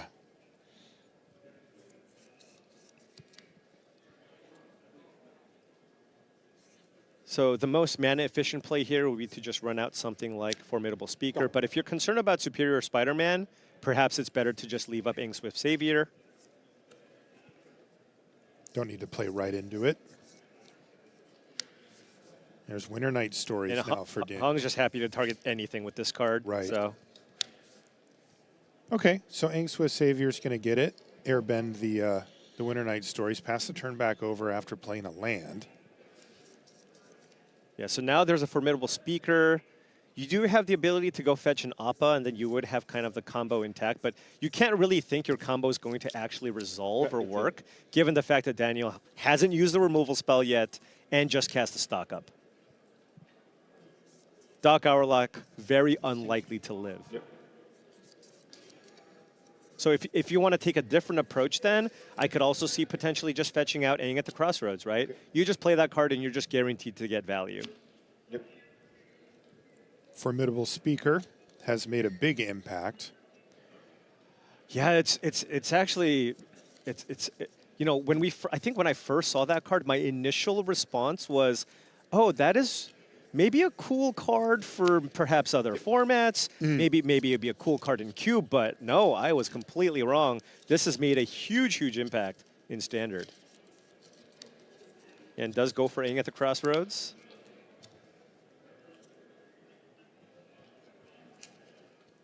Yeah, Hongbin knows, just like in the first game, that he can more or less just play a value-based strategy here. And if the combo comes together, which it happened to do good, but realistically, he was way ahead in that game anyway. Right. Wow, that was a great draw. Intimidation tactics, so you can cleanly get the Aang at the Crossroads out of Hongbin's hand. And then Hongbin's basically kind of out of gas here. You can get the Aang at the Crossroads out of the hand, or exile it rather, and then you can play the Superior Spider-Man, copy Deceit, you know, and perhaps bounce and get rid of the Aang as well.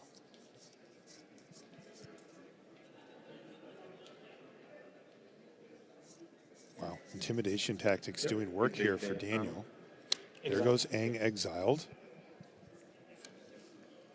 Yeah, the other option is, of course, just firing off a bunch of removal. 2 blue, 2 black. Right. It becomes a copy of Deceit, and you can up. take that or Doc if you're somehow really worried about the combo, although I guess you're getting a piece either way. Right, so now you have a 4/4 here, cleanly getting rid of the Aang. Hongbin has some rebuilding to do. That was a nice turn for Daniel. Yeah. But now what? Just a Doc Hourlock. And he drew another one for the turn, too, Paul. So redundant copy there. Maybe he'll be glad he has it later, but right now it's not doing much. That was an insatiable avarice. It was. I mean, you're at 18. You could just go for the... You could pay full price. Going to attack. Oh, just do it all? Yeah, I mean, why don't you just... You can just draw 3 cards if you like here, and Daniel does have the Shoot to Sheriff. I mean, he's just going to do the limited you double block, I remove your creature thing. So he gets 2 for 1 out of that combo, or excuse me, that combat. Right, 2 mana. Oh, right, can just run this out instead and just reevaluate Winter Night Stories. Another Deceit, likely keeping that one in hand. You can see why these decks that have a Reanimator theme like Winter Night Stories. And there's the Excruciator. There's the Can you imagine if you just play that thing next turn? Just cast it. It's gonna be a hard. Like, it's very likely that Hongbin will just not have the combo pieces to even be able to go off here. There's Deceit going into the graveyard. Land number 6 on the battlefield here for Daniel. He passes the turn back to Hongbin, but he just doesn't have anything going on, so he's going to attack with the elf. It does not. I mean, this is just completely different game here. Daniel's the one that has the huge advantage in terms of resources.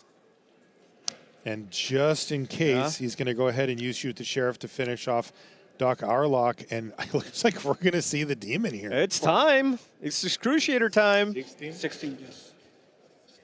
Slam it. Boom. 6 black mana, no bigs. All right, yeah, we're going to all have to read this one together. But the bottom 6 out of your library face down. So it means that we just have the bottom 1, 6. 2, 3, 4, 5, 6. And then the rest are exiled face down. That's right. And they saved us the time of, hey, let's see what you sideboarded in. And there is a Restless Reef in play. That's milling 4 cards. And if you play a land, you can Insatiable Avarice target Hongbin, and Daniel can actually win next turn. Just mill you, make you draw the rest of your library, and call it a game. Speaking of calling it a game, that's what Hongbin Sun just did. So that means that we're going to get a Game 3 decider with both players getting to kind of do their thing. in games 1 and then games 2 respectively. Ooh, Torpor Orb there for Daniel, although the rest of the hand looks pretty suspect.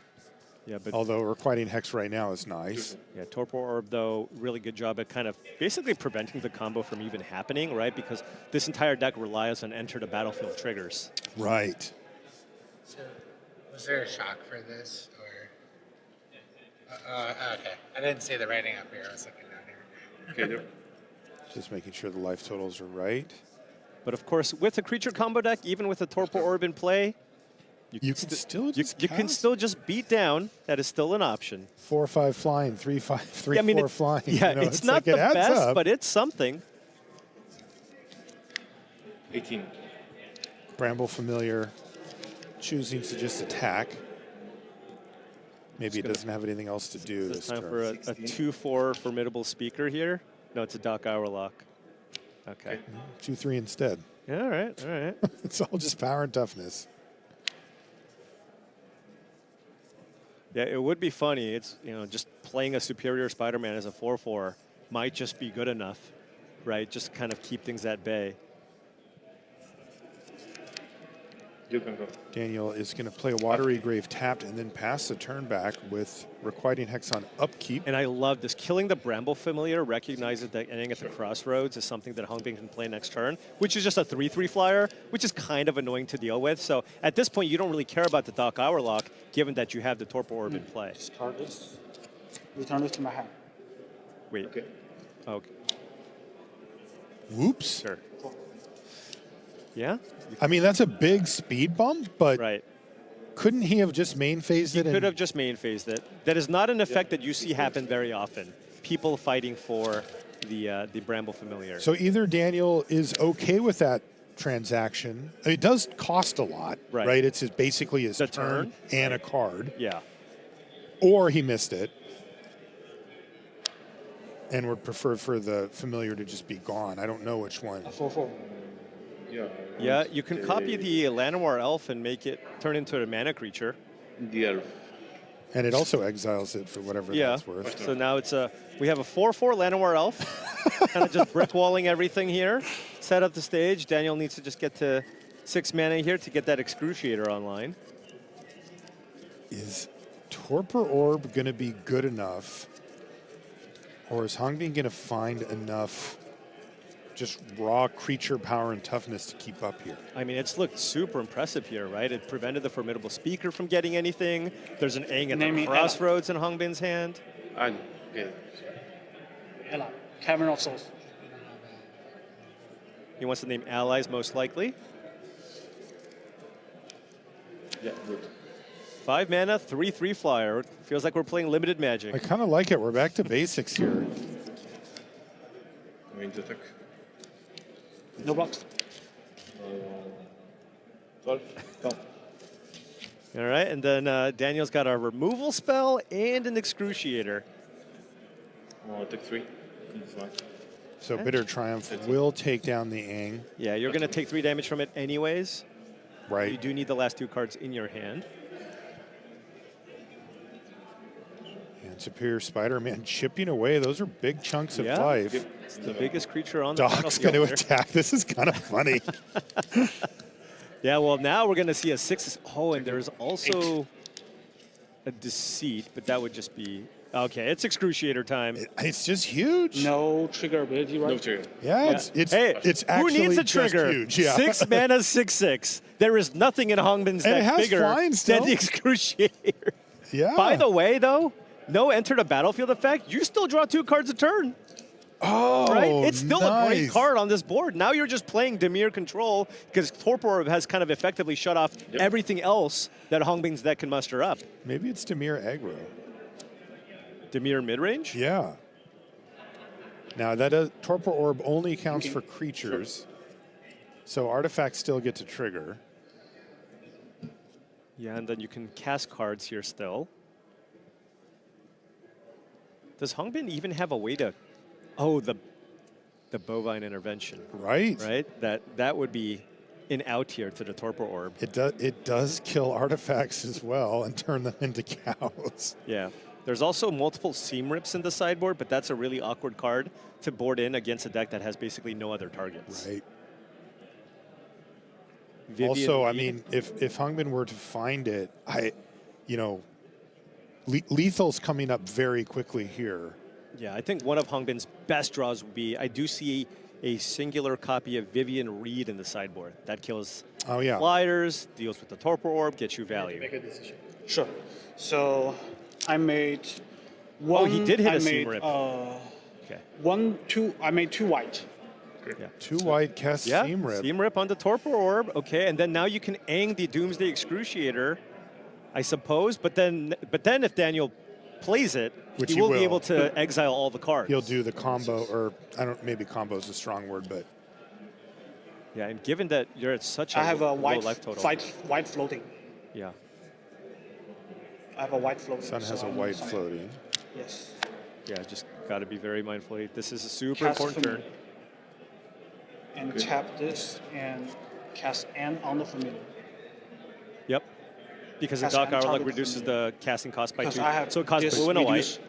Just reduce 1, so I Right. have to put it in the airband zone. So now you can cast Fetch Quest off the Bramble Familiar for free, as it is in the Yes, airbend zone. I have 1 white remaining, and this is for blue. So this because the dog reduced the cost, so it only costs blue and white. for these 2. Exactly. I waste these 2 for paying this, so all of these mana are good. So he is now tapped out with Fetch Quest available on Bramble You need Familiar. the blue to cast this one. I'm missing. Yeah, the blue something. came from the. I cast and the Swift Spear, targeting my Bramble. Yeah, Familiar. but I asking about the mana. I have the mana. It's only cost 2, a white and. Yeah. But he wants you to know need where 2 the for blue this and 2 for The this one. blue from Yes. the multiversal passage, and then the white from I have like the 5 mana, 1 for interdimensional. this, And the 2 other for white this, went 2 for the this. seam rip. That's right. Yeah, it works. Yeah, it works. He just wanted to make sure. Okay. Yeah. The island's tapped. Yeah. There we go. That's in the play. All right. And I cast Fetch the Quest. Fetch Quest. Yeah. What do we hit? Okay. Mill 7 cards and put a Oh, creature, he enchantment, hit or land. Appa. On the He battlefield? hit Appa onto the battlefield. Oh my goodness, that is Wait, the is that the last combo? piece that you need. So now you can Appa the Aang, No. play the Aang, and you can now make an and, infinite number of tokens. So Does I that cast do Weapon what he for needs free. to do here, though? Ally. I need 1 ally. Thank you.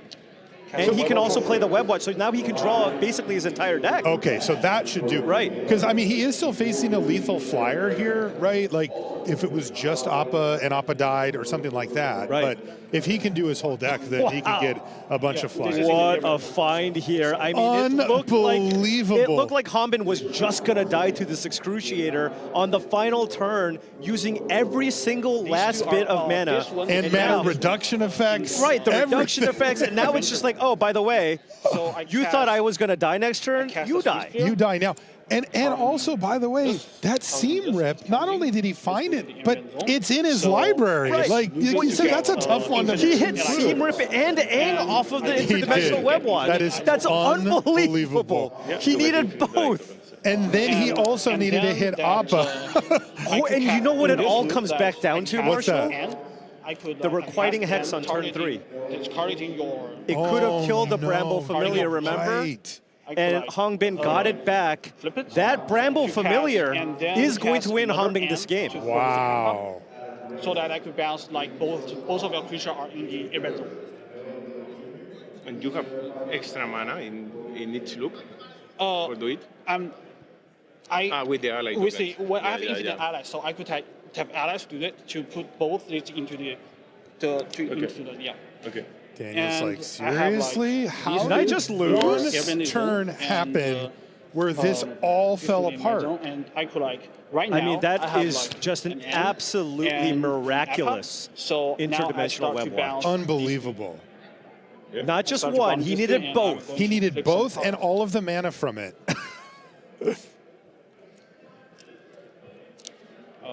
I think these are not just here is the exile zone. Is that okay? Yeah, now we're just trying to And shortcut. Toledo's just basically saying, okay, well, how are you going to kill me? make this sure turn? that I actually die this turn and Right. don't. Okay, I could generate infinite mana for the Exile Zone. Okay. Right. Yes. Okay, I Yeah. could like put Just to let you know, Even into I got play. infinite tokens, I got infinite mana, and I can draw my into deck. play. There's the Vivian Reed. Just randomly discard.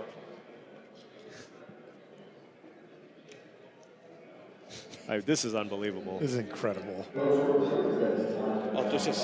I just cannot believe the this is House so of easy. Cards I made it wrong. situation that we saw. I mean, Daniel Okay, kind of so had him now locked up. Yeah, I mean, we went from a spot where Hongbin was playing 5-mana 3/3 do-nothings Right. to this. To this. Thanks to interdimensional web watch. This Alpha is in play. I put all of these cards into the event zone, and these are I feel like all of us. Hongbin's practiced with this And deck a little bit. He These knows. are all in the event zone. Is that okay? Yeah, yeah. And then you have a whole bunch of allied tokens, right? Yeah, 1 billion allied tokens. He made 1 billion. 1 billion. Solid number. Go. And then he says go. So he's not able to finish the game right now, but it is enough to get the job Web done. watches And in my an life. incredible finish from Hongbin's son, chaining together exactly what he needed to go infinite. What a win. What an entertaining match that was, right? And that game 3 just kind of had everything, right? We saw the sideboard matter. Daniel probably thinking about that turn where he basically waited till Hongbin's turn to kill the Bramble Familiar. I mean, to be honest, I didn't even know that that card had that ability, right? It's already got a ton of words. It's like, I'll just wait, I'll just kill the creature on your turn. And that fetch quest won Hongbin the game. I mean, that was just absolutely insane, right? Really great Every finish. single bit of mana mattered. The exact 2 cards that you needed to hit off the web watch mattered. I mean, and then of course Hongbin just showcasing just complete mastery of that Bant airbending deck. Really great stuff there. About as close as it gets, no doubt about it. We're going to take a short break, but when we come back, we'll have more magic here from Richmond. Don't go anywhere.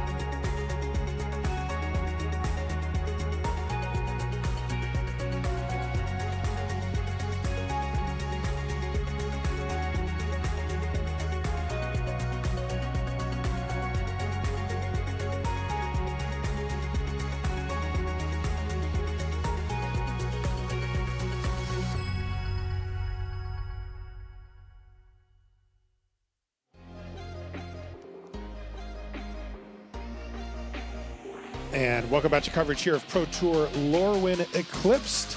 We're in Richmond, Virginia. I'm Marshall Sutcliffe. I'm with Paul Chion. You can see the PT happenings as players make their way to their seats. And we're very much in the flow of the tournament now. We're in the standard rounds. If you're just joining us, we already had our booster draft. We're a couple of rounds into standard now. And we've got 2 heavy hitters from Japan facing off against each other. We have Ken Yukihiro and Takumi Matsura. And interestingly, they both play for Team Moriyama Japan. They did not take the same list with them to this tournament, though. In fact, in some ways, a little bit combative there. Bant Airbending versus Boros Dragons. Yeah, Takumi kind of known for his prowess with aggressive decks. So anytime there's, a deck that gives you the ability to kind of turn your creature sideways, I think he's going to be opting to go for that option. Ken Yukihiro going for what looked very impressive in the Bant Airbending deck that we saw in the previous match by Hungbin Sun here. The theory behind this Boros Dragons deck and the reason why you want to play this is the big card here is the Clarion Conqueror. What Clarion Conqueror does, it's a 3-mana 3/3 flyer. It basically shuts down all your mana dorks. And in a format where you're expecting, 40% of the field to be Badger Mole Cubs, Land War Elf decks, if you can get the Clarion Conqueror in play turn 2, potentially even with Momo, that can do a lot of work to just kind of slow things down. By the way, you see the Momo right there. Says Momo's friendly, but I think you'd have to ask the people on the other side of the Momo. And that is Sarkin. Dragon Ascendant, revealing a dragon, so you get a nice little treasure here. Sarkin has finally found a home.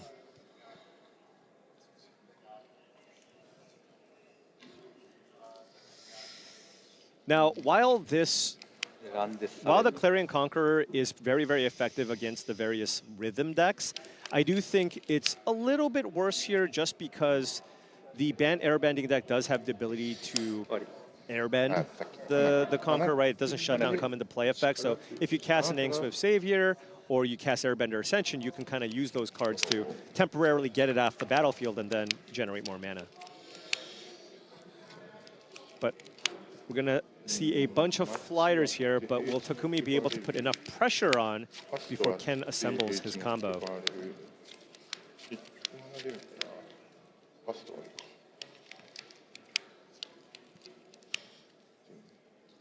You can sense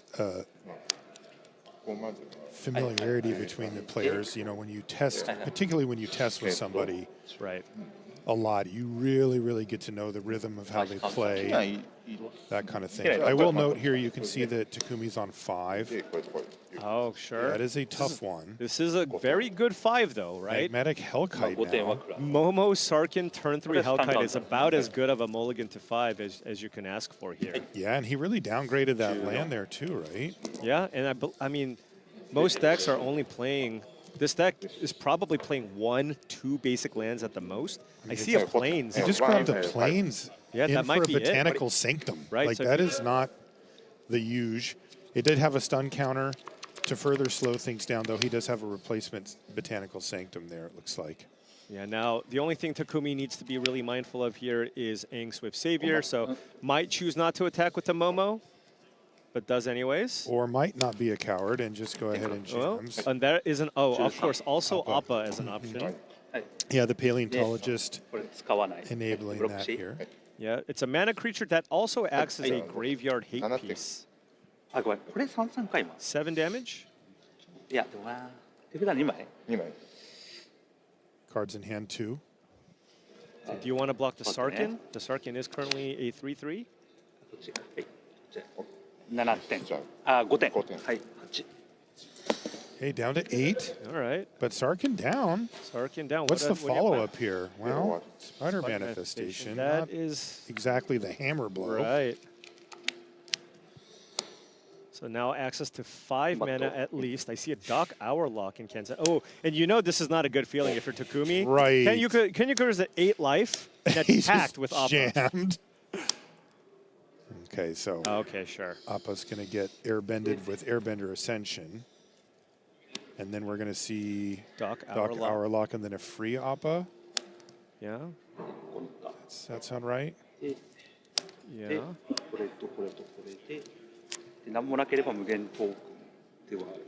All right. Now you get to make a bunch of 1/1 tokens. Because Appa picked up those 3 permanents, and they're all free to cast with Dock Hourlock. It does take the 1 counter off the Ascension, but they'll be back soon. これがいなくなるんじゃないですかね。どうなんですか。最後の場でこれをやるときはどう。最後はいるよ、全部いる。 Yeah, うん so he gets to make じゃあ an これで arbitrary. Is he? 今 This is この just この infinite, 3枚を right? 追放してで戻して Yeah, because you're He's playing giving the Airbender, so- demonstrate a loop hands for sure. So 無限で so he has a billion tokens. で最後に、これをプレイしてこれを追放しました。 Okay, and then finally the last one is going to take out the. because there has to be okay. some number of. There's got to be more than one token. I think he put the die on there to show that it's like just a massive. crazy amount. このターンで勝たないと。そうこのターンで勝たないと。 Yeah. And he wins. Okay. Because Takumi says, "Well, I can't kill you." Right. So There is no ability for me to actually kill. I can kill your land. I can't kill those or you. And that is game number 1 going to Ken Yukihiro as he's able to set up not the full do everything combo, but enough of it. Yeah, I mean, Takumi mulliganed to 5 and basically had 0 interaction. I mean, you got to have some disruption here because, you know, this is effectively a 3-card combo. And if you have nothing and you give Ken a little bit of time, it's just going to be tough. And unfortunately for Matsura, it's on 5 again? All right, he's got He's the one that's just playing the straight up 2-color deck, right? Right. Like, I guess he's possibly aggressively also looking for specific cards. Yes, that definitely could be. Doorkeeper Thrall, for example. Very, very good against stopping the combo. Right. So if you make it so that they can't tap for anything and the abilities don't trigger, it's kind of like right. That should be Now, the lock. Seam Rip still gets this, right? Because it stops artifacts and creatures, but Seam Rip would work here. But yeah, this is basically Torpor Orb on a stick. No follow-up flyer here, because he would have cast it ahead of time with the Momo in play. Yeah, Takumi probably just thinking, oh, I don't have a whole lot of action going on here. There's the Badger Mole Cub. Oh, right, it's just the Grizzly Bear. Right. Another one of these games, but Ken did start with 7 cards in hand. Burst Lightning. It was worth a Burst Lightning. Yeah. Takumi needs a dragon. Oh, there's a dragon.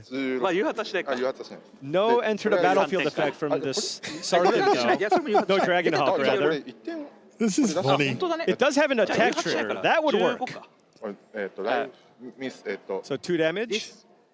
Not trigger. Maybe. Oh, they're trying to figure out if Momo still gets pumped by the Dragon Hawk. Oh, funny. It's a triggered ability, I guess, right? It is, I mean, given that these two are teammates and they're doing really, really well, you can also just tell by the tone of their voice, right? It's a lot more casual. Oh, they're having fun. Yeah. I'm loving this. Yeah. ターン2キャストでノットトリガーにトリ maybe and this ability and this Momo's not trigger. Right. Yeah. Not but and trigger that and take two and but and not trigger. Not trigger. Oh, I see. One life. Yeah. They might have missed it when the they're asking when the Thrall came in, should it have triggered Momo? Oh. They figured out that it doesn't for the. No trigger. No trigger. No trigger. Okay. So do they need to fix the life total? Oh, possibly. 19、17。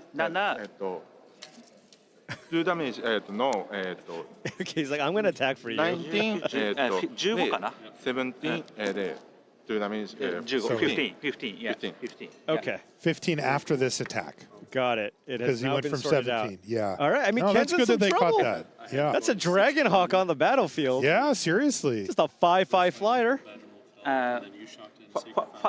First attack and 1/1 19. Yeah, the judge was wondering if it was from that attack on that turn, but they actually retroactively fixed it. 1 2 2. Yes. 1 2 2. Okay. Yeah. Okay. All Because right. Momo got to hit for 1. Yeah. But the Thrall didn't trigger it the second time. Yeah, so Ken's got kind of an uphill battle here. This was a pretty good 5.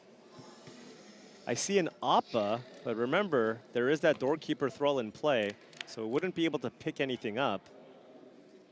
It would just be a 3/4 Flash Flyer, which would be still good at eating the Doorkeeper Thrall. I mean, so if you're is going to have to show some caution here. Yeah, I mean, 4 mana, like. Yeah, at this point, you can probably just attack with the Dragon Hawk and get value that way. One for 18, right? No. The judges are asking because it was a turn prior. Yeah. So they looked at what the life totals became and are like, wait a minute. Yeah.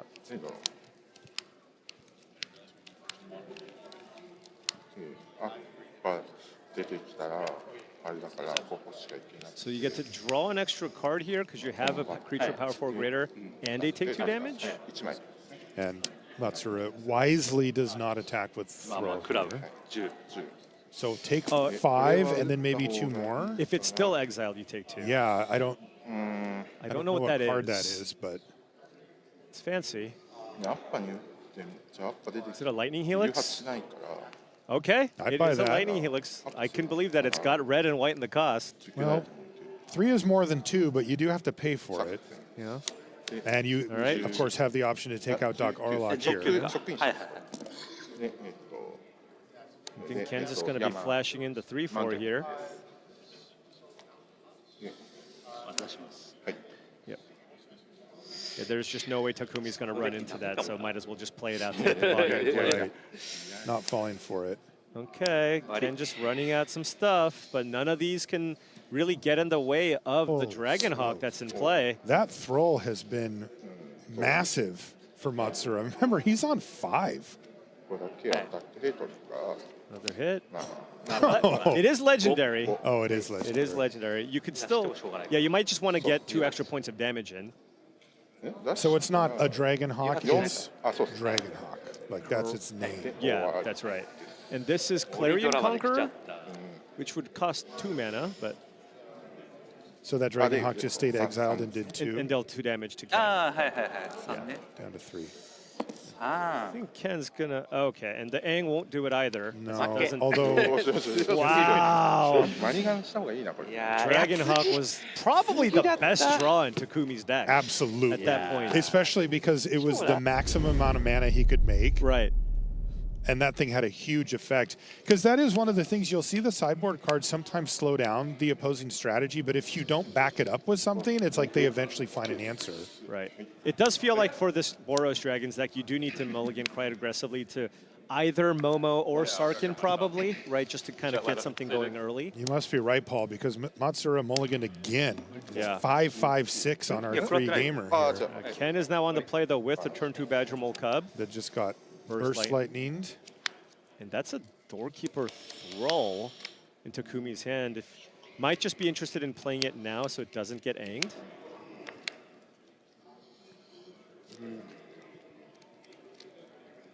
It has flash, right? It does have flash. But you just don't want to But if you play it end of turn, Ken can respond by casting Aang Swift Savior and then putting it in the airbend zone, yeah. I don't want it. Is that a multiversal path? Yeah, and he just runs it out in main phase. So that's on white. Okay. Airbender Ascension does work.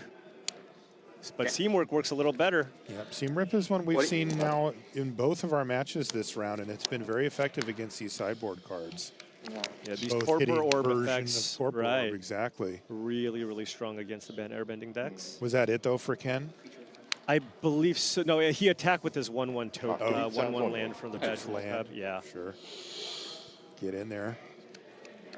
I do see a Clarion Conqueror, I believe. That's it right there. Right. Man, Takumi almost had the 2-3 punch there, right? He sure did. Shut down the ETB, shut down the stuff while it's on the board. So now this Temple Garden can't tap for mana, right? Oh, because it's a creature? It's a creature, Oh, so... no. Oh, this That's is kind of a hilarious. rough spot here. You know, one of the great things about Clarion Conqueror, besides how well it's positioned against these type of decks, is that it actually has both of the things that we just talked about, Paul. It does back itself up. I mean, it's a clock in and of its own. Right. You play a Torpor Orb and, you know, they got time. You still need to kill them somehow. Right, but this thing does. That's a rarity when you see a card that's that good out of the board or even the main deck. Now, I do see an Airbender Ascension here in Ken Yukihira's hand. Could use that to airbend away the Clarion Conqueror and turn off his mana for a turn. Looks like he's going to try to build up some mana here. Oh, just making a large 2/2 Temple Garden. Right, because I mean, if he right. spreads them out, he Yeah. gets that one turn maybe, but otherwise they're just shut off. Ari, Domes. Ari, yeah. Domes. Ari. Ally. Cavern of Souls. Ari. ALLY. Yeah. Ari.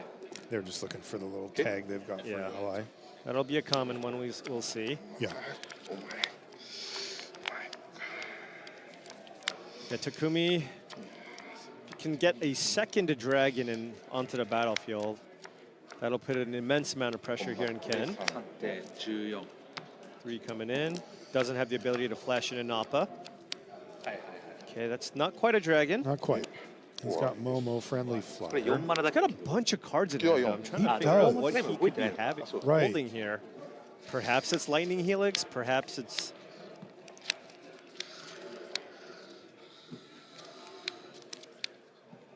Could be a Dragon Hawk. If he had Dragon Hawk, he could have played it Lex. Could he? No, he couldn't. Yeah, He the went treasure's for it. turned off. So one of them's probably a Dragon Hawk. Yeah, that makes sense. All right. I mean, we are getting in with some 2/2s here, but Takumi is the one who also has access to burn spells in his deck. Lightning Helix could go a long way here. That is a Magmatic Hellkite. That'll trigger the Sarkin, and you can get the Cavern of Souls here.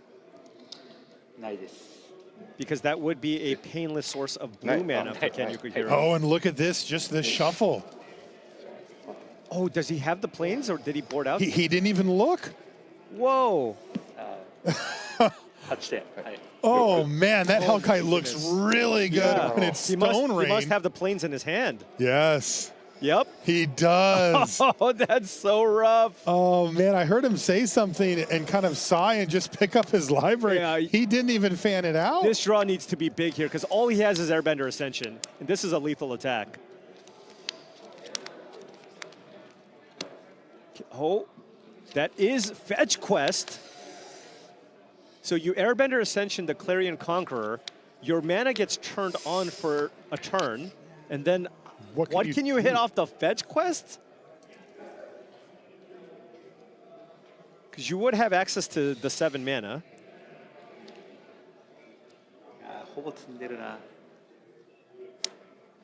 Yeah. Perhaps you hit Aang.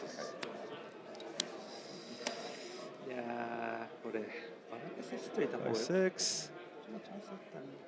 One more. Okay.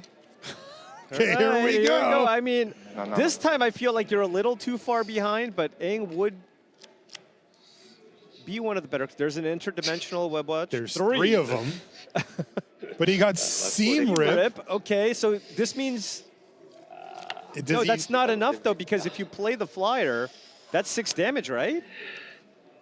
But he can't play that. He doesn't have to... Okay, he's just Exactly. dead, right? And he's gonna have to give up. Takumi Matsuura brings the specified weapon to the table, right? This is the one that's aimed at these, not even like exactly this deck, but at decks kind of like this. And he had the tools to get the job done.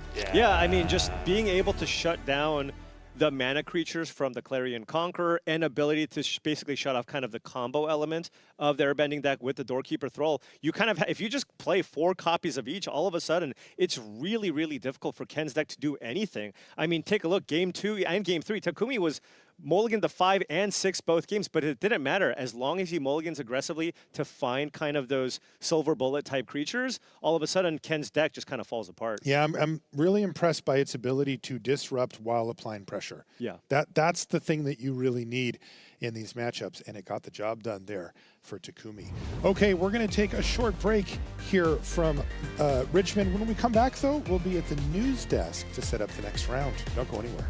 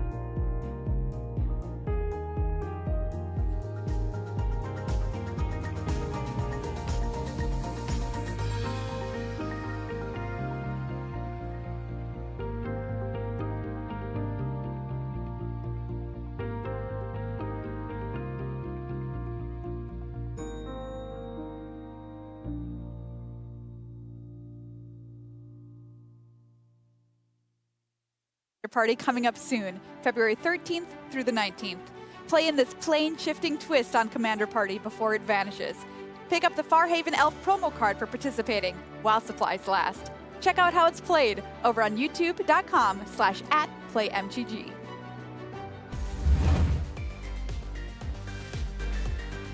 What's up, friends? Welcome back to coverage of Pro Tour Lorwyn Eclipsed, live from Richmond, Virginia. 305 players here in the building battling for their share of a $500,000 prize pool. There is a live look at the floor as the players shuffle up and play here on day one of competition, a new season of Pro Magic. Hey, everybody, welcome back to News. That's Marie Bertholdi, Cedric Phillips, and Mani Davuti joining me here. Let's take a look at our leaderboard and find out where we're at after 5 rounds of play here on day one of competition. Of course, things are already starting to get pretty interesting. We have 9 players left in the building with perfect records, a lot of big names among them. Lucas Dukow has 2 Pro Tour top 8s, starting out undefeated. Alexei Paulo, who we heard from earlier in the program, a Spotlight winner, currently 5-0. Carl Serap has a World Championship, Pro Tour, and Grand Prix top 8s to his name, currently starting out undefeated. Then lots of great players also sitting at 4-1, including Pro Tour champion Matt Nass, followed by another Pro Tour champion, Luis Salvato. Cedric. Really, really nice start to the tournament. Our reigning world champion, Ken Yukihiro, checking in at 4-1. We love to see that. Jason Yee, it is having another fantastic tournament, checking in at 4-1. And Simon Nielsen, a player who over the past couple of years has effectively won everything, is also 4-1. So we are seeing some big names really start to knock the doors down here in Richmond. There's a look at our leaderboard. Well, 2 of the players who are here in the building, they always seem to make the Pro Tour. They always seem to make day 2. Let's hear from them right now.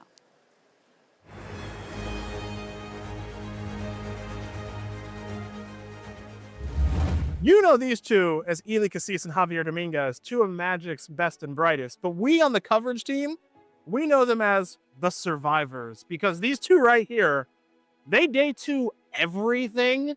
They never miss. Since Magic has returned to tabletop play, they have never missed a day 2. And we want to talk to you 2 about how the heck do you do this, because I've played in these things. These things are really hard, and you make them look really, really easy. So in 2023, Ely, you made top 16, the World Championship. Javier, you made top 8 at Pro Tour Lord of the Rings. Do you remember anything in particular? I remember I chose a really poor deck for that event, and luckily 6-0'd limited. Okay. Well, if that's not surviving, I don't know what is. 2024, you both make the top 8 of Pro Tour Modern Horizons 3, but only one of you wins the World Championship. Yep. Oh, it's the guy with the microphone. And I also did beat Ely on the way, like 4 top 8s. Oh, okay. A little bit of bragging rights. Ely didn't survive that matchup. All right. 2025, we got a little bit of drama. Now, Ely, Javier passed the microphone back to you because he's trying to dodge this question. Javier, Pro Tour Championship, you started 1-4. Take the microphone back. Answer us. Before you did make day 2, but what happened? Well, I played Phyrexian Obliterator. Okay. That's it? That's it? That's the whole thing? Okay. Yeah, that explains a lot. That explains a lot. But he did make day 2, even with Phyrexian Obliterator. Boom, 4-4. But now we have to talk about this year. Okay? Because we know, as this year starts, you guys day 2 everything. You make it look easy, even with Phyrexian Obliterator somehow. Well, what are the goals this year?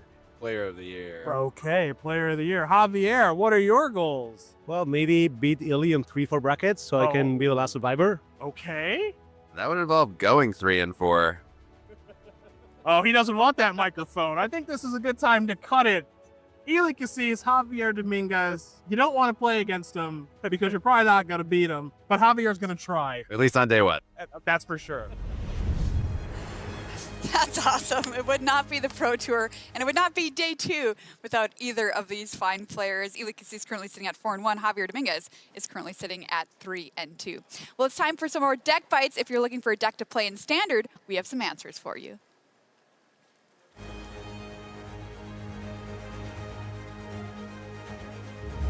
I'm here with Reed Duke. Reed, what are you playing this weekend, and what does it do? I'm playing Demure Control, designed by the one and only Gabriel Nassif, who, in my opinion, is the best Magic deck builder of all time. Okay. Matt Sperling as well, so it's the three of us playing it. This is a pure old-style control deck where we're planning to draw a bunch of cards, counter spells, and win the long game eventually. Tell me 3 key cards in your deck. So the first one is Deadly Cover-Up. This is a 5-mana card that can sweep the board at the same time as exiling your opponent's best card from their deck for the rest of the game. So stops graveyard recursion, strips away their combo piece. 2 other key cards are 1-mana spells from Lorwyn Eclipsed, Requiting Hex and Spell Snare. So this kind of makes the deck leaner and helps us keep up with all those fast matchups out there. What's a good matchup and why? A big reason why we chose Demure Control is we like our matchup against the green decks. They have so many mana dorks and creatures that just hang around on the battlefield incidentally that when you do finally Deadly Cover-Up, you get such a big advantage, it's really hard for them to come back. What's a bad matchup and why? There's one card I don't want to see on the other side of the battlefield. It's Kaito, because I can't counter it, and it's really hard to remove. So Demure mid-range is a tricky matchup, but we're pleased that that's like not one of the most heavily played deck lists this weekend. Reed, good luck this weekend. Thank you. I'm here with Tony Portalon. Tony, what are we playing this weekend? What does it do? So I'm playing the CFT special. It's a Teamer Harmonizer deck. It's a combo deck that basically removes the green mid-range creature plan and put in some combo with blue card draw and red interaction spells. Tell me 3 key cards in your deck. So Harmonizer, it's a key card because it's the part of the combo kill. And then something like a card draw, like a stock up that find those key pieces.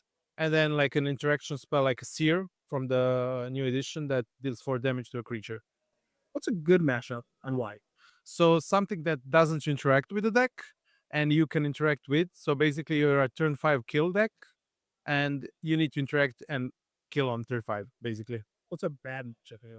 And for the same reason, something that does interact a lot with the card. So if they have multiple remove spells, you can beat like one, but multiple remove spells that can keep on their turn, on your turn, and kill your combo piece. That's a bad matchup. Tony, good luck this weekend. Thank you. I'm here with 2-time world champion Javier Dominguez. Javi, what are you playing this weekend and what does it do? I'm playing Dimir Excruciator, and what it does is playing Doomsday Excruciator or copying it and just exciting your opponent's library. Tell me 3 key cards in your deck. I bet I know one. Yeah, Doomsday Excruciator, Superior Spider-Man, which can copy it, and the Seed. What's a good mashup and why? I will say good matchups are slow decks because they give us time to actually, do the whole combo. What's a bad matchup anyway? Well, but matchups are decks that go under, so we don't have enough time to play the big demon. Javi, good luck this weekend. Thank you.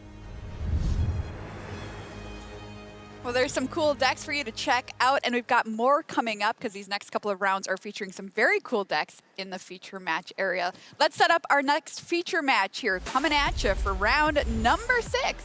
We've got Samuel Loy and Mateo Ferreira, Simic Omniscience in the hands of Samuel Loy. Okay, I'm sat. And Is It Lessons from Mateo Ferreira. Let's get to know these players here. Samuel Loy, top 8'd at RC Melbourne in 2025. When we asked him who the best constructed player playing on the Pro Tour is right now, he answered, me.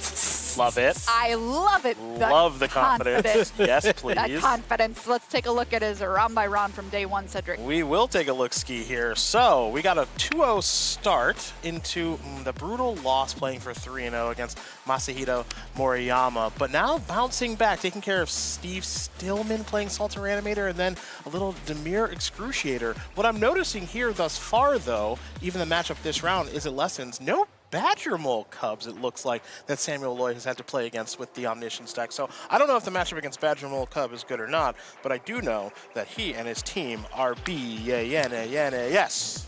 Absolutely. Let's take a look at the opponent. Mateo Ferreira started playing the game in 2016, wants to win this Pro Tour as his goal. He's a winner of RC Naples in 2024. When asked who the best constructed player playing on the PT is right now, he said, survey says, me. So both of these players. Look, we can't do think that. They're both the best. Okay. I was like, is every player just saying that? And I looked through all our surveys, and it's not. Okay. It's just all right. these guys. Just want to make sure. I mean, I do like the confidence, that's for sure. All right. A 3-0 start here from Mateo, which I do like quite a bit, taking care of Willie Adel in the final round of the draft. Then you see a loss against Jack Potter, who is undefeated. He is playing Bant Rhythm, and then a bounce back win against Yuki Ishikawa, who is playing Is It Lessons. And now my big question here in this matchup, and for a lot of players in this room, is how much do they test against Omniscient strategies? Because they're not performing as well as maybe your Badger Mill Cub decks, and people at this tournament were very much, I either want to play Cub or beat Cub. Omniscience is very, very powerful if it goes ignored, and I'm curious to see if Mateo is one of the players who just said, I didn't think this deck was going to show up, and now I'm paired against it. All right, Monty, you wanted to see this Omniscience deck in action. Well, here you go, buddy. Tell me about it. Yeah, when we're talking about cool decks in the feature match area, we're not talking about the Lessons deck this round. We are focusing on Simic Omniscience. This is the build that Sam Loy has brought. And taking a look, this deck is very cool. You have your Dream Curve. Turn 2, you play Lost in the Maze. That means your tapped creatures have hexproof. Turn 3, you play a Formidable Speaker, Jean-Emmanuel Duprat, making yet another appearance. This is a way for you to discard a card and go get Kona. Rescue Beastie, the bestie. Once you have Kona on the battlefield, if you have access to one of these planet lands, an Evendo, or Euthros, you'll be able to tap Kona immediately. It'll have hexproof, is protected. You go to your second main phase. You put Omniscience on the battlefield, and then a flurry of spells go off. The eventual goal is to be able to use Terror of the Peaks plus 2 copies of Meringue River Regent to just get infinite activations and kill your opponent very quickly. The rest of the deck is just a lot of draw spells, a lot of ways to find your tools and set things up. On the other side, Mateo Ferreira on Is It Lessons.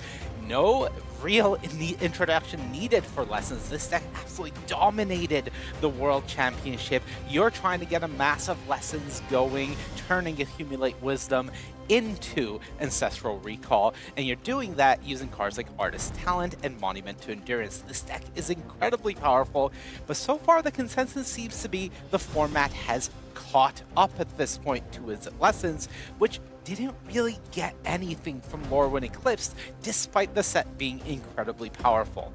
All right, there is a look at the decks. Samuel Loy with that very cool Omniscience deck. How does he feel heading into this match? Tan and Grace had a moment to chat with him. Hey everyone, I'm joined by Sam Loy. Fresh off a 2-1 start in Limited, now you're 2-0 here in Constructed. You're playing Simic Omniscience. How are you feeling about your deck choice, especially after these 2 rounds? It's feeling really good. I've been getting quite lucky, so I think that will add to it, but it seems really well positioned against all the black in the room. Awesome, thanks very much. Thanks. Samuel Loy there says, I'm the best standard player in the room, and you know what? I'm going to put my face on my own shirt. I don't think I've ever seen a more confident Magic player in my life. This is incredible. Yeah. Snaps for Sam Loy. All right, it's time for round number 6. I'm going to pass it on over to the booth. Thank you so much, Maria. Thank you, Monty and Cedric. Ailey Loney alongside Corey Baumeister. And we have the pleasure of bringing you something a little fringe in this round as we check out this Omniscience deck in the hands of Samuel Loy. It's going to be sweet to see if he can get the combo off, because you and I commentated RC Portland last weekend, and we saw a couple of players bringing this to the table, but no one ever really fired. Yeah, nothing really made it to the top 8, but a very powerful deck, and a deck that's kind of tough to be prepared for if it's not on a lot of people's radar, because it attacks you in such a very unique way. So yeah, will be interesting up against such an interactive deck like Is It Lessons. Yes. We are going to jump down to the feature match area here and see how this shakes out between what is pretty much a known quantity. I bet everyone tested against Is It Lessons coming into this weekend. Maybe a couple played against this Bant Omniscience deck, but or Simic Omniscience deck, but let's see how the cookie crumbles as we get ready to go. Mateo Ferreira up at the top of your screen, starts with 6 cards in hand, and Samuel Loy down below. Either way, I want one of those Samuel Loy shirts. Yeah. That looks nice. Do you think he's got a merch store? He's got to be. Yeah, so far, Samuel Loy is talking it and walking it right now. I mean, if you're not going to be your biggest fan, then you can't expect anyone else to be. Yeah. Exactly. See, I think some of the big things that we're going to be looking out for here from this matchup is Cavern being number 1, so you can just resolve Kona. And now the game kind of changes for Mateo. Like, you really just need to, on that key turn 4, have the ability to have a removal spell ready to go. So within combat or with the tap ability on the stack for Kona, you can just kill the creature. Because normally you can interact with this card pretty favorably by just countering it. It's a sorcery speed 4-drop. Same is true for removal spells. You can just kill it. A big card to watch out for that is Lost in the Maze to give it hexproof immediately. But also, we need a land from Samuel right now. We sure do. You know, finding Cavern is good and all, and there is a Verge to get 3 lands on the board. Does have pretty much everything you could want in hand. He just has to get through whatever Mateo Ferreira is doing. Yeah, absolutely. So had the choice of playing the Rolling Dragonstorm there immediately to just make sure you hit land drop number 4, but is prioritizing holding up counter spells to just deal with the powerful proactive elements from Mateo, like Endurance or Monument. Yeah, he's got Dispelling Exhale in hand, so maybe you want to, you know, pay a little bit of attention to what Mateo's doing, because we have seen these Lessons decks just snowball out of control. As soon as they resolve what are their permanents, if it's whether the Monument or Talent, you know, things are gonna get real dicey quickly. Yep, totally agree. Same thing with the Omniscience deck. You know, you get that thing going, and all of a sudden you win the game on the spot. And we have a lot of the pieces ready to go. You need Kona, you need Omniscience, and then you need Meringue River Regents with the Dragonstorms to make it just for sure GG. Yeah. Casting just a bunch of spells for free is usually good enough, but that's kind of the problem with the Simic Omniscience deck in general, is you kind of need a lot of combo pieces to do such a thing. Like, we still need the planet land to be able to tap Kona as well, so. Yeah, nice counterspell target here for Samuel. Probably be very happy to fire off that Dispelling Exhale. I mean, if not on this, then what? Dispelling Exactly. Exhale going to... Did we reveal Dragon, or are we just paying the full price? No, just 2, you know, no matter what. Oh, yeah. If it's Beheld, then they have... Yeah. If you don't have any mana up, you might as well not show any information. And there is Uthros, so now it's ready to go. Uthros is, of course, a land that enters tap, so we can't do it just this turn, but has to be basically the best draw in Samuel's deck right after drawing that 3rd land off the top. So, yeah, running hot, playing hot, and drawing hot is the way to do it here at a Pro Tour. Rolling Dragonstorm, important just got one card here in the combo, as you mentioned. Let's see what he's going to end up chucking away. Draw 2, discard 1. And now Mateo's in a really rough spot where we have another Monument to fire off and easily could be the play, but then you can just lose the game. So we didn't play the station land because you don't need to. You can still station if it's tapped. Next turn, Samuel is all ready to go. Oh, yeah. Where if, I mean... He's got it locked up, right? Because just locked up. I'm trying to Beast. think. There's no... you know, thing you can do for interaction, because when you turn it sideways, it's hexproof. Exactly. The station goes on the stack, but the creature's already tapped, and there's no way to target it. So it should be all good to go. There's an It'll Quench You where you can counter one of the free spells. Sure. So, but look what's in his hand. He's got 3, excuse me. 3? Are 3 you? Meringue River Range. But you know what? Okay. One of those is getting quenched. No, fine. There is Uthros. Titanic God Core. Hits the board. Beast is uncounterable, courtesy of Cavern of Souls. Station active. I would like to go to second main. And importantly, you get to put the Omniscience into play. It's not going on the stack. So now this can get quenched, and you know, more than likely, How are you guessing this? Mateo is going to counter this, but the creature side. Okay, right. Yeah. Gotta make sure. Yeah. Yep, there's the quench. That'll go away. But wait, there's more. And bouncy, bouncy, bounce. Basically, what's going to happen here? Samuel's going to bounce that Rolling Dragonstorm multiple times, dig through the deck, find Terror of the Peaks, and then start blasting. That is Omniscience working really on all cylinders there. That was impressive. Yeah, that was a great setup. You know, he didn't have it all, you know, in the opening hand, but drew into it nicely. So. Yep, and that's the thing. Up against this Is It Lesson deck, you do get a good amount of time. Now, this is the start that Mateo really needed. Is Grand to just get something going right away. Yeah. And start filling up your graveyard as fast as possible. Question technique in the bin there. And we see cards like Seer left in. You know, there's one creature you can kill with that. It's just that important that you have to respect it. Because, you know, it's not always going to look like that where you have protection for Kona off the bat. Sometimes there is a window to get it, and you want to be able to get him in that window. Exactly. Torch the Tower usually is one of the better cards up against the Simic Omniscience deck. Just 1 mana. Most of the time, you're able to just kill Kona. But yeah, when you have protection with Lost in the Maze, doesn't matter. Great start here for Mateo. Having Gran and the Enchantment. That does a very good Gran impersonation, or it's the other way around. I'm not entirely sure. Yep. But we do have Artist's Talent there too. So now we're going to be able to start discarding with every non-creature spell cast. Land 3 would be fantastic for Mateo. It's in hand there. An island also has Egna Kayla, which is another great way to keep things going in the late game. Yep, and then the Rawl, if you can get that down before you're, you know, essentially in check, basically. If Samuel has 3 mana, one of them being a station land, at any point you can lose the game. So you really want to be deploying as many things as possible until you get to that point, and then you start fighting over what matters. And I mean, with 3 formidable speakers here, you're able to just play one of those, go get Kona, and at least set up that piece of the puzzle. Now, no Omniscience, no Meringue River Region, any of the other final pieces as of yet. Mateo decides, I would like to get my battlefield going a little bit better here, so levels up the talent. Formidable Speaker is going to chuck himself into the bin. No, don't be so hard on yourself, JD. And goes and fetches Kona, the Rescue Beastie. And here's the tough part about playing against this deck, because Mateo doesn't know that Samuel doesn't have Omniscience, so is almost assuredly not going to fire off that Kona next turn. But you have to respect it. And then, are you playing too coy against it? And now all of a sudden you're not progressing your own game, your own battlefield? That can be the problem. Stock up now. Draw and discard off of that, courtesy of Artist's Talent. Also has the discount. Okay, and now this is nice, because no matter what, Mateo has the ability to sear or quench something. So Mateo doesn't know there's a cavern to resolve Kona, but with having the sear can still just deal with it within combat. Yeah.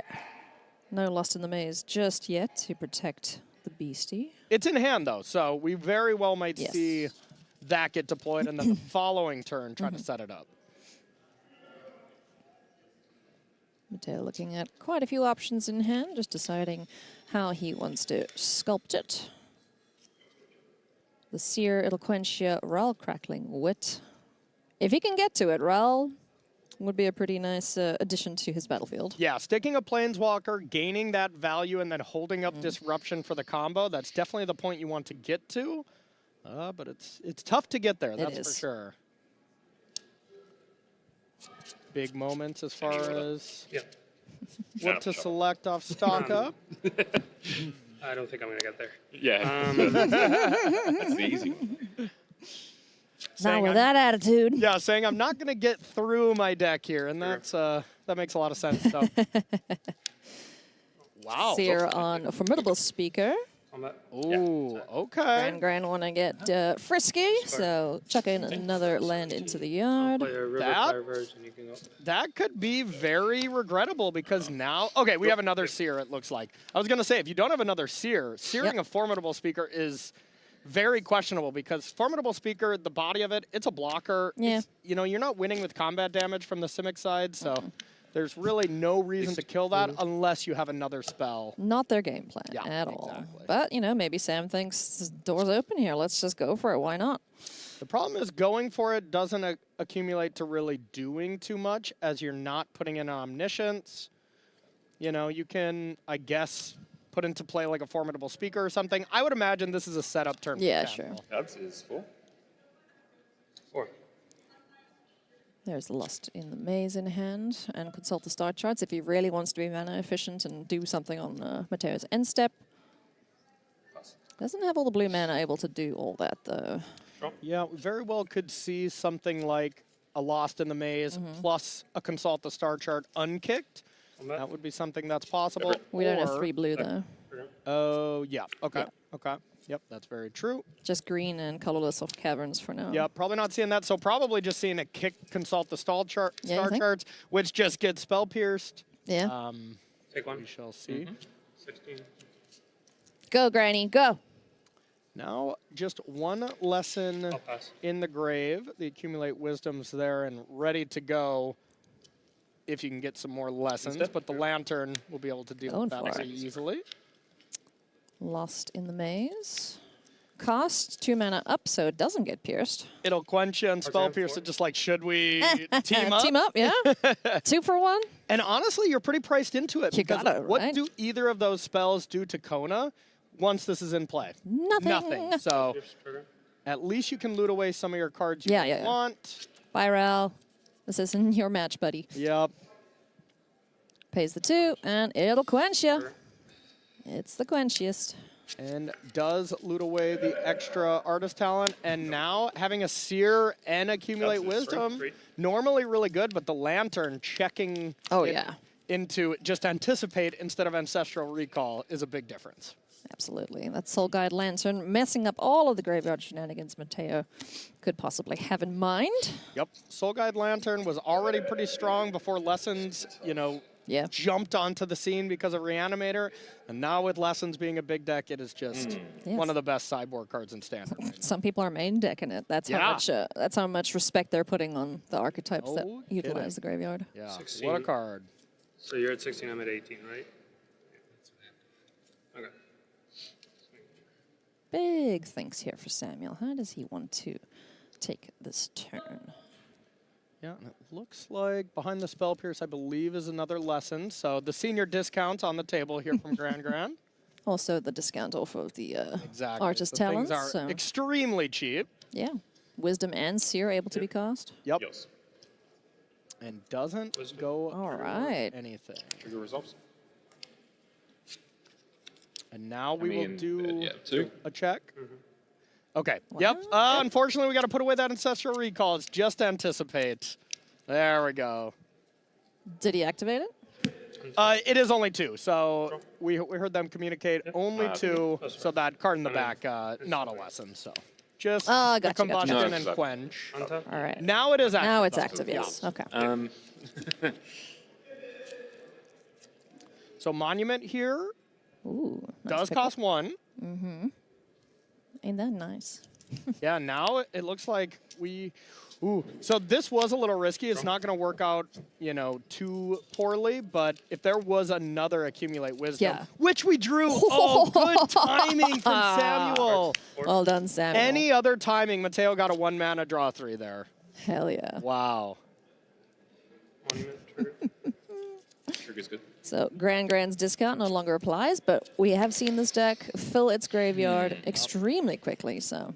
And just look at the difference this one lantern made. The Accumulate Wisdom that only got to draw 1 instead of 3, and now the one that you just had to discard. Yeah.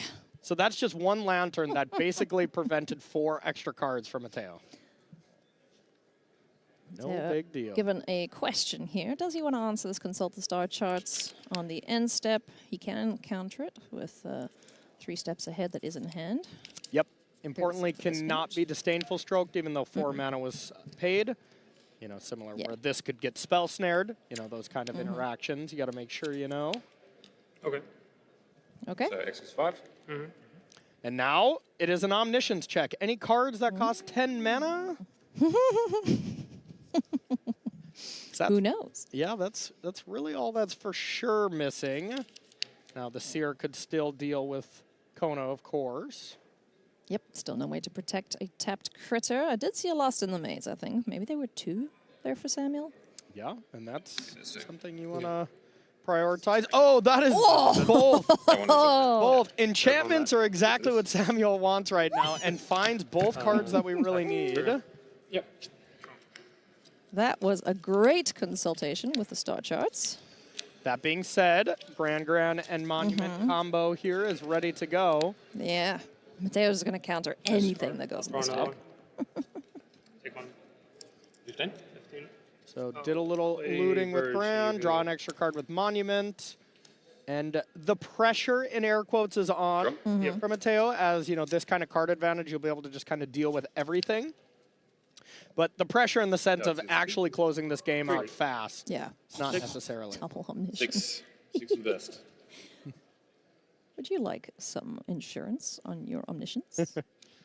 Call 7 blue blue blue.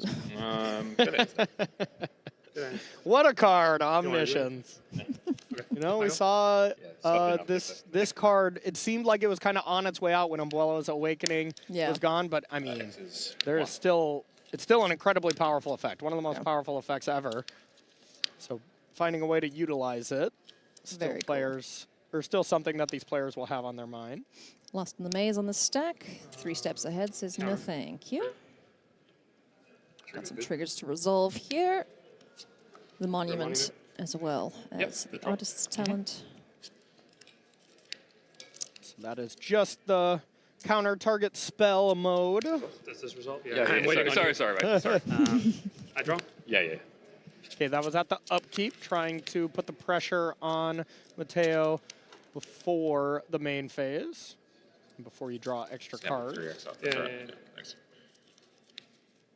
Samuel having a look at what was exiled with the Soul Guide Lantern, just to get a quick count on what he can still expect for the rest of this matchup. Gran doing her bestest to chip away at Samuel's life total, but we really want to see this monument to endurance go Upgraded treasure with monument. But that's the thing. Mateo's doing a fantastic job of just stopping Samuel from assembling 2 pieces. Yeah. Basically just stop it. The Kona's not going to be countered, and as long as Mateo can sear the creature, then Mateo will be fine here. So keeping those Lost in the Maze off the battlefield that's been crucial. Is, you know, exactly what you need to be doing. Sure. Yep. So Mateo knows where the threats lie. Can deal with a critter so long as it's not hexproof. All right, you don't want to be drawing this many Omniscience, okay? Okay. Just 30 mana worth of spells just between those 3 cards. Yes, Here comes Formidable exactly Speaker. what you want. I think we're going to chuck an Omniscience. If I were to guess, I think that's a solid bet. If that resolves, we're going to get rid of that. And then it's the real question of what do you find for your creatures? Probably Meringue River region, but I could even see a second Kona. Yeah, backup. To just try to keep forcing through and say, all right, you have to have multiple seers to be able to kill these Konas. Every key creature needs an understudy. Yeah, you know? exactly. Or a big old dragon. Yeah, that too. That'll do. Being able to get yourself a sift, a coil, and catch. Oh, sorry. That's all right. It's also something that doesn't die to a seer. That's good enough for me. Step. Copy monument. Trigger. Whoa! Nice. There is a spicy one, so. Haven't seen that happen very often. Yeah, no kidding. Draw. Artifact or creature. Yeah, Mateo's playing 3 steps ahead in the main deck here, just for this kind of combination. Not only is it just a hard counter, but copying Monument really speeds up the game here. And that's exactly where he wants to be, because the longer this goes, Samuel's going to find the pieces to cobble together this this combo, or just beat him to death with the Meringue River region. But this is looking good. Yeah, Mateo's played this incredibly well. Yeah. Yep, what'd you like? Picked his spots, countered what he needed to. Minimize the risks at the perfect time, and now it's almost at that position where it's just like Samuel is too far behind. I mean, just look how quickly he's playing. Look at him casting all these things. Yeah, and that's the thing is we don't have the clock for these players, you know, directly on the screen, but this has been a long match already, and they're going to go to game 3, a draw at this stage. Definitely something these players do not want on their record. Accumulate wisdom. Could be an upkeep trigger just to kill Samuel. Yeah. Yeah, this game looks to be over right now. I'll create 2 treasures, deal 3. So I'll go to 2. You go to 2, I have. And then you'll go to dead. Yep. You can block. Yep. You can block. Bye, Granny. Granny has done enough work here in this match. I think we can, She's been hustling. Figure out the rest. Consult the star charts. No more triggers left to deal damage. Yeah. Mateo's just like, I'm going to do this. You're going to die. But Samuel looking anyway, just to see what's on top of the library. And we get a game 3. Yep, absolutely. So I think the big difference between game 1 and game 2 was that turn 1 Grand. Excellent. You need that thing to get that just snowballing so you can actually get card advantage to interact at every point. Yeah. So let's see. It doesn't look to be there quite yet. The hand is very good for Mateo. And oh, Grand off the top. Oh my goodness. Grand's always got your back. That's Grand's music. Yeah. Wow. Soul God Lantern. Okay, so this did slow Mateo down a little bit, but it looked like it didn't matter at all in the grand scheme of things in the last game. In the grand scheme of things. Yes, Actually, thank you. yeah. I walked right into that one. You know, Mateo really had an excellent start, and in that, I think it was like turn 3, he decided to level up the artist talent instead of holding up interaction, Yes. and that really solidified his game plan for the rest of the match, so the rest of the game. So, and that's something that you can't do when you're on the draw. Like if you level up to 3, next turn you could die. You know, so that dynamic will change a little bit here. But the sacrificing Lantern is a huge sign of weakness. Yes. Because you want that card in play, especially with Grand here on the battlefield already. Samuel opting for card draw. Maybe he saw it didn't do all that much last time. I just died to monuments, so. I'd like to name... That hand is horrendous from Samuel. Yeah. Druid. You have an elf? This is an oof. Good elf. That's hilarious. You're like, I want to name Druid. We don't have that. I'll take elf. It's close enough. Yeah. Those are the rules. Just right on the sleeve with a Yeah. Either erasable way, marker. You're either fine. way, it's just saying formidable speaker is gonna resolve. Good. Yeah. Chuck and Uthros. Yeah. Let's go find Kona. Nope, Meringue Margarita. It makes All right. sense. You just need more cards here to be able to discard some of those lands. Like, we're so far away from any. Terror of the Peaks is a card you legitimately just don't ever want to draw. You just want it to be in the middle part of your deck. Maybe even the bottom card of your deck you can probably still win if it's there. And of course, this is a Simic deck, but technically Teamer, but this is a card that you are almost never casting unless it's free. Or if you have 2 caverns on Dragon. There you go. But we already got one on Druid or Elf, so. It's on Druid. So it's going to be tricky to get that Terror of the Peaks castable. Stranger things have happened on the Pro Tour. That's true. Okay. Heretic Reclamation, a solid answer to a monument if that were to hit. That is just a very flexible card. Can just, I mean, that really is a card that just says, I'm going to deal with Is It Lessons? It's like, do you have a monument? Do you have a talent? Or is your graveyard big? I'm going to deal with whatever is the problem. Checks all the boxes. Love to have a label maker in the feature match area. Yeah, no kidding. Convenient. All right, now Samuel's hand is functional at least. I mean, it did look like we drew a lot of lands, but we at least drew another Meringue River Regent to loot some stuff away. And now you have the Heritage Reclamation, but still a hand that needs some work. Mateo chucking counter spells. It's like, yep, no, I'm just gonna, you do your thing, man. Let's just develop this battlefield here. Spire Bluff Canal Island, Quentia, Artist Talent, and Monument to Endurance in hand. Samuel's tapped out, so yeah, Mateo, go ham. Mateo's playing a much more controlling version of Lesson. This is really interesting. You know, we very much saw the all proactive style from the World Championship. Mateo's playing 3 It'll Quench You, 3 Steps Ahead, 2 Spell Snares as far as counter spells in the main deck. And I like that. Is It Lessons may have not got really that many new toys besides Steam Vent and Spell Snares, but the configuration you can have as far as your disruption can always change. Yeah, you know, more threats have been introduced to the format, so having answers at opportune times will serve him well. Senior discount is online here. Here comes Artist's Talent. Does Samuel have anything to say about that? Looks like consult or just get that Heritage Reclamation ready to go. Yeah. What mode are you picking? What are you liking the most right now? I mean, I would think destroying Monument is kind of what you want to do the most. But yeah, I wouldn't fire it off proactively right now. I would have probably did the same thing as Samuel and also got blown out by it. A stamped It'll Quench You there. I like that. That's a flex. No. So I played a lander. That's how I played a lander? I do believe I mean, you must have. we have. Yeah. I mean, that's the thing. Always got to remember when you're really in the moment, you know, these players are playing for so much. It's like, God, I know this was just a couple minutes ago, but already I swear I was keeping track of this. Okay. Cool thing I've seen one of the players do is play their land for turn upside down. Yeah. So that they always know that is the one that just came in. Yep, that's fair. That would bug me too much as a player. Yeah, but then when you're done with it, you turn it around. Yeah. Combustion technique. So it looks Gotta like cause a couple triggers here. Draw another card. Wow. Drawing a card.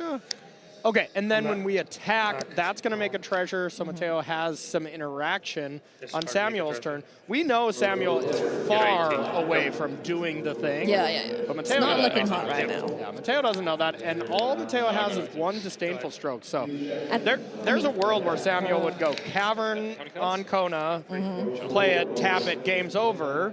How many cards? 6? Yeah, but as it stands, I mean, Mateo is now at the point where he could just be like, all right, I'm the beatdown. Sure, and you have Grand, but every discard is going to deal 3 more to you. Yup. Dragon. Okay, so this looks to be an uncounterable Meringue River Regent, but it's like not that good. No? It bounces 2 things. 2 so things, Grand and Monument maybe? Grand. Sure. Yeah. ATB? Yeah. I mean, we have seen players counter uncountable things just to get triggers on the stack. Yep. You're at 18, I'm at 18, right? And here is what we saw from turn 2 from Samuel, sacking that Lantern because the hand was kind of weak to begin with. Yeah. If that Lantern was in play and you're able to exile this graveyard and Mateo has to like tap out to play Monument and Artist Talent, looks a little better, but now you just replay those 2 things for 3 mana. It's not that great of an exchange. Drop. Yep. Slows him down, if that. I mean, you know, Yeah. Samuel probably recognizing, all right, I need to get some pressure down on this board, so here, catch. I mean, this is a 3-turn clock. Yeah. So, and Mateo just has counter spells, so we do have the land to start looting. So we can do that to get some value going. Race. Oh, man. Dragon again. Oh, that's uncounterable Terror of the Peaks. We're gonna see it. Let's go. I totally apologize to Samuel for mocking the fact that we're going to cast Terror of the Peaks. This is incredible. I'm so happy. That was double Cavern off the top, by the way. To first make an uncounterable Meringue River Regent, and then a Terror. And yeehaw, the OTJ Mythic Rare is here to stay. Lovely. Heritage Reclamation gets to blow up. Draw a discard, and now the Monument is not popping off. That's another blue card off the top. And all of a sudden, a game that looked unwinnable from Samuel Cavern. now looks basically unwinnable for Mateo. We teamer, baby. Heritage Reclamation in hand again. 3 lands. So not much else happening for Samuel. He needs another creature just to finish this game right now. But the thing is Mateo is going to, even if we draw Combustion Technique, the best possible draw to kill Meringue River Regent, the Terror is going to win because we're going to... Kona. It doesn't even matter anymore. So we're going to attack here for... Oh, wait, Kona. We don't have anything naming Beast. No. Yeah, so... Curses. All right, Mateo survives at 1. And that's the thing, though. You can't target Terror. No, so you can't, because it will Mateo dome you. can ever get out of this. You just can't ever beat Terror of the Peaks right now. So I think we're all done here. Samuel Loy is going to take this down. You know what? Maybe he is the greatest Magic player in the room, Corey. Yeah. Because he cast Terror of the Peaks in a Simic deck. Absolutely. Some people just want it more, you know? Yeah. Okay, we're digging. Let's see. Maybe 3 steps ahead finds something? Question mark. I mean, you need like 2 removal spells plus a Tidebinder. Okay, that was Wan Shi Tong, I believe, Librarian. Okay. That could do something. Okay, that gets in the way. If we can Wan Shi Tong and get it up to 4 power and find a removal spell, that's what you need to do, because then you can block Terror, kill Meringue River Regent, and hope Samuel doesn't draw a creature. Holy mackerel. He's digging. Yep. He's playing to every single out he could possibly think. I think that's a Tishana's Tidebinder in hand. Really? Okay. Yeah. Oh, there is Combustion Technique, so. Oh, okay. Block the one, kill the other. That is a way to kill Meringue River Regent. Yeah. Do not target terror, otherwise you are just dead. Okay, this got more interesting. But this attraction's on the stack, and I think we might see, all right, sorry, I'm not going to discard anything and just put it to the graveyard, because you don't want to discard technique. And I think you need to play Wang Shitong just as a chump blocker right now. Yeah. So that is a way for Mateo to live through this turn by not discarding anything, playing a chump blocking librarian, and combustion techniquing the Meringue River region. What a time to be alive. Man, I'm with you. Mateo, what a spot to be in. I'm thinking. What are you thinking?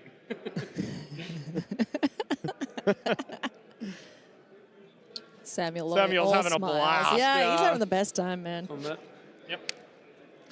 Yeah, and that was just the spell just being countered. You know, he didn't discard anything there. Yeah. You may discard. If you do, you draw 2 cards. So that was just a hard cast and be like, nah. Nah, I'm good. I'll pass. Good Lord. Okay, all right. That's got to do it. Yeah, that's it. I mean, sure. Let's give Mateo a chance here. Let's show off what he has. Here is a flash chump blocker. And then the formidable speaker is able to go get... No, it's just dead. Terror of the Peaks. Anytime a creature enters. That's true. I was going to say go get a dragon, but... Incredible. Fantastic. The enters effect of Terror of the Peaks in combination with formidable speaker. Too much for Mateo to deal with, but boy, did he fight for that. That's the one thing is this Omniscience deck usually does not have a plan B. So if you can deal with the plan A, that's, you know, pretty much how the games end. But, wow, that is the first time when I've seen a hard cast Terror of the Peak from a full-on Simic deck there. That was awesome. I'm so happy. All right, friends, we got more Magic, hopefully some more just like that after the break, so don't go anywhere.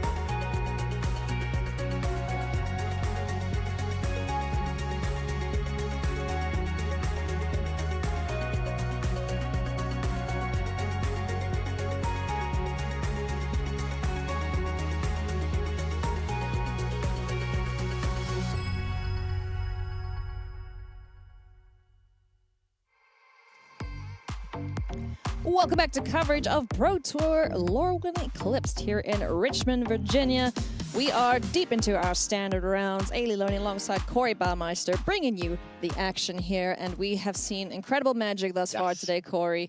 Exciting moments all around. And I feel like, you know what? the audience deserves a little more. A little more magic. little I more. think we should give it to them. Yeah, as a treat. As a treat.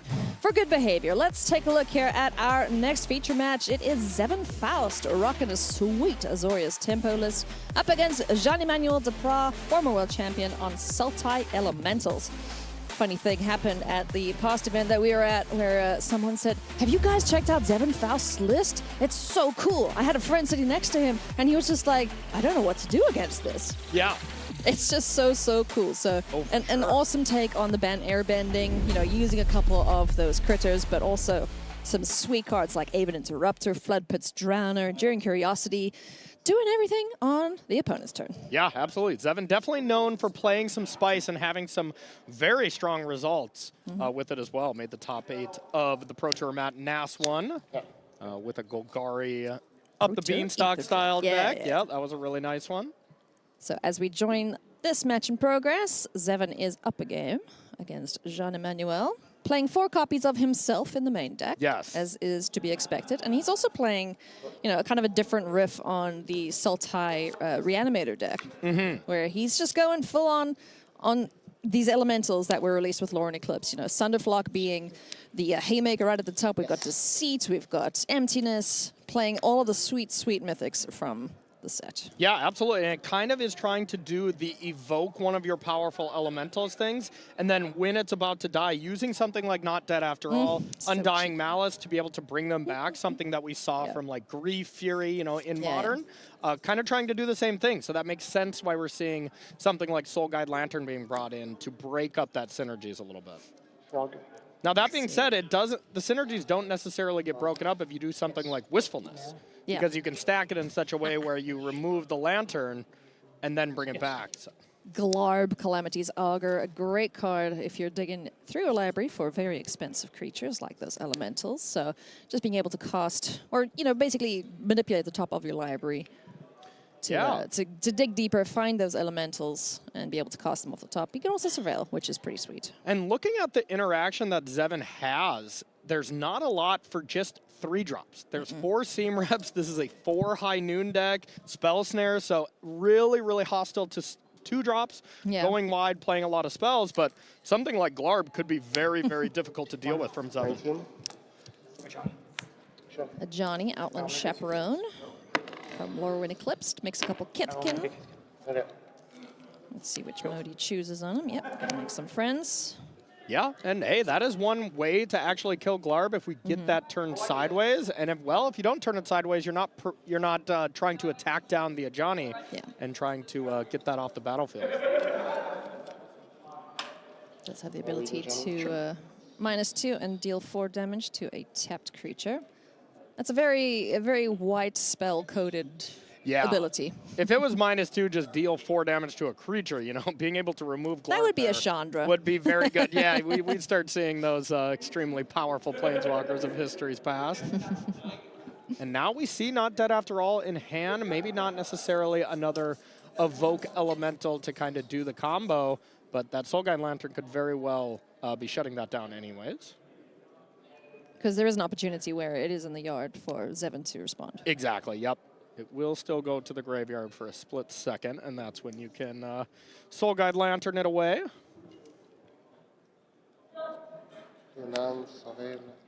Underground Mortuary. Does JD like what's on top?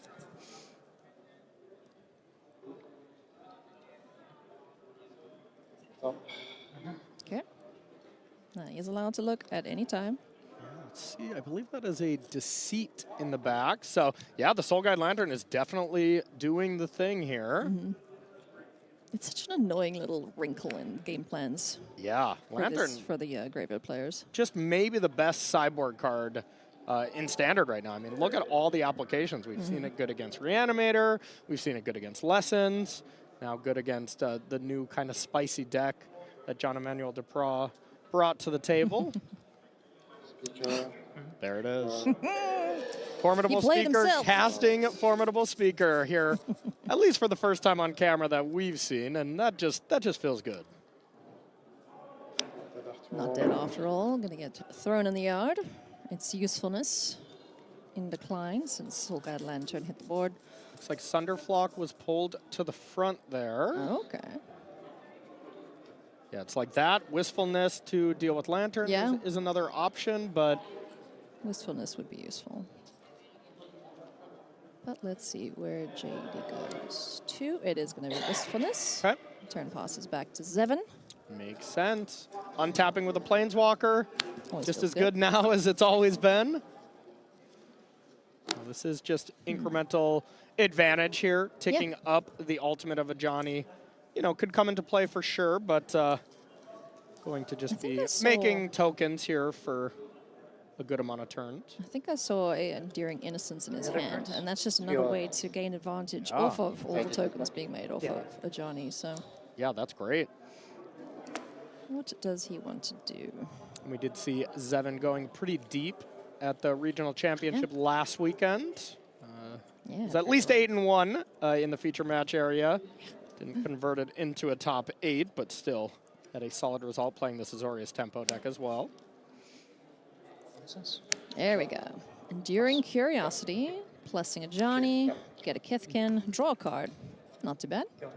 Enduring Innocence for this one, but also has Enduring Curiosity as well. This is a double Enduring deck. I love it. I love it. This is a sweet list. Yeah, it really is powerful. Good old honest, I'm going to play on your turn magic. Yeah, 4 High Noons in the main deck is saying a lot, too, about what you expect to play against. Yeah. Probably not the matchup that we, you know, leave these in. Well, I mean, it kills a lot of the elementals. If Yeah. you need to pop it. Yeah, that is fair. But, you know, that being the cherry on top of an already established board state. That's not something you're playing on turn 2. That's something, well, maybe you do. Yeah, against Cub decks. I mean, that's an anti-Cub card for sure. Trying to storm off essentially on a turn. Yeah. Just keeping everyone in check.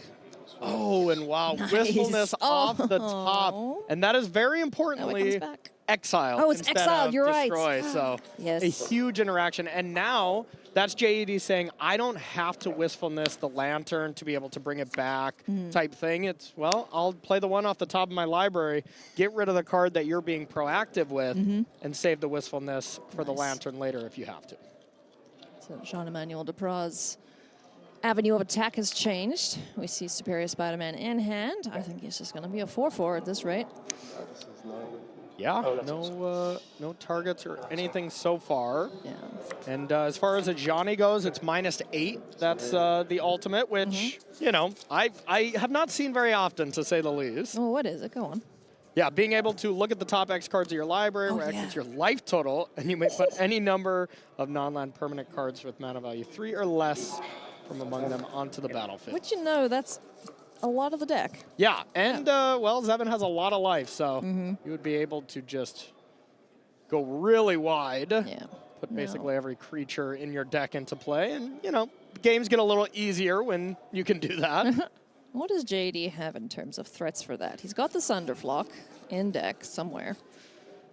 Yeah, Sunderflock, but that even doesn't return the Planeswalkers. I mean, Planeswalkers right now I mean, are just in very terms tough of to deal with. Not bouncing it, attacking it. Yeah. So. And you Wistfulness. keep attacking with this, but these chump blockers with the Kithkins, going to be putting that in front of creatures left and right. Planeswalkers that protect themselves. Very good. Yeah, very true. Also, another way to just keep applying pressure and developing the board state. Air Temple, abandon Air Temple in lands there. As soon as you have enough things, just whoop, whoop, whoop. Yeah, absolutely. up. We might even see that get active here. I think Zevin would like to do something a little more proactive, and there is a Tidebinder, Enduring Curiosity, Angswift Savior. So Zevin's hand is still great. Yeah, that's a stacked hand. Yeah, this That's looks like a last tough game for resort. JED. All right. So Tidebinder to counter whatever side of deceit, whether this be the blue or black. I bet he doesn't want his hand seen. I'm going to go with that one. I'm gonna. And I would assume that would counter that ability, but we're not countering, you know, the evoke. Okay. So I would assume that creature still goes to the graveyard. Yeah, yeah. separate abilities. Yep. That Tashana can trigger. Requiting Hex does take care of Voice of Victory, so now Jean-Emmanuel can interact on Zevin's turn. But I don't think we have a ton of actual interaction. It's the first problem in a line of many problems that Zevin is presenting Jean-Emmanuel with. Oh, another one? So that was another one off the top, and the way JD had to do it was using Cavern colorless mana to untap blue or black source just so you could cast this. And this interaction is nice. You can cast, with Glarb, you can cast stuff that costs 4 or greater off the top. Evoking one of these expensive cards does fit that description. This is a sweet list. This is a really sweet list. Playing Superior Spider-Man in a different way. Yeah. One of the most powerful cards in Standard. Basically, you know, combining 2 pretty powerful decks here this weekend, or pretty well-represented ones, Elementals and the Reanimator deck. And I think step 1 for JD was, all right, I'm playing 4 of myself, for sure. Yeah. And let's build a deck around it. We'll figure out, what's everyone else doing? Well, that looks cool. A little bit of this, a little bit of that. Okay. Johnny getting close to putting 19 cards worth of stuff on the board. Yep, this is definitely getting close, and I just keep looking at a way to actually bounce the Ajani, destroy it. There are not a lot of ways here in JED's deck at all. Oh, and you really don't want to bounce the Tidebinder either. Yeah. Okay, another formidable speaker picked up off the top there for Jean-Emmanuel. So that can go get Sunderflock, and you can, that would bounce everything from Zevin. Yeah, that might be step 1, and then you can attack. Yeah. All the blockers will be out, right?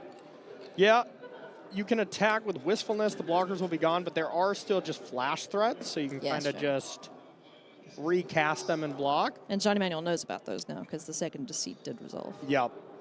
And this is the classic. All right, I got to start reading how close we are to Ultimate, what exactly it does here from JED's side. Turn clock, bud.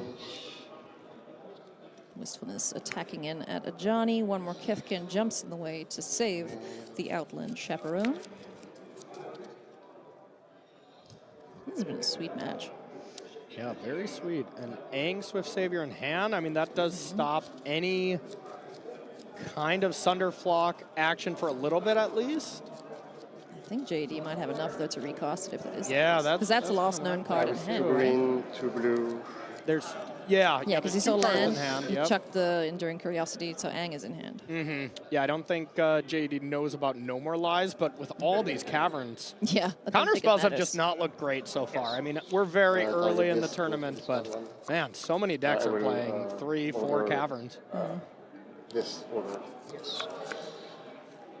And stacking it in such a way that you saw him stack his hands on top, first exile the Lantern, and then the Evoke going. So I would expect to see... Oh, did stack the looting that way. Okay, I see. That way, JED can discard something that wouldn't also get exiled from the Soul Guide Lantern. Yeah. A minor thing, That's but just fair. tight sequencing. Optimal plays. Exactly. I expect nothing less from Jean-Emmanuel. Exactly. Our world champion from a few years ago. 3 world champs ago? I believe so. 23. Seth, then Javier, then Jean-Emmanuel, yeah.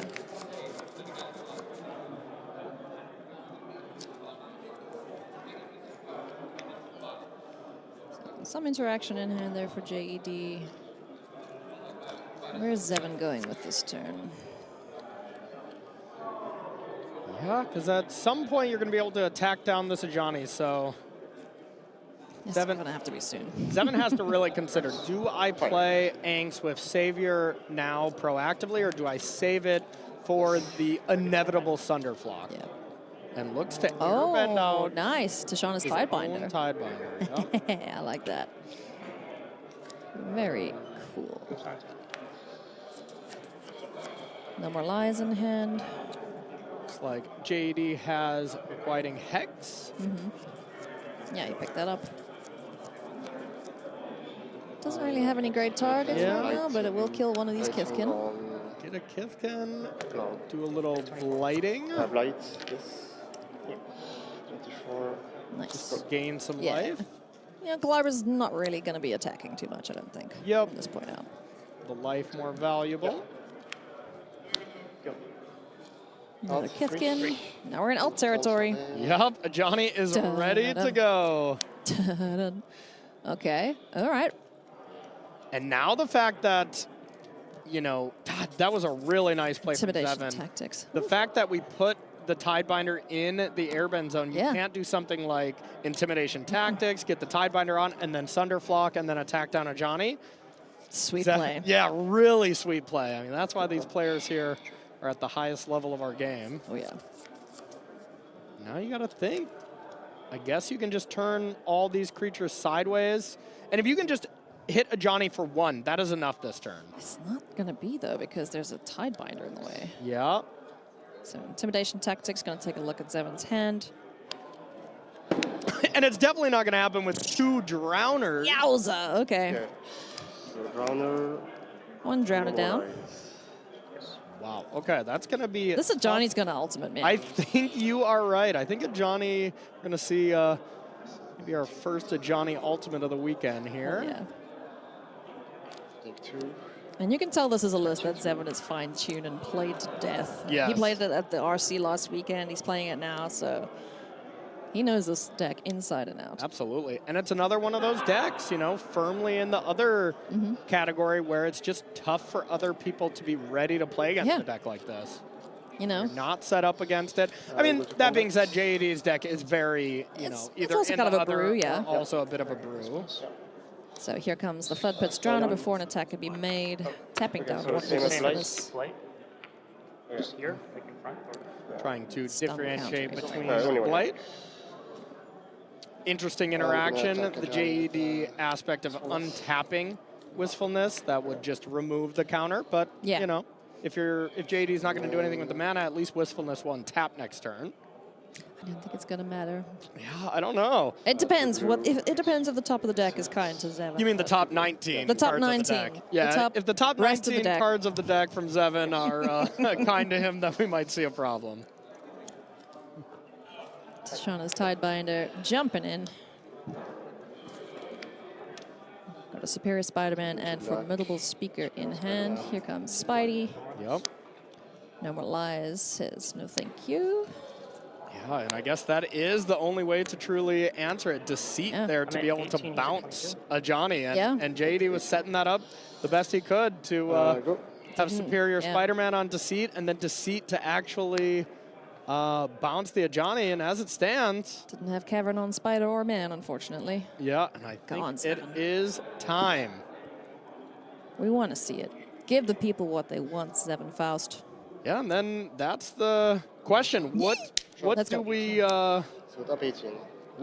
all get? How does the game look after all these creatures come into play? And normally it's like, wow, okay, that's an insurmountable amount of creatures. Sunderflock is still a card. Yes, it is. You know, so it is. Let's see what he's got. All right, Aven Interrupter, High Noon. Okay. Now, these are all just on the board, right? Everything? Yeah, that's what it seems. Is it But any permanent? number of Non-land non-land permanent with mana value 3 or less. So High News as well as Lantern. Man. He's going to draw so many cards off of Enduring Innocence. Seventh time the time of his life. Here the players chuckling. Then shuffle. Good grief. Wow. Okay, so you get all these airbend triggers. There's another Johnny that gets to tick up, or you know, you can deal 4 to one of these tapped creatures. This is amazing. This is very, very cool. All right, let's resolve some triggers here. Yeah. We'll listen in here while the players determine what all the targets are. These 2 High Noons do not have triggers. The Aven Interrupters don't have anything to target. Yeah, because those are just spells in the stack. 2 right? Innocences each will trigger. This Aven Interrupter does not have a target either. This 1 Chiton, no trigger. This, I'm not going to target anything. Soul Guide Lantern, I'll exile a Deceit. And they don't go to hand or anything if you don't play them, so it is a case of, you know, we're almost assuredly going to see them all come into play. And that is absurd. This is awesome. They'll both die to the Legend rule, but I will target Yeah, I mean, you can airbend two of your own things out. Jeez Louise, that was sick. I love that. Zevon Faust playing a sweet Azorius tempo brew that he's been playing. And you can just see Jean Emmanuel's like, I have nothing for this. Nothing, no Sunderflock, no way to go and fetch it, or have it resolve at least, and just so much value. Yeah, it was awesome. You couldn't actually put it into play with high nude. Aven Interrupter is just going to interrupt it the one time you cast it. Yeah. Even if, then you can't recast it. So, yeah, that was really, really cool from Zevon. I'm excited to see more of that deck. Absolutely. Yes, please. So we got more Magic for you, friends. Let's jump on down to another feature match here. It is Adria Martin versus Francisco Sanchez, excuse me. Rakdos Monument versus Is It Lessons. So similar decks, but not exactly the same. Exactly. We will see Monument of Endurance in both of the decks, but we'll be seeing a much more aggressively slanted deck here from the Rakdos side, playing tricky creatures to deal with, creatures that have the ability to discard a bunch of cards, and then traditional Lessons as we've been seeing here for a couple months. As we join these players, they are both at 1 game apiece. So this is the decider. Francisco Sanchez up at the top of the screen. Adria Martin down below. Yeah, we saw a little bit of Rakdos Monument start to pop up here and there. Hasn't had any gigantic results, but I know Benton Madsen as well playing the deck. So quite a few people have brought it to the table. Marauding Mako. Haven't seen you in a hot minute since exactly the days of Vivi. And we have our 3/1 Iron Shield Elf to be able to discard a lot of cards. Yeah. You can create a lot of triggers with Marauding Mako here. That is pretty sweet. Yep, that is really the new card that I think kind of unlocked this. The ability to just discard as many cards as you want very much helps when you have a card like Monument. Gran gets the abandoned attachments into the yard. Land, there's Ira's Demonstration in hand for Francisco. Got a Quantum Riddler, another abandoned attachments. Soul Guide Lantern, it looks like, so a solid hand. Quite a few options. And we, of course, saw Francisco make it to the finals of Edge of Eternity. Yeah. Losing to Michael Plummer. Super nice guy, too. Oh, yeah, very nice. Great Magic player as well. Players starting their tournament off 3-2. They'll be looking to improve that. Yeah, 3-2. 4. Still very solid. Yep, 4 you're into day 2, so winning into day 2, of course. When you go into day 2 at 4-4, it's tough to top 8, but still, being able to make day 2 at these pro tours for AMPs, that is kind of the bread and butter of staying on, getting to play as many pro tours as possible. Adjusted match points for anyone who is acronymically challenged, as I am. Bloodghast hits the board now. Okay, well, I mean, I would say this is like the most ideal Iroh's demonstration of being able to kill 2 creatures, but when you do kill one of them as Bloodghast, it's coming back, but still probably something that we very well could see Francisco fire off. It's pesky. Francisco opting to go for abandoned attachments here. Gets rid of the only land, but, the odds, you're probably going to draw another land, and that was Multiversal Passage off the top, and then 1 more card for the cost reduction from Gran. So something like the Iroh's Demonstration, and then has the ability to play something like Combustion Technique. But he'd love to have an Accumulate Wisdom right now. Yes. I feel like in general, you're always just wanting Accumulate Wisdoms in that deck.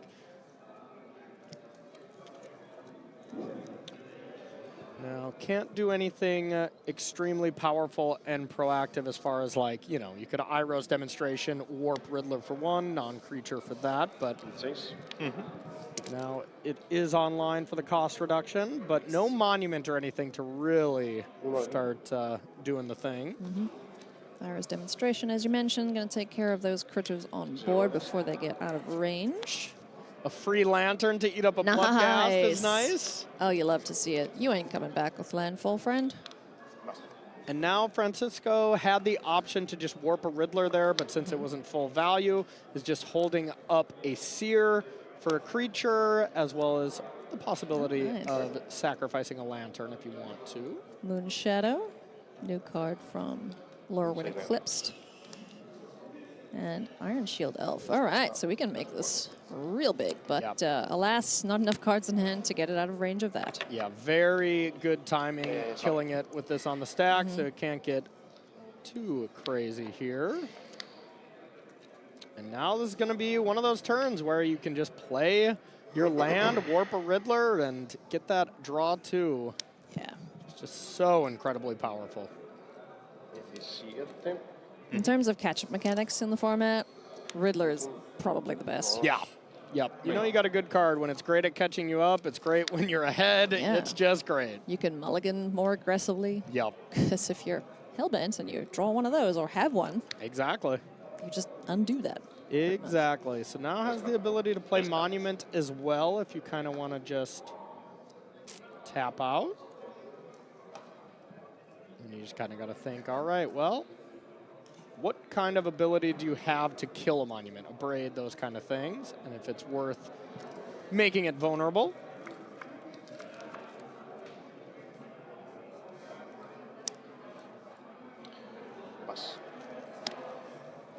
Riddler warped, tapped out, setting up for potentially a pretty big turn next I want to say from Martin's side, I think we just have 4 lands in hand. Yeah, Oy. that is just 4 lands, 2 starting towns, 2 mountains.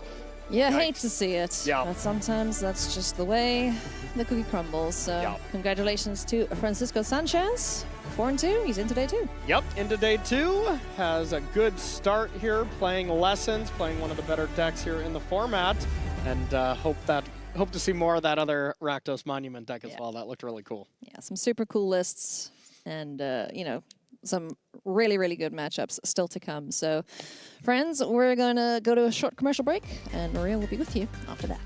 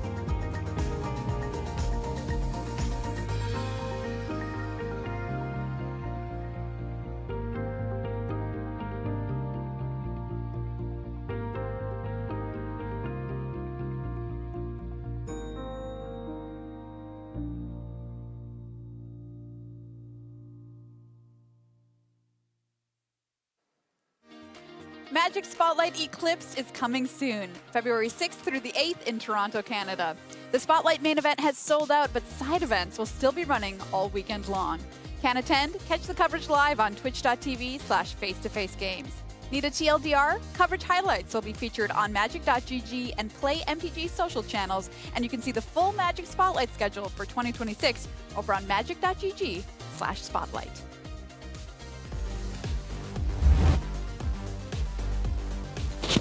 As night falls here in Richmond, welcome back to coverage of Pro Tour Lorwyn Eclipsed. 305 players battling here on day number 1. We have $500,000 in the prize pool. One player will go home with $50,000 after top 8 Sunday. Hey everybody, welcome back to the news desk. Maria Bertholdi, Monty DeVuti, and Cedric Phillips here with you. Let's check out our leaderboard and find out where we're at after 6 rounds of play here on day 1 of competition. Update for you here. We now only have 4 players who are left with perfect records here in the building. Lucas Ducow here at the top of your leaderboard has 2 Pro Tour top 8s to his name. Alexi Polo, who we saw earlier in the day, is a spotlight winner from Liverpool. And then we've got Marco Balaka here also on 6-0. Made 2 out of 3 day 2s in the last Pro Tour season, so no stranger to the Pro Tour. And Takumi Matsura currently sitting at 6-0. 2 Pro Tour top 8s to his name, as well as 2 regional championship top 8s, running that Boros Dragons list here this weekend. So it's very cool to see him undefeated. Everybody who has 4 wins, by the way, has already qualified for day 2 of competition. So congratulations to them, Cedric. Looking pretty nice on page 1 here. Christopher Larson among those names as well. One of my favorite players. Jack Potter, the Canadian, as well. Let's take a look deeper. Ely Cassis, well, he survived again. 5-1, a lock for day number 2. So congratulations to Ely. Ardota, among other players. We had a lot of players from a lot of different places doing really, really, really well here this weekend. It's been a joy to watch. As even Tony Portalon, who I had the opportunity to talk with yesterday for a quick little deck bite, playing a really unique teamer combo deck, is 5-1. So taking a risk this weekend, and certainly that deck choice has paid off. He's locked for day 2 as well. Congratulations to everyone who'll be back here at battling on day 2 of competition. Let's check in with our teams here in the building right now and find out how our testing teams are doing. We're going to kick things off with Team TCG player Monty. Yeah, Team TCG player, of course, the reigning team, we would say. They did absolutely fantastic at the World Championship. So far today, not the best. Their best records are 4-2 in the hands of Matt Nass, Gab Nassif, and Reed Duke. Unfortunately for Paul Rietzel, he is out. Everyone else really fighting to decide how their day looks, because if these 3-3s become 5-3, great. If they turn to 3-5s, horrendous. So we'll see how the next 2 rounds treats them. That's TCG player. What about Handshake, Cedric? A wonderfully dominant team over the course of Magic history. We're going to dive in a little bit here. Carl Sarup, I'm going to point out him. He's had a lot of accomplishments. Is still looking for a big Pro Tour win. 5-1. Ely Cassis, the survivor, 5-1. Simon Nielsen, former player of the year, 4-2. And for Stoyer, the Destroyer, that's Nathan Stoyer, back in the Pro Tour scene, 4-2, locked for day number 2. And I know we haven't seen Nathan as much over the past, I'd say, calendar year. I would not want to play against him. He might be back. Absolutely not. Let's take a look at Moriyama, Japan. There's a look at the team. How are they doing here on day 1 of competition? Well, they have one of the tournament leaders in Takumi Matsura, currently at 6-0, and a lot of really good records for this team here. Shuhei Nakamura ending the 3-3 list. Notably, nobody on this team is out of making day 2 just yet, so we could see some big results from Moriyama, Japan as we make our way through the competition. Yeah, and the last of our 4 big teams, Cosmos Heavy Play, as we take a look at how they are doing. Well, Christopher Larson, Luis Salvato, and Jack Potter, all at 5-1, doing fantastic. Again, nobody eliminated from day 2 contention just yet, but for me, I have my eyes on our other survivor. Javier Dominguez doesn't have it as easy as Ely Cassis. He's at 3-3, so needs 1 win in the next 2 rounds to continue that rivalry. Excellent look there at our teams here on day number 1. We're gearing up for round number 7 on day 1 of competition. Let's check out our next feature match that we'll be bringing you here in the standard portion of day number 1. Maxim Ravich on Mono Green Landfall up against Petr Sahurik on Demir Midrange. Let's get to meet the players, starting with Maxime here. Went 10-6 at his first Pro Tour, which is Pro Tour Edge of Eternities. to re-qualify and come back and play here this weekend. Also played in Arena Championship 9. No top finishes to his name. Started playing the game in 2012. How has his day one been, Cedric? Well, we will take a look, as Maxim's goal here is to get those 10 wins and re-qualify. 2-1 in draft to start, beating Sam Pardee in the final round of draft. Always a tough opponent there. And you see a wide range of decks played thus far in Constructed. Jeskai Midrange, Rakdos Monument, and 5-color Rhythm. This standard event is quite diverse, folks, and you see a couple of wins and losses. Not going to be going up against another different deck here in Dimir Midrange. We'll have to see how things go here for Maxime. Let's check out Maxime's opponent here. Petr Sahuric started playing the game in 2005, has 9 Grand Prix top 8s, including 4 wins from 2016 through 2019. Re-qualified for the Pro Tour via an RC in Antwerp, so happy to see him back here on the PT. Let's take a look at his day one so far, Cedric. Tournament goal here for Petr is the same, 10 wins to re-qualify, though it's certainly a different route, starting 1-2 in draft, and now playing against a lot of the same deck here in Bant Rhythm, but that's wins against Bant Rhythm 3 times in a row, so clearly a good matchup there. Mono Green Landfall, though, well, that's not a deck many people are playing here this weekend, so we'll have to see. Yeah, that's very, very cool. Speaking of Mono Green Landfall, Monty, talk to me about this deck. Interesting one. Yeah, we're definitely going to start by taking a look at this. This is another, of course, Badgermole Cub deck, but quite a different flavor than the other Cub decks that we've seen as we take a look at it. Much more aggressively slanted, as Landfall decks tend to be. You do see 4 copy of Saz's Chocobo here in this deck, in addition to the Badgermole Cub. But I think the big cards that this deck is really built around is the 4 copy of Mightform Harmonizer. We've seen the Harmonizer in the Sanctum of All Teamer Harmonizer used as a combo piece, but here is purely an aggressive element. When you combine it with a card like Ice Till Explorer, the game can really get out of hand, and because this is a mono green deck, you do get access to powerful cards like Sapling Nursery or the Archdruid's Charm. So this deck has a lot of potential going for it, but it is an unknown element coming into the weekend. So part of the question is your opponent ready to handle it? Taking a look at the other side, we go to Dimir Midrange. Now, Dimir Midrange is a deck that has been floating around Standard for quite a while, and there have been metagames where it's been nigh unplayable and metagames where it's looked quite great. The deck is very much built around cheap disruptive elements, as we're used to seeing from mid-range decks, but ideally in this version of the deck, you're getting this in creature form because one of the key highlights of this deck is Enduring Curiosity.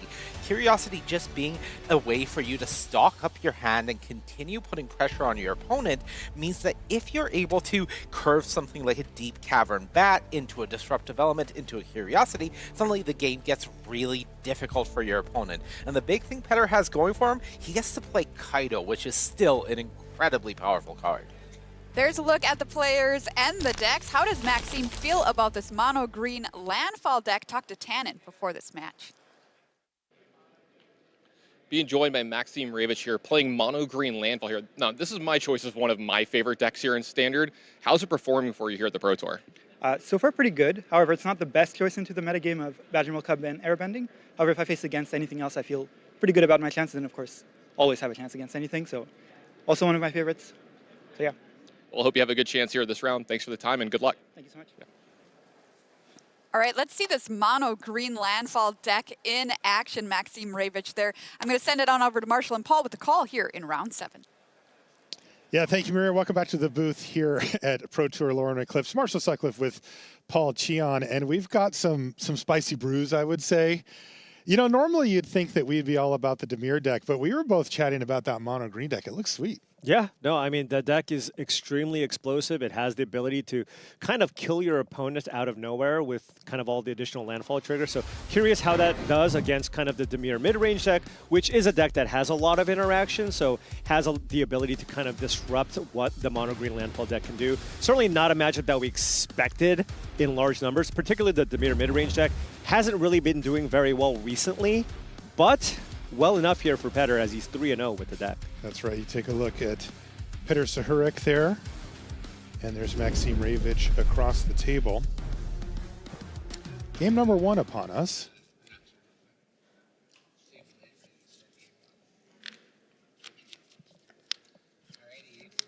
And they're going to go ahead and fire off. So Swamp to kick things off here for Petr. Passes over to Maxime. who's got the somewhat predictable Forest into Llanowar Elves. Yeah. We have seen that quite a bit this weekend already. And no Requiting Hex here. Oh, Deep but Cavern Bat. Pretty hard to remove Deep Cavern Bat when it's on the battlefield with the mono green deck. There's a couple of copies of Archdruid's Charm, but that's basically it for interaction. Lots of really good options here for Maxime. I mean, next turn you can either go Earthbender Ascension, get land number 4 in play, or get run out that Badger Mole Cub. One really important kind of new card that has been added to some people playing the mono green landfall deck, which I think is going to be really, really powerful in this matchup, is Sapling Nursery. This is a card that lets you kind of go over the top or just outgrind what a lot of these decks that are looking to play a bunch of 1/1 removal can do. So that is going to be a card that Maxime's going to be keeping an eye out for. Yeah, and it's really critical to see that it has affinity for Forest, so very much a huge payoff for being mono green. Right. As that 8 mana cost dips dramatically.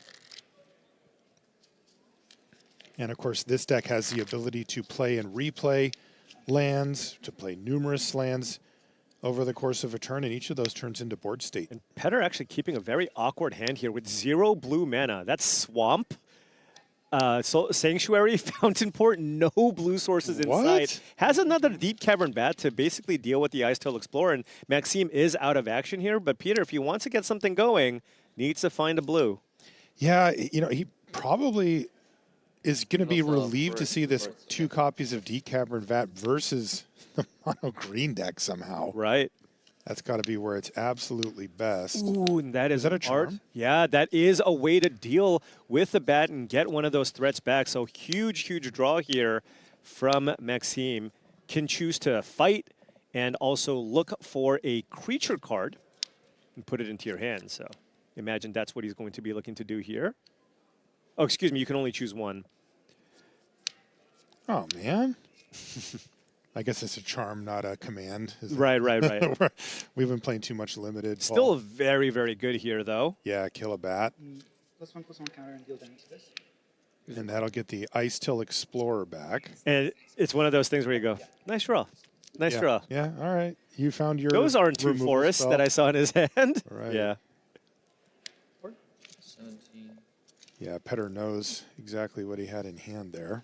Yeah, and Icetail Explorer going to do a lot of work as well. You can just get a bunch of lands in play, and every time you play a land, you get to mill yourself, and that goes really, really well with the 3 copies of Esper Origins that are also in the deck. You know, you just kind of mill a bunch of cards. If you're lucky enough to hit one of those, all of a sudden you get a free spell you can cast out of your graveyard. Both of our players are sitting with a 4-2 record, so very good start to the day, just looking to finish strong here. Wow, and still no blue source here for Petter. Jeez, Requiting Hex will take care of the Llanowar Elves and knock a couple of mana off of the table as well. Maxime debating whether or not to sack the Fabled Passage. That was upkeep. Right. Mm-hmm. Just choosing to draw instead here.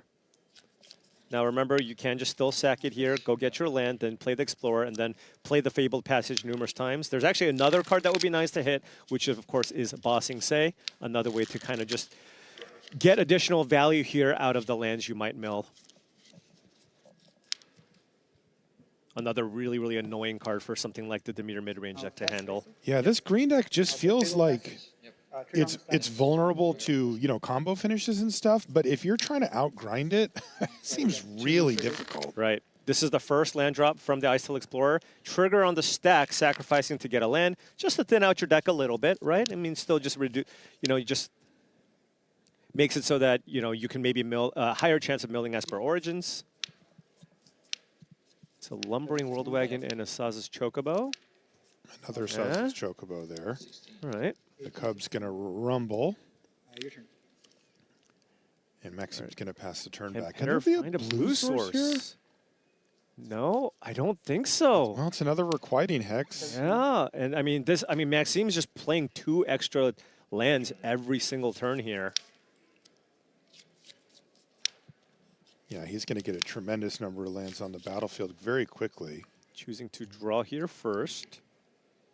And it's another badger mole cub off the top. And the reason why he's doing that is, you know, he could find sapling nursery off the top, right? And then so then you want to save that sacrifice trigger on the Fabled Passage to just be able to make another token. If you top deck a Might Form Harmonizer, right, that's also additional landfall triggers that you can get. Do we see what he drew for the turn? He drew a cub. Okay, so not a super impactful play, but Maxime looking for Esper Origins or Bossing Say at this point here. There's a Harmonizer getting milled. He saw 2 Sauces Chocobo and now a Harmonizer, so all his threats are somehow getting milled away by the Ice Till Explorer, and Maxime's going to grab a land with a trigger on the stack once again, so he'll mill 2 after he's done shuffling. Again, trying to hit that Esper Origins. Only 3 copies in this list. Twice? Yep. 2 mills and nothing. All right. Huh. Lots of lands, though. He's got more than double the lands than on Petter's side here. Yeah, you know, normally flooding out for the landfall player isn't too bad, but this is, he is not applying much pressure. Like, Petter has a legitimate chance of coming back here if he can get blue mana and start casting, you know, casting those spells every turn. And there's the Hex to kill the OG Cub. Yeah, which is okay. But Maxime still getting damage in, thinning out the deck. At some point, Maxime will get to a point, if that Ice Till Explorer lives, where he just won't have any lands to draw left. 16, 15? Wow, Petter just cannot find anything here. This is nuts. Is it like no blue source, no land drop go? Holy smokes.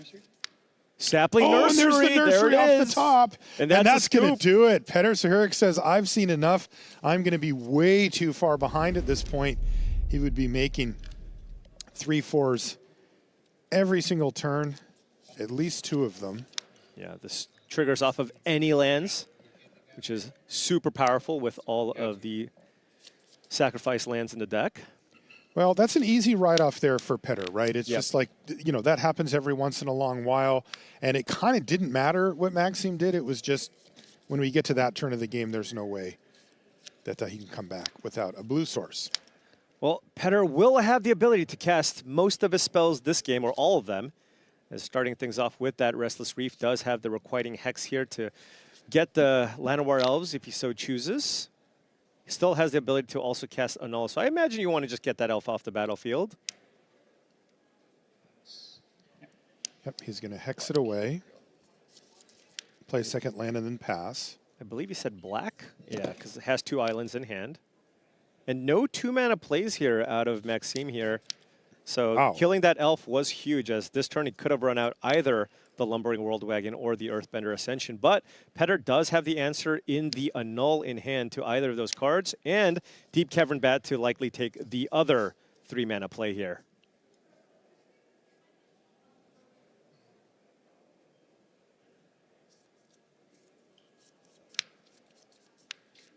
Yeah, both of those 3-mana effects will ramp you, get you the land. The Earthbender Ascension will also get you the 2/2. But yeah, much, much better hand here for Petter. Even with the Kaito to kind of ninja in, if he so chooses, off the bat.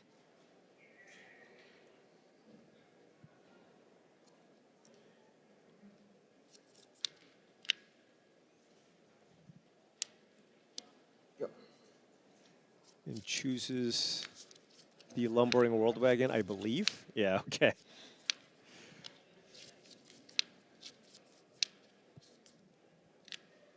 And if you're Maxime, I think you're just supposed to just play all your stuff, even though there's a chance. I mean, most of these decks are playing 2 Annuls in the sideboard, basically.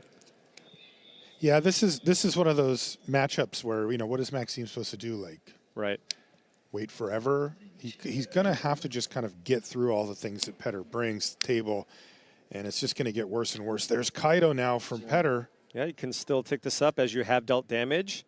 Surveil 2, draw a card.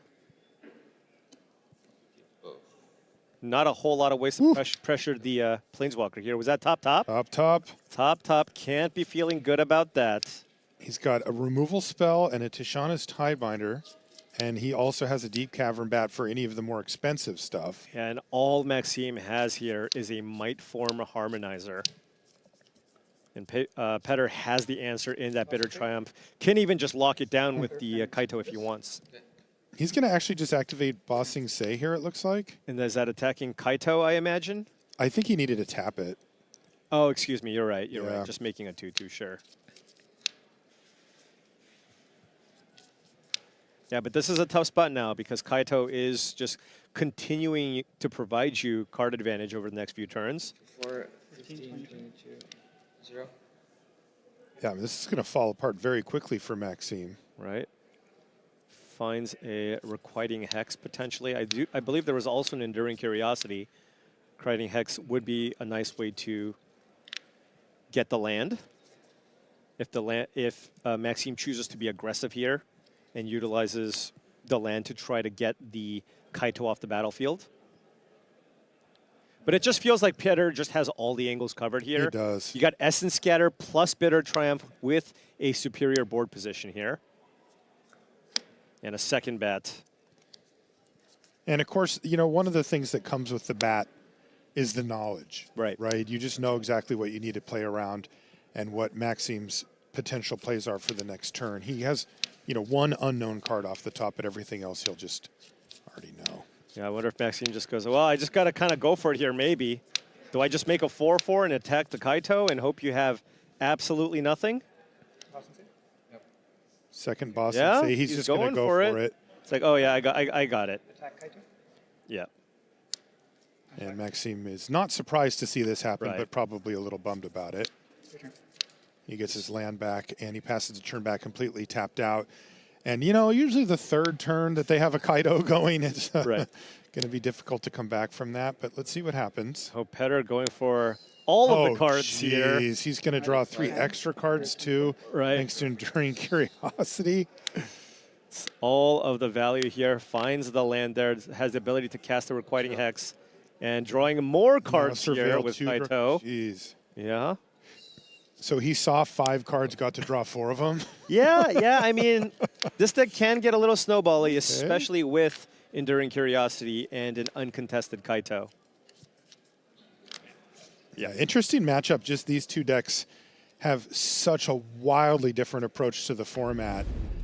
It probably speaks to the format. You know, we were talking about how big Standard is right now, and Maria was talking about it at the news desk as well. But one of the features of that is that you really do get diversity in decks. I mean, these decks have absolutely nothing to do with each other. No card overlap, no strategical, you know, it's just, this is 2 very different approaches to the game. Yeah. Yeah, I mean, play draw, certainly very, very big in this type of matchup. But, you know, the addition of Requiting Hex, I think, just goes a really, really long way for these various black decks to really keep up with, you know, all the Llanowar Elf, Badgermole Cub decks that we're seeing. And we've seen those, I mean, just soaking up Requiting Hexes every single time they hit the battlefield. I think they might be asking about the mana value of the lands with the Requiting Hex, or no? Okay. You see Petter's just finishing up his sideboarding. Yeah, Deep Cavern Bat perhaps a little bit too slow on the draw, so Petter actually choosing to shave one here. If you're just tuning in, we're happy to have you along. We're in Richmond, Virginia. Bit of a cold snap outside, but here in the convention center, we got all the action going on. We've got Standard for you right now. We had draft earlier in the day. The first 3 rounds of the tournament were draft. And we'll repeat that tomorrow, by the way. Yes. That is correct. It is, in fact, cold outside. And it's cold enough to not be countered, no doubt about it. Ooh, I see a Llanowar Elf in a land and a Badgermole Cub. This is kind of an ideal hand here for Maxime on the play. Just kind of ask the question, hey, Petter, do you have a turn 1 Requiting Hex?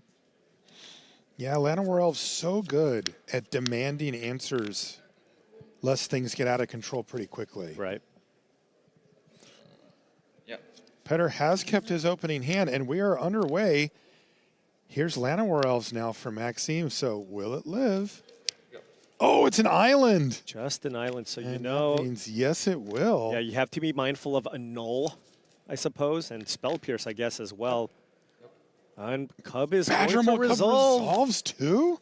Wow. And then there's also the Esper Origins that you can cast. Now, this will get possibly pierced, but it's not even that big. I think you just let it resolve, right? Because the power in the Esper Origins is the flashback, not the actual sorcery mode of this card.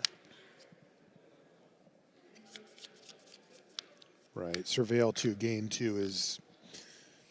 Oh, you're down a card. Yeah, and with the resolved Cub now, I mean, that spell pierce gets so much Actually, worse. that here, is right? true. Maybe you have just so do much it to mana. Do it? Petter's Hand has no removal. Does have a Flood Pitch Drowner that does get to tap down a Llanowar Elf, cutting off 2 points, 2 mana for a turn, which would be very, very strong. But Maxime still has the ability to play an Archdruid's Charm.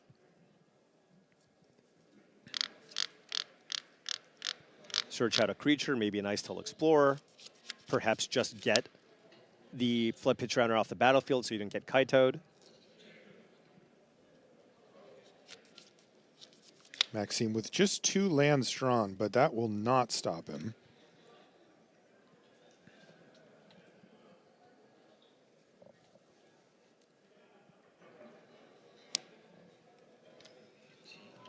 There's land number 2 for Petter. Okay, going for a Spyglass Siren here instead. So a lot of mana available here for Maxime, at least 5. That is a land, so you can just play. It's pretty safe to just cast Mightform Harmonizer here, right? I mean, for 1 mana, there's just nothing you can do to counter the Harmonizer here. And we certainly would have seen any other removal already used, so looks like the way is clear. Yeah. Flashback Esper Origins? Oh, right. He's going to go for Esper Origins. Yeah, but this will get spell pierced. Oh, ooh, no. That is really punishing, and you had the land there, too. And is he going to play the Land of Shame? I imagine so. We'll see. That is brutal. I mean, with 1 mana up, you have to think, what's the safest thing that I can resolve? Right. Either you play the land to play around the Spell Pierce, or you play the Mightform Harmonizer. And both players smile when he plays the land. 'Cause you know what? The land We've of shame. all been there before. Every one of us goes, yep. That could be very punishing, though, for Maxime. We'll see. He still has a good hand. And a big draw here from Petter. Finds Requiting Hex, can use that to kill Badger Mole Cub and also cast the Flood Pitch Drowner to really lock down all of the mana generation for Maxime. Oh, actually just choosing to deal with all the mana creatures instead. You can actually just Flood Pitch Drowner the forest here, and all of a sudden Maxime would only have access to 2 green mana here. So he went from 6 to 2 here? Only 2 mana with what? And an escape tunnel, so you can't even cast the Archdruid's Charm here. Wow. Yeah, that Spell Pierce was kind of backbreaking. Because otherwise he'd have a really scary threat. And take a look at Petter. He doesn't have answers. I mean, the Harmonizer would literally be on the battlefield, and then Maxime just drew Escape Tunnel. So that's an attack for 16, potentially. Escape Tunnel, last second. Yep.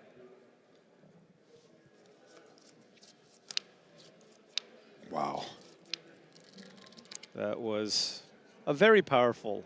It worked out very so well for Petter not countering it on the first time, too. Right, and as long as Petter doesn't die next turn, I mean, he will be able to get that Enduring Curiosity onto the battlefield and draw an additional 2 cards. I can't imagine Maxime just chump blocking here. Get that land out there, swing with both.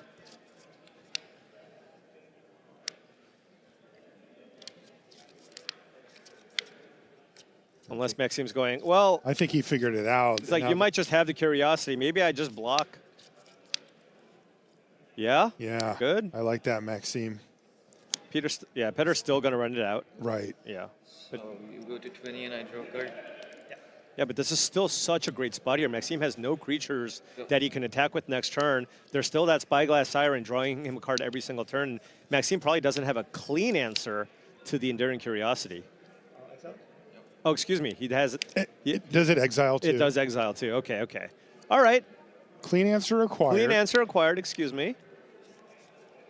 So now he went from way behind to a little behind. Yeah, because Petter still has access to Shauna's Tidebinder, which can certainly do a lot of work, but cannot now get the ball rolling here with the map token. It's a tragic trajectory. Could use that to kill, actually, the Mightform Harmonizer, given that he does have a Spyglass Siren in hand. Target for 2. 18. 2 damage coming across there with the Siren, and he's got a backup Siren as well. And Maxime is, of course, aware that the trajectory is still on top here, so knowing if he plays out a Mightform Harmonizer, he's just going to die. Might be better to just run out a couple of small things instead. Has Llanowar Elves and Saz's Chocobo.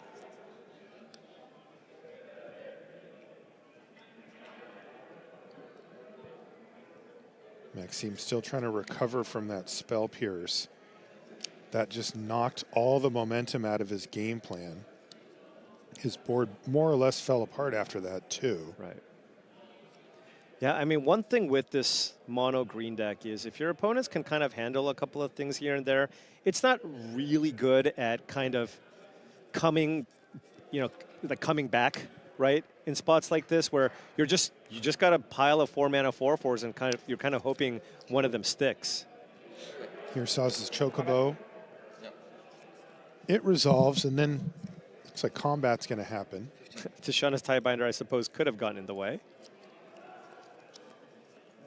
No landfall here for the Chocobo. Think are we gonna crack the map and draw a card? Yes, we are. Off of the Fountain Port that's in play. So Petter can find just any number of Kaito or Enduring Curiosity, that would be great, but I mean, he's still looking quite good here. Found a Requiting Hex as well, so 2 cheap interactive spells plus Tishana's Tidebinder, couple of flyers, and Fountain Port going.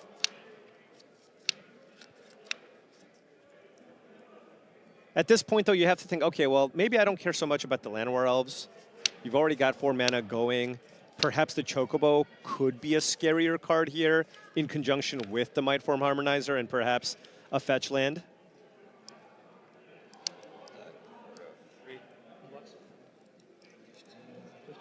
And Tragic Trajectory is a sorcery.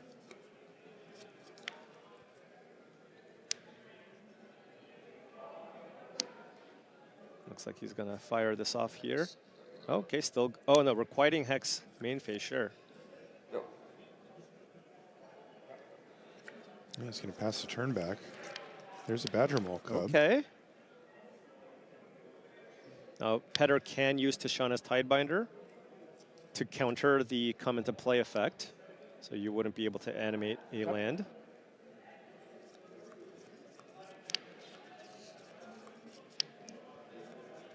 As it enters, you do get to Earthbend here.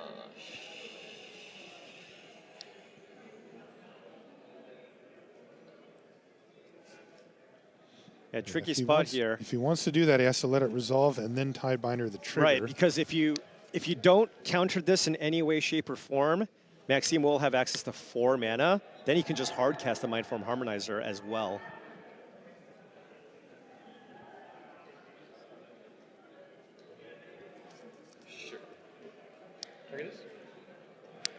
Okay, there's the Tishana's Tidebinder. So Badger Mole Cub is a vanilla 2/2 creature. Yeah, he could get 3 mana while it's on the battlefield, right? Yeah, you can float the mana in response but to not the 4. Tidebinder, but 4 doesn't, yeah, and 3 doesn't actually do anything. Right.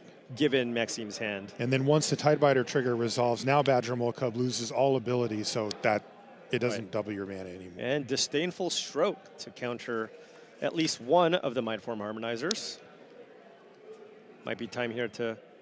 Oh, and still just going for the cub. That way you can start turning things sideways. Yeah, getting aggressive here. I mean, that Saz's Chocobo still in the nest. Yeah, still a little one.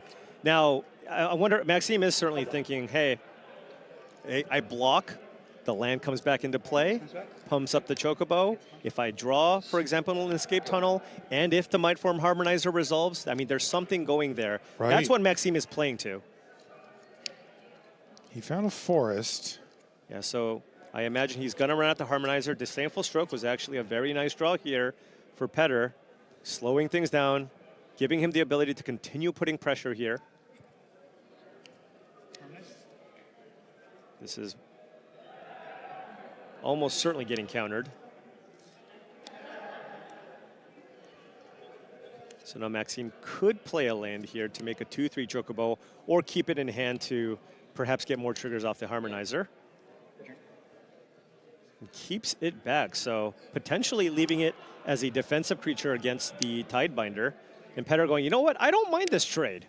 If you want to trade your Chocobo for my 3-2, so be it.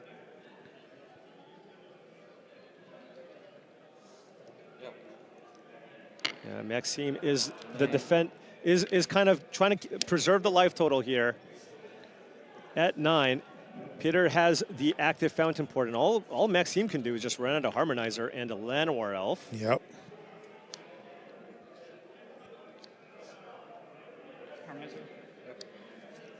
And there's both of them. Yeah. Wow. This doesn't happen very often, but both players right now are empty-handed. They are empty-handed now. Petter. Oh, okay. Making a treasure instead of a chump-blocking fish token. Really? Okay. On 7 lands already? Looks like he's just looking for more answers. Probably going to crack the treasure for a card. Ah, right. Oh, is that Kaido? That was Kaido. Big draw here for Petter. Can attack with the Siren. Get the Kaito in play. Perhaps just lock down the Harmonizer. And then you can, if you want to play even a bit conservatively too, you can keep one of the Sirens back to have 2 blockers to kind of save the Kaito.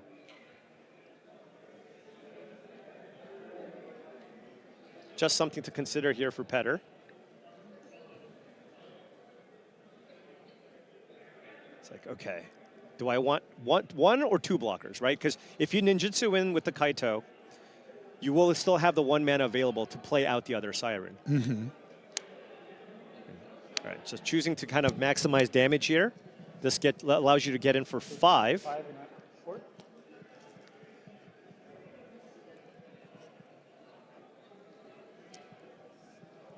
I imagine like locking down the Harmonizer looks pretty nice, but he's actually just looking to draw cards here. He must figure that he realistically can't die from this position. Right, yeah. Remember, no cards in hand for Maxime, so perfect info here for Petter.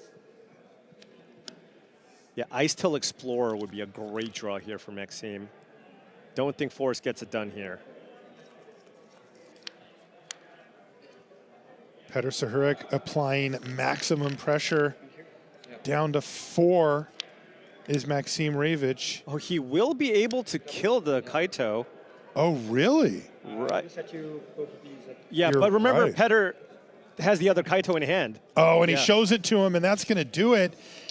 Petter Sahurek picks up the win over Maxime Ravich. Very impressive with Demir midrange. Petter back on the Pro Tour after a pretty long hiatus. 5-2 here on day 1. Yeah, with kind of a deck a lot of people wrote off as something that you probably shouldn't be playing, just because Standard has continued to get stronger and stronger. And I feel like the Demir decks maybe didn't really get as many tools, but hey, the addition of Requiting Hex against the green matchups, and of course also access to some of the other cards like Spell Snare, just really cheap interaction against the green decks certainly helps. He's 4-0 with the deck so far. That's right. I like it. I like the look of that build, and it seems well positioned as well. We're going to take a short break here from Richmond, but when we come back, we've got more Standard action for you. Nick Chow versus Justin Sable. Don't go anywhere.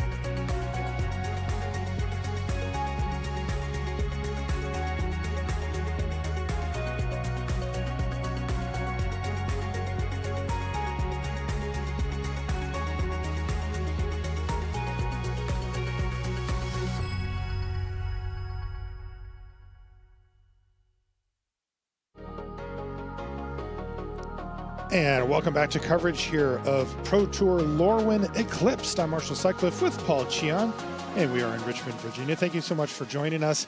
We're happy to have you along. We're watching Standard right now, and so far we've seen a whole bunch of different decks down in the feature match area. We've got a couple more.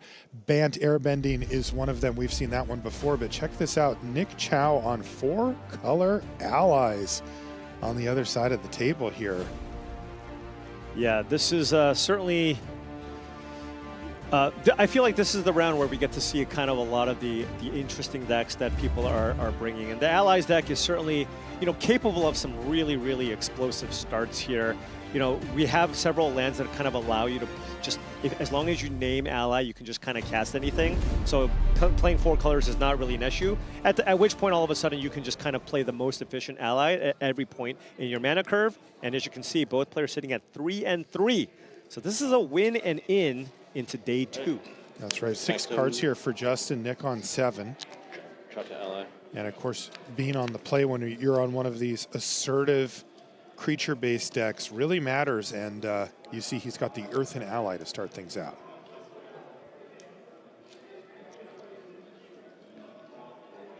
Yeah, this deck, I mean, if a lot of your key ally survives, you can do some kind of silly things here. You have Earth King's Lieutenant, which can, of course, pump up your entire team. So if you can get a bunch of allies in play, that's great. You also have cards like Katara the Fearless, which kind of doubles the triggers off of the allies that you have. So you're kind of just playing your allies, hope they stick around, and if they do, then all of a sudden you just kind of bury your opponents in card advantage. And there's that Lieutenant to kick things off. I also see Great Divide Guide ×4 in here. That's explosive in decks like this. But in the meantime, maximum damage coming in. You're up. With the Earth King's Lieutenant. Yeah, I mean, getting in for a 3 on turn 2 is on the play. That's exactly kind of what you need to be able to put enough pressure here on the Bant Airbending deck, because if the games go long, you have to like the Bant Airbending side. That's right. Bramble Familiar for Justin.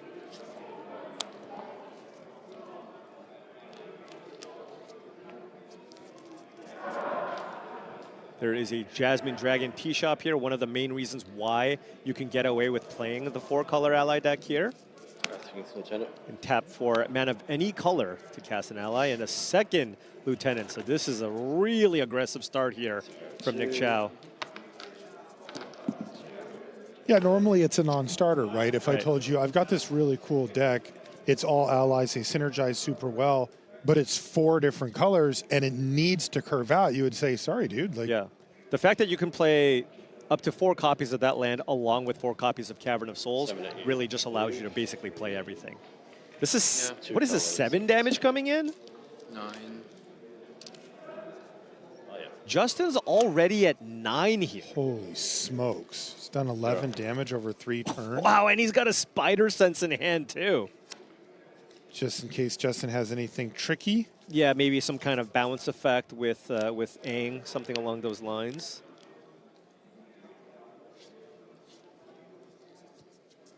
This could be a quick one. Nick Chow really showing the explosiveness of this Allies deck and putting maximum pressure on Justin. Starting town. Yeah. Is this going to be a painful? No. Might be. Okay. Nope. Badger Mole. Is he going to counter the trigger? Looks like he might. Spider Sense the trigger. Has to pick something up. Has to pick up a tapped card. So picking up the 3/3. So it wasn't free, right? You did pick up a 3/3 Trampler here to be able to counter the triggered ability on the Badger Mole Cub. Okay, hey, that is a nice way to clean up the board here. Double spell turn from Justin. Still, Badger Mole Cub is still in play. The Bramble Familiar next turn will tap for 2 mana.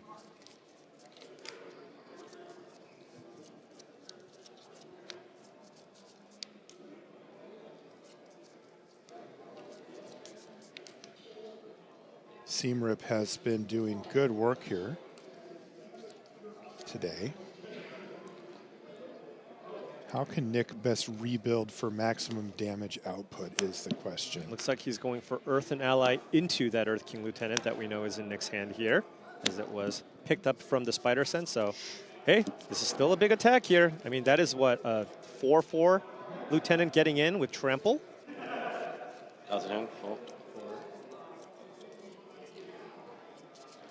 That would put Justin down to 5. For you. 5. Down to 5 goes Justin. Temple Garden tapped, and he says, "You're up." As you mentioned, though, this is a lot of mana available now for Justin. Get out 5. Yeah, Aang at the Crossroads would be an interesting one, just because you can add multiple threats to the battlefield. Of course, Justin would need to play an extra land on top of that. Or, you know, if Justin had something like another Seam Rip and an Aang just to deal with the Tramplers, that could also be something that he can have here to come back.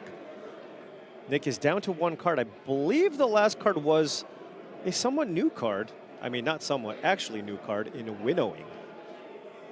Oh, really? I believe that's what he had in his hand. Now, take a look here. Convoke Sorcery. For each player, you choose a creature that player controls. Then each player sacrifices all the other creatures they control that don't share a creature type with the chosen creature they control. Yeah, he's got 2 of those in the board. Yeah.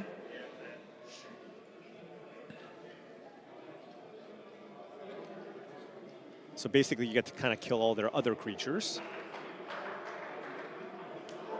So 2 mana. Ooh, okay. Badger Mole Cub. So this is only kind of costing you 1 mana, right? While also putting 3 creatures in play. Still has access to 4 mana here.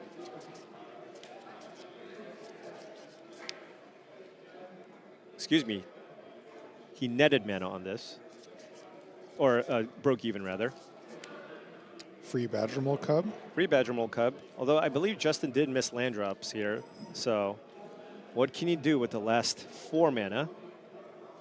Tapped Breeding Pool. And passes. So nothing just yet. Yeah. Could still have something like an Appa or Aang Swift Savior in hand.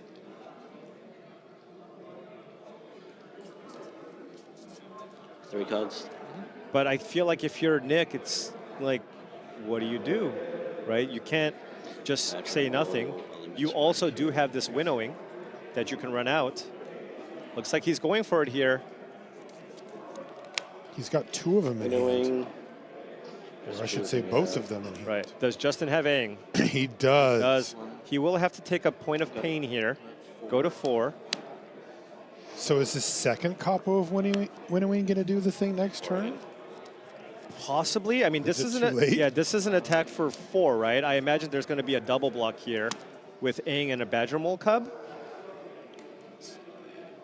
Unless Justin somehow has the ability to kind of combo off here. Oh, where he may want to keep. But then you'd have around. Right. Like, do you just block with 1 Badger Mole Cub? Right. If you block with 1 Badger Mole Cub, you go to 2. Perhaps that gives Justin the opportunity to have enough mana to go Doc Auralock Appa and then just make a million tokens. Right, and then you don't have to worry anymore. No, it looks like the combo is not pending, so he's going to go for the double block. Now Nick has a decision to make. It's like, do I want to shut you off of 2 mana by killing the Cub, or do I want to absolutely minimize the chance that you might be able to combo? I'll knock off the Cub. Eating up the mana here. He figures that's the best way to prevent potential combo shenanigans or just keep Justin from doing too much. But Justin still has access to a lot of mana here. 6 mana available with this board. And that's without a land drop yet either. But has to be mindful of the fact that there is a Winnowing that is in the airbend zone.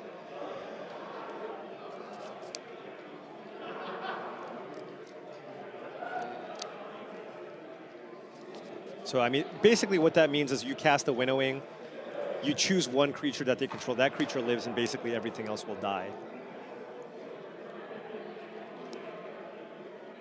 Okay. And that's for you too. Right. So white, green, green floating. Is this Aang at the Crossroads? White Appa. Okay. Airbends these 2. Put airbends these two. Yeah, and then you can. And then if you play the Bramble Familiar, if you fetch quest, and you hit Doc Hourlock, right? Then all of a sudden you kind of have the combo. Oh yeah, because so he's looking for Doc Hourlock, and he hits Doc Hourlock. Look at how much faster he got after he hit it. Yeah, there it is. There it is. So I mean, this might be. Yeah, I mean, this is the combo now. He has everything going. You can flicker the Badger Mole Cub infinitely, animate that land, and I believe that's going to be a lethal attack here. Oh, a lethal attack right now. I mean, With the even Badger Mole then, Cub. there's no way that Nick can get through a billion tokens. And Justin picks up the win. That's going to put him into day 2 with still a round to go here.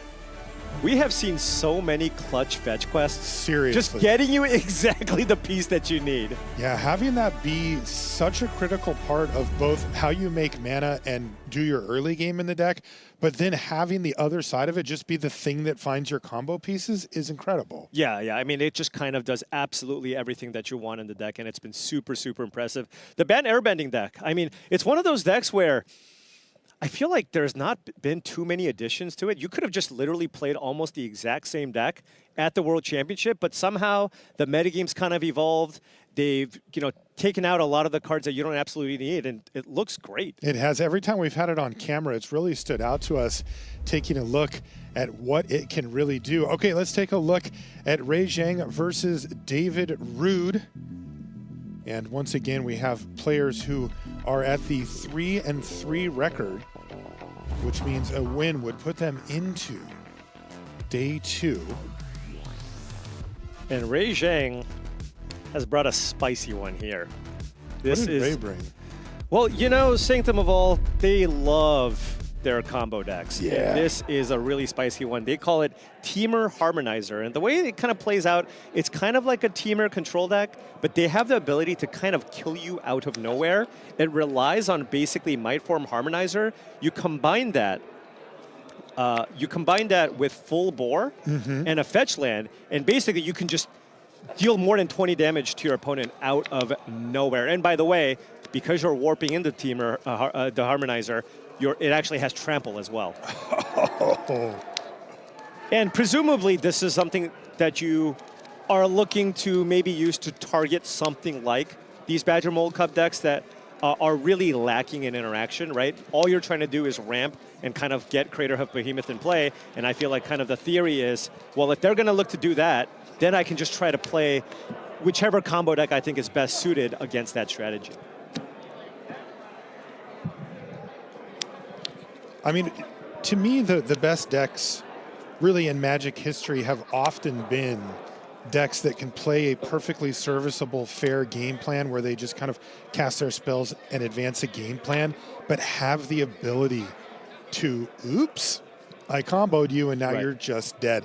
Because what it does is it often forces the opposing player to respect the possibility of that happening, which makes them play differently, them sideboard differently, and often buys you enough time to win with your primary game plan anyway. David off to a nice start here. Turn 1 elf into Formidable Speaker. Trying to find something here. Looks like this is game 3, so we are in a fully sideboarded game here, so perhaps has an answer here that you can fetch for. The addition of this card just gives you so much more flexibility in terms of deck building. It just allows you to play all kinds of different one-ofs in your deck or even in your sideboard. There you go. I bet you that's a one-of. Yep. Enduring Curiosity here. We've seen this card do good work this very round. Can David make it work? So far, he's got 2 creatures versus 0. And it is a one-of in the sideboard here. Really great card to search for in the control matchups. All of a sudden, all your kind of mana dorks actually become relevant. I wonder if Ray has something like a Seer or something. 3 copies of it in the main. This is not a removal spell you see that often. I think the deck that makes the most sense to play a card like this would be like the Is It Lessons deck, but it's just not enough better than something like Combustion Technique. You kind of need all the lessons. So it's nice that we actually get to see kind of a controlling deck that has access to this card. Ray does decide to fire it off. They had to really kind of think about it. I mean, a lot of times the damage is done. Yeah. But also just completely not using your mana for the turn.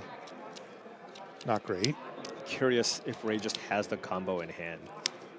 And that is a Pyroclasm getting the elf off the battlefield here, really just kind of attacking David's mana base here. I like the Clasm sticking around to block. Oh.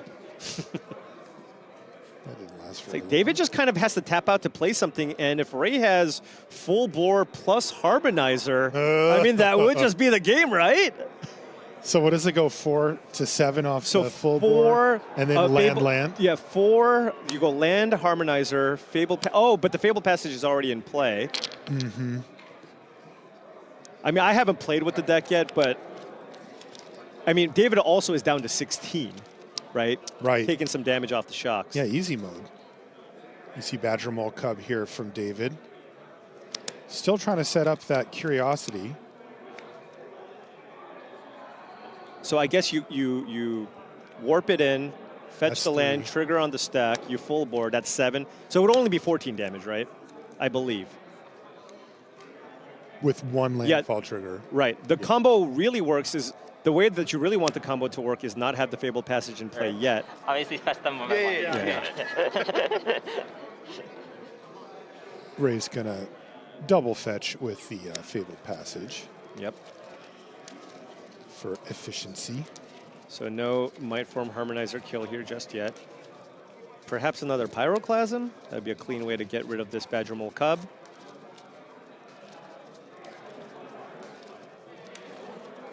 Oh, perhaps just an Ice Tail Explorer. Properly thinning out the deck here with a good shuffle.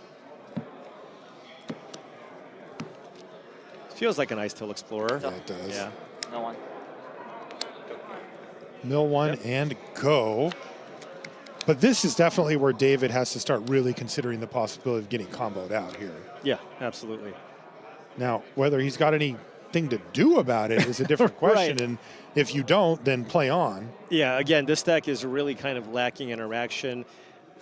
Now, David is playing the Bant version here. There is a singular copy of Bright Glass Gearhulk that's in the deck that you can use to kind of fetch up cards like Melt Strider's Resolve or Unable to Scream, both of which would work if you had the Gearhulk. Ooh, it's Ouroboros. I imagine that's kind of what Ray wants to see. It's like, okay, play Ouroboros and maybe I can kind of do my thing. Right, I get 2 turns. Right. And the nice thing about something like a Seer is even after a trigger off the Ouroboros, you can still finish it off because it has 4 toughness. Oh, and doesn't represent Spider Sense here. Okay. This passes the turn back. Now, I don't see a Might Form Harmonizer in Ray's hand, so can't actually go for that necessarily. There is a Pyroclasm and a Seer in Ray's hand, but Pyroclasm not quite effective here. Seer would cleanly deal with the Ouroboros.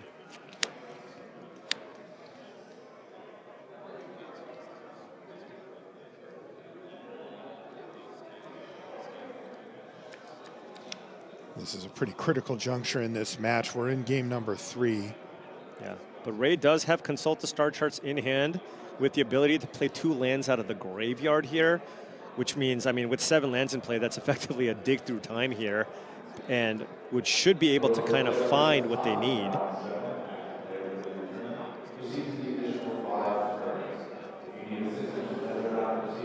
Waiting for turn, Mill Trigger on the stack, fetch.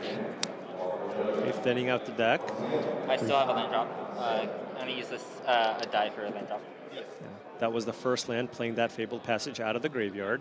Yeah, and we've seen this sequencing before. So 2 mill, then I'll resolve 2 Mill Triggers. Yeah. Also, you're kind of a 3-color deck with some number of basics, but perhaps not infinite. You want to just make sure you get the land that you actually can find instead of accidentally milling it.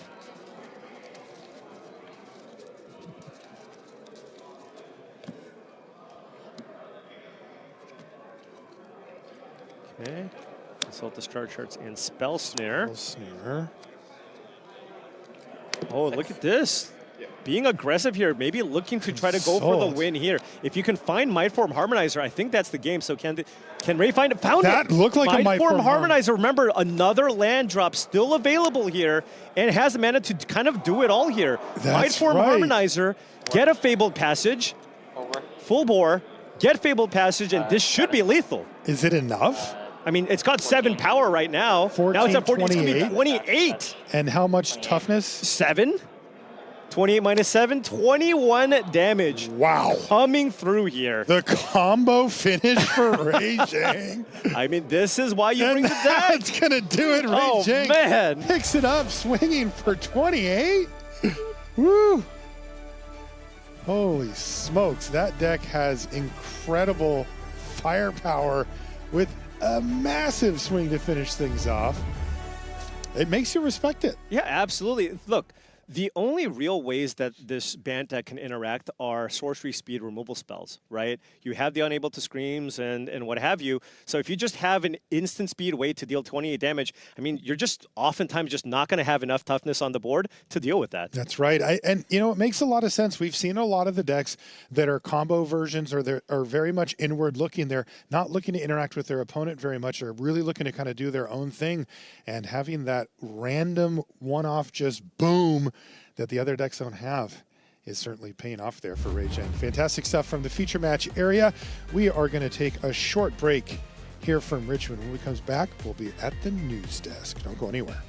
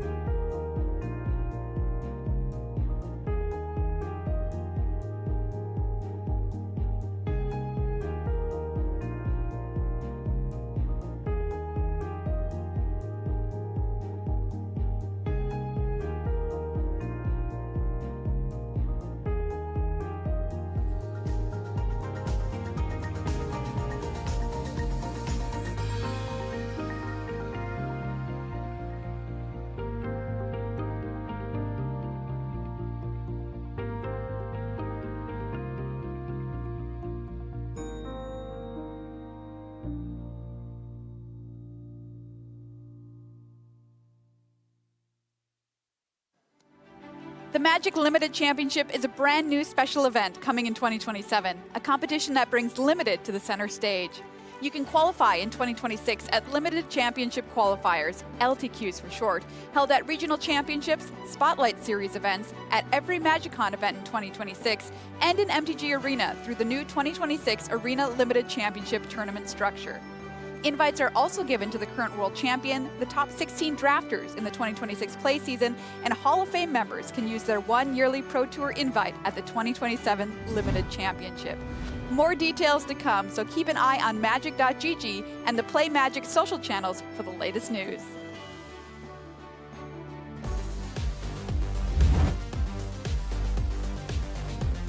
As night falls here in Richmond, Virginia at Pro Tour Lorwyn Eclipsed, we have one round left to go on day one of competition.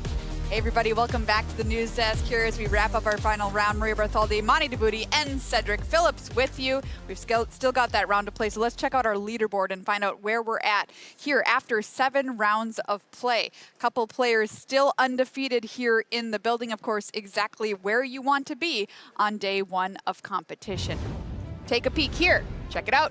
We have Marco Balaka at 7-0, as well as Takumi Matsuura at 7-0 as well. That is a Jeskai control deck and a Boros Dragons deck, which lead the field here in Richmond. Taking a look down the standings a little further, Luis Salvado here doing very well, Pro Tour champion, currently sitting at 6-1, running that Demir Excruciator list, which is a very, very cool choice for this weekend. I gotta give a shout out to Eduardo Sajgalex, currently sitting at 6-1, my commentary friend from back in the day, 7 Grand Prix top 8s, and 1 win for him, Cedric. Whew, good starts on that page. Good starts here as well. Tony Portalon, 6-1. Dom Harvey, the Amulet Titan Master, 6-1. Alan Wu, a former Pro Tour champion, checking in at 5-1-1. One of my favorite players on the Pro Tour, the Big Dane, Christopher Larson, at 5-2. And you're going to see a bunch of other 5-2s here as well, like reigning world champion Ken Yukahiro, excuse me, Player of the Year, Ken Yukahiro. Gabriel Nassif, the Yellow Hat, at 5-2, and then Jack Potter, 5-2 as well. All these players that you see that Maria went over and I just went over, they're coming back and playing tomorrow. Absolutely. Well, we've been sharing some very cool decks for you to try out this weekend in Standard, and if you're still waiting for the deck that's right for you, here's our final look at Deck Bites.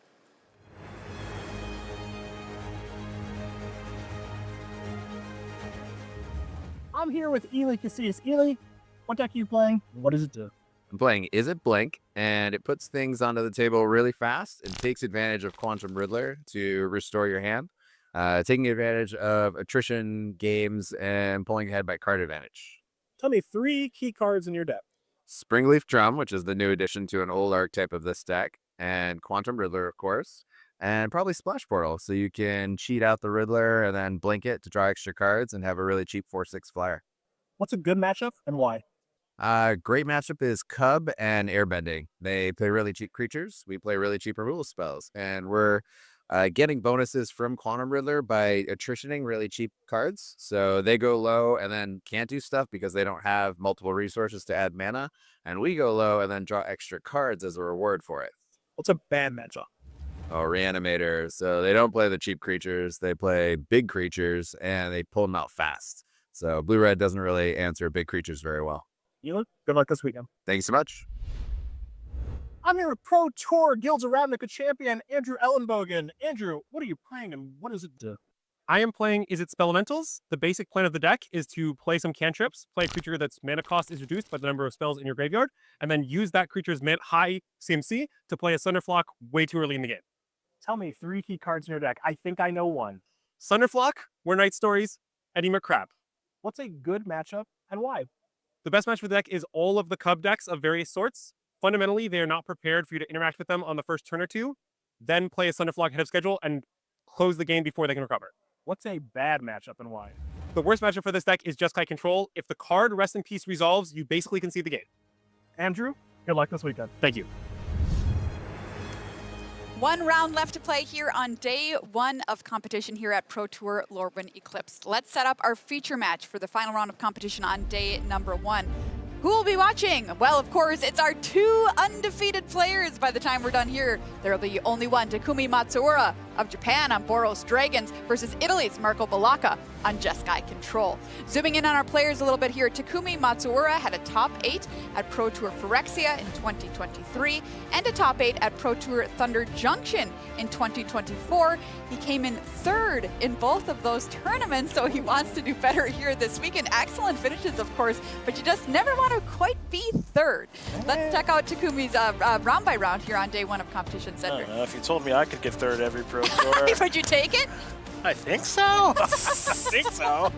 Taking a look at the start, a 3-0 start through Limited, which is always a wonderful thing, and then picking up 4 more constructed wins along the way, starting against Is It Control, Bant Airbending, and then Is It Lessons twice. So Matsuura has played against a lot of blue and red based strategies, not a lot of Badger Mole Cubs on day number 1 here for Takumi, and not going to be playing against it here in the final round either. Pretty notable. A lot of people expecting the Cub to get the dubs this weekend. Ooh, I like that, Cedric. Up against Marco Balaka here. Started playing in 2018, played all 3 Pro Tours last season. Best finish was 11-5 at Pro Tour Ether Drift. Wants to win 10 match wins to qualify for the next Pro Tour. Well on his way here this weekend. Let's take a look at his day 1, Cedric. Day number 1, again, you're going to see 7 wins in a row, of course, because both these players are undefeated. So it's a 3-0 through draft, and then 4-0 through constructed. Jeskai Elementals, Bant Rhythm, 5-color rhythm, and Is It Lessons. So that's 4 different strategies that Marco did go up against. A 5th one here in Boros Dragon. So getting a wide range here is Marco, and off to a really good start, taking care of everything, though Boros Dragons not sure how well prepared for this matchup, as I don't think many people are prepared for it this weekend. This is a cool deck, Monty. Talk to me about Boros Dragons and this matchup. Yeah, both decks are really cool. Both decks definitely fall into the camp of anti-Cub decks. And I think one thing that when we look at Takumi's list, he is an absolute master with aggressive red-based strategies. That's what he's used for a lot of his success in his career. And this Boros Dragons deck is sweet because it is very anti-Cub. You're playing 4 main deck copies of Clarion Conqueror, which is directly a nod to the Cub matchup. Now, the rest of the deck is really all about cheap aggression. One of the all-stars in this deck is absolutely Momo Friendly Flyer, just making all of these dragons, at least the first one you cast each turn, cheaper, means that you get to put on a lot of pressure just having that turn 1 Momo into turn 2 Clarion Conqueror or Nova Hellkite Curve. This deck does a lot of really cool things, and I think one of the things that a lot of people consider a weakness is how do you do against the non-Cub decks? Well, so far Takumi hasn't faced a Cub deck today, as he's still undefeated. So really strong showing from him. On the other side, we take a look at Jeskai Control. I think a lot of people, when we were talking to them at the player party, when they were saying what their worst matchup was, it actually was Jeskai Control. I think this is a deck that a lot of the Cub decks are very scared of, and the non-Cub decks, the anti-Cub decks, lose to. This is a very traditional control deck. You see a lot of removal, some counter spells. One of the big things this deck is able to do is play cards like Day of Judgment and Ultima. You're getting a lot of value out of your land slot, and of course, one of my favorite cards, Jeskai Revelation. Just being able to play this card in your control deck, just being that ultimate late game power card. Love to see it. This is very cool. I'm excited for this matchup. Before we get to it, though, we're going to check in on a very unique group of players who is doing pretty well here on day 1 of competition. This is the Italians. Here they are. Check it out. These are a group of players who, you know, it's a team that kind of changes from Pro Tour to Pro Tour. If you're Italian, make the Pro Tour, hey, they might ask you to come on and test with them in their Discord if you're not already on a big testing team. And they are doing great here on day number 1. Check this out. Marco Balaka, of course, one of our tournament leaders, currently at 7-0. We've got a 6-1 right there. 2 5-2s. Really incredible records here. Only 1 player out of day 2 contention so far here on day 1 of competition. So depending how the rest of the tournament goes, the Italians can make quite a showing here this weekend. Well, it's time for the final round of day number 1. Let's find out who our lone undefeated player will be. I'm going to pass it on over to Alien Corey in the booth. Let's find out indeed. Thank you so much, Maria. Corey, who is going to be our undefeated player going into day 2? Definitely got to put a huge advantage to Jeskai Control here, as it seems very good against a Boros Dragon strategy here, but dragons, that's a great argument. Anything could happen. Sweet list from both of these players, Takumi Matsuura from Team Moriyama Japan, and the Italians, Marco Balaka. We're going to see some non-green magic for a hot minute, which is super cool, and some would say unusual to see these 2 decks undefeated, but, you know, they came poised to defeat the big bad in the room, which is just an itty-bitty little cub, and they're doing an excellent job thus far in the rounds. Yeah, once again, 2 decks that very much seem like they are great against Cubs, and now we're playing against kind of the other categories against each other, and adds an interesting wrinkle to this tournament. It might come down to who bought the best anti-Cub deck and also, you know, has a win condition. Exactly. Yep. So Takumi's deck definitely trying to just play extremely powerful creatures on rate. So, you know, buy you know, in turn, we have a lot of rares, mythic kind of things. So just playing extremely powerful cards and hoping they can't get answered easily. Spider Manifestation to accelerate here a little bit for Takumi. Let's see what he follows this up with. He does have a land in hand. He's got a couple, actually, and also has the Cavern of Souls to protect his dragons when the time arises. But for now, where are we going? Are we trying to resolve Legend of Roku? Yeah, Legend of Roku. Yep, Legend of Roku, get to untap that. That is a huge No More Lies for sure. And Cavern of Souls is definitely going to be the most important land here. Yeah. Getting these dragons to resolve and forcing Marco to have removal for them instead of just No More Lies, that's going to be a big deal. Well, we do know he's packing plenty of removal in his 60 cards. He's got Day of Judgment and Ultima ×2, along with 4 Get Lost, Lightning Helix, Jeskai Revelations. Like, yeah, if you need something removed, Marco's your man. Exactly. Marco playing 4 Jeskai's Revelation as well. That is very telling, saying, I don't really need any other win cons, as that card will do everything for you. I think the Jeskai decks really like that card. Yeah, I mean, it's incredible. The fact that you don't have to play like Shiko, a dragon that you got to tap out with. The fact that you can have a win con that you can cast at instant speed is a big deal. It's sweet, you know, it does all the things you need it to do in a control deck, even creates the pressure on board that you need in the form of the Prowess Monks, and then, you know, just the one creature in the deck being the Onagi of Kyoshi Island to close out the game. Very powerful card. A little anticipate here for consult the star charts, just trying to find lands. That's really all these control decks ever want to do. Just make your land drops, do a lot of draw going type of thing.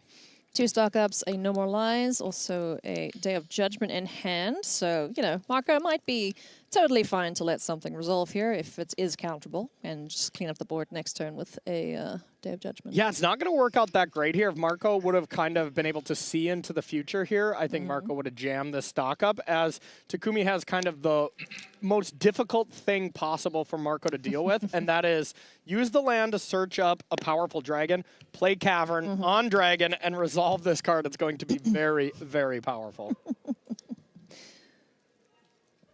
Went to go and find the Magmatic Hellkite that's able to blow up a land and bring a land in tapped a basic. So it's a good basics check for the opponents playing these multicolored decks. And yeah, that is a very real thing. You got to look how many decks are actually playing a lot of basics, and Marco is just playing one plane. So if you ever can cast multiple of this extremely powerful dragon, and it just becomes a 4-mana Stone Rain style dragon, that's huge. Nice. Sarkhan, Dragon Ascendant hits the board. And now we get to see, as you mentioned, Cavern of Souls on dragon. So we're going to blow up some land. Yeah, and just great sequencing there from Takumi, just being able, holding that Cavern until now. Otherwise, maybe you want to No More Lies, you know, the 2-drop here, but with the way that this was kind of disguised, Takumi kind of gets everything right. He sequenced it really nicely, leaving Marco with nothing to do, really, except blowing up everything on his turn. So, and importantly, those are all Verges. So, like, the fact that you just got Elegant Parlor out of there, the Plains still turns on most of the Verges, but, you know, the middle Verge, the blue-red Verge, is only red mana here. Yeah, Riverbar Verge. Yeah. Very important to note as well. It had a stun counter on it, so it doesn't untap. Yep, there we go. So there is land 4 in hand.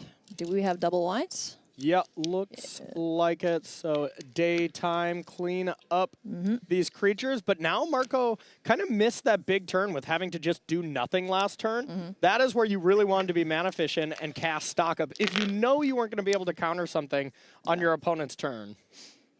Let's see if that comes back to bite Marco as we now resolve a Legend of Roku, exiling the top 3 cards, able to play them until the next turn. Clarion Conqueror revealed off the top, as well as another Magmatic Hellkite. Hey, should we Stone Rain some things? I think we should. That looks excellent here. Being able to destroy one of those lands and not being able to search up anything is a big deal. And Legend of Roku is just a phenomenal card as well. Most of the time we see it just in the sideboard of a lot of decks, and they come in when you play against a deck like Izzet, where they kill a lot of your creatures, but I love main decking this card. Boros has notoriously struggled with having card advantage. Yeah, It's I was always gonna powerful say. stuff, but you never just get to draw enough cards since we lost, like Showdown of the Skulls. Yeah, It's yeah, a yeah. similar card. I was going to say, this is a Boros deck. How does he still have things to do? Right. Aren't they supposed to run out of gas at this point? Yeah, no kidding. Stock up here for Marco Balaka. Finds a Get Lost. Look like a couple lands, maybe Multiversal Passage if he's playing. Yeah, I think a Helix as well for the options. So plenty of gas. Now it just comes down to, do you want to maybe destroy Legend of Roku? Even though there's still solid value that's going to be gained next turn, but you don't get the mana value. And of course, eventually, you have to kill that card, as the backside of Legend of Roku is just a must-kill threat. Oh, yeah. Avatar Roku behind that powerful Saga. Able to make some dragons and also Firebending 4 because, you know, why not? Yeah, help make some more dragons. Yeah.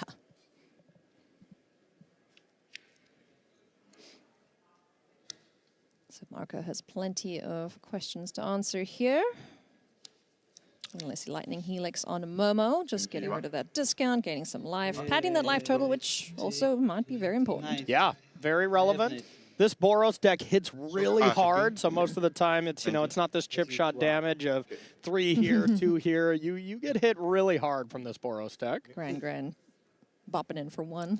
Yeah, not exactly grand. St. Your Grand's Boros deck. Chapter 2, get a Color of Mana. So 6 mana available. Looks like we have Sirach, which essentially costs 1, getting the treasure. Then Nova Hellkite as well. Haste is going to be a big deal in this matchup. Yes. Being able to get in some damage before Day of Judgment can clean up these creatures. Is he playing Nova Hellkite? Must be, right? Yeah. Yeah, 4 of them. yep. That's usually a good way to clean up the control players. Exactly. Here comes Sarkin, Dragon Ascendant once again. Enters, beholds a dragon, makes a treasure token, now has 5 mana to work with. But wanting to save that one for later. Nice. So you don't lose out on both of the creatures from Legend of Roku.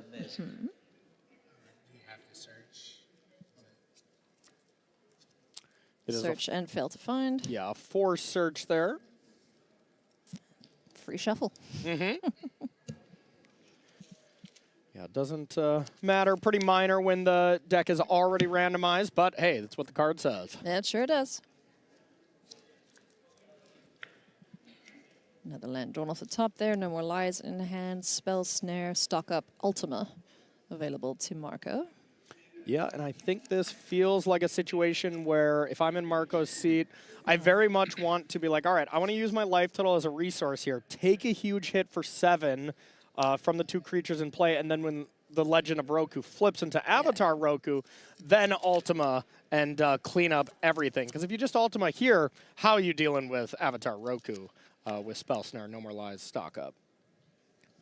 So feels like a solid stock up turn to me, but of course, it's easy to say when we have perfect information on both players' hands. Absolutely. And we're not under the bright lights of trying to be the only undefeated player here at the Pro Tour in Richmond. I must say, they're super chilled, both of these players. You know, not fussed. This is just another game of Magic. A couple nice cards drawn off the top there for Marco. I saw a Quarry Mountain Monastery. Rest in Peace, Get Lost. Yeah. And something else in the middle there. Rest in Peace, probably going to be the fastest side out possible against this Boros mid-range style of deck. I think I saw a Mistrise Village in there, but yeah, I'm going to take the Quarry Mountain Monastery and the Get Lost. Yep, that seems solid. Now having the ability to counter at least one thing.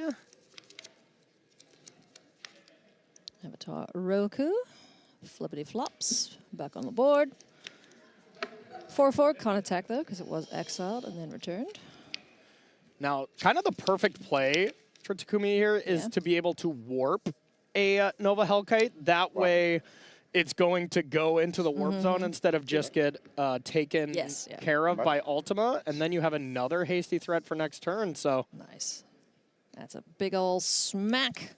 It's going to get taken out, though. Get Lost takes care of the Nova Hellkite. Recognizing exactly what you said, Corey, that not something that he can deal with when it comes to playing sorcery speed removal. Yeah, and that just has to be the biggest, red flag here from Takumi. Is just thinking, well, you just killed my creature that's going to go away. Why not kill one that's already on the battlefield and is going to stay? And that could only mean one of two things, actually: Day of Judgment or Ultima. But that's about it. Both bad news here for the creatures player.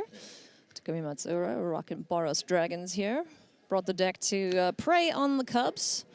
But doing a pretty good job up against other archetypes here this weekend. Yeah, especially as, Takumi hasn't played against a Cub deck yet? That is quite wild, I believe they were saying at the desk. He did play Ken, and he's playing Airbending. Sure. Unless Ken doesn't have any Cubs in his band deck. Yeah, okay, maybe not just Simic Cub style thing. Or a strictly rhythm deck. Yeah. So now it's just the... Yeah, play Ultima, not even leaving up No More Lies here. Just recognizing I would rather play Esteem Vents tap to protect my life total, as the odds that No More Lies gets to actually counter something next turn seems very low. Yeah, it's dwindling a bit. Oh, Burst Lightning. We could see Burst Lightning to the face. Yeah, and that's just okay. Nova Hellkite is exactly what we want, but yeah, just another land for Takumi. That is quite brutal. But yeah, we might just see it fired off now. Unlikely, but Yeah. Whenever a control player is tapped out, you're just like, ooh, I want to hit you now. Yeah, and Marco, that's exactly what he wanted to see. Just your aggressive opponent just passing the turn without, progressing onto the battlefield. So this is exactly where you want to be at from a Jeskai control perspective. I know this Clarion Conqueror is not going to hang around for a long time, but that treasure should be used to cast it, because you can't do anything with it while he's on the board. Yeah, that's fair, that's fair. But yeah, Braid probably going to clean that one up pretty quickly here. Yeah. See? Not long for this world. But now the treasure's online. Oh, yeah. There we go. Yes, there's upside. It's going to be very relevant. Oh, no, it's used. All right. All good then. Oh, I bet that went away with Ultima and they just... Oh, yeah, you're right. That is artifacts as well. That's a big old finisher right there. Jeskai Revelation. Quite a good magic card. Yeah, here. no kidding. Got to cast that one right away, otherwise it goes away. And yeah, you kind of want the stuff it brings along, to say the least. Yep. No spell, but can bounce a land, which is pretty neat. 4 damage to face, makes 2 little buddies. 16. And draw 2 cards, gain 4 life. So yeah, and here is where Marco takes over. Definitely. It kind of felt over the turn that Takumi passed without progressing to the battlefield. But, if that Hellkite didn't get lost, this game would have looked a lot closer for sure. Yeah, ultimately, it may have still ended up in the same result here. Yeah. With Marco pretty much in control here. Control. Yeah, as he wants to be. This is really how this matchup feels like it's going to play out. And kind of looking at the sideboard, I know getting ahead of us a little bit, but there is not a lot of things that come in that are anti-control cards. No, it's Takumi's main game plan is just get to the board as quick as you can and kill them, because as soon as they get to turn 4, all your stuff is dying. Yeah, and a lot of the deck bites that we've been hearing throughout the weekend, one kind of common factor that we've been hearing a lot is like, okay, all these anti-Cub decks, what don't you want to play against is the question we asked them. And a lot of them were saying control, you know, so. Not all that many control players here this weekend, but they're going to be pretty happy with Could be a great choice for sure. How the metagame shaped out.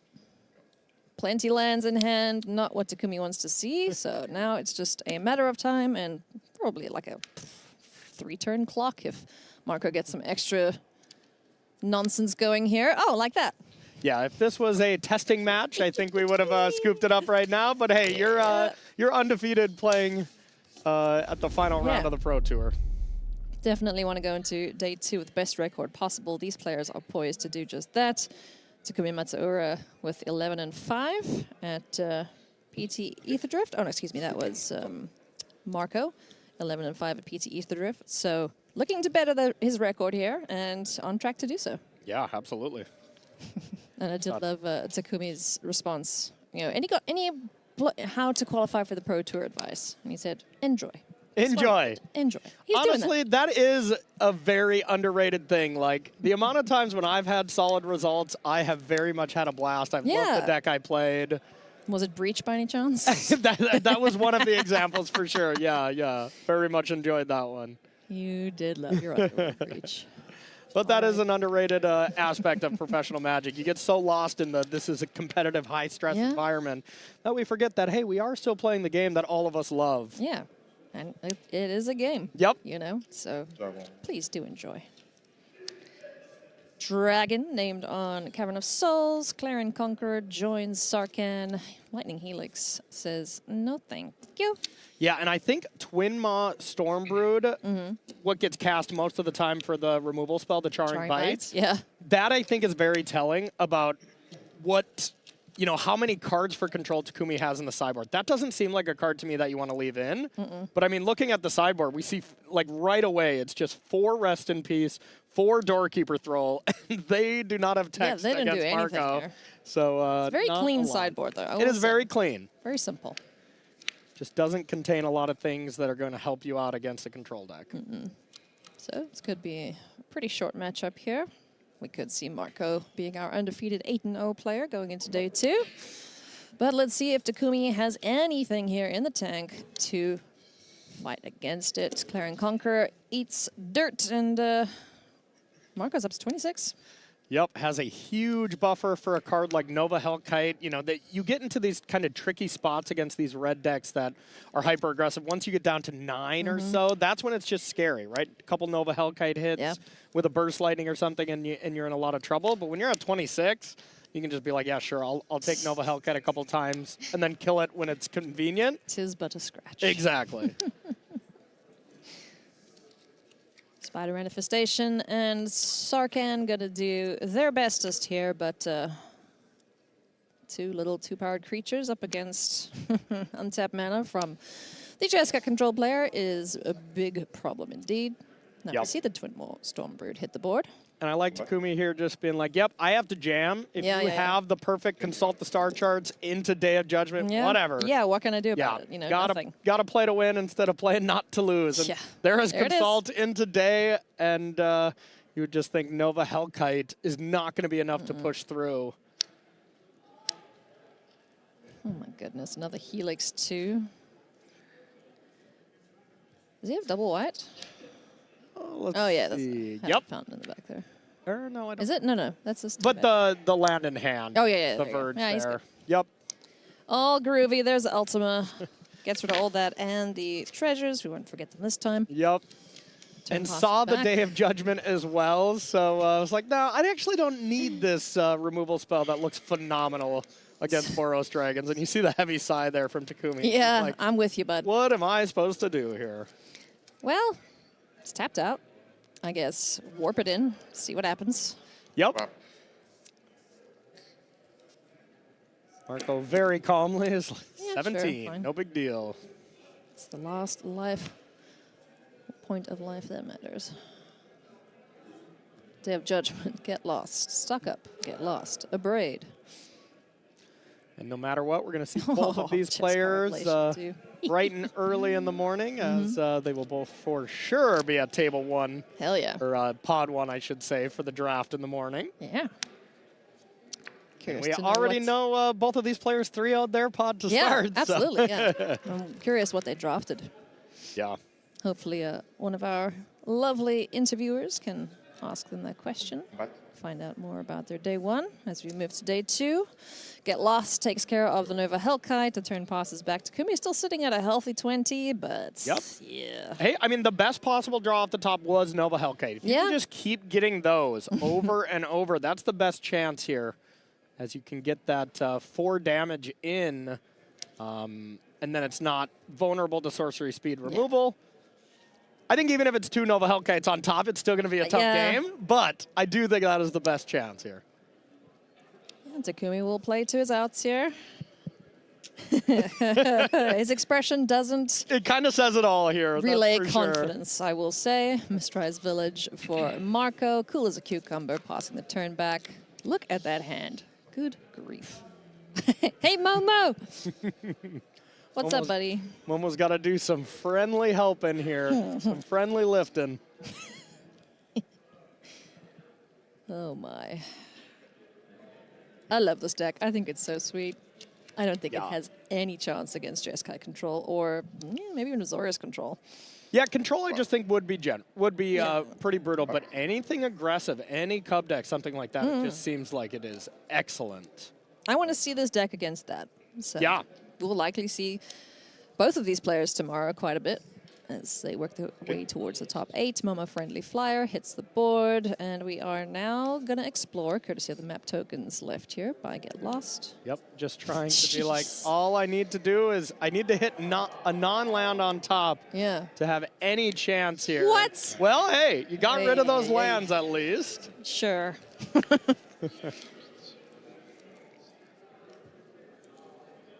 Holy moly. And now passing with 7 mana available. What could that mean, Corey? You know, I think it means this Momo's dead in response to this. Hey, Legend of Roku is excellent. And I do not see a counter spell ready to go here. So, I mean, one thing... Bin as well.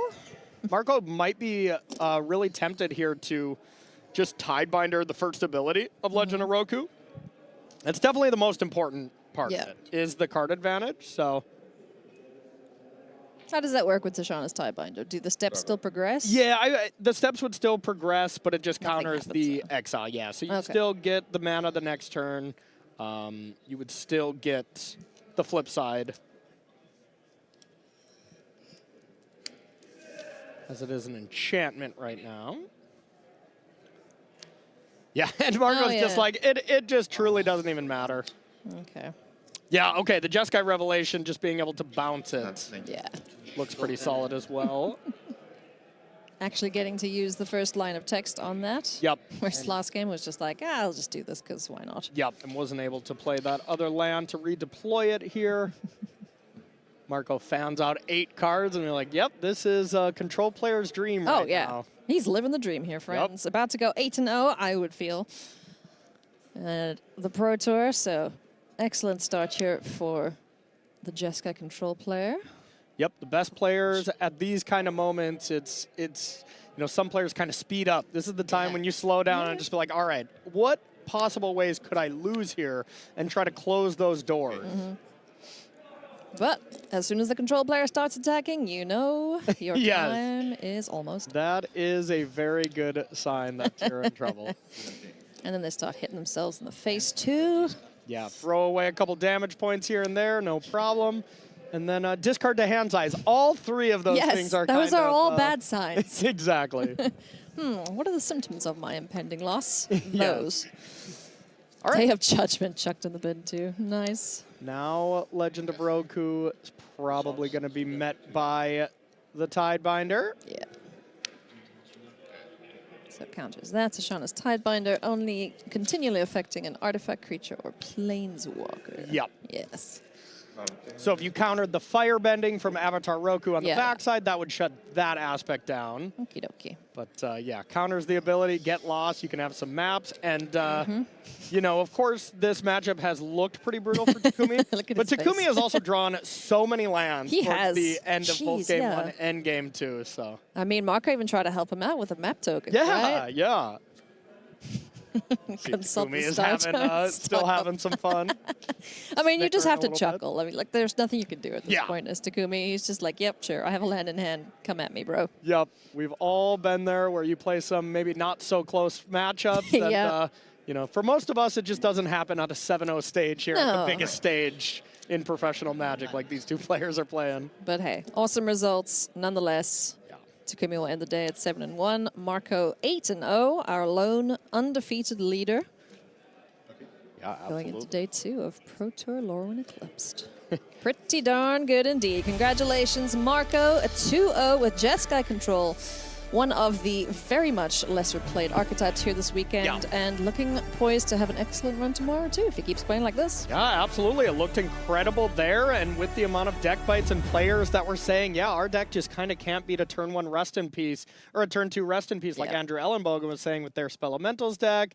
You know, just a plethora of different decks are really afraid of control, so might have a nice metagame call here. For sure. Indeed. We've got more Magic for you, friends. We'll take a short break, but we won't be too long as we wrap up day 1 of competition.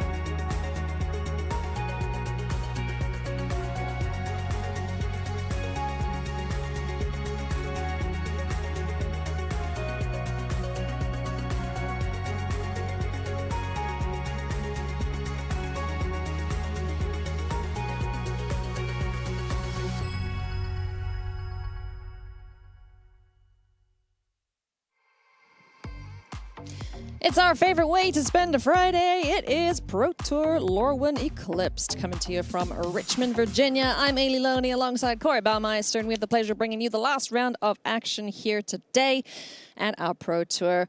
Trying to find those players who are going to fill out the top draft table tomorrow, Corey. Yeah, absolutely. Going to be a very interesting one. We got Tony Portalon up against Arch Dota, the Teamer Harmonizer deck, which we saw So sweet. some really cool things up against Azorius Control. Maybe Control is truly having an incredible weekend. And I did talk to Arch here before this tournament. Arch just said, yeah, my deck is busted. So maybe they know something that maybe the rest of the field who didn't submit a Control deck know. Okay, all right. Well, let's see what they can do here. Both players, well, excuse me, just Arch with 7 cards, Tony on a mulligan to 6. But this Mind Form Harmonizer combo is pretty sweet. We did see Ray Zhang pop off up against David Root, I think it was, in one of the previous rounds. And, you know, basically get this guy out, couple landfall triggers, full bore, dead. Yeah, absolutely. And just being able to have Harmonizer, full bore it, and then have one of the fetch lands, the air quotes fetch lands, Fabled Passage, that just puts you up to a 7-power creature. You double it and you double it. So 28 damage with just those very, you know, few amount of cards. Yep. Now, Arch, obviously playing Azorius Control. Yep. So is going to be able to stop whatever Tony is doing here. How do you protect this combo? Like, do you just have to wait for the right moment, hope Arch taps out? Because I don't see that happening. Yeah, this is very much a non-tap-out deck. You know, this Azorius Control that Arch and some of their teammates brought, it is very much counter spells, a full set of get lost for interaction, which is going to be great against Tony. So also 4 Day of Judgments, which aren't going to be as good. Same with Seam Rips as far as removal spells. But yeah, Tony's just got to pick his spot against Arch for sure. White. The one advantage to this, I suppose, combo deck, as opposed to the Boros Dragons deck that we just saw lose to Jeskai Control, is everything happens in one fell swoop. Either you live or you die. Exactly. So, yeah, the big difference between the last match is, you know, we had the optionality to be able to tap out for stock up, thinking, what's the worst that could happen to me? Take 4 or whatever, you know? The worst thing that can happen to Arch if they tap out, well, the game can end. Yeah. And anyone not aware of, Tony Portalon took 2nd in the Player of the Year race, and it was close. It was so close. Going into the later stages of the World Championship, we had to put Tony as the favorite. To be taking it down. Yeah, no, he was. And then we didn't see Ken for most of coverage. Yeah. He just snuck up from behind and then, whoops, into the top 8, takes the lead.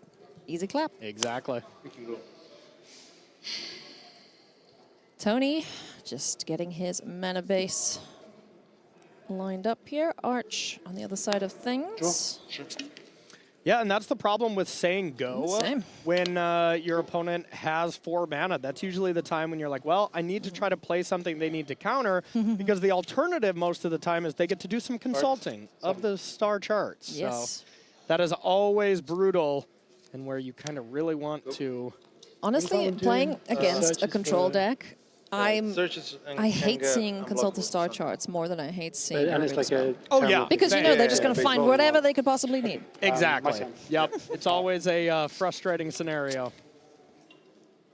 Plenty of removal in hand there. He caught a quick glimpse of Arch's hand. A couple of counter spells too, no doubt.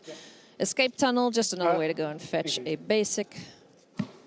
You see some of the mono green landfall decks playing that too. Yeah. Yeah, here it's just pretty much for fixing. Yeah. I mean, sure, if you can make something unblockable, cool. Yeah. It is pretty cheeky to do that before you start your combo and, you know, multiplying. Exactly. And that can happen. You know, you can target one of your Earthbent lands and then start cranking it up with the Harmonizer to make an unblockable threat. It's in response to the sacrifice. Okay. It's mine. I said pass. It's end of his turn. Yes, that's my turn. Okay. This is relevant. Look for the land. Does this resolve? Yeah. So to trigger? Yeah. So draw 2. Yeah. And it gets 4 count. It's going to be a 5/5 here. Nice. Yeah, Wan Shitong likes it when your opponent goes to search for things. So playing it in response to it being sacrificed. Then discard. And that was in response just so you get that extra boost from your opponent searching the library. a text that, you know, doesn't come up that often. Yeah, but not too much. still very much relevant. I bet Wan Chitong loves playing against Formidable Speaker. Yeah. So now we did, yeah, exactly. I'm saying we just tapped out against the deck that can kill you out of nowhere. The 6/6. Yes. Arch might be dead. So, yeah, I mean, You're this, at 20. we full bore it. Full bore, yeah. It becomes, what, 7 power? And gains land. trample. and Fabled Passage. This is 28 damage. So it's 14 That is a 7 6/6. plus. This is -2 Arch is Yeah, about to go just to. 28. Yeah. You'll get another. It's just for the Ah, sorry. Wow.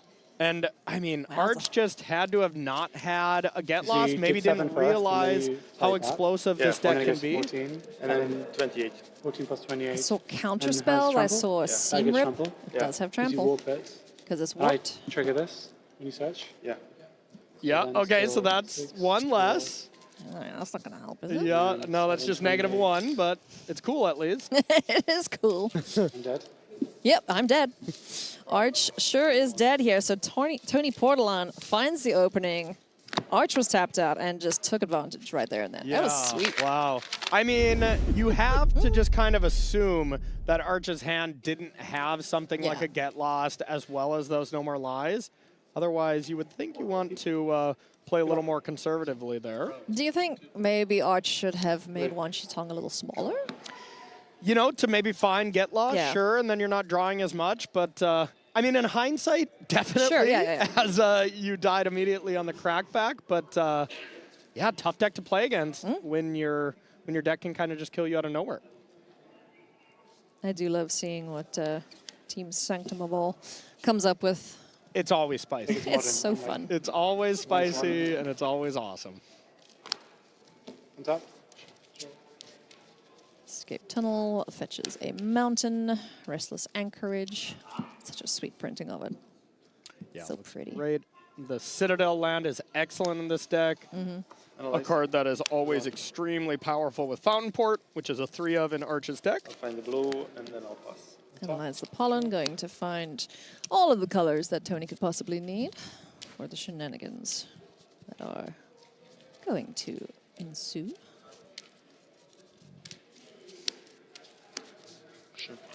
Stock it up. Let's find some removal spells. Yeah, I like this to start. I see Get Lost in the back. That feels like what you immediately want to take. But that being said, I believe that is There's a Get Lost in hand. That might be 2 in hand already.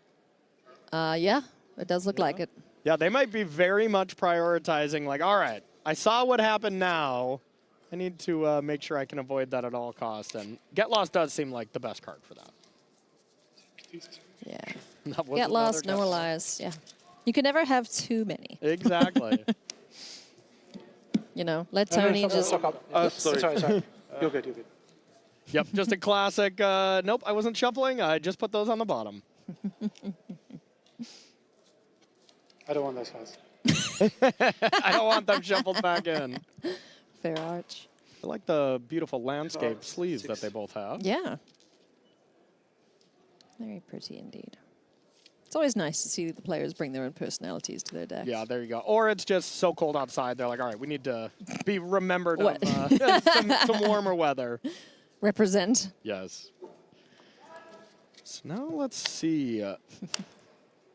And as much as this looks like an aggressive deck from Tony, as you know, you do win with a card like Full Bore, you're still playing 4 stock up, 4 consult the star chart. So it is really card advantage, card advantage, card advantage.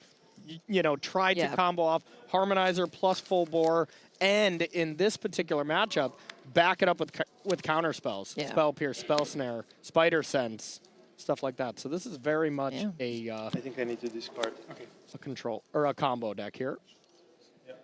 Tony with a full hand is going to chuck a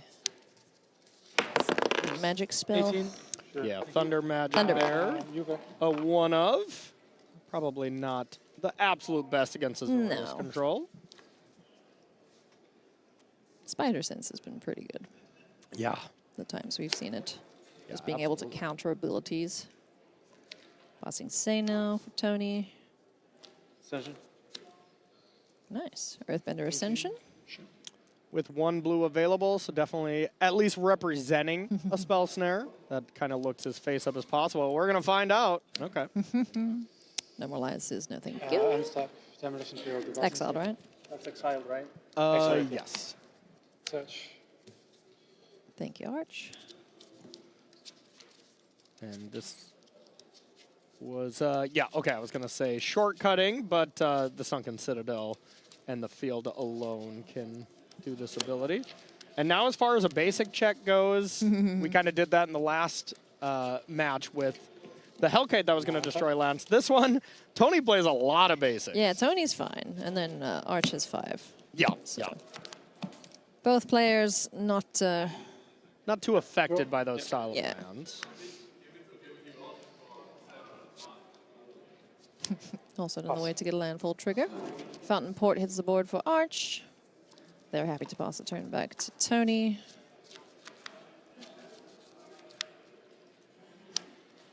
Another passing save. Wow. So you have to target that. That is definitely what I would think is a bit of a sign of weakness here. Yeah. As, you know, like saying go and having consult the star chart, something like that would be a little bit more impactful. But, you know, I mean, if Arch, if they just have a bunch of counter spells in hand and you start just creating a gigantic creature that could do some stuff, but... Okay. One Shitong, back again. Draw 1. Yeah. Has 3 counters.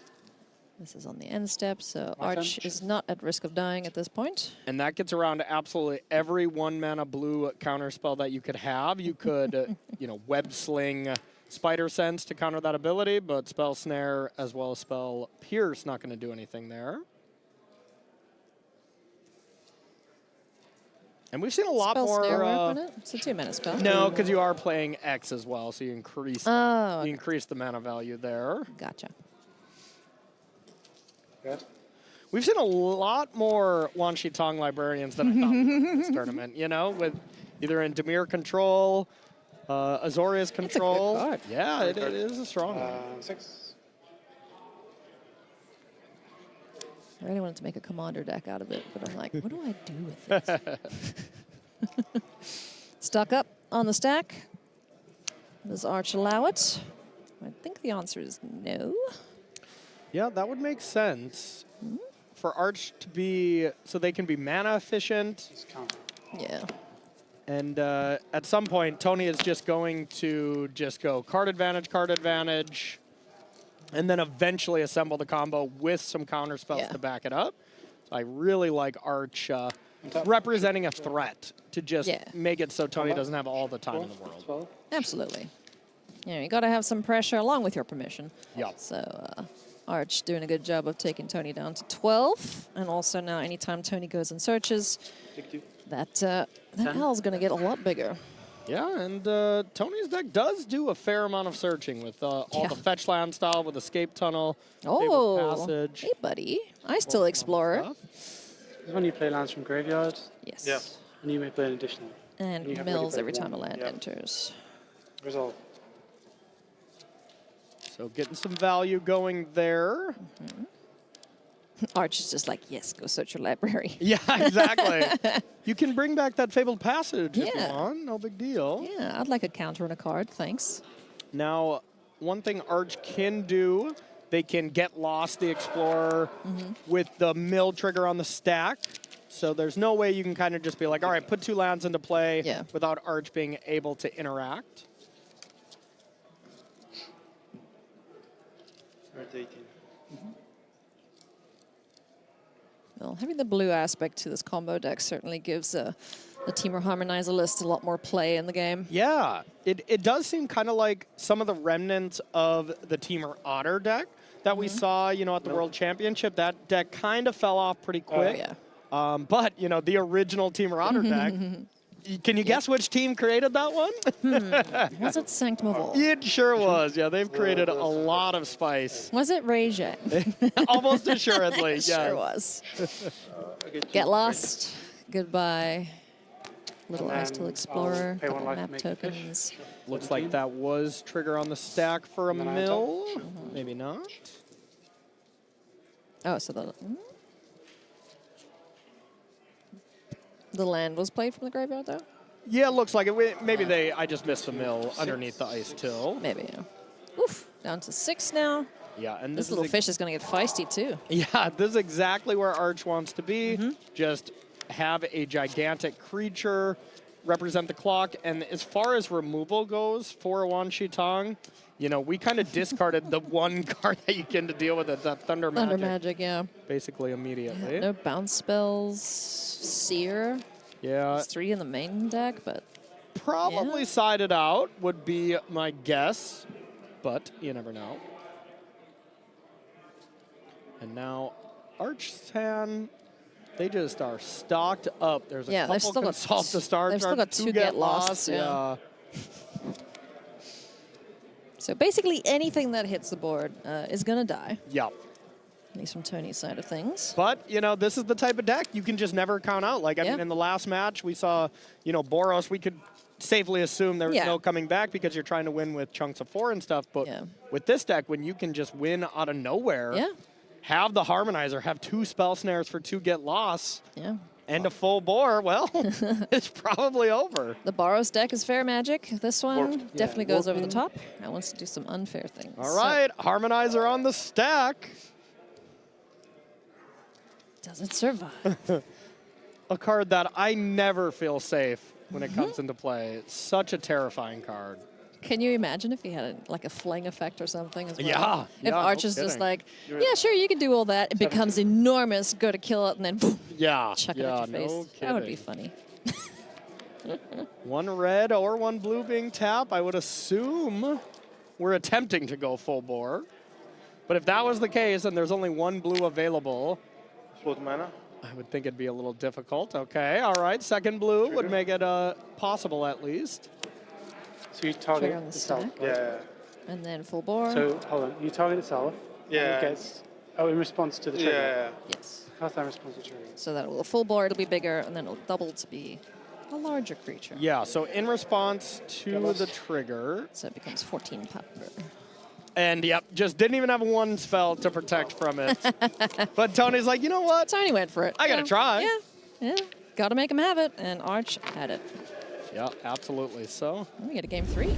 So maybe a little bit of maybe Arch respecting exactly what can happen after seeing it firsthand. It is open deckless, so Arch saw what could happen with this deck. But I mean, you can look at this collection of cards, but until you see it happen to you, that you take 28 damage on turn 4, it's maybe not the easiest thing to prepare for. Absolutely not. We're speeding up here a little bit to make sure we get through all the action that we want to show you here today, friends. As Tony deploys a Verge to the board, both players just land go as it stands. Yep, and this isn't, most of the time Tony being on the play, you want to start to really pressure control as fast as possible. That's just not kind of how this deck operates, but this has to be one of the best cards against control. Yeah. Sirach, Elusive Hunter. Can't be countered, and when it's targeted to eventually die, inevitably die, it gets you a card. So. Yeah, get you a free card there as well as the maps. Yeah, replaces himself. Arch stocking up.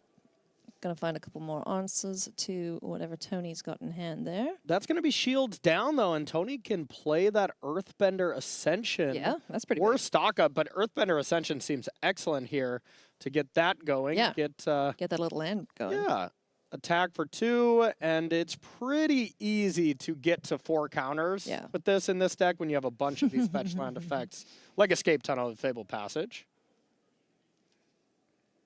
All right, so Arch now shields down. Tony has the opportunity to do some nonsense. Was Ice Till Explorer drawn there, perhaps? Yeah, Ice Till would probably be the best card to play, as it does you a little bit of ramping, but Earthbender Ascension here, definitely a strong case for that. Yeah, just because it gets your creature and, an inevitable threat. Yep, I like this, though. Play it while you can, while there's not a counter spell. Get a little extra value. Get a land, yeah. Another mill once that resolves.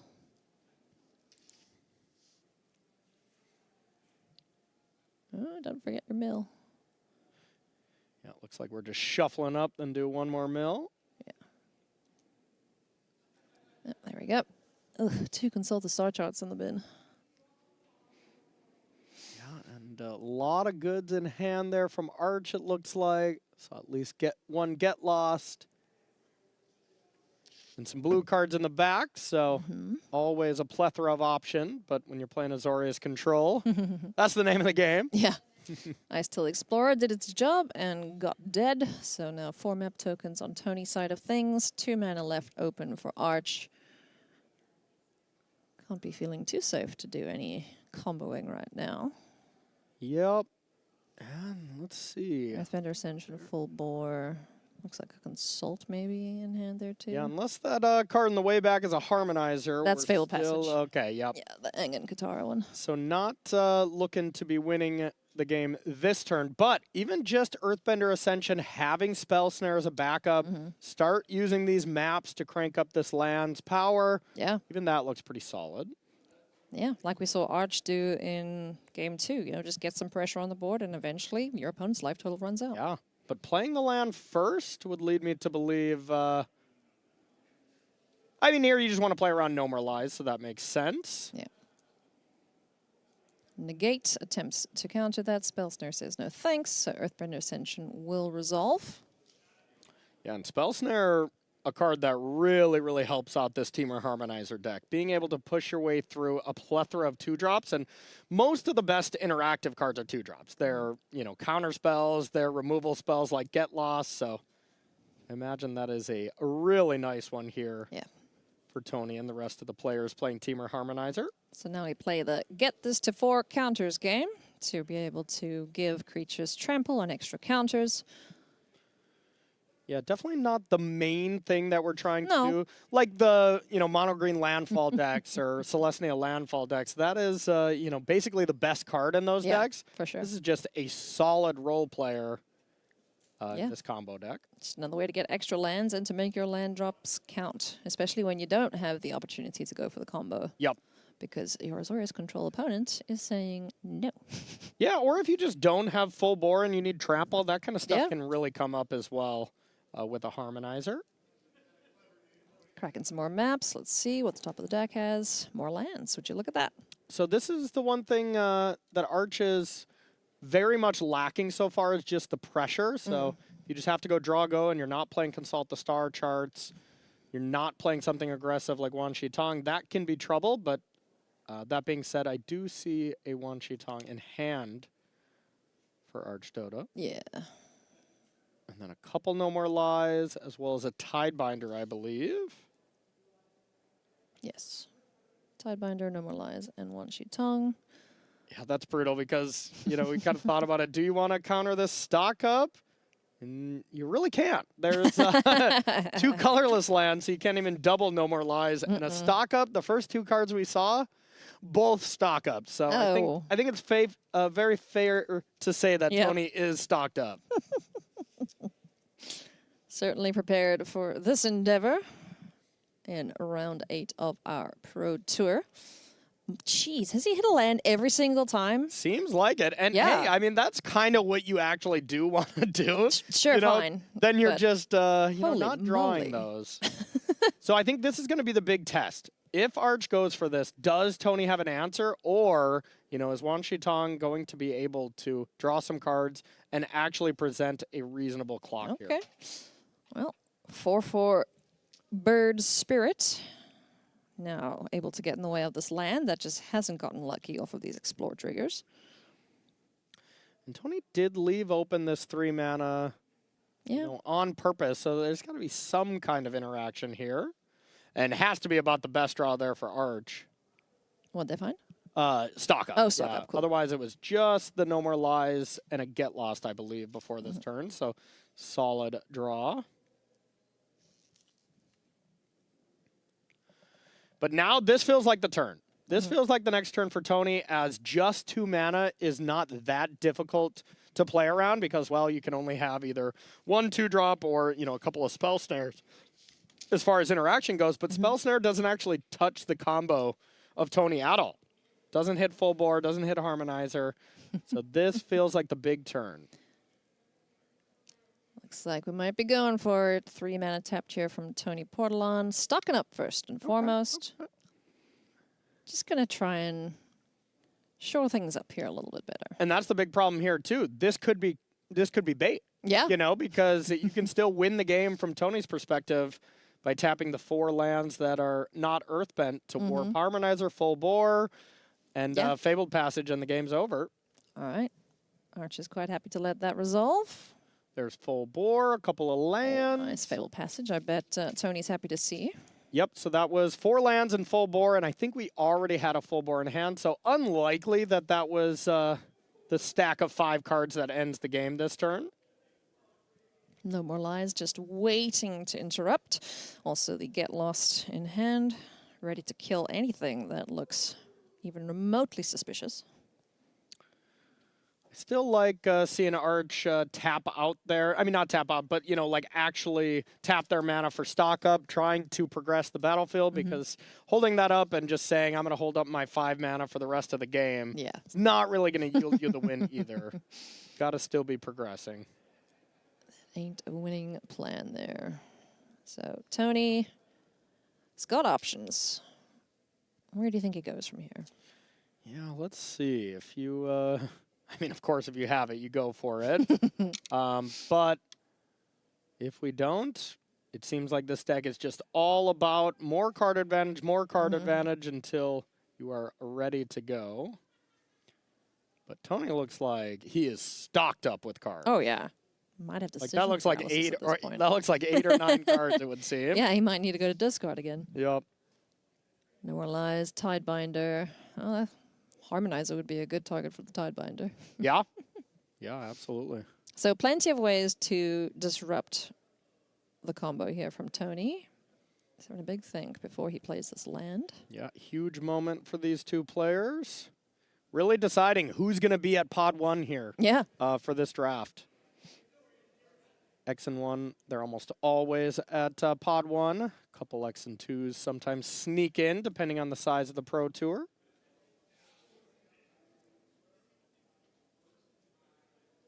Big pause here from both players. In the tank is Tony. If you're just joining us, thank you so much for doing so. We have plenty of action throughout the day. It's for you to go back and enjoy once this broadcast is over, and still 2 more days of competition to come. Yeah, and if this is just 3 mana stock up, you know, we'll see how fast this No More Lies goes on the stack. Like, any target right now, if I'm Arch, I'm like, yes. Oh, okay. Going for it. I mean, Get Lost and No More Lies, they're pretty much the same as far as interaction, and Arch has 2 No More Lies, so I would assume you just try. Tony tried. Yeah. Failed. Is just left with a 2/2 on board up against this 4/4 bird. But notice how Tony, you know, held the land. It felt like that, you know, Tony wanted that to happen. Okay. Otherwise, you just play the land on tap, and then, you know, the No More Lies isn't as effective. I guess, no, okay, the flip side is if you, if the Harmonizer does resolve, you want the Fabled Passage to actually combo, so. Yeah. Yeah, makes sense. In case Arch has nothing to do, then let's try and kill them as quick as possible. Another Mightform Harmonizer revealed off the top of the library there, courtesy of the map token. Yeah, this is really nice. The Demolition Field right now can make it so you are not going to draw that Harmonizer. Yeah, that's true. This is a forced shuffle, right? Yep, absolutely. And with how fast Tony, you know, put that back on top, you got to think that could be important. Demolition. Oh, it is a May search. Oh, it is a May? Wow, okay, okay. So he doesn't want to go find the land then, maybe? Yeah, looks like it. We're just going to leave Mightform Harmonizer on top. Yeah, I think there's been a couple different iterations of those lands. Some force you to search.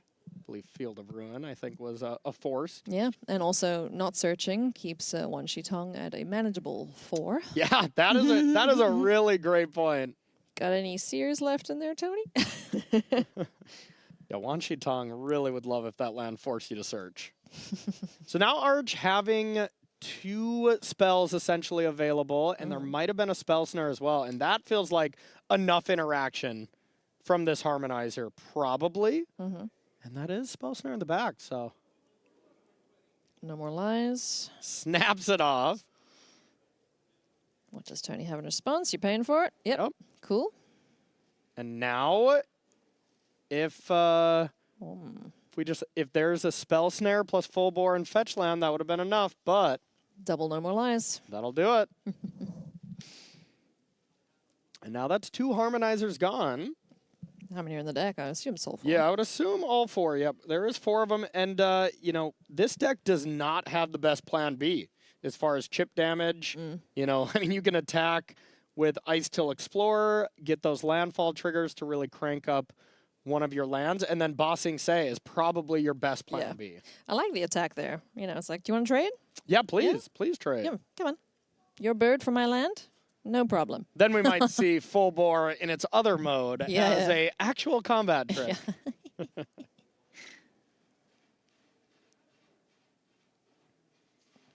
Yeah, what an interesting card. Because there's 2 in hand now, right? I for sure saw one. I'm not 100% about the other, but that would make sense that's to me. 6 extra damage there. Bossing Sake and also Earthbend on that. Oh, Archdota really trying to close this game out. That is putting Tony down to 6, so that's a 2-turn clock. Now it's all up to Tony to have it next turn. This kind of chip shot Bossing Say, you know. Like he might have enough power here, honestly. With Yeah. Earthbender, with Trample, and the 2 Full Bores, I think he's got 2 in hand. Yeah, maybe. 6, 10, 11, 12, 13. Okay, he'd be shot. Yeah, it would feel tough. It would feel tough, but. If the bird didn't block and there was, double landfall triggers. So remember the one thing about Ice Till Explorer is every time you Fabled Passage, sure you're going up 2 as far as power goes with Earthbender Ascension, but you're actually kind of only going up 1 because Wang Shitong will get a little larger each time. True. So basically you want to just bring back Steam Vents. Yeah. Just any and land. Verge. Just any land that doesn't actually search, as it's the same amount of technical power except your opponent doesn't get to draw extra cards. Yeah. Tashana's Tidebinder, Arch flashed out there just to, well, it didn't actually play it. We just saw it revealed there in their hand. Oh man, this is tense. This is tense. So Fable. So looks like we do have Spell Snare and Get Lost. So 2 pieces of interaction from Archdota. But Spell Snare has just really felt like there's not been a lot of great targets. No, not in this matchup. That's for a Cub. Yeah. There's not that many here. I mean, there's still definitely some. Spider Sense, those kind of things, but Consult the Star Charts probably being the biggest one. So we get 2 land drops with Ice Till Explorer. Yep. So it could just be another land from the yard. We don't have to actually crack anything. Yep, that looks like the Steam Vent. So this is putting the island to 6 power. Go to 4. Sorry, I didn't melt. Yeah. So you play that from graveyard? Yes. Yeah. You shock from graveyard. Play from the yard to 4. 4. This goes up to 4, yeah? 6. Okay. 6. Mill 1. I mean, Arch has to block, right? At this point, if there are the 2 Full Bore in hand, So I think I saw 2. I mean, that would be only 12. Well, so you would need 3 Full Bores. 3 Full Bores? Okay. Maybe we don't have that many Full Bores. Yeah, you need 3 Full Bores as well as, you know, some interaction here. Yeah. But I like this from Arch. Do this pre-block to know, like, all right, do I have to block or not? Nope, that's going to be it. Rats. That would have been so cool for Tony, but an excellent win there for Archdota, rocking Azorius control and doing excellently, finishing the day at 7-1. Yeah, absolutely. And Arch didn't really tap out besides that one turn in Just game that one 1. turn, yeah. And after that, they're just like, okay, never again. I'm not doing that again. Oh, yeah, but that was a sweet matchup between 2 decks that didn't come here to fight each other. We'll put it like that. Yeah, absolutely. And I talked to Arch, you know, right after the draft. They were 2-1. And I was like, well, how do you like control? That's usually not something that's the most common thing to play at a Pro Tour. And Arch was just like, well, I don't feel that confident with it. I don't want draws, those kind of things. But I think my deck is busted. was the quote. And turns out, after a nice 5-0 at the Pro Tour, Archdota might be right. Well, let's see what Arch can do with that results going into tomorrow. But to wrap it up for today, friends, we're going to say adios for now. The desk is going to do just that. Hi, thank you so much. It's the end of day one of competition. Welcome to the news desk. Marie Berthaldi, Mani Davudi, and Cedric Phillips here with you to round out day one of competition. So let's check out our leaderboard and find out what's happened after 8 rounds of competition. One player remains undefeated left in the room. That is Marco Bellacca of Italy, pacing the field at 8-0. By the way, the top 9 players here that you see on your screen all are playing different archetypes in Standard. Love it. Standard is in a fantastic place. You also see here your first 2 draft pods of tomorrow morning. So these are going to be some pretty stacked pods when the players show up here tomorrow. Congratulations to all these players on a terrific start to the tournament, Cedric. Yeah, not so bad. Ken Yukihiro, hello. Love to see Ken at 6-2, our rating player of the year. That's going to be a draft pod number 3. That's a good one too, with Daniel Gutschel, and Carl Serap among those names. And then draft pod number 4. Oh, I haven't seen Kellen Pastor's name in a hot minute. Eli Cassis, Mason Buadana. Oh my goodness. Oh, and some, what is that? How do you pronounce that? Nassif? Never heard of him. What is that? Nassif. Gabriel Nassif. Ah, that's it. Oh, first day 2, I think. Yeah, not I bad. think so. Not bad. We might be seeing more of him. We'll find out. Yeah, that's pod 4. There's a look at our leaderboard, but what about the deck list that you've got your eye on here, Monty? Maria, we're going to highlight 3 deck lists at the end of day 1, and our first one is going to be our deck of the day, and of course it has to be Jeskai Control in the hands of Marco Bellacca, running the fields with a clean 5-0 here to be our lone undefeated overnight. This deck is sweet. It's the perfect anti-cup deck, and a lot of people said they were really afraid of it coming into the weekend, so great choice from Marco. Next up, we're going to look at a deck on the rise. Is it Spelementals? The Boulder as a team all brought this deck, 15 out of 15 players, and this deck is incredibly sweet. Dom Harvey sitting at 7-1 with it, making it look fantastic, and one I have my eyes on tomorrow. And finally, a deck that maybe is on the slide, and that's going to be Sultai Reanimator. Aww. The 3rd most played deck coming into the weekend, the highest played non-cup deck this weekend. And so far, we haven't run the numbers quite yet. We'll let Frank Carson do that overnight, but it looks like Sultai may be underperforming relative to how many people brought it this weekend. All right, what about players to watch? Who's your player of the day there, Cedric? It's got to be our 8-0, Marco Bellacca. I mean, who else could it be? When you're top of the standings with a deck that people didn't expect you to win with, it's just got to be that player. And it's been an impressive run with Jeskai Control. Of course, 3-0 draft, 5-0 constructed. But for me, the big thing is the constructed aspect of this, because that's not 1, that's 2, that's 3, that's 4, that's 5 different decks. Normally, control decks, they tune to beat a specific thing. Well, if you can tune to beat everything, you've got a really good deck. All right, well, how does Marco Bellacca feel being our lone undefeated player? Cedric had a chance to talk to him after his big win last round.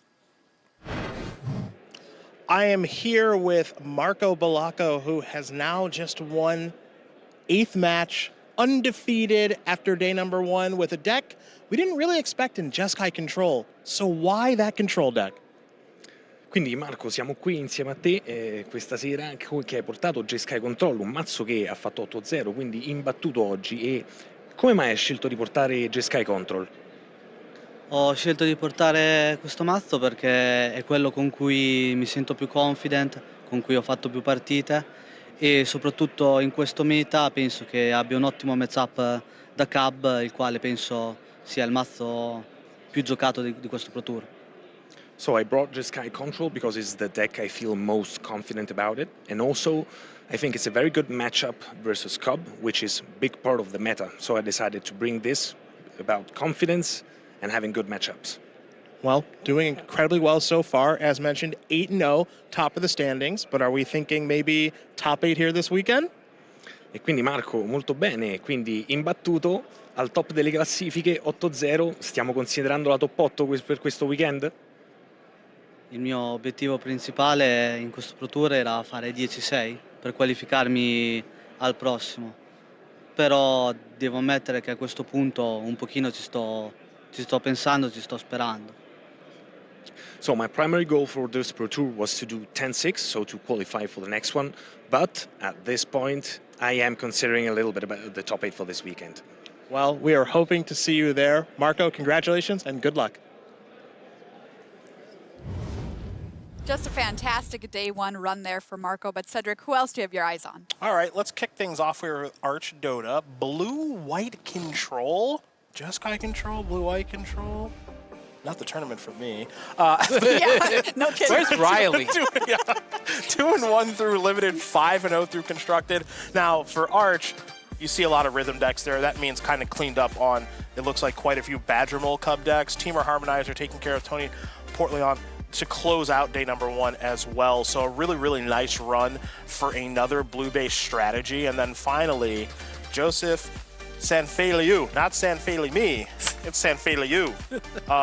Draw?